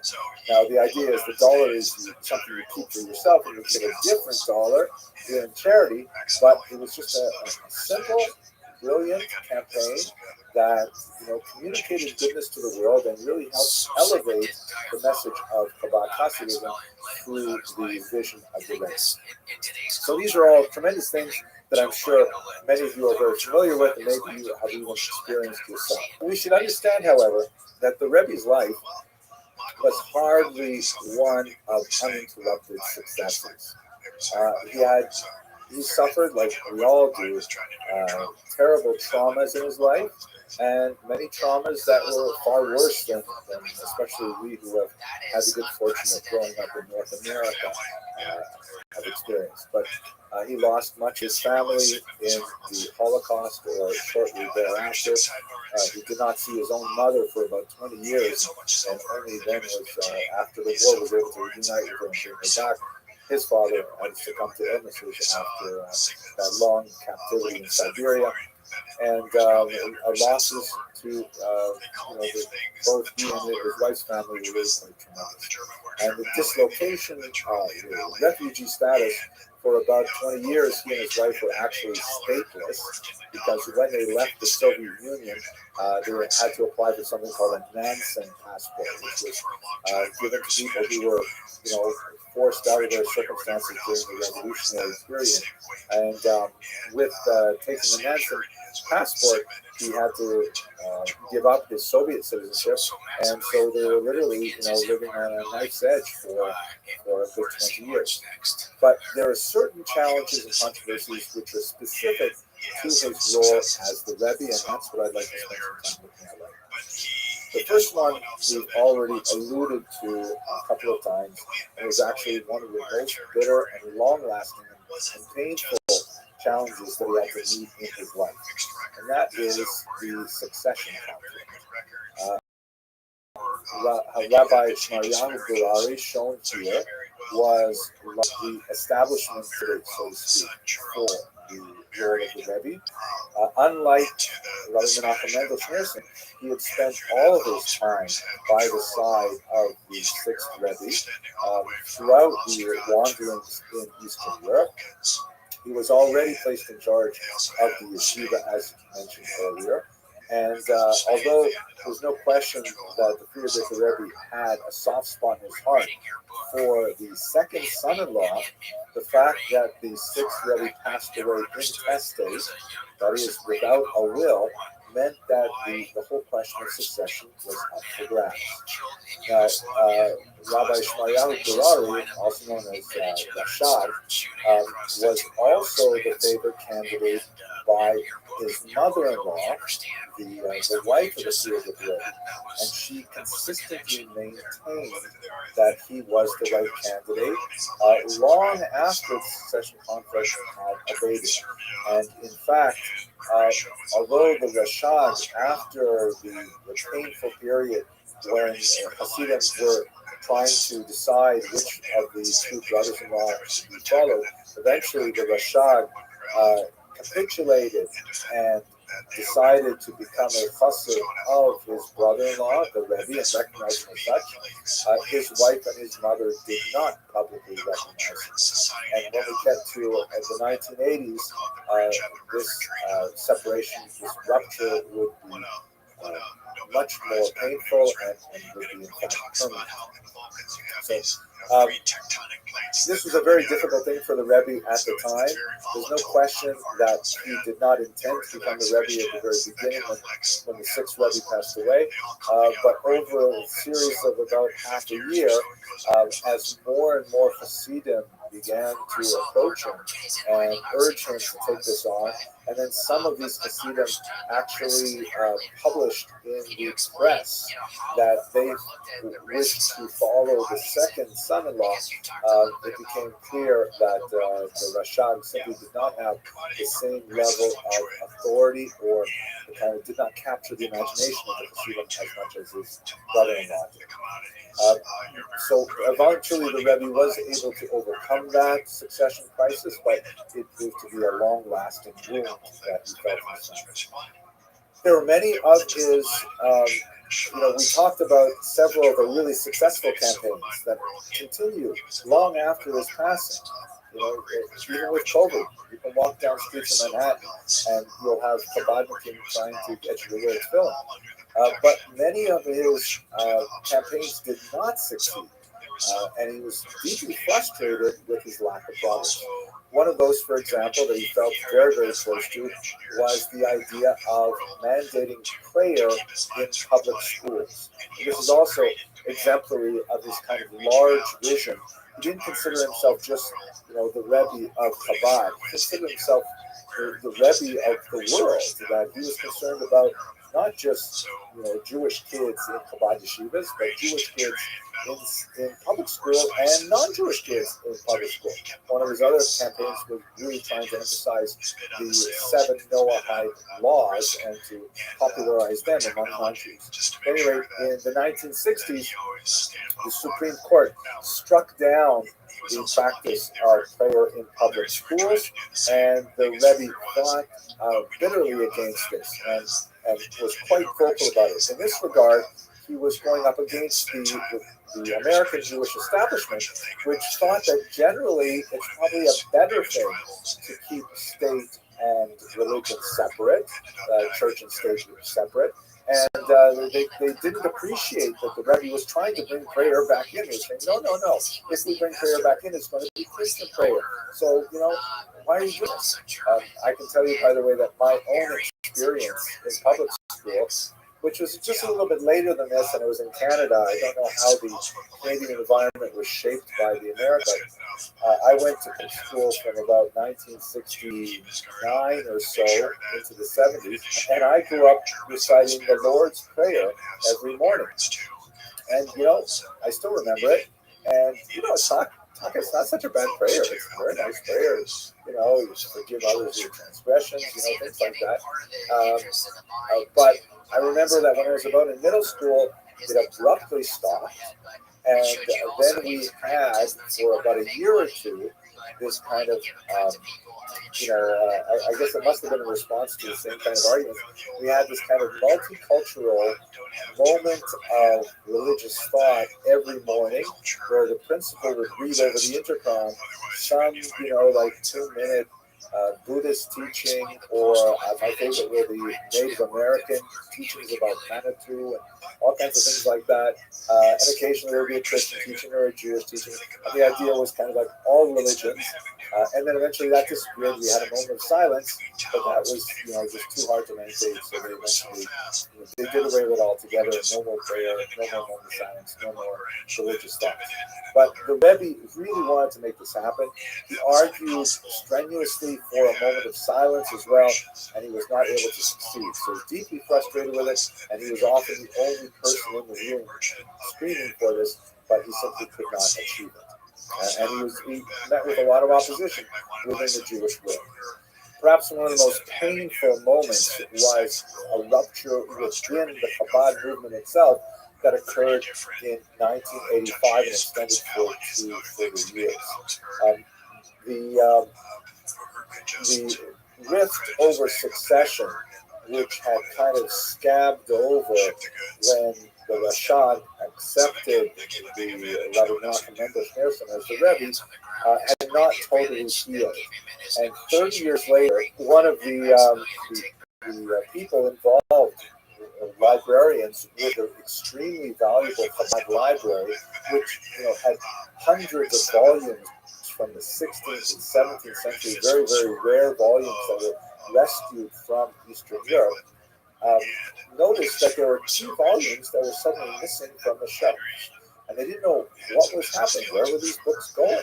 And so they installed a security system, and they discovered to their dismay that the Rebbe's nephew was actually taking the books and then selling them privately.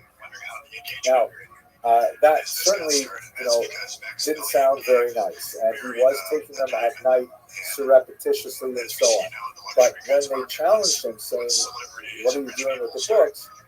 He insisted that in fact he was only taking books that already belonged to him, because he, as the Rashad's son, was the grandson of the Friedrich Rebbe, and the library belonged to his grandfather. And so therefore, he was really the inheritor of these books. And although, Chabad was free to use them in their library and consult them, if he chose to take some of them and sell them on the private market, that would be fine. Obviously, the Rebbe disagreed and said, no, these are library books. These are books for the entire community. Because the Friedrich Rebbe left without leaving a will, there was no way to really clearly understand what was his intention with regards his multi-million-dollar collection of books.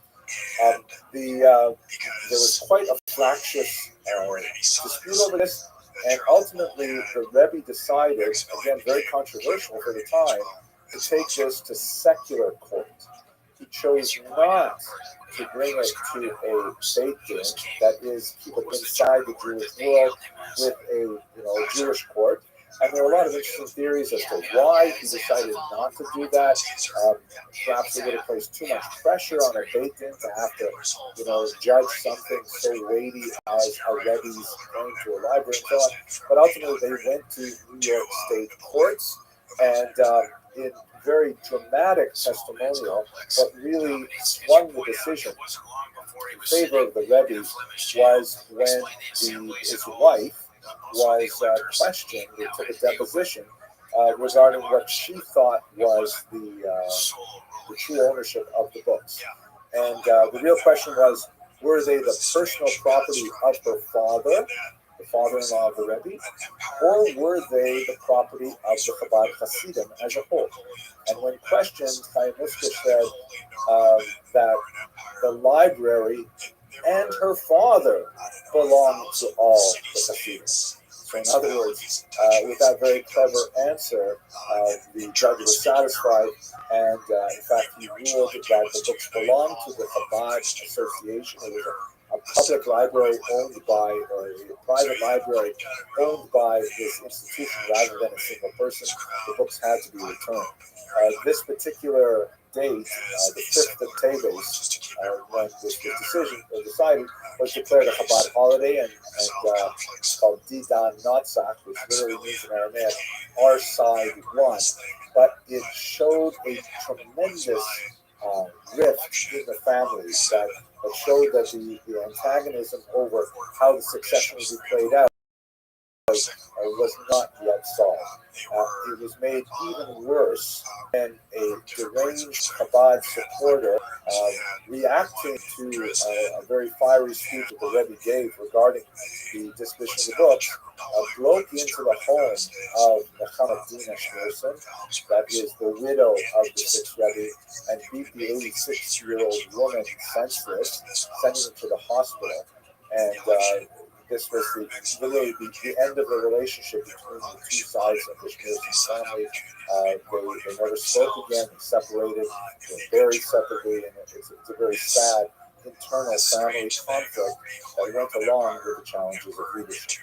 But perhaps the controversy that spread most widely after the Rebbe's death were the swirling controversies regarding his view of Messianism.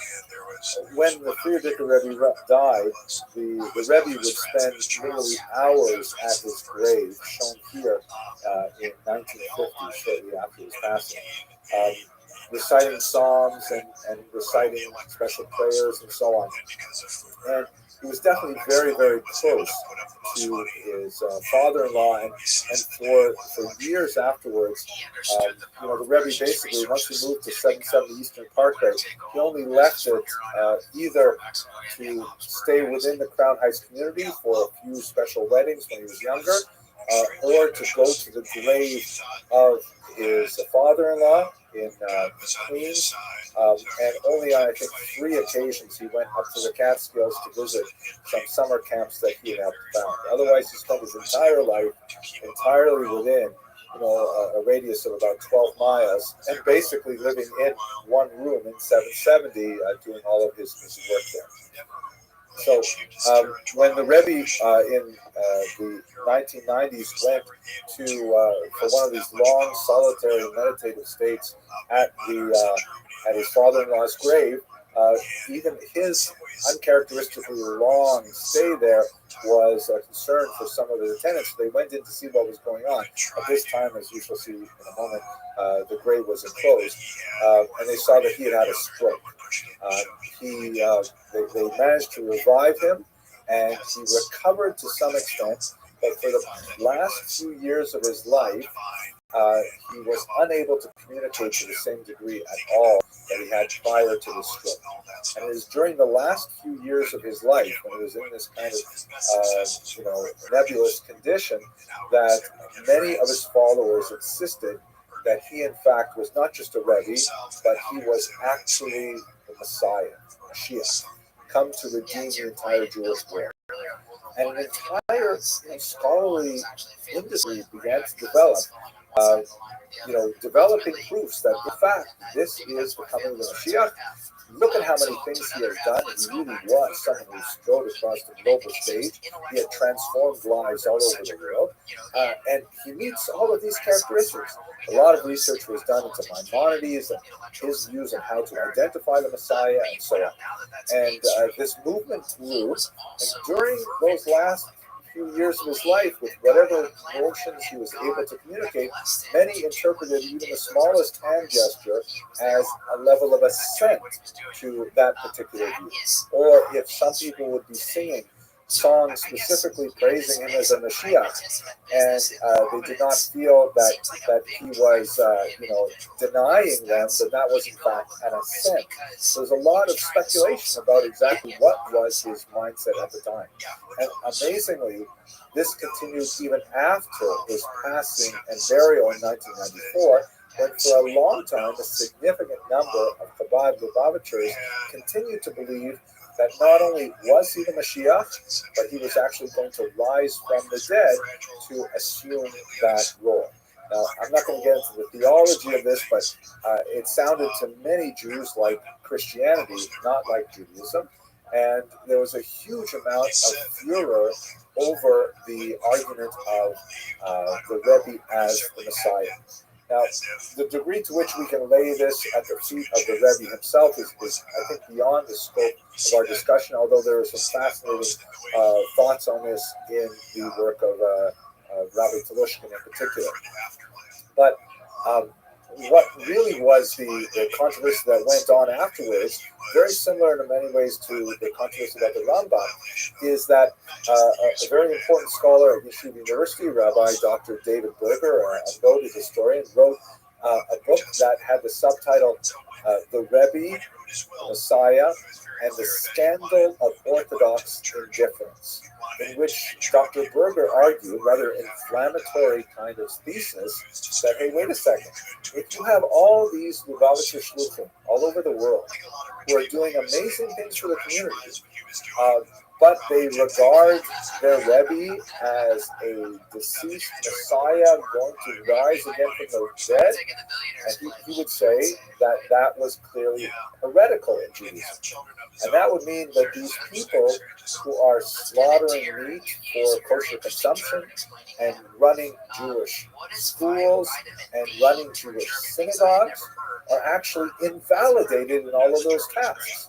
Their meat is no longer kosher, their schools are no longer kosher, they can't even count in a minyan. And he, as you can see from the subtitle, he was calling it a scandal of Orthodox indifference, because not a lot of the Orthodox world really seem to care. They've grown dependent on Chabad and so on.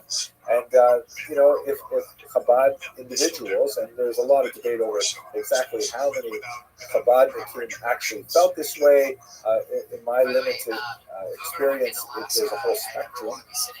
But this was a huge shanda, to use the Yiddish term. It seems, however, that, where are we now? We're like 30 years on from his passing, that much of this has really faded into the background, and I'm not sure exactly how all Chabadnikim have made their peace with the Rebbe's passing. There are definitely some who definitely still believe that he is the Mashiach, but it remains to be seen whether the younger generation will continue that.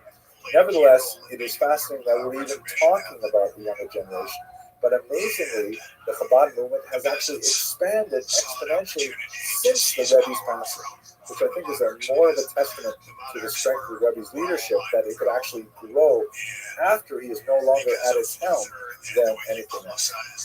Let me conclude by just taking you on a little bit of a virtual tour of the Rebbe's grave, which we saw in that last image. It's a site called the Ohel.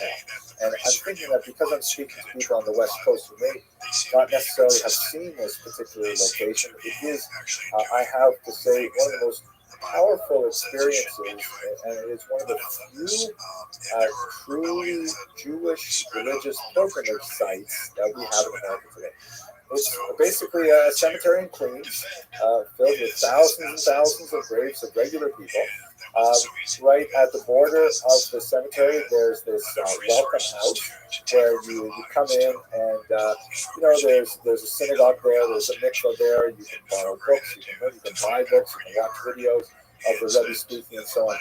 And when you're in this little house, then you go through this really remarkable ritual. I myself am not of Chabad persuasion, but I find this very appealing and very cleansing spiritually and very meaningful.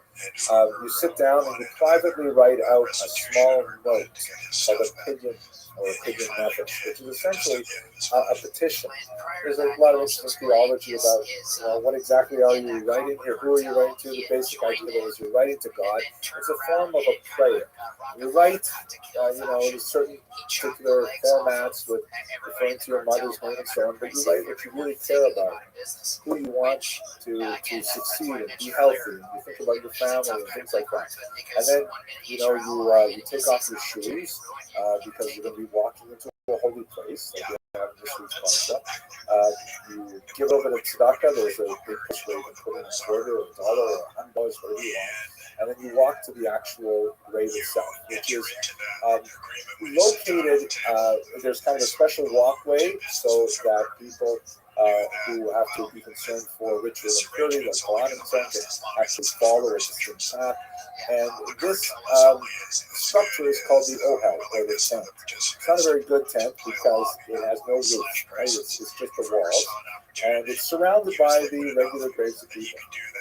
You go in the door there, you light a little candle, and then you walk into this area that's really quite unusual. In this particular Instagram photograph is the grave of the 6th Rebbe is on the left, and the grave of the 7th Rebbe, Brother Nachman person, is on the right. And there's kind of like a half wall enclosing them. And people around are reciting prayers and reading psalms and so on. In the back are the women from this photograph, and the front area and men. And once you've recited your psalms and things like that, then you take out the piece of paper that you've privately written, and you quietly read its contents aloud, and then you tear it in half and you throw the paper into the grade area itself. It's kind of like a physical embodiment of your prayer. Truly beautiful kind of experience. And then you leave. And I think that this is such a phenomenal way that Chabad keeps the Rebbe still in their lives, because when people really want to pour out their soul to God, and I myself have done this, you know, you go to the Ohel, and it allows you a place where you have a special level of focus, and in the merit of all the righteous people who are buried there, including the Rebbe and his father-in-law, you can hope that your prayers should be more directly channeled to God. It's a very meaningful experience.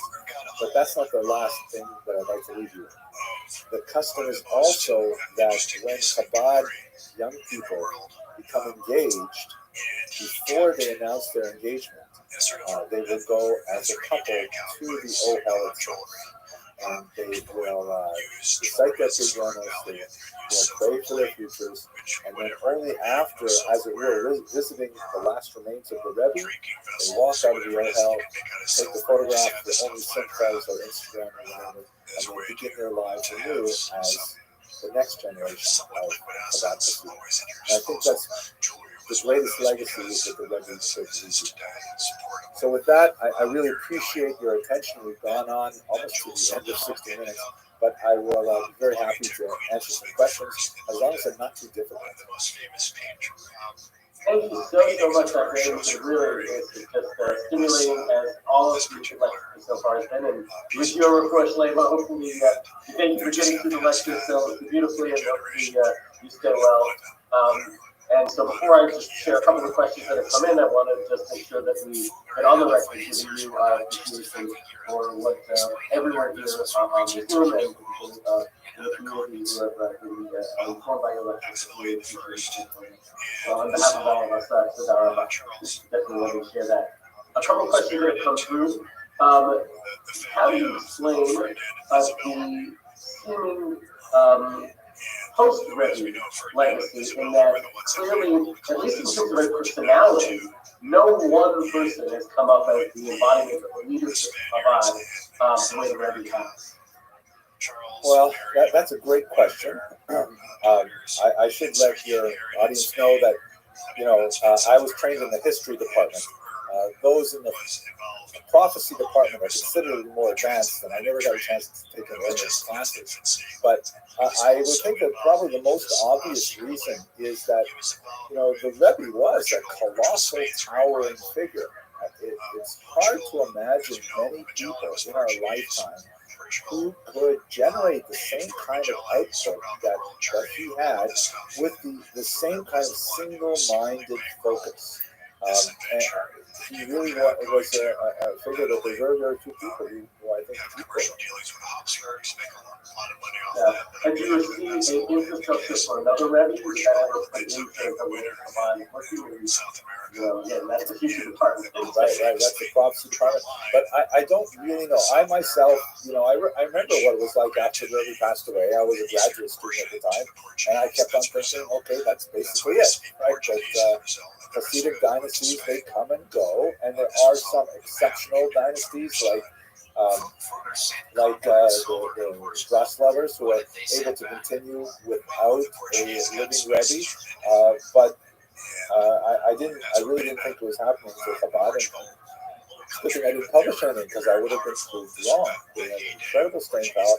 I think the reason why they're able to stick to the mission and the message is because the Rebbe really laid it out very clearly over half a century of his dedicated service and consistent messaging, and so it's carried on through a second generation.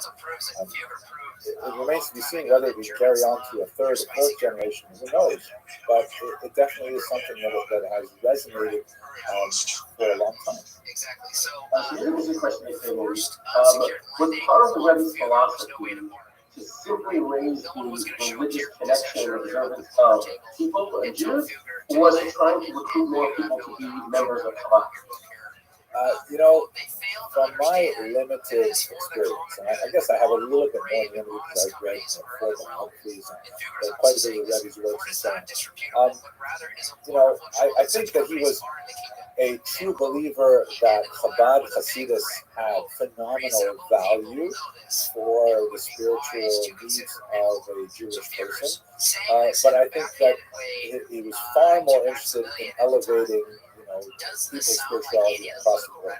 This is evidenced, by the way, by the fact that a lot of his closest associates were actually not Chabad themselves.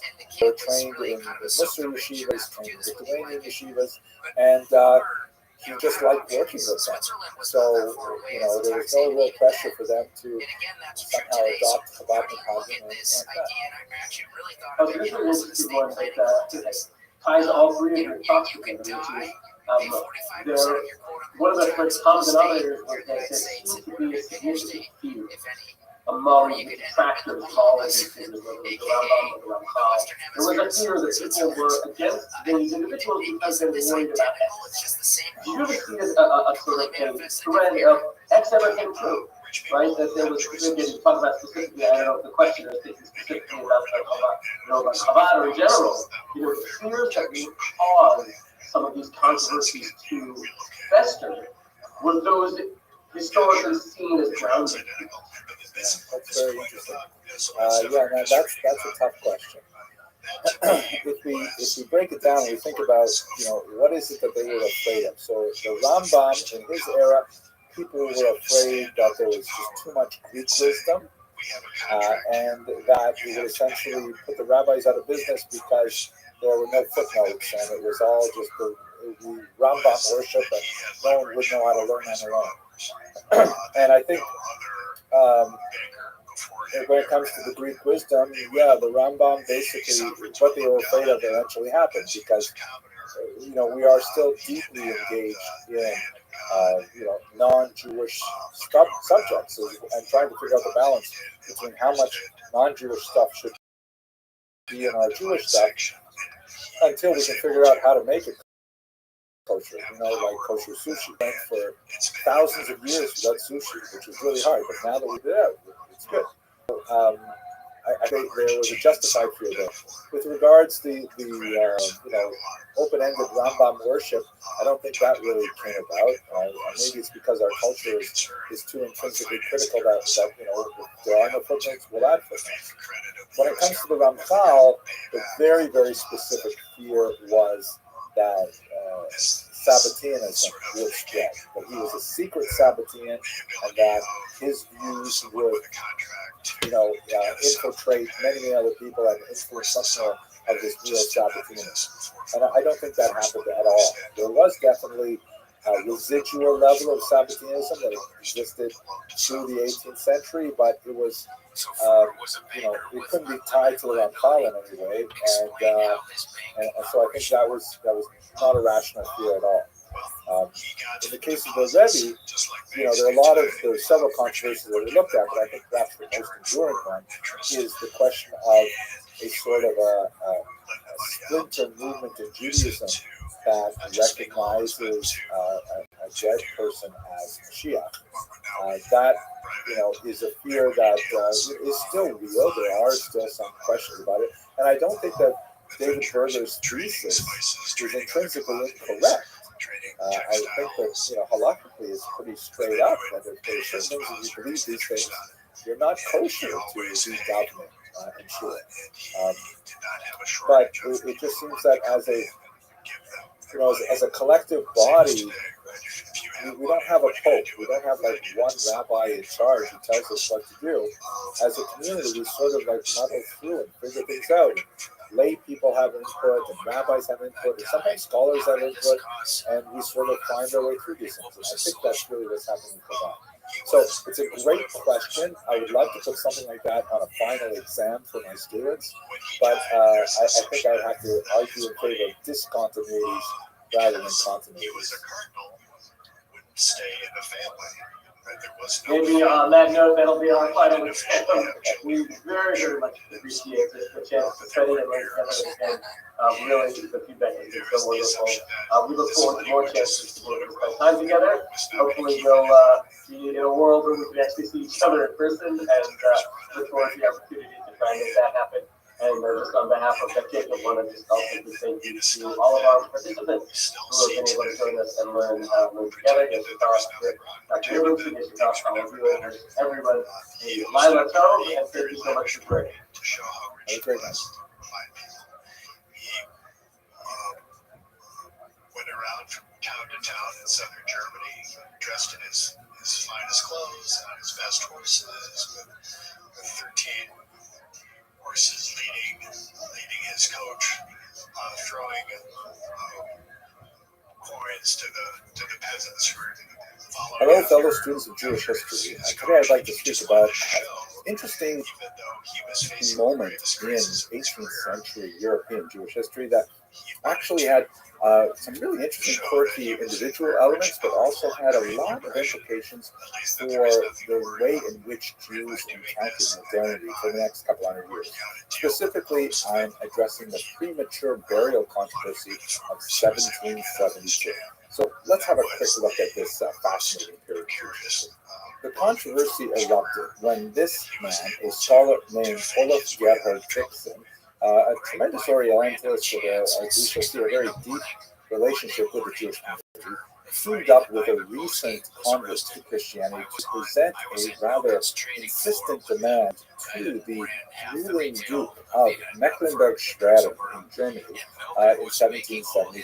Specifically, what Dixon said was that Jews are practicing a form of funereal rites that results in the alarming burial of humans before they are in fact deceased. It's a terrifying kind of thing, and as you would expect, Frederick II was similarly moved by this alarming statement, and so therefore he put in place a decree that Jews must not bury their dead until 72 hours have passed from the moment of death. Now, this presented a tremendous challenge to the Jewish community because, as we shall see, Judaism really favors rapid burial, but nevertheless, the figures who were invoked to address this decree of Frederick II is where we're going to focus our energies. Nevertheless, before we go there, I have to say something really bizarre about this particular individual, Dixon. He was actually a student of the great Jonathan Eibelschutz. He attended many of his lectures in Altona. Rabbi Eibelschutz was a very, very well-known rabbi, one of the best-known rabbis of the 18th century. And here's the most bizarre thing about this Christian scholar, Dixon. Apparently, he actually received rabbinic ordination. I know, that's so weird that a non-Jew would receive the title of rabbi. Now, I just have to take a minute to look at this little kind of footnote to Jewish history. Here's a piece by Dr. Schneider Lyman, which is absolutely fascinating on this unusual individual. And he cites the actual Shtar HaSmicha, the document of ordination that is signed by one Rabbi Moshe, son of Rabbi Tzvi Hirsch Lifshitz. Not an exceptionally known individual, but as you can see from this document, basically he calls this individual a chaver, meaning he wants to include him as a colleague, as a friend, but this clearly indicates rabbinic ordination. Smicha uses that term to some chayru, to give him smicha. And as you can see in the English translation here, that there's tremendous respect for this individual, and we know from the scholar's later work that in fact he was very closely related to Jews and was very well regarded with Jews, but still to give him smicha is a big leap. As much as I'd like to, I'm not going to follow that particular fascinating footnote. And let's go straight to the premature burial controversy, which I'm sure you'll agree was also quite fascinating. So apparently in the 18th and into the 19th century, and even poking into the 20th century, there was a Europe-wide scare of premature burial. This extends all the way into the New World of the Americas. And as a result, there was this new industry that focused on finding ways, for example, to build what were called safety coffins. the idea that, God forbid, you might be buried before you are actually dead, and so therefore you had to find a way of escaping, of like signaling your, your much exaggerated death by these bizarre kind of safety coffins that would pop open. Or here's one of my favorites, and this is actually from South Carolina, the installation of these bell hooks. I don't know if there's any connection between this term and the famous writer who took the pseudonym Bell Hooks, but nevertheless, this is a bell hook, and they will be installed just outside of the gravestone, and they will have a bell attached to it and a rope. As you can see in this diagram, the rope or string would be extended through the ground, through a hole in the safety coffin, and held in the hand of the presumably deceased. And then, if the deceased would realize they were not in fact deceased, then they would pull dramatically and forcefully on the string, which would cause the bell to ring and hopefully draw the attention of passersby who would come and rescue the individual from the early grave. Can you imagine walking by a cemetery and hearing the bell ringing like that? Like, yikes. When this accusation of premature burial in the Jewish community became a legal decree from Friedrich II, Moses Mendelssohn was approached by the community of Schwerin to address the issue. Moses Mendelssohn was one of the most famous Jews of the 18th century. He is widely regarded as the father of the Haskalah. We've spoken about him in many other lectures. But basically, he was personally an observant Jew who had mastered much of the culture and learning and vocabulary, really, of 18th century intellectual currents. And he was very active in the literary and intellectual and philosophical scene of late 18th century Germany, and a profound advocate for the amelioration of Jewish citizenship disabilities. That is, the emancipation of the Jews was a primary focus of Mendelssohn, and in particular the generations that followed.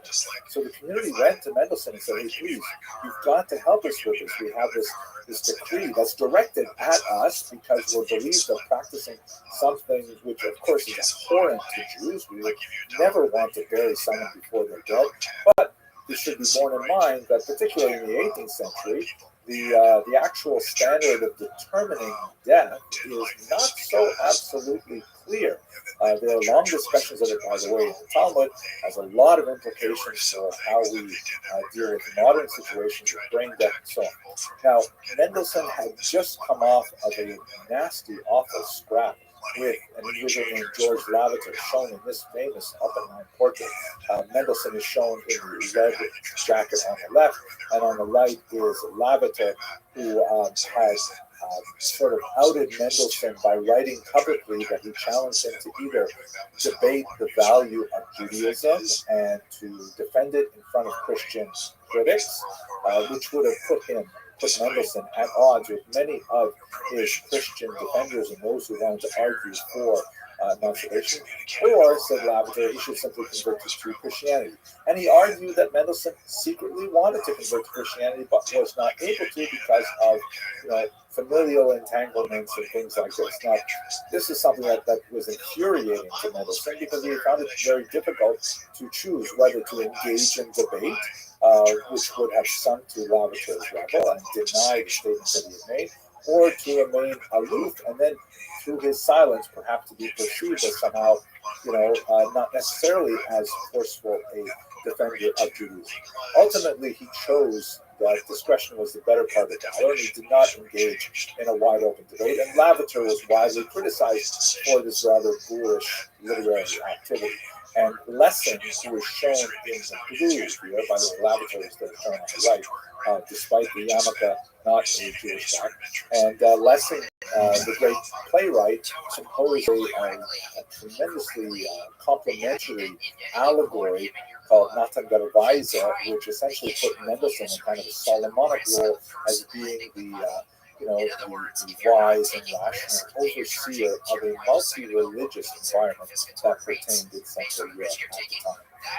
At any rate, Mendelssohn had just kind of escaped this. He would later, by the way, address Lavater indirectly in his most famous work in Jerusalem. That's not for our purposes right now. The Jews of Schwerin went to him and said, listen, you are the most well-known Jew here. You are so articulate. You have the ear of the educated elite of Germany. Would you please defend our traditional burial practices? To which he ultimately agreed and was successful in removing this decree. Now, the background to this, however, is quite fascinating. It wasn't only to Mendelssohn that the Jewish Schweren wrote. They also wrote to a much more senior and very well-regarded rabbi, Rabbi Yaakov Emden, who incidentally was at loggerheads with the previously mentioned Rabbi Yonasan Ibershitz that we shown earlier. Rabbi Emden had a much more traditionalist viewpoint, and he initially demurred, saying, listen, I can do this for you, but the right person to do it is really Moses Mendelssohn, and he handed off the task to the younger man. So Mendelssohn did the job, and he convinced Frederick II that Jews certainly had no intention of burying people before they were dead, and they made sure they were dead before they buried them. But in a private communication back to the Jewish community, he said, look, I did what you asked me to do, Baruch Hashem, it worked, but I don't really know that that was such a correct thing to do, because in reality, this seems like a reasonable public health measure, right? Like, why shouldn't we make sure that people are dead before they're buried? I mean, what a horrible thing to think that a person is buried when they're still alive. It makes sense for us to adopt these kind of sensible health measures. Now, I'm not going to take back my position, and I'm glad I did it, he said, but essentially, I really think we could have simply gone along with what Friedrich II did. Now, by the way, why? What's the point of reasoning for brides? The traditional practice, and by traditional, I mean for the overwhelming part of the last couple thousand years, Jews have struggled to bury their dead quickly, primarily because the decomposition aspect of the post-death process is connected Kabbalistically with atonement. That the idea of returning to the dust is actually something which is considered beneficial to the deceased, and so therefore, there are all kinds of customs. Like, for example, in Israel, they don't even use coffins; they bury people directly in a shroud in the ground to accelerate the decomposition process. In countries where coffins are required, they always drill holes in the bottom of plain pine boxes. They're not designed to be like airtight and lead filled and things like that. And the reason for the holes in the bottom is so that the dirt can actually make contact with the deceased. And if you have to put in a concrete sleeve, as you do in some parts of America, for example, they make sure that on top of the sleeve they put dirt in, and then they bury the body and dirt goes on top. These are all ways of, showing respect for the dead by allowing them a rapid decomposition. But on the other hand, there are very halakhic, acceptable reasons for delaying the death. For example, if it's connected specifically with the wishes of the deceased and for their honor, a concept called kavod hamet in Hebrew. Like, for example, if you don't have the shrouds that are necessary for the burial, and will take a day or something to get them, then there's an argument to be made to wait for the proper shrouds. Or more significantly, if family are far away and cannot gather within 24 hours, if there's some reason to delay for a little bit longer. And these are things that really have to be handled by an Orthodox rabbi, but nevertheless, that is the traditional custom, is to try and bury as quickly as possible, but also to make some allowances for the kavod hamet. And secondly, Mendelssohn argued, if you look back in Jewish history, and you don't have to look very far, just look to the Talmud, to the minor tractate Smachot, which means happy occasions, but that's actually a euphemism. The actual title of the tractate deals with sad occasions, rather than titling it sad occasions, we call it happy occasions, which deals with funerals. And the predominant modality of burial for much of Jewish history, particularly in the Hellenistic period, was not underground burial, not internment, but burial in crypts, such as the great necropolis that you see in Beit Shan in northern Israel, or several of them that are preserved in Italy. Burial in crypts was a very, very standard form of Jewish practice. In fact, they would actually practice secondary burial, meaning you would bury a loved one initially in ground to accelerate the decomposition. And then a year later, on the yard site, there would be a ceremony called a likutatsamo, the collection of the bones, and the family would go back and would, formally collect the bones and then bring them back to the family to an ossuary where the bones might actually be, preserved above ground in a course, kind of like a hole in the wall or in a sarcophagus, as shown in this image here. So the idea of, delaying burial or burial above ground, just essentially kind of like, as it were, kind of storage of the body until a later form of burial, it's all perfectly consistent with Jewish historical tradition as discussed in the Talmud. So Rabbi Mendelssohn wrote, why are we so insistent on not allowing, for example, a mausoleum burial for 3 days before we inter the body? We could do that. So this really was a much larger controversy that reflected sort of like many of the aspects of the Haskalah that Mendelssohn personally advocated for. There was, first of all, the idea that it's not impossible that non-Jewish authorities, like we do, might actually pass a law that is not intended to be discriminatory against Jews, but is intended for the general public health, including those of Jews. This might be one of those laws. Do we have to view the outside world as fundamentally toxic? Secondly, why do we have to do things today just because that is the way we always remember doing them, especially when we have historical precedent for doing them a different way? And so there are a lot of elements here that spoke to the emergent sense of modernity and a questioning of Jewish practice that goes hand in hand with much of the Haskalah. It definitely would get way out of hand with Mendelssohn's students, many of whom would advocate far more radical changes than are discussed here.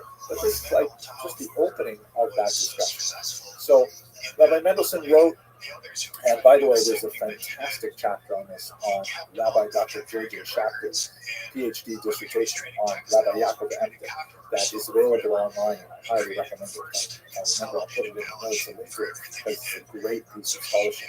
But anyway, Mendelssohn wrote that, he wrote to the Jewish community, I believe they won't listen to me because, the custom that we've done all the time is pervasive and strong. And perhaps they will disregard what I say, and they'll say I'm a scoffer. But nevertheless, I wrote my piece.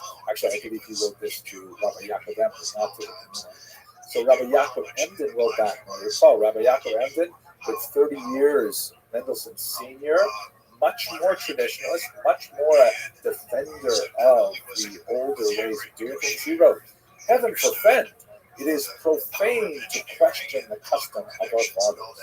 It was neither known nor heard in the entire world, in those places where our fellow co-religionists are scattered, that they should practice another custom to burial their dead.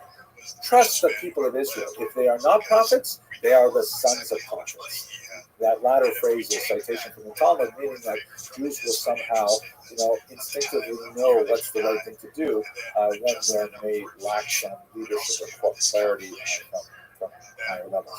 Anyway, a very sharp, exchange between the two. Rabbi Schachter's analysis reads, I gotta read this directly. Mendelssohn came to realize that ultimately Emden was firmly anchored in only one way, that of traditional Judaism. Over and over again, he found Emden forcefully articulating the traditional viewpoint on this matter without granting even the slightest legitimacy to any non-halakhic discipline like medicine to affect a reassessment of halakhic practice.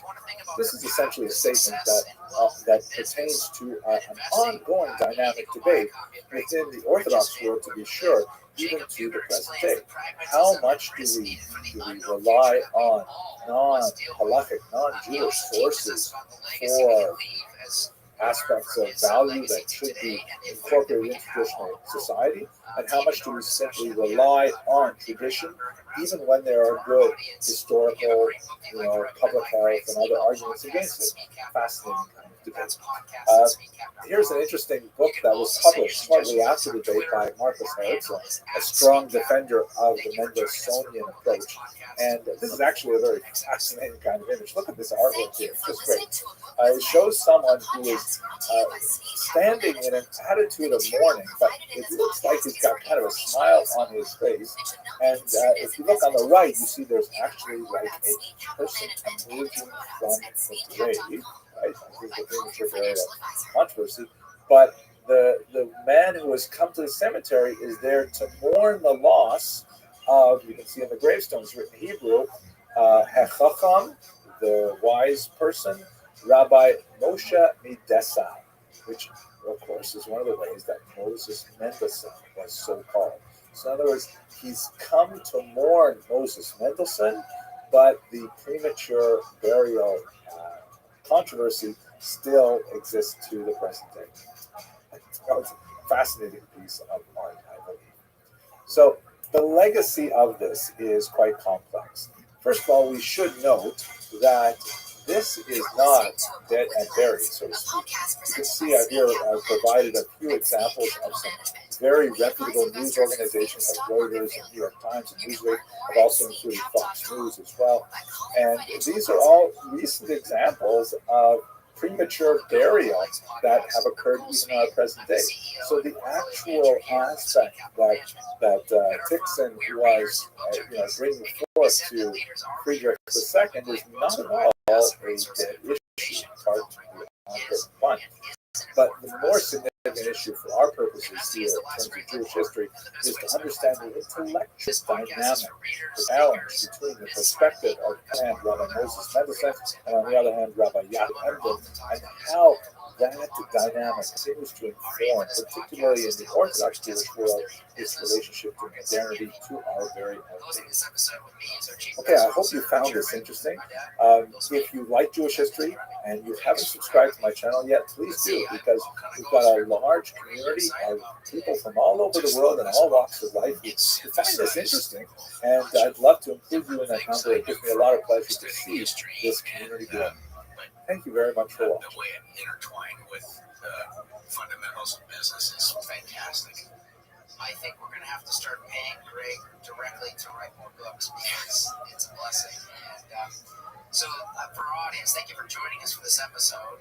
We're going to discuss one of the great financing minds of the last millennium. The controversy erupted when this man, a scholar named Olaf Gerhard Tixon, teamed up with a recent convert to Christianity to present a rather insistent demand to the ruling Duke of Mecklenburg-Schwerin in Germany in 1772. Specifically, what Tixon said was that Jews are practicing a form of funereal rites that results in the alarming burial of humans before they are in fact deceased. This is a terrifying kind of thing. This is not dead and buried, so to speak. You can see I've provided a few examples of some very reputable news organizations like Reuters and New York Times and Newsweek. I've also included Fox News as well. Moses Mendelssohn was approached by the community of Schwerin to address the issue.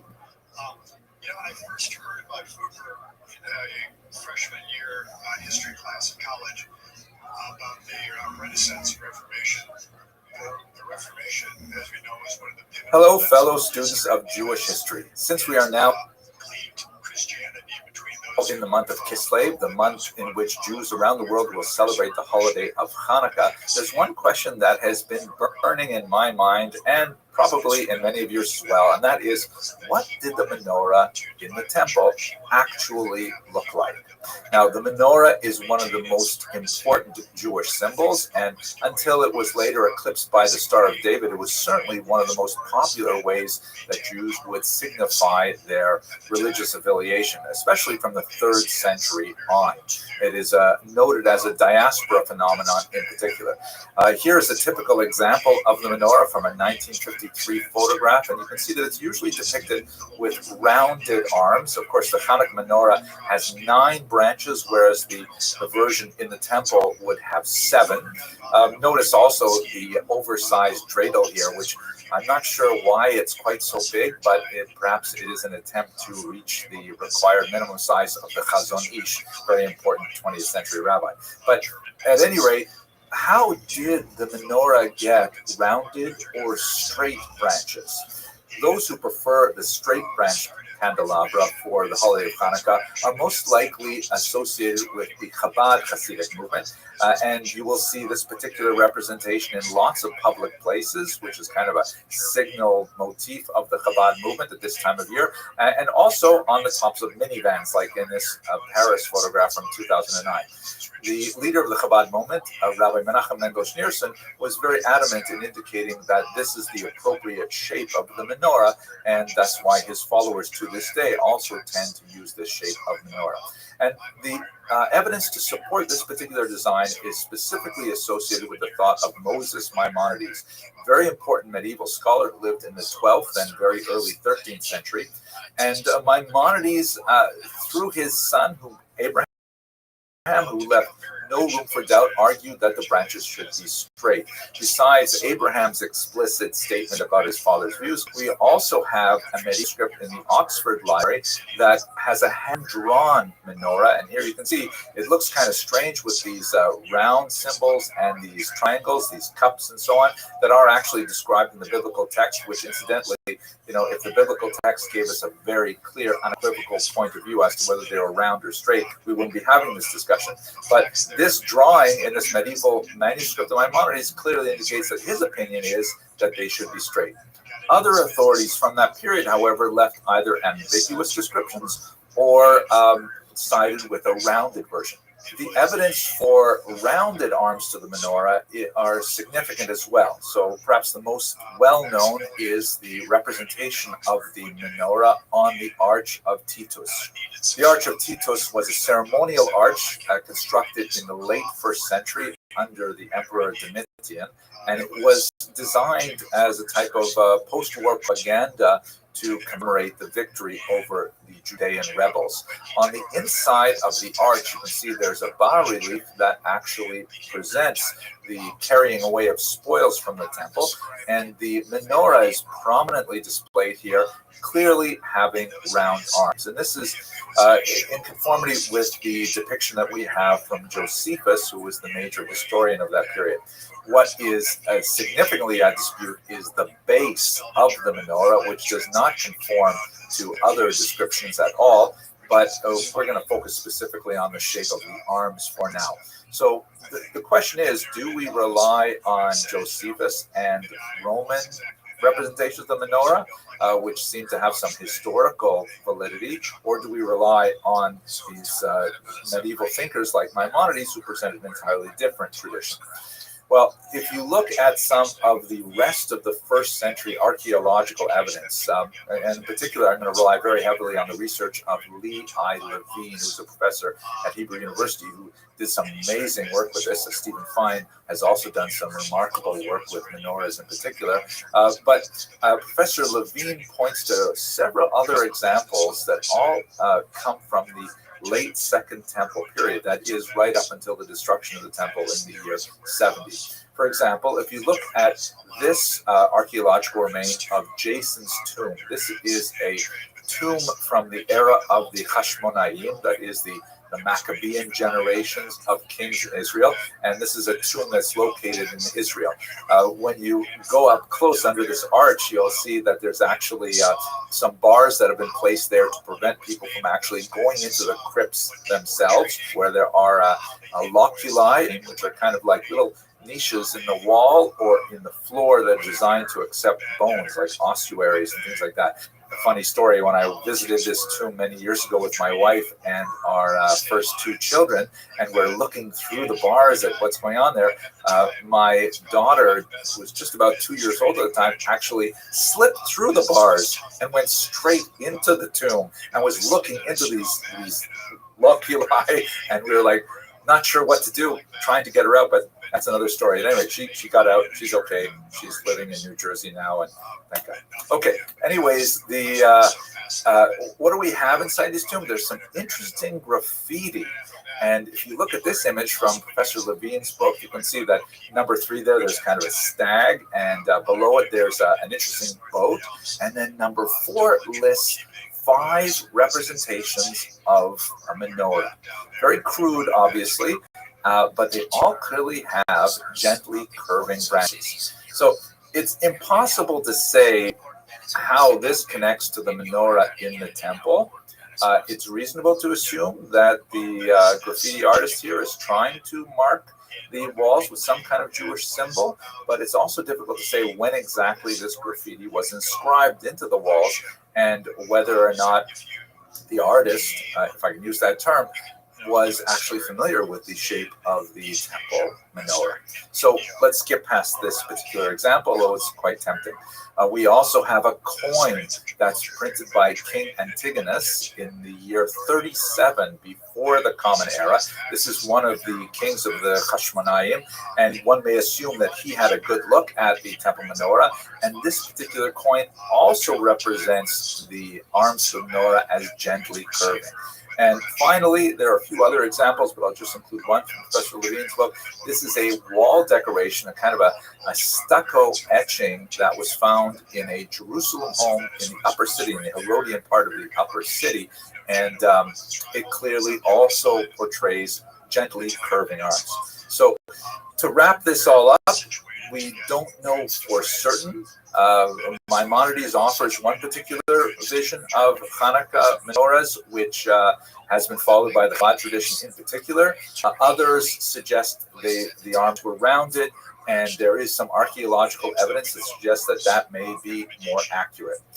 I hope you found this short video entertaining and maybe even a little bit inspirational as you light your Hanukkah menorah this year. I want to mention that I'm hoping to produce a series of videos on Jewish art and artists over the course of the next few months in connection with my preparation for my cruise with Kosher Riverboat Cruises in the region of Italy, which is, of course, going to be packed with lots of discussions of Jewish art.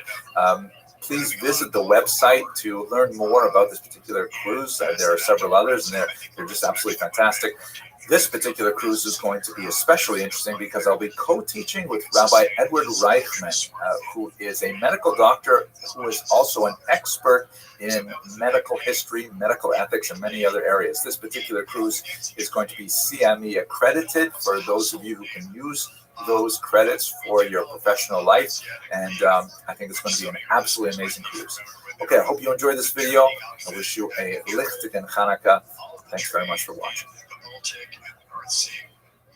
And it got to the point where it was really ruled by the business class in these areas, and we ended up working both with and against. Hello and welcome to another edition of Jewish Art and Artists, which is a series of brief videos I'm putting together to prepare myself for an amazing trip to Venice, which is scheduled for October of 2022 with, as usual, Kosher Riverboat Cruises. I'm just trying to prepare myself for visiting this beautiful city and the region by studying up on Jewish art and artists in general. So today I'd like to look at a famous synagogue, a 6th century synagogue found in northern Israel. Here's a map so you can see where it was located. It was discovered in 1929, and it took the name Beit Alpha after a nearby kibbutz. Now, the most amazing thing about the Beit Alpha synagogue is this phenomenal mosaic that has several registers with, you can see on the far right, there's kind of like a synagogue motif, and then in the center, this glorious mosaic. And at the bottom, there's this massive representation of the Akedah, the binding rising. I want to talk about those things in a little bit more detail. Architecturally, the synagogue is fascinating because it has what appears to be steps up to a second floor, which may have been a women's gallery. And there's even this fascinating kind of dedication here, which is written in Greek and in Aramaic, that this, thanks the people who laid out the mosaic and indicates that it was paid for by the entire community, which is really interesting. Of course, you can't have a synagogue without some plaques, right? You have to have some dedicatory materials. But let's look at the art in a little bit more detail. Starting at that bottom register, here is a really fascinating representation of the Akedah. You can see that on the right, there's kind of like this, like sort of the flames, like that's where the lamb will ultimately be sacrificed. And then there's Abraham, who looks like he's got some kind of a halo around his head. And he's clearly labeled with the word Abraham there. And he's kind of throwing Isaac up onto that altar while he holds the knife. Notice that the style is, really primitive, almost childish, which is kind of strange for 6th century Byzantine art, but it's not out of the question, I think, for folk art.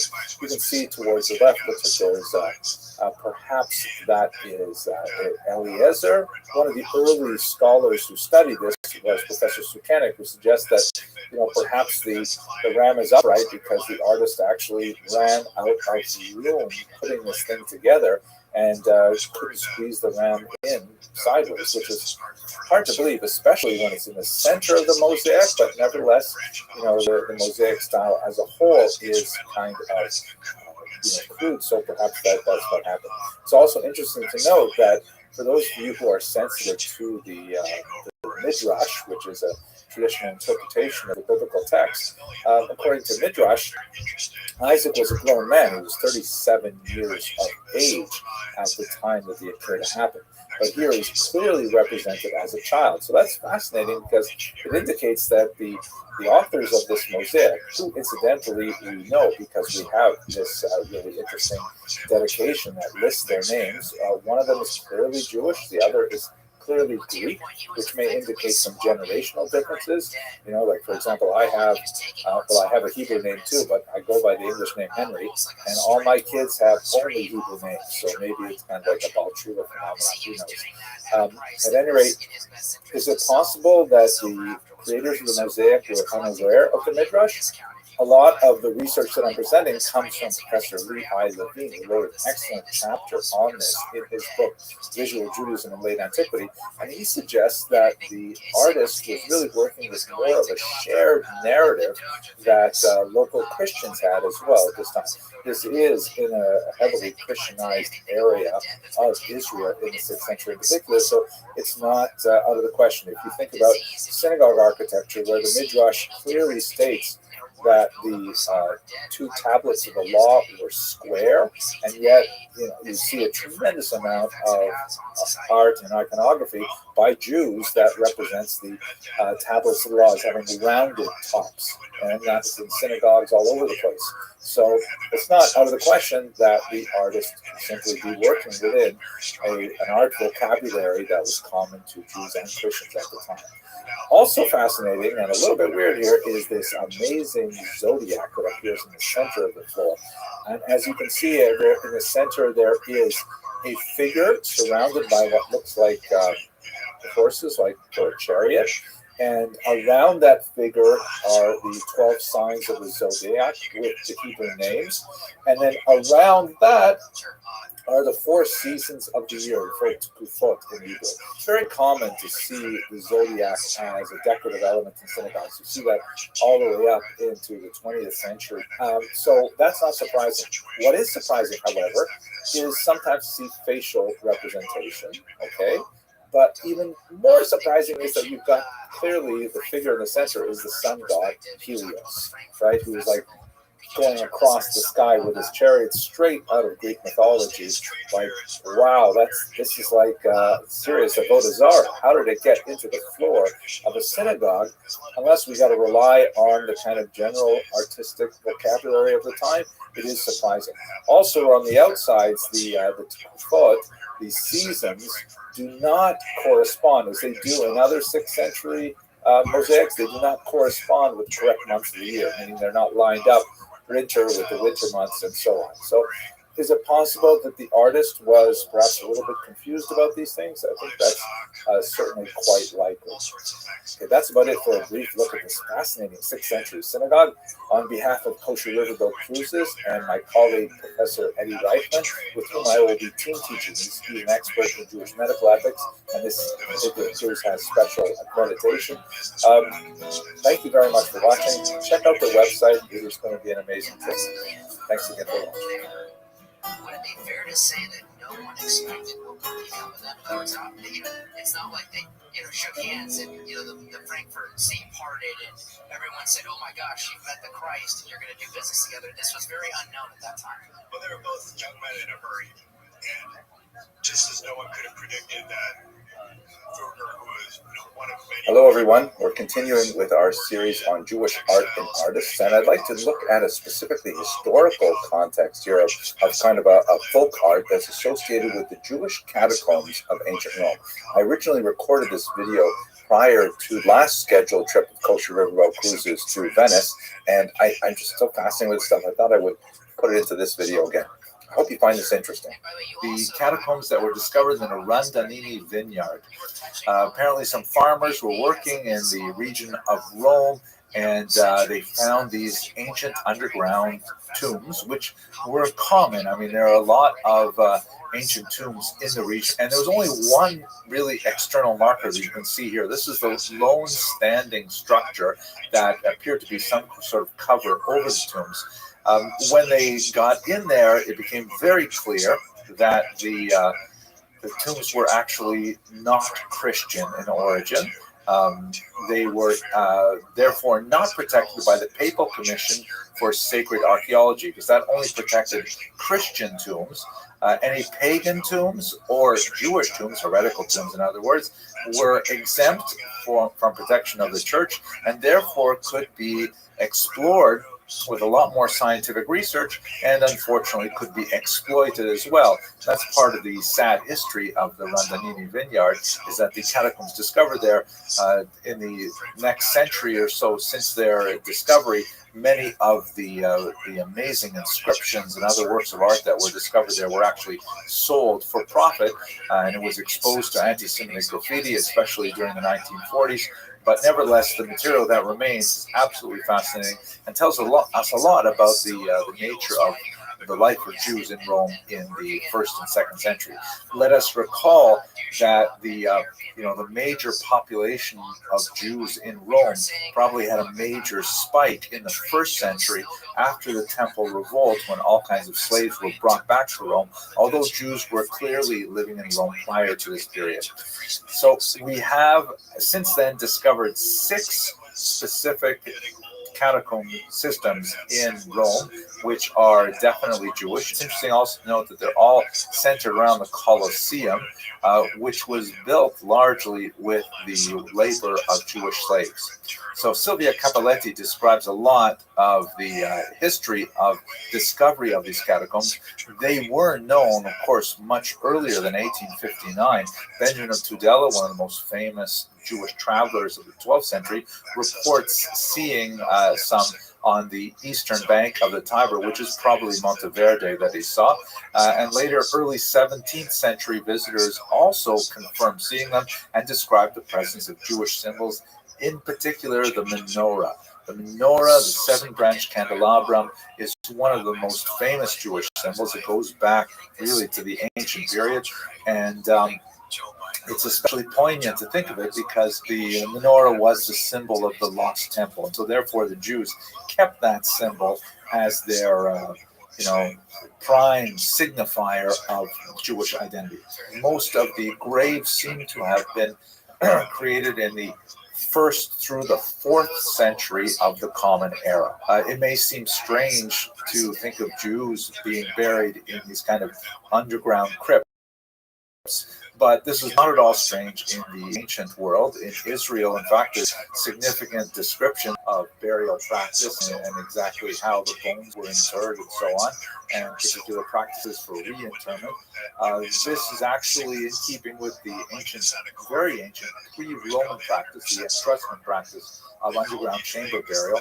The Romans themselves actually preferred cremation. Cremation, however, was at odds with the Jewish and then, of course, later the Christian belief in the physical revival of the dead, the resuscitation of the dead that would occur in the Messianic period, and therefore inhumation or burial in the soil, as we have today, slowly became a much more popular practice. However, for quite a period of time, the practice of burying in crypts was maintained, and that's why we have these catacombs today. Most of these photographs are taken from an amazing website that you really have to visit. It says so much about all of this information. Catacombsociety.org. That is in memory of Estelle Chohat-Breton, who did a tremendous amount of research. There's a lot of her writings on this website, hundreds and hundreds of photographs, really worthwhile. Okay, let's have some look at what do you see inside these graves. So here's an amazing picture that shows the interior of the system in the Via Vandanini, and you can see that there are these sort of horizontal rack-like graves on the left and the right that are lining the sides of the hallway. That's basically the main system of burial that's portrayed in this crypt, although it's clear that it was used over many centuries. It may even have had some usage by non-Jews, either prior to or post the Jews working in this particular area. It is quite long. We're talking about basically a quarter mile of tunnels that are used for the graves. Here's a map from Jessica Della Russo that shows the various levels, but there are also other forms of burial as well. There's also some burials, for example, in coffins. Some of them were apparently much smaller, indicating a lot of child mortality. Here's actually a lid that came from a Monteverdi. It's also quite possibly a Jewish child, which indicates some of the hesitations about the depiction of the human form in a three-dimensional image may have been ignored by some of these populations. Some of these were gorgeously decorated. Like, look at this image here with beautiful, looks like a date palm tree. Here you see a painted ceiling with peacocks and all kinds of interesting depictions. Here is the perennial menorah symbol within a Latin inscription. The vast majority are in Latin or in Greek, as you see here. But in both of these views, you can see the menorah appearing as well. Well, I hope you found that interesting. I really find it fascinating, and I hope that you will be able to join us on the Gems of Northern Italy tour, which is planned for October of 2022. I'm really looking forward to it. I'm going to be on that trip, God willing, also with my colleague, Rabbi Dr. Edward Reichman, who does some fascinating stuff on Jewish medical ethics. We're actually going to be CME accredited for this, and I think that's really great for all of you physicians who are interested in joining us. So I hope you enjoyed the video. Thank you very much for watching. Yeah, well, commodity prices fluctuate, and it costs a lot of money to mine the commodities. You're very prone to having flooding in the mines. You can ruin everything. The way that Hello and welcome to a new series of lectures, which I'd like to call Jewish Heroes and Heroism. And the reason for this series is because I'm preparing for a new set of lectures to go along with another cruise. This time, the cruise with Kosher Riverboat Cruises, as always, is going to be on the same river, which I'm especially looking forward to.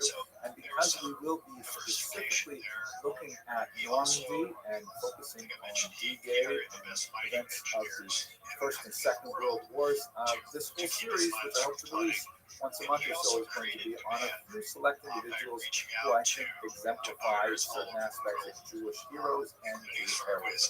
Just to look at the cruise itself, it's so fantastic. I love these cruises. We're going to visit the Seine River. We're going to start here in Paris, and then we're going to make our way up to the northwest, following the Seine River, out to Normandy and regional Le Havre. I'm especially looking forward to seeing Rouen, which has been recently featured in some archaeological studies because we found very old evidence of the medieval Jewish community in Iran, and that's going to be absolutely fantastic. But let's go to our topic at hand. Since we are entering the month of Kislev, and we want to talk about heroism, it seems obvious that we should speak about Judah Maccabee. Judah Maccabee, one of the most remarkable heroes and military campaigners of all of Jewish history.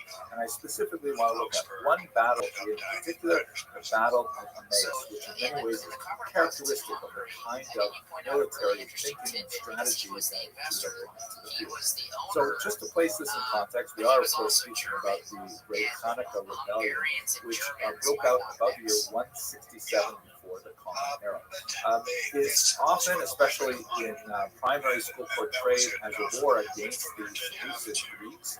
That is the successor kingdom to Alexander the Great's empire, but it really was a civil war in which Jewish Hellenizers, that is, those Jews living in Israel who really wanted to assimilate to Greek norms, were leading a charge to try and make Jewish culture much more like general Greek culture and get rid of all of those fanaticism and things like that that are associated with old times.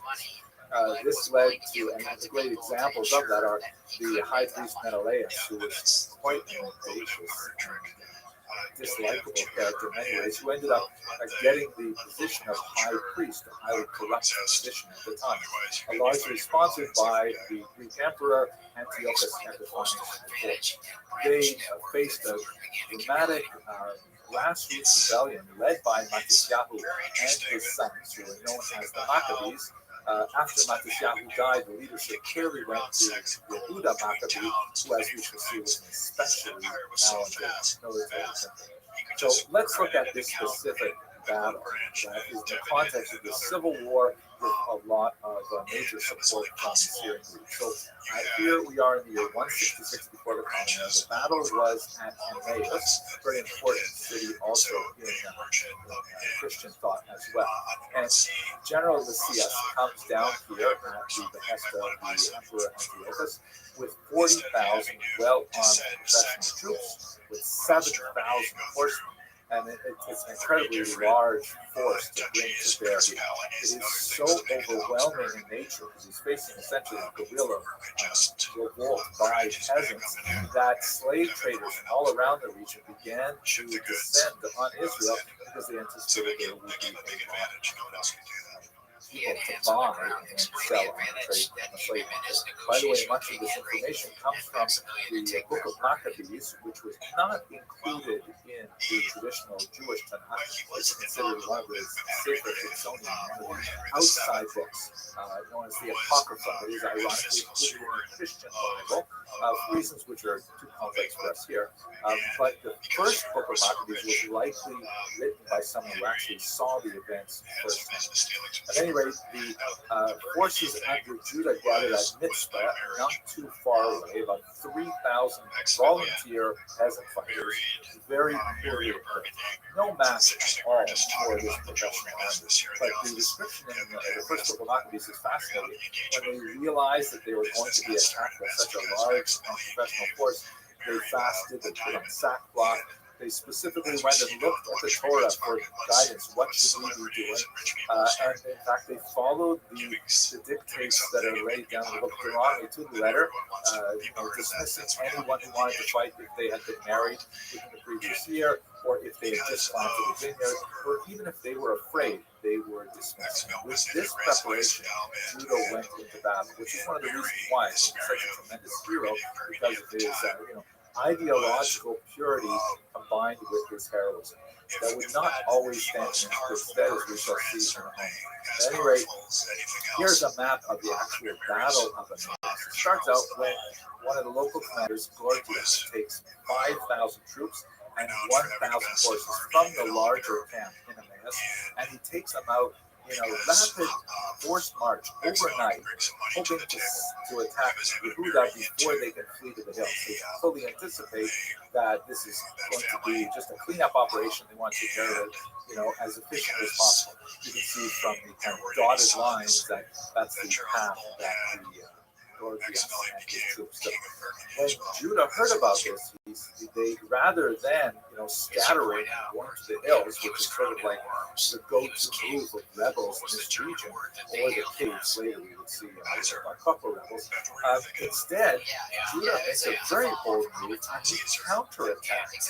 He actually moves to the south and avoids Gorgias' army, and he actually attacks the main camp at dawn. Incredibly bold, and if I can use the Hebrew term chutzpah move, the camp is completely surprised by Judah's bold attack, and they are defeated, and the camp is set on fire, and the vast majority of those who survive simply flee. But Judah does not direct his troops to pursue the fleeing base camp. Instead, he orders them to remain and stay in hiding for Gorgias to return.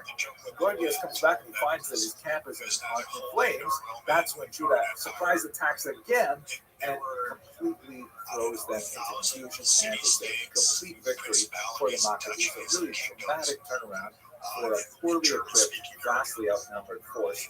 And this kind of strategic thinking is something that we will see characteristic of Jewish heroism over the ages.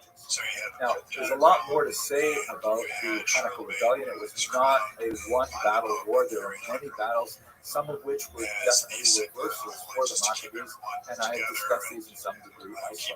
But I think in terms of the Maccabees, one of the things that we should reflect upon is that although he had this laser-like focus on the task ahead, and he was a brilliant commander, he proved unable to adapt to the end of the war, when a lot of the victors, the Jewish victors, thought that, okay, this is the time where we should compromise and we should make peace. He seemed unwilling to do so, and in fact, he continued the war even after the majority of his loyalists had abandoned him, and he ultimately fell. Nevertheless, a phenomenal example of Jewish heroism. I hope you found this little video useful, and I would love to see you on this cruise on the same. We're going to speak a lot more about this kind of thing. Thank you very much for watching. There were others who wanted, because they saw an opportunity to make more money for themselves, if they could turn this strange thing of being a Holy Roman emperor into being an actual emperor with all the powers that entailed. So there was an election. We had Henry VIII. Hello and welcome to another brief lecture on Jewish heroes and heroism. This lecture is part of a series used as part of my research to prepare for the Kosher Riverboat Tours cruise of the Seine River planned for 2022. So today, since we are in the month of Kislev, I thought I'd look at one of the battles of the Maccabees, which is especially fascinating. It happens to be a battle that the Maccabees lost, but nevertheless, there's a particular moment of incredible courage that left a lasting imprint, especially in art history, but also in the spirit of the Maccabean Revolution. It's the Battle of Bet Zechariah, which you can see here in this map, is not too far away from Jerusalem, which is just up to the northeast a little bit. It's near the town of Alon Shvut and Kfar Etzion. Now, what exactly happened here? If you have a look at the description of the battle, the Maccabees come down from Jerusalem, where they encounter Antiochus's forces commanded by Lysias. Lysias had already learned that the frontal attack is not the best, so he decided to come down south and then advance to Bet Zechariah through Idumea, and there they had a tremendous battle, and the Maccabees actually had to retreat. But what's the specific moment of special heroism? It's associated with Elazar, who is the brother of Yehuda Maccabee. And here, I'm going to read to you from the Book of Maccabees itself. Here, my favorite edition of the Apocrypha. Now, Elazar, called Avaran, there's some interesting discussion why he was called that, saw that one of the animals was equipped with royal armor. What are we talking about? The Syrian Greeks used these ferocious elephants in war. Really amazing, terrifying creatures. What's going on with this particular war elephant? It was taller than all the others, and he, Elazar, supposed that the king was on it. So he gave his life to save his people and to win for himself an everlasting name. He courageously ran into the midst of the phalanx to reach it. He killed men right and left, and they parted before him on both sides. He got under the elephant, stabbed it from beneath, and killed it. But it fell to the ground upon him, and he died. When the Jews saw the royal might and the fierce attack of the forces, they turned away and fled. So this was ultimately a defeat for the Maccabees, a temporary defeat, but nevertheless, Elazar's heroism is one really bright spot in which you can imagine the incredible courage it must have taken to run up to this strange and ferocious-looking beast and to take it down. You know, I think this actually inspired the famous Star Wars scene of taking out those big walking creatures as well. Anyways, let's have a look at this in terms of art history, because what I find especially fascinating about it, this Gustave Doré, I think, is a fairly realistic kind of depiction of the battle. But in the medieval period, most artists, especially in Christian Europe, had never seen an elephant. So it's really interesting to see when they're reading the Apocrypha. You'll recall that the Apocrypha was actually preserved in Christian Bibles, not in the Jewish tradition. So we have the Greek translation of this book that's still widely read in Christian churches, and they're trying to depict this in illuminated manuscript. So they don't know what an elephant looks like. They say, oh, it's kind of like a big, like horse thing with sort of a long trunk coming out of his nose. So here's an example in which it looks a little bit like a horse with a trumpet, and notice that the scale is way off. Like, you have no idea how big an actual elephant looks. Here's another example where the artist just gave up and said, oh, it's basically a horse, right? A big horse. Here's another example in which it's kind of like a happy dachshund or something like that. Another version in which the proportions look about right, but again, the scale is totally wrong. And I have to say that of all of the depictions of Elazar's death, this one is perhaps the most horrible. Just imagine being squashed in that manner. Here's one in which the elephant gets a little bit closer to reality, but the trunk is totally wrong. And here's one which looks a little bit like kind of a saber-toothed tiger with a trunk. Again, the artists are just flailing about trying to figure out how to depict these elephants. This one is great. It looks kind of like a salamander with these bizarre ears. And here is actually my all-time favorite. This one, I think, inspired Dr. Seuss. So all joking aside, the heroism of Elazar is absolutely amazing, and he has, in fact, earned a name for himself for this tremendous act of courage back in the era of the Maccabees. Thank you very much for watching. It's the German word for relationships. It's evil. And in those days where you really had to rely on trust, much more than you do today, because you have contracts, you have rule of law. Trust was a big deal in those days. Hello and welcome to another video in the Jewish Heroes and Heroism series in connection with Kosher Riverboat Cruises. Today I'd like to speak about a very inspirational young woman named Hannah Senesh. She was born in Budapest, Hungary in 1921 to an assimilated Jewish family. Her father unfortunately passed away when she was only 6 years old, and she was raised by her mother together with her brother Yoki. She was a very bright young woman and did very, very well in school and had a quite passionate attachment to Zionism. So in 1939, with admittedly the political situation in Hungary deteriorating, she moved to Israel. She made Aliyah. She joined a kibbutz there. But that was not enough for her. She wanted to do something for the people of her homeland in Hungary, and so she decided to volunteer to work with the British as a parachutist.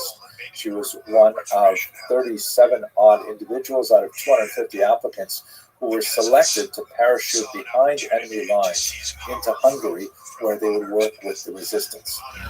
Once they landed in Europe, they learned that the Nazis had overthrown the local Hungarian government, and that they were implementing a much more rigid regime of anti-Semitism. Most of the men in her group called off the mission, but she insisted on penetrating enemy lines and working with the partisans to try and destabilize the country. Unfortunately, she was caught by the Nazis. She was imprisoned and she was tortured, beaten horribly, losing several of her teeth. But throughout her entire ordeal, she refused to give up the signals to the radio transmitter that she held, which would have betrayed several members of the resistance. After a show trial, she was ultimately put to death by the Nazis. One of the things that has come to light since her execution at a tragically young age was the fact she was a very talented poet. I myself have been very moved by her poems and have included them in some of my other lectures. One of the most famous of her poems in Hebrew has become kind of a youth anthem in Israel, and I'd like to read it to you here. I'll read it in English translation, but you can see on the screen the Hebrew original. Blessed is the match consumed in kindling flame. Blessed is the flame that burns in the secret fastness of the heart. Blessed is the heart with strength to stop its beating for honor's sake.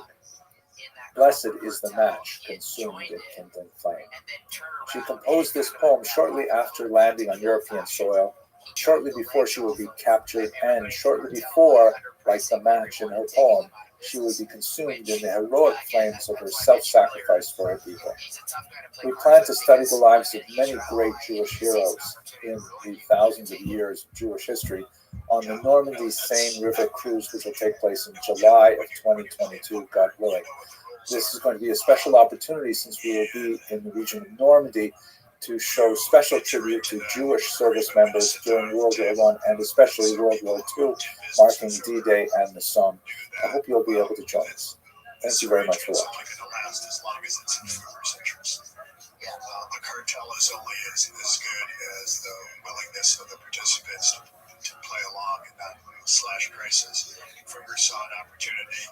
He was liquid enough that he could do that, and he made the calculation that he could wipe out the others, and he was correct in that calculation.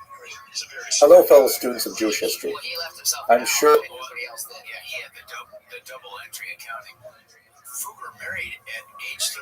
that you are, like me, following the events in Ukraine with great trepidation. It's terrifying to see the impact of this cruel Russian invasion on a civilian population. And I'm specifically concerned for the health and safety of their remarkable president, Volodymyr Zelensky. And I'd like to take this opportunity to speak a little bit about his leadership in the historical context of Jews living in Ukraine. It is my small part to respond to his recent request that Jews around the world raise their voices in protest at what is happening in Ukraine right now. Zelensky's leadership is surprising and inspiring in so many ways. His heroism under these current circumstances, of course, has gripped the attention of the world, but it's also remarkable, especially to many Jews, and especially Jews in America and Israel, because of the prevailing stereotype of Ukrainian anti-Semitism. First of all, I'd like to provide some basic information on President Zelensky's biography. Secondly, I'd like to place his leadership in the broader context of the history of Jews in Ukraine, and to respond to the question of how unlikely is it for a Jew to be the leader of this country. And thirdly, I hope to achieve in my small way to contribute to the chorus of voices that are all praying for the safety of this leader, for his family, and for all the citizens of Ukraine that are suffering under this savage, unprovoked, and pointless attack. So first of all, who is Volodymyr Alexandrovich Zelensky? He is 44 years old, president of Ukraine. Prior to his role as president of that country and really inspiration to the world, he was actually a comedian. He has been declared, however, the #1 target of Putin, the leader of Russia, and he has so far survived several assassination attempts. Now, Gail Beckerman wrote a fantastic piece in The Atlantic recently, and she wrote, what is remarkable, truly mind-blowing in the long sweep of history is that his Jewishness has not stood in the way of his being embraced as a symbol of the nation. Now, we'll agree that Zelensky himself is remarkable and mind-blowing. The long sweep of history, it's only remarkable and not necessarily mind-blowing to Jew in a leader position in Ukraine. It has, after all, happened several times before that Jews have been within the very tight leadership of this country, particularly over the last century, and I'd like to kind of explore some of those details now. Zelensky's parents were in many ways typical for their generation. They were both highly educated, very urbanized, literate. His father was a professor of mathematics, his mother taught engineering, and note that they were specialized in non-ideological fields, meaning although they may have been very cultured and very engaged in other kinds of aspects of life, Soviet Jews, when they studied in university, they tended to gravitate to those fields which would be less vulnerable to critique. For example, you don't have a lot of university-trained Soviet Jewish historians because that tends to be a highly ideological field. Zelensky's parents were typical of a type of Jew that was known as Homo Sovieticus, or Soviet man, Soviet human. The idea was to try and keep your head down as much as possible, to not affiliate openly in any way with any organized Jewish entity, certainly not to attend a synagogue, as that was, during the very repressive era of the Soviet Union, the best way to get yourself on the KGB mailing list and to be exposed to all kinds of persecution, small and large, in the future. So they strove to excel and to raise their families quietly, but to stay away from anything ideological or political and so on. They were Russian speakers. This is also fairly typical of Jews because as a minority, Jews tend to sort of culturally orient themselves towards the dominant population, and Russians clearly dominated Ukraine for much of the 20th century. Zelensky himself was raised as a Russian speaker, his first language, but he adopted Ukrainian as his second language, like many people of his generation. Actually, one of the things that I witnessed in my own lifetime and over the course of my own visits to Ukraine, that it was, in the 1980s, clearly dominated by the Russian language, except in the western regions of the country. But now it's overwhelmingly Ukrainian speaking, and the Russians are in the minority. It's remarkable how that changed really since 1991 so rapidly. He also, Zelensky, studied English, and he studied very well. He's actually quite fluent in the language. Let us not forget that he was only 13 years old at the time that Ukraine became independent, so he was an adolescent at the time when that cultural shift was happening. His wife is not Jewish, which is very typical for Jews in Ukraine, just like it is in the United States of America, a very high degree of intermarriage between Jews and Ukrainians. He went to school and he studied law, also typical for Jewish kids, although a little bit more ideological, particularly in the independence period. And then he went into comedy. He got involved with a comedy troupe that was called Studia Kvartal 95, or Kvartal 95, and this is also actually a very long Jewish tradition. So let's not forget that for much of Ukrainian history, Jews were much more urban than Ukrainians. They tended to concentrate in villages, in towns, and whenever they were allowed to live in them, in cities as well. And there were certain kinds of activities that Jews gravitated towards. Entertainment is one of them. You have a very long tradition of Jews in the klezmer music tradition. And Zelensky fits very well into that kind of paradigm of Jews in entertainment. We, of course, see that tradition in America as well, with Jews gravitating and in many ways creating Hollywood and the film industry and so on. His comedy troupe recorded a TV sitcom that proved to be extremely popular. It was called Sluga Narodu, or Servant of the People, and it ran from 2015 to 2019. Zelensky played a mild-mannered high school teacher in his 30s, still living at home with his parents, who was caught on a cell phone video in a tremendous rant against corruption in the country. That video was uploaded and became viral, and in the series Servant of the People, he ends up becoming elected to be the president of Ukraine. It's a hilarious sitcom. And then the great irony of it, one of those cases where art imitates life, imitates art, some Kvartal 95 employees decided to start a real political party with Zelensky at its head in 2018, and they ran on the platform of the fictional character Vasil Petrovich Holoborodko, who was elected in service of the people to be president, and Zelensky himself was then elected in a remarkable landslide to be the actual president of Ukraine.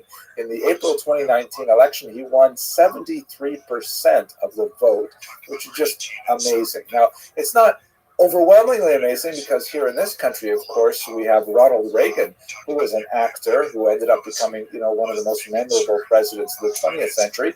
But Zelensky in Ukraine, that's his story. He made brilliant use of Instagram and social media to communicate his platform to ordinary Ukrainians, but those are skills that really served him well in the current crisis as well. Now, we see, though, that Zelensky himself is not just a TV character. I mean, it was hard for a lot of people, myself included, to take it really seriously that he was elected to this position, but he has really come into his own. And besides the obvious heroism that we're seeing in the current conflict, the Times of Israel published a really interesting interview with David Horowitz in which they write about the time when his own prime minister spoke poorly about Zelensky behind his back, what would be called in traditional Jewish thought Lashon Hara, and a recording of that was leaked, and then the prime minister, embarrassed, submitted his resignation. But Zelensky denied the resignation letter, saying that essentially if he were to leave the government at this time, it would be very destabilizing, would have a negative impact on the Ukrainian people.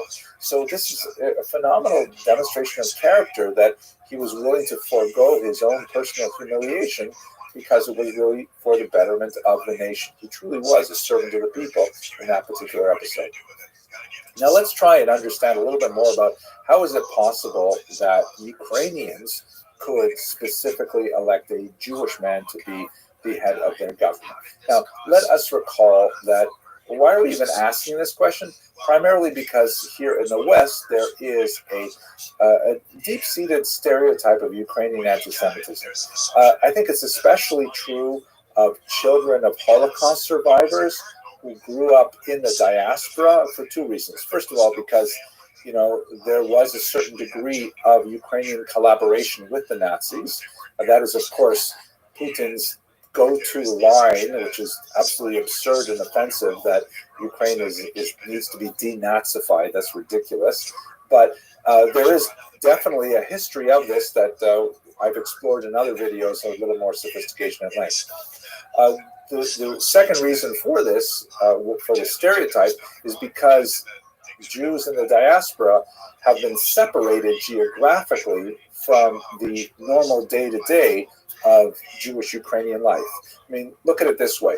Jews have lived in Ukraine. There has been documented Jewish life in Ukraine for well over 1,000 years. If you were to add up the years in which there was sustained violence from Ukrainians directed against Jews, and there were, of course, such moments of possible pogrom in 1113, the pogroms of 1648-49 under Khmelnytsky, the 1768 Haidamach uprising, of course, the pogroms of the early 20th century and the Revolutionary era, and then the Holocaust, which had Ukrainian collaboration to some degree with the Nazis.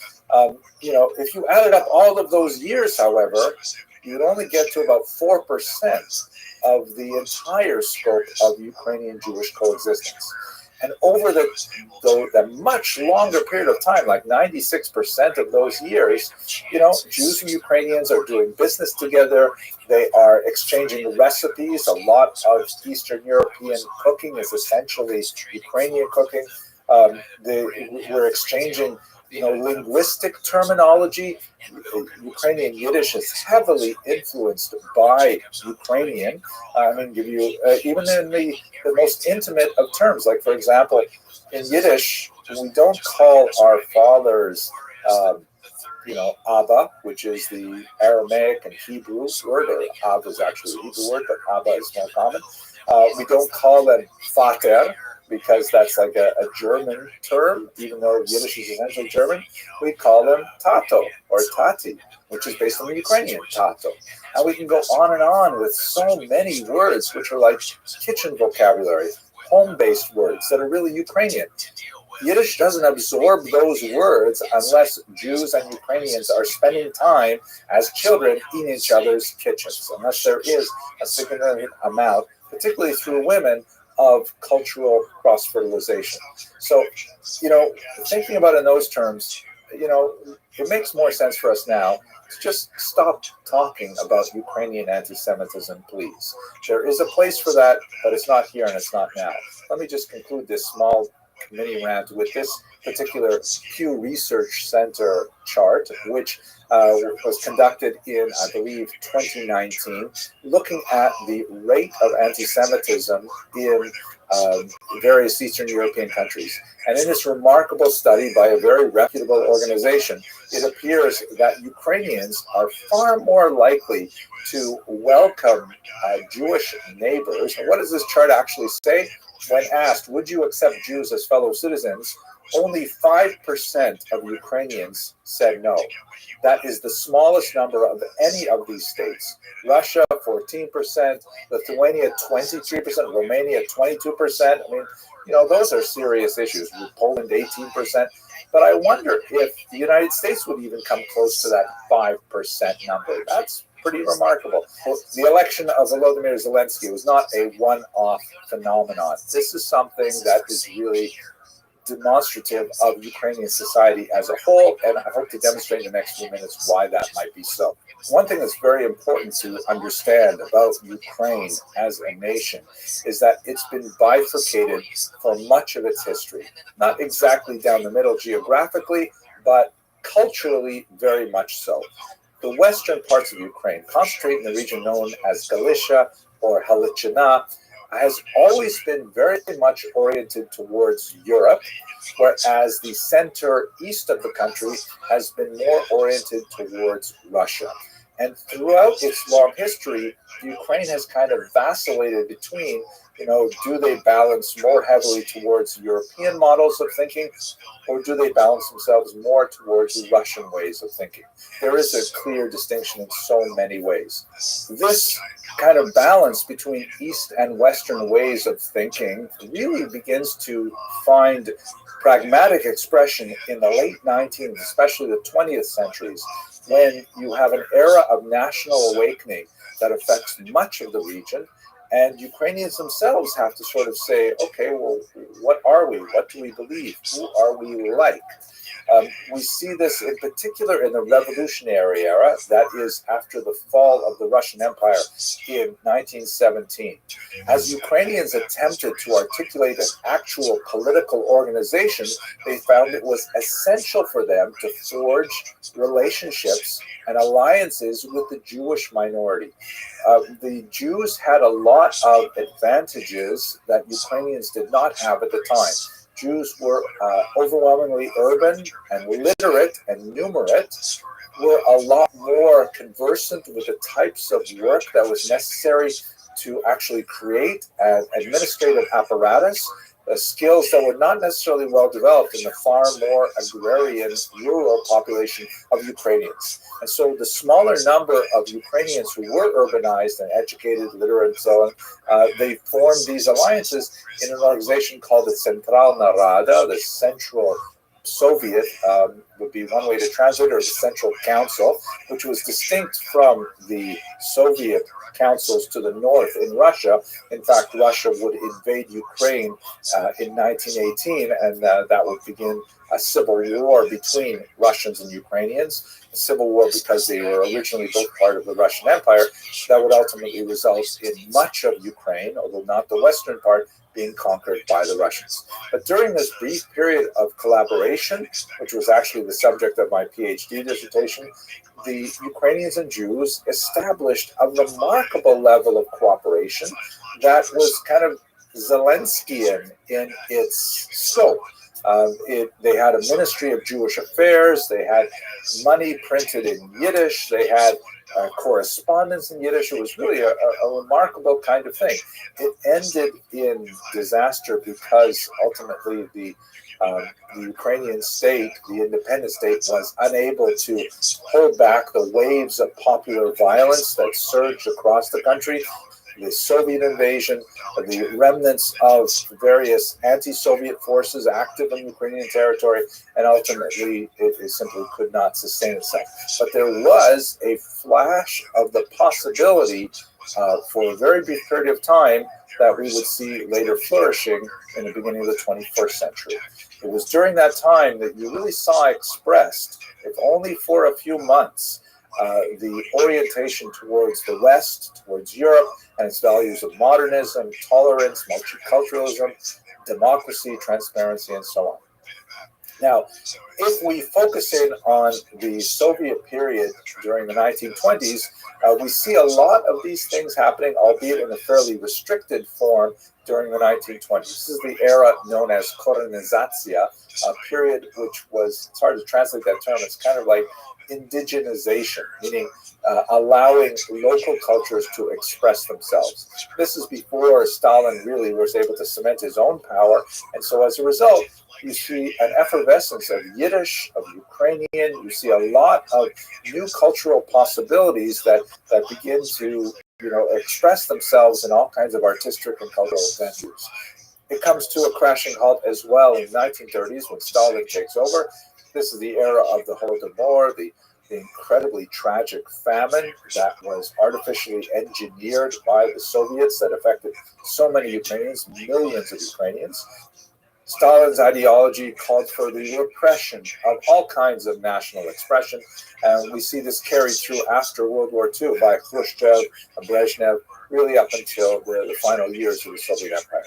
Now, if we move to the Nazi period, this is obviously, in terms of Jewish-Ukrainian relations, the darkest period of their interaction. So what exactly happened during this time? Well, again, I would refer you to other videos on my channel where I discuss this. It requires a lot more elucidation to understand properly. But basically, the Nazis were able to capitalize through very effective propaganda a widespread anti-Semitic sentiment that was especially present in the area that Professor Snyder calls the bloodlands. That is, those regions that were temporarily controlled by the Soviets between 1939 and 1941. The Nazis were able to really capitalize on the local anti-communist sentiment by specifically playing up the idea of the Judo-Kommuna, the Jewish communist conspiracy, which was also a farce. The idea of communism was dominated by Jews, which was certainly true, especially after Stalin purged so many Jews from the party. The Nazis were able to direct a lot of the anger with communism against the local Jewish population. The Nazis enlisted the help of local populations, not just Ukrainians, but also Poles, Lithuanians, and Latvians, really the entire area of the bloodlands, to react against the Soviets by attacking the local Jewish population, however unfair that was. And it was during this time that the so-called Holocaust of bullets took place, when the Nazis used primarily firing squads to destroy the little Jewish Stetblach that dotted the population. Perhaps as many as 2.5 million Jews were killed in these, the most notorious of which occurred in Babin Yar, in the middle of Kiev, where 33,000 Jews were killed in the space of a few days. The Nazis would go on to use Babin Yar for many months afterwards and killed upwards of 100,000 people at this point, including lots of non-Jewish Ukrainians. But during this time where you have a minority of the population who are Hilfswillige, you also have a minority of the population who are later recognized by Yad Vashem as righteous Gentiles, who are also cognizant of the local ties that they had with their Jewish neighbors and protected them from the Nazis. So there's a lot more to say about this. It's a very complex situation. Perhaps I'll just say one last thing. One of the heroes of this period is a remarkable clergyman named Metropolitan Andrei Shevitsky, who was the leader of the Ukrainian Catholic Church in the West. He was actually very friendly with Jewish populations before the war. He actually mastered Hebrew. One of my first scholarly articles was a translation of some of his Hebrew language correspondence written in his own hand. And during the war, he directed his network of monasteries and convents to save some 200 Jewish children. He was definitely very pro-Jewish. Yet at the same time, he conferred a blessing on the Waffen-SS division that was made up of Ukrainians called the Galicia division. And people have said, how is that possible that he could convey a blessing on an SS division? So we should understand that the Ukrainians who joined that division were largely thinking of themselves as the first Ukrainian division, that they were going to use the Nazi support in order to fight against the Soviets. That was the overwhelming mentality. So there's a lot more to say than I can in this short video, but it's complicated. It's not at all straightforward. Someone with undeniable moral fortitude. Shaptitsky also, by the way, complained to the Pope himself, saying, why are you silent? Why saying we need more support for the Jews? We need, to have a stronger voice that condemns this violence. But even he could see value in Ukrainians joining the Nazis to fight against the Soviets. So it's complicated.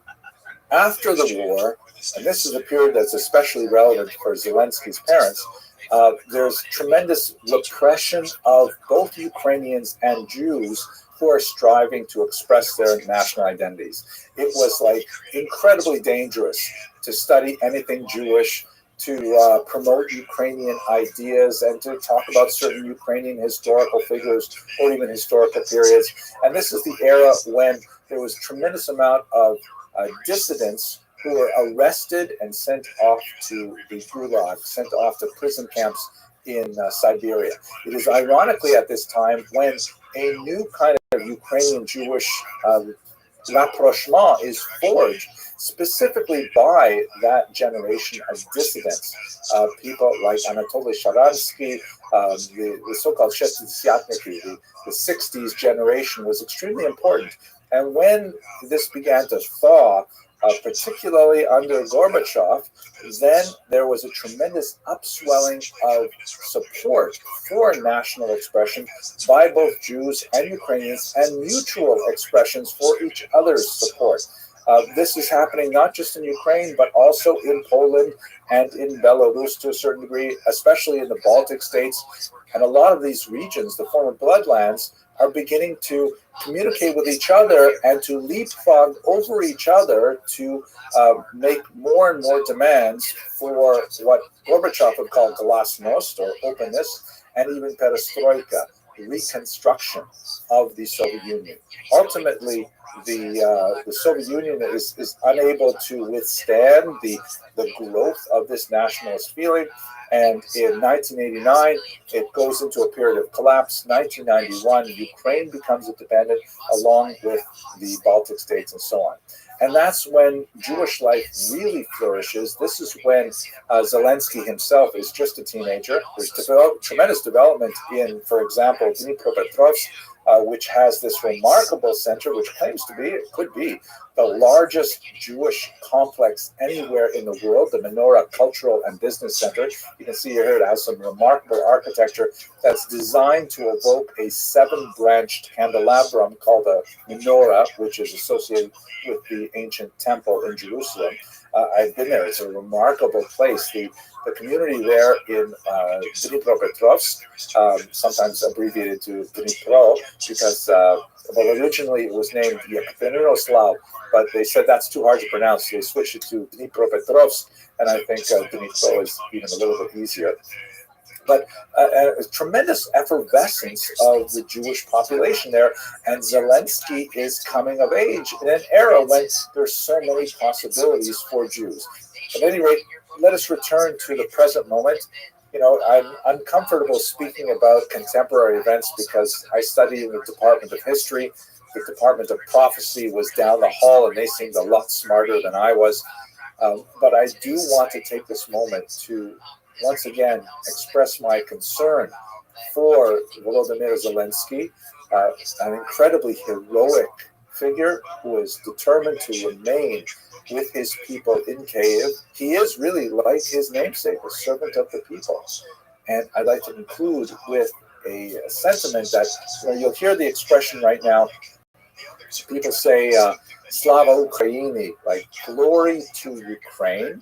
And then the response is Heroyam Slava, glory to the heroes. This itself is a beautiful phrase, but it has a bit of a complex history.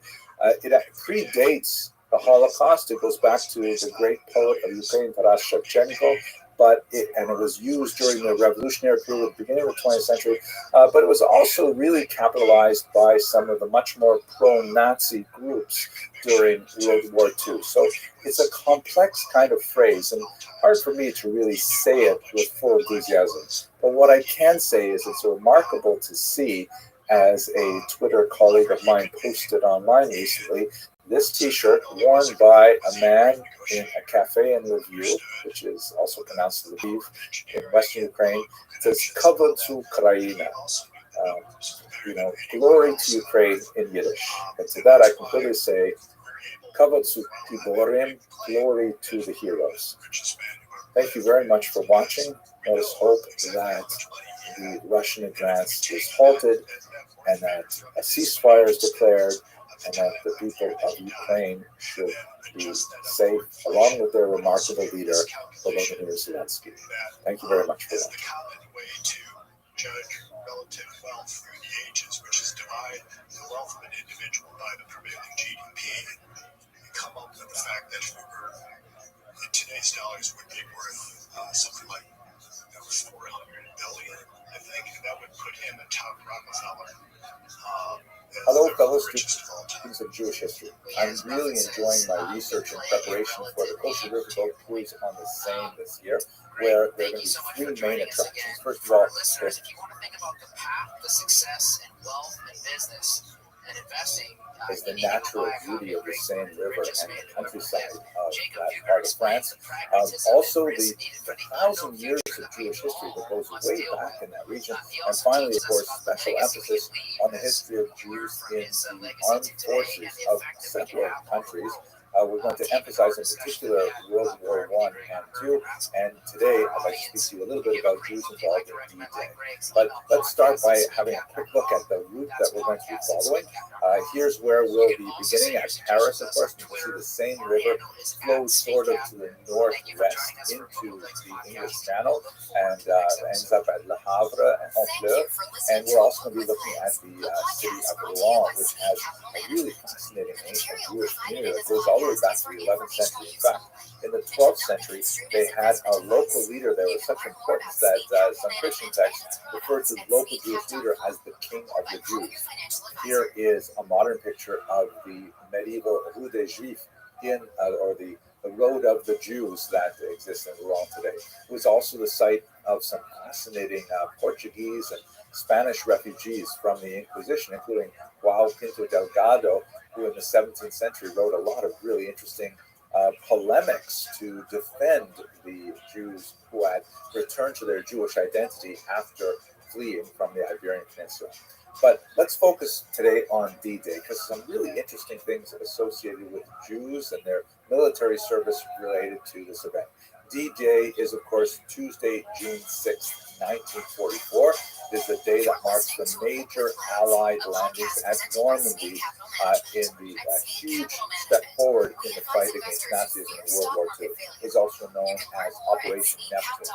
It represented the largest seaborne invasion in history, with 24,000 paratroopers landing in advance to prepare the region as best as possible for the landing of 7,000 sea vessels, and nearly 200,000 naval personnel participated in total. About a quarter of those, by the way, were American. There were tremendous losses on both sides, the Allies and the Germans, about 20,000 casualties. Among the Allies, 4,000 of those casualties were actually soldiers who were killed in this very, very difficult military assault. Here you can see a map that shows the sites of the landing. The Seine River flows just to the east of the major landing sites, including Omaha Beach, where we'll be spending time looking at the region and a remarkable museum that's located there. It was an incredibly punishing and difficult landing. The Germans were well prepared for it, and they knew that it was going to be coming eventually, so they had reinforced the region, and there was a tremendous amount of difficulty and effort imposed in trying to make the landings of several beaches. Now, let us understand how Jews related in particular to this war and especially to D-Day. Jews, of course, coming from America, had a unique perspective on the war because they realized already by 1942 reports were circulating of the concentration camps, the death camps, and the horrible persecution of the Nazis were meeting out with Jews. So Jews had a special sense of responsibility with regards to beating back Nazism, and they realized that if they were to be captured, it would be considerably more dangerous for them than regular American POWs. And so you see Jewish efforts in several different regions of activity. In the arts, for example, Jews like Irving Berlin, who was a very well-regarded composer of popular music in the first half of the 20th century, he devoted his talents to writing what has become a major anthem for the American people, God Bless America. And in the lyrics of that song, Berlin specifically alludes to the war in Europe that was on the horizon in 1938 when it was first broadcast. The lyrics include, while the storm clouds gather far across the sea, right? 1938, this is the era of Kristallnacht, the Sudetenland crisis, and so on. Let us swear allegiance to a land that's free. Let us all be grateful for a land so fair as we raise our voices in solemn prayer. God bless America, a land that I love. Understood in this context from a Jew who had fled persecution in the former Russian Empire, coming to these shores and achieving fame and fortune by dint of his talent, you can really understand how much he really did attach himself to America, and this kind of anthem has a tremendous impact on the larger population.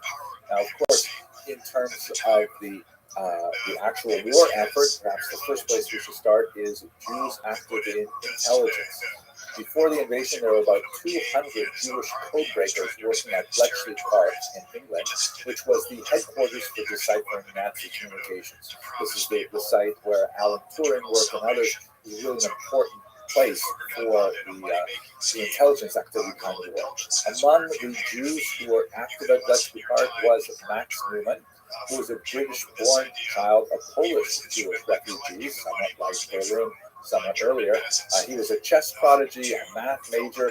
These were characteristics that he shared with many of the other Jews there at Bletchley Park.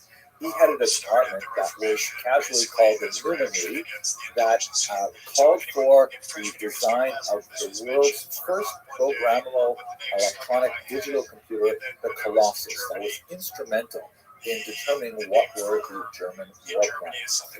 Also in the preparation for D-Day, you have people like Fred Balcom, shown here in this photograph, fourth from the left on the top row, who flew meteorological flights at 20,000 feet to determine the best weather conditions to allow the invasion to happen. He actually was responsible for delaying the invasion by 2 days to ensure that there was the best possible conditions without an undue delay. Turning to the landing themselves, so looking at the overall participation of Jews in the armed forces, there are about 550,000 American Jews who served in the U.S. armed forces during World War II. 36,000 of them were decorated, 24,000 of them were wounded, and 10,500 were killed in action. About 40% of all Jewish physicians served in the military, a remarkable number. In the landing at D-Day, about 4.2% of the soldiers making that assault were of Jewish origin, and that is, like all these other numbers, quite disproportionate because at the time, Jews made up only about 3.6% of the population. Let me look at a few of them because they're really quite fascinating. Let's look first at Lieutenant Robert Halpern, who was the child of a Ukrainian Jewish immigrant named Aaron, and I think this combination of Ukrainian and Jewish and heroism is something that we're seeing in our own day as well. He was a part of Assault Force U, which was one of the first units that made their way ashore to mark the landing sites so that later boats could safely hit the shore, avoiding both attack from the Germans and friendly fire from the Allies. Here's a quote from a contemporary war correspondent named William H. Stillman, that Halpern was involved in an intricate job calling for as much brain as courage and barrels of both. He is certainly making a hero of himself again this morning on D-Day, doing a job on which the success of our assault depends, and which not one man in 1,000 would like to have. For his efforts there, he received the Bronze Star. He was specifically cited for bravery in saving several soldiers from drowning. He went on to receive the Silver Star and another kind of medal, an Olympic medal for sailing for Team USA in 1960. Another Jew among the first to arrive on the River Normandy was Abraham Conti. His boat hit ashore within 67 of H-hour. He was possibly the first of all American soldiers and maybe even of all Allied soldiers to actually attack the beach. He was 22 years old at the time, a Sephardic Jew from Brooklyn. The Jewish Telegraphic Agency reported at the time that when his parents were told that their son was involved in the invasion, they went straight to synagogue and they engaged in nearly 4 hours of prayer. I think as a parent, I probably would have done something like that too. On that same boat was Captain Leonard T. Schroeder, a 25-year-old from a Baltimore neighborhood. He was featured in a French magazine in 1994 describing the heroes of Normandy, and he said at that time that, "Today I realize that to be the first man ashore is an immense honor, yet I do not merit it more than anyone else. 5 of my men died down there at Normandy. They alone are the heroes." I hope this video gives you a sense of the importance of the Jewish effort behind D-Day and of those hallowed beaches that absorbed the blood of so many soldiers who went on to fight the great fight against Nazism in World War II. If you are able to join us on this cruise, where we'll be looking at the beautiful scenery of the Seine River, the 1,000-year history of Jews in the region, and specifically focusing on the history of Jews in the armed forces, I would love to meet you in person and spend some time with you in this wonderful experience. Thank you very much for watching. He was very interested in making money, and I'm sure the hardships meant nothing to him because it must have been so fascinating that a guy like him probably enjoyed every minute of it. And then after that, he learned also when he was in Italy, he learned about bookkeeping, which at the time, modern day accounting didn't exist north of the Alps. Hello, fellow students of Jewish history. I, for one, am really looking forward to our scheduled July trip on Kosher Riverboat Cruises as we explore the Jewish history of the Seine River. We're going to go all the way up to the English Channel, and we're going to especially be concentrating on the beaches that are associated with D-Day we spoke about in the last video. Today I'd like to speak about one location that's going to be halfway along the cruise. That is in the medieval city of Rouen. Now, Jews lived in Rouen from about the 9th century, and then they were expelled in the 14th century. But there wasn't a lot of actual architectural evidence of their existence there until August of 1976, when people were doing renovations to the remarkable 16th century Palace of Justice in Rouen. And we knew that it was located in the old Jewish neighborhood from before the expulsion of 1306, when a car dramatically collapsed in a huge sinkhole right in front of the steps up to the appeals court. It was really remarkable. And when they opened up that sinkhole, they found that there was this remarkable medieval building. And upon closer examination, it turns out that not only was this a building in the Jewish neighborhood, it was actually the yeshiva that had at its head the most remarkable figure of Normandy at the time, the great Rabbi Shmuel ben Meir, the grandson of Rashi himself, a really important commentator. Oh my gosh, I'm going to tell you more about that. But let's have a look at this building here at the beginning. Here's a great book that came out to celebrate this discovery. This is a sort of a museum catalog kind of thing that was published in January 2020 in the city of Rouen. And the title, by the way, is Focus. La Maison Sublime, the Sublime House. I'll tell you why they called it that in a minute. The oldest Jewish building in France. This is what this is. It's the oldest Jewish building ever found in France. The great Professor Norman Gold, who's really written a lot about the ancient world, about the medieval world, wrote fantastic stuff on a Khazarian document found in Geniza, and also some great things on the Dead Sea Scrolls, other controversial theories. But he had just published in Hebrew 2 months prior a book about the Jews of Normandy, France, that exactly coincided with this finding. So he was brought in to try and examine this excavation and try to determine what exactly was it. And you can see it's got this remarkable Gothic architecture. They estimate about 11th century architecture with some amazing views and some interesting kind of decorative elements throughout. And when reconstructed by an artist, obviously these are like kind of the basement and foundations of the building, it probably rose up, judging by the height of the walls and things like that, to 3 stories. It must have been a rather magnificent building. And it was not just a house. It was clearly something that was intended for public use. Now, what really changed was when they discovered some graffiti scratched into the walls in the basement. Here's a photograph of the rabbi of Rouen at the time, Salomon Perez, who's showing the graffiti to the great rabbi of France, Rabbi Yaakov Kaplan, and Jean Le Cornet, who was the mayor of Rouen, and he's pointing out this remarkable phrase. As you can see here, this is what it looks like. It's the first one, the top blocks there said, this house will be sublime until the rock of Zion shows mercy. In its original context, it's a quote from the book of Kings. This house refers to this temple, right, in Jerusalem.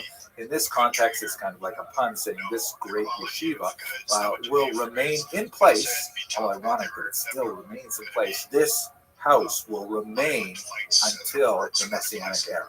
Now, what I find absolutely fascinating about this amazing building is not only the fact that this is the oldest building in France that's ever been discovered from before the expulsion of 1306, but that we know from Professor Gold's research that the Rashbam actually taught here. And then when we go visit this, we'll be able to walk on the same stones upon which the Rashbam himself walked. It's amazing. We also know that the remarkable commentator Avraham ibn Ezra, another great favorite of mine, visited this particular yeshiva. And so just to be in the same space where these great medieval thinkers were, I think that's just going to be fantastic. So this whole cruise is going to be amazing. I hope that you will be able to join us on this cruise. Please check out the website that I'll put at the end of this video. If not, I'm really looking forward to sharing with you the videos that we make as we visit these remarkable sites in Jewish history. Thank you very much for watching. Raising an army and that sort of thing. It was more about just indulging himself. Got to know Sigmund and worked out a deal with him so that Sigmund could optimize and maximize what he was getting out of his silver mines. And then got Hello, fellow students of Jewish history. I've been doing a lot of research lately in preparation for the Kosher Riverboat cruises along the Seine River later this year, looking at the Jews of Normandy in particular. And I came across something just recently that was just so fascinating.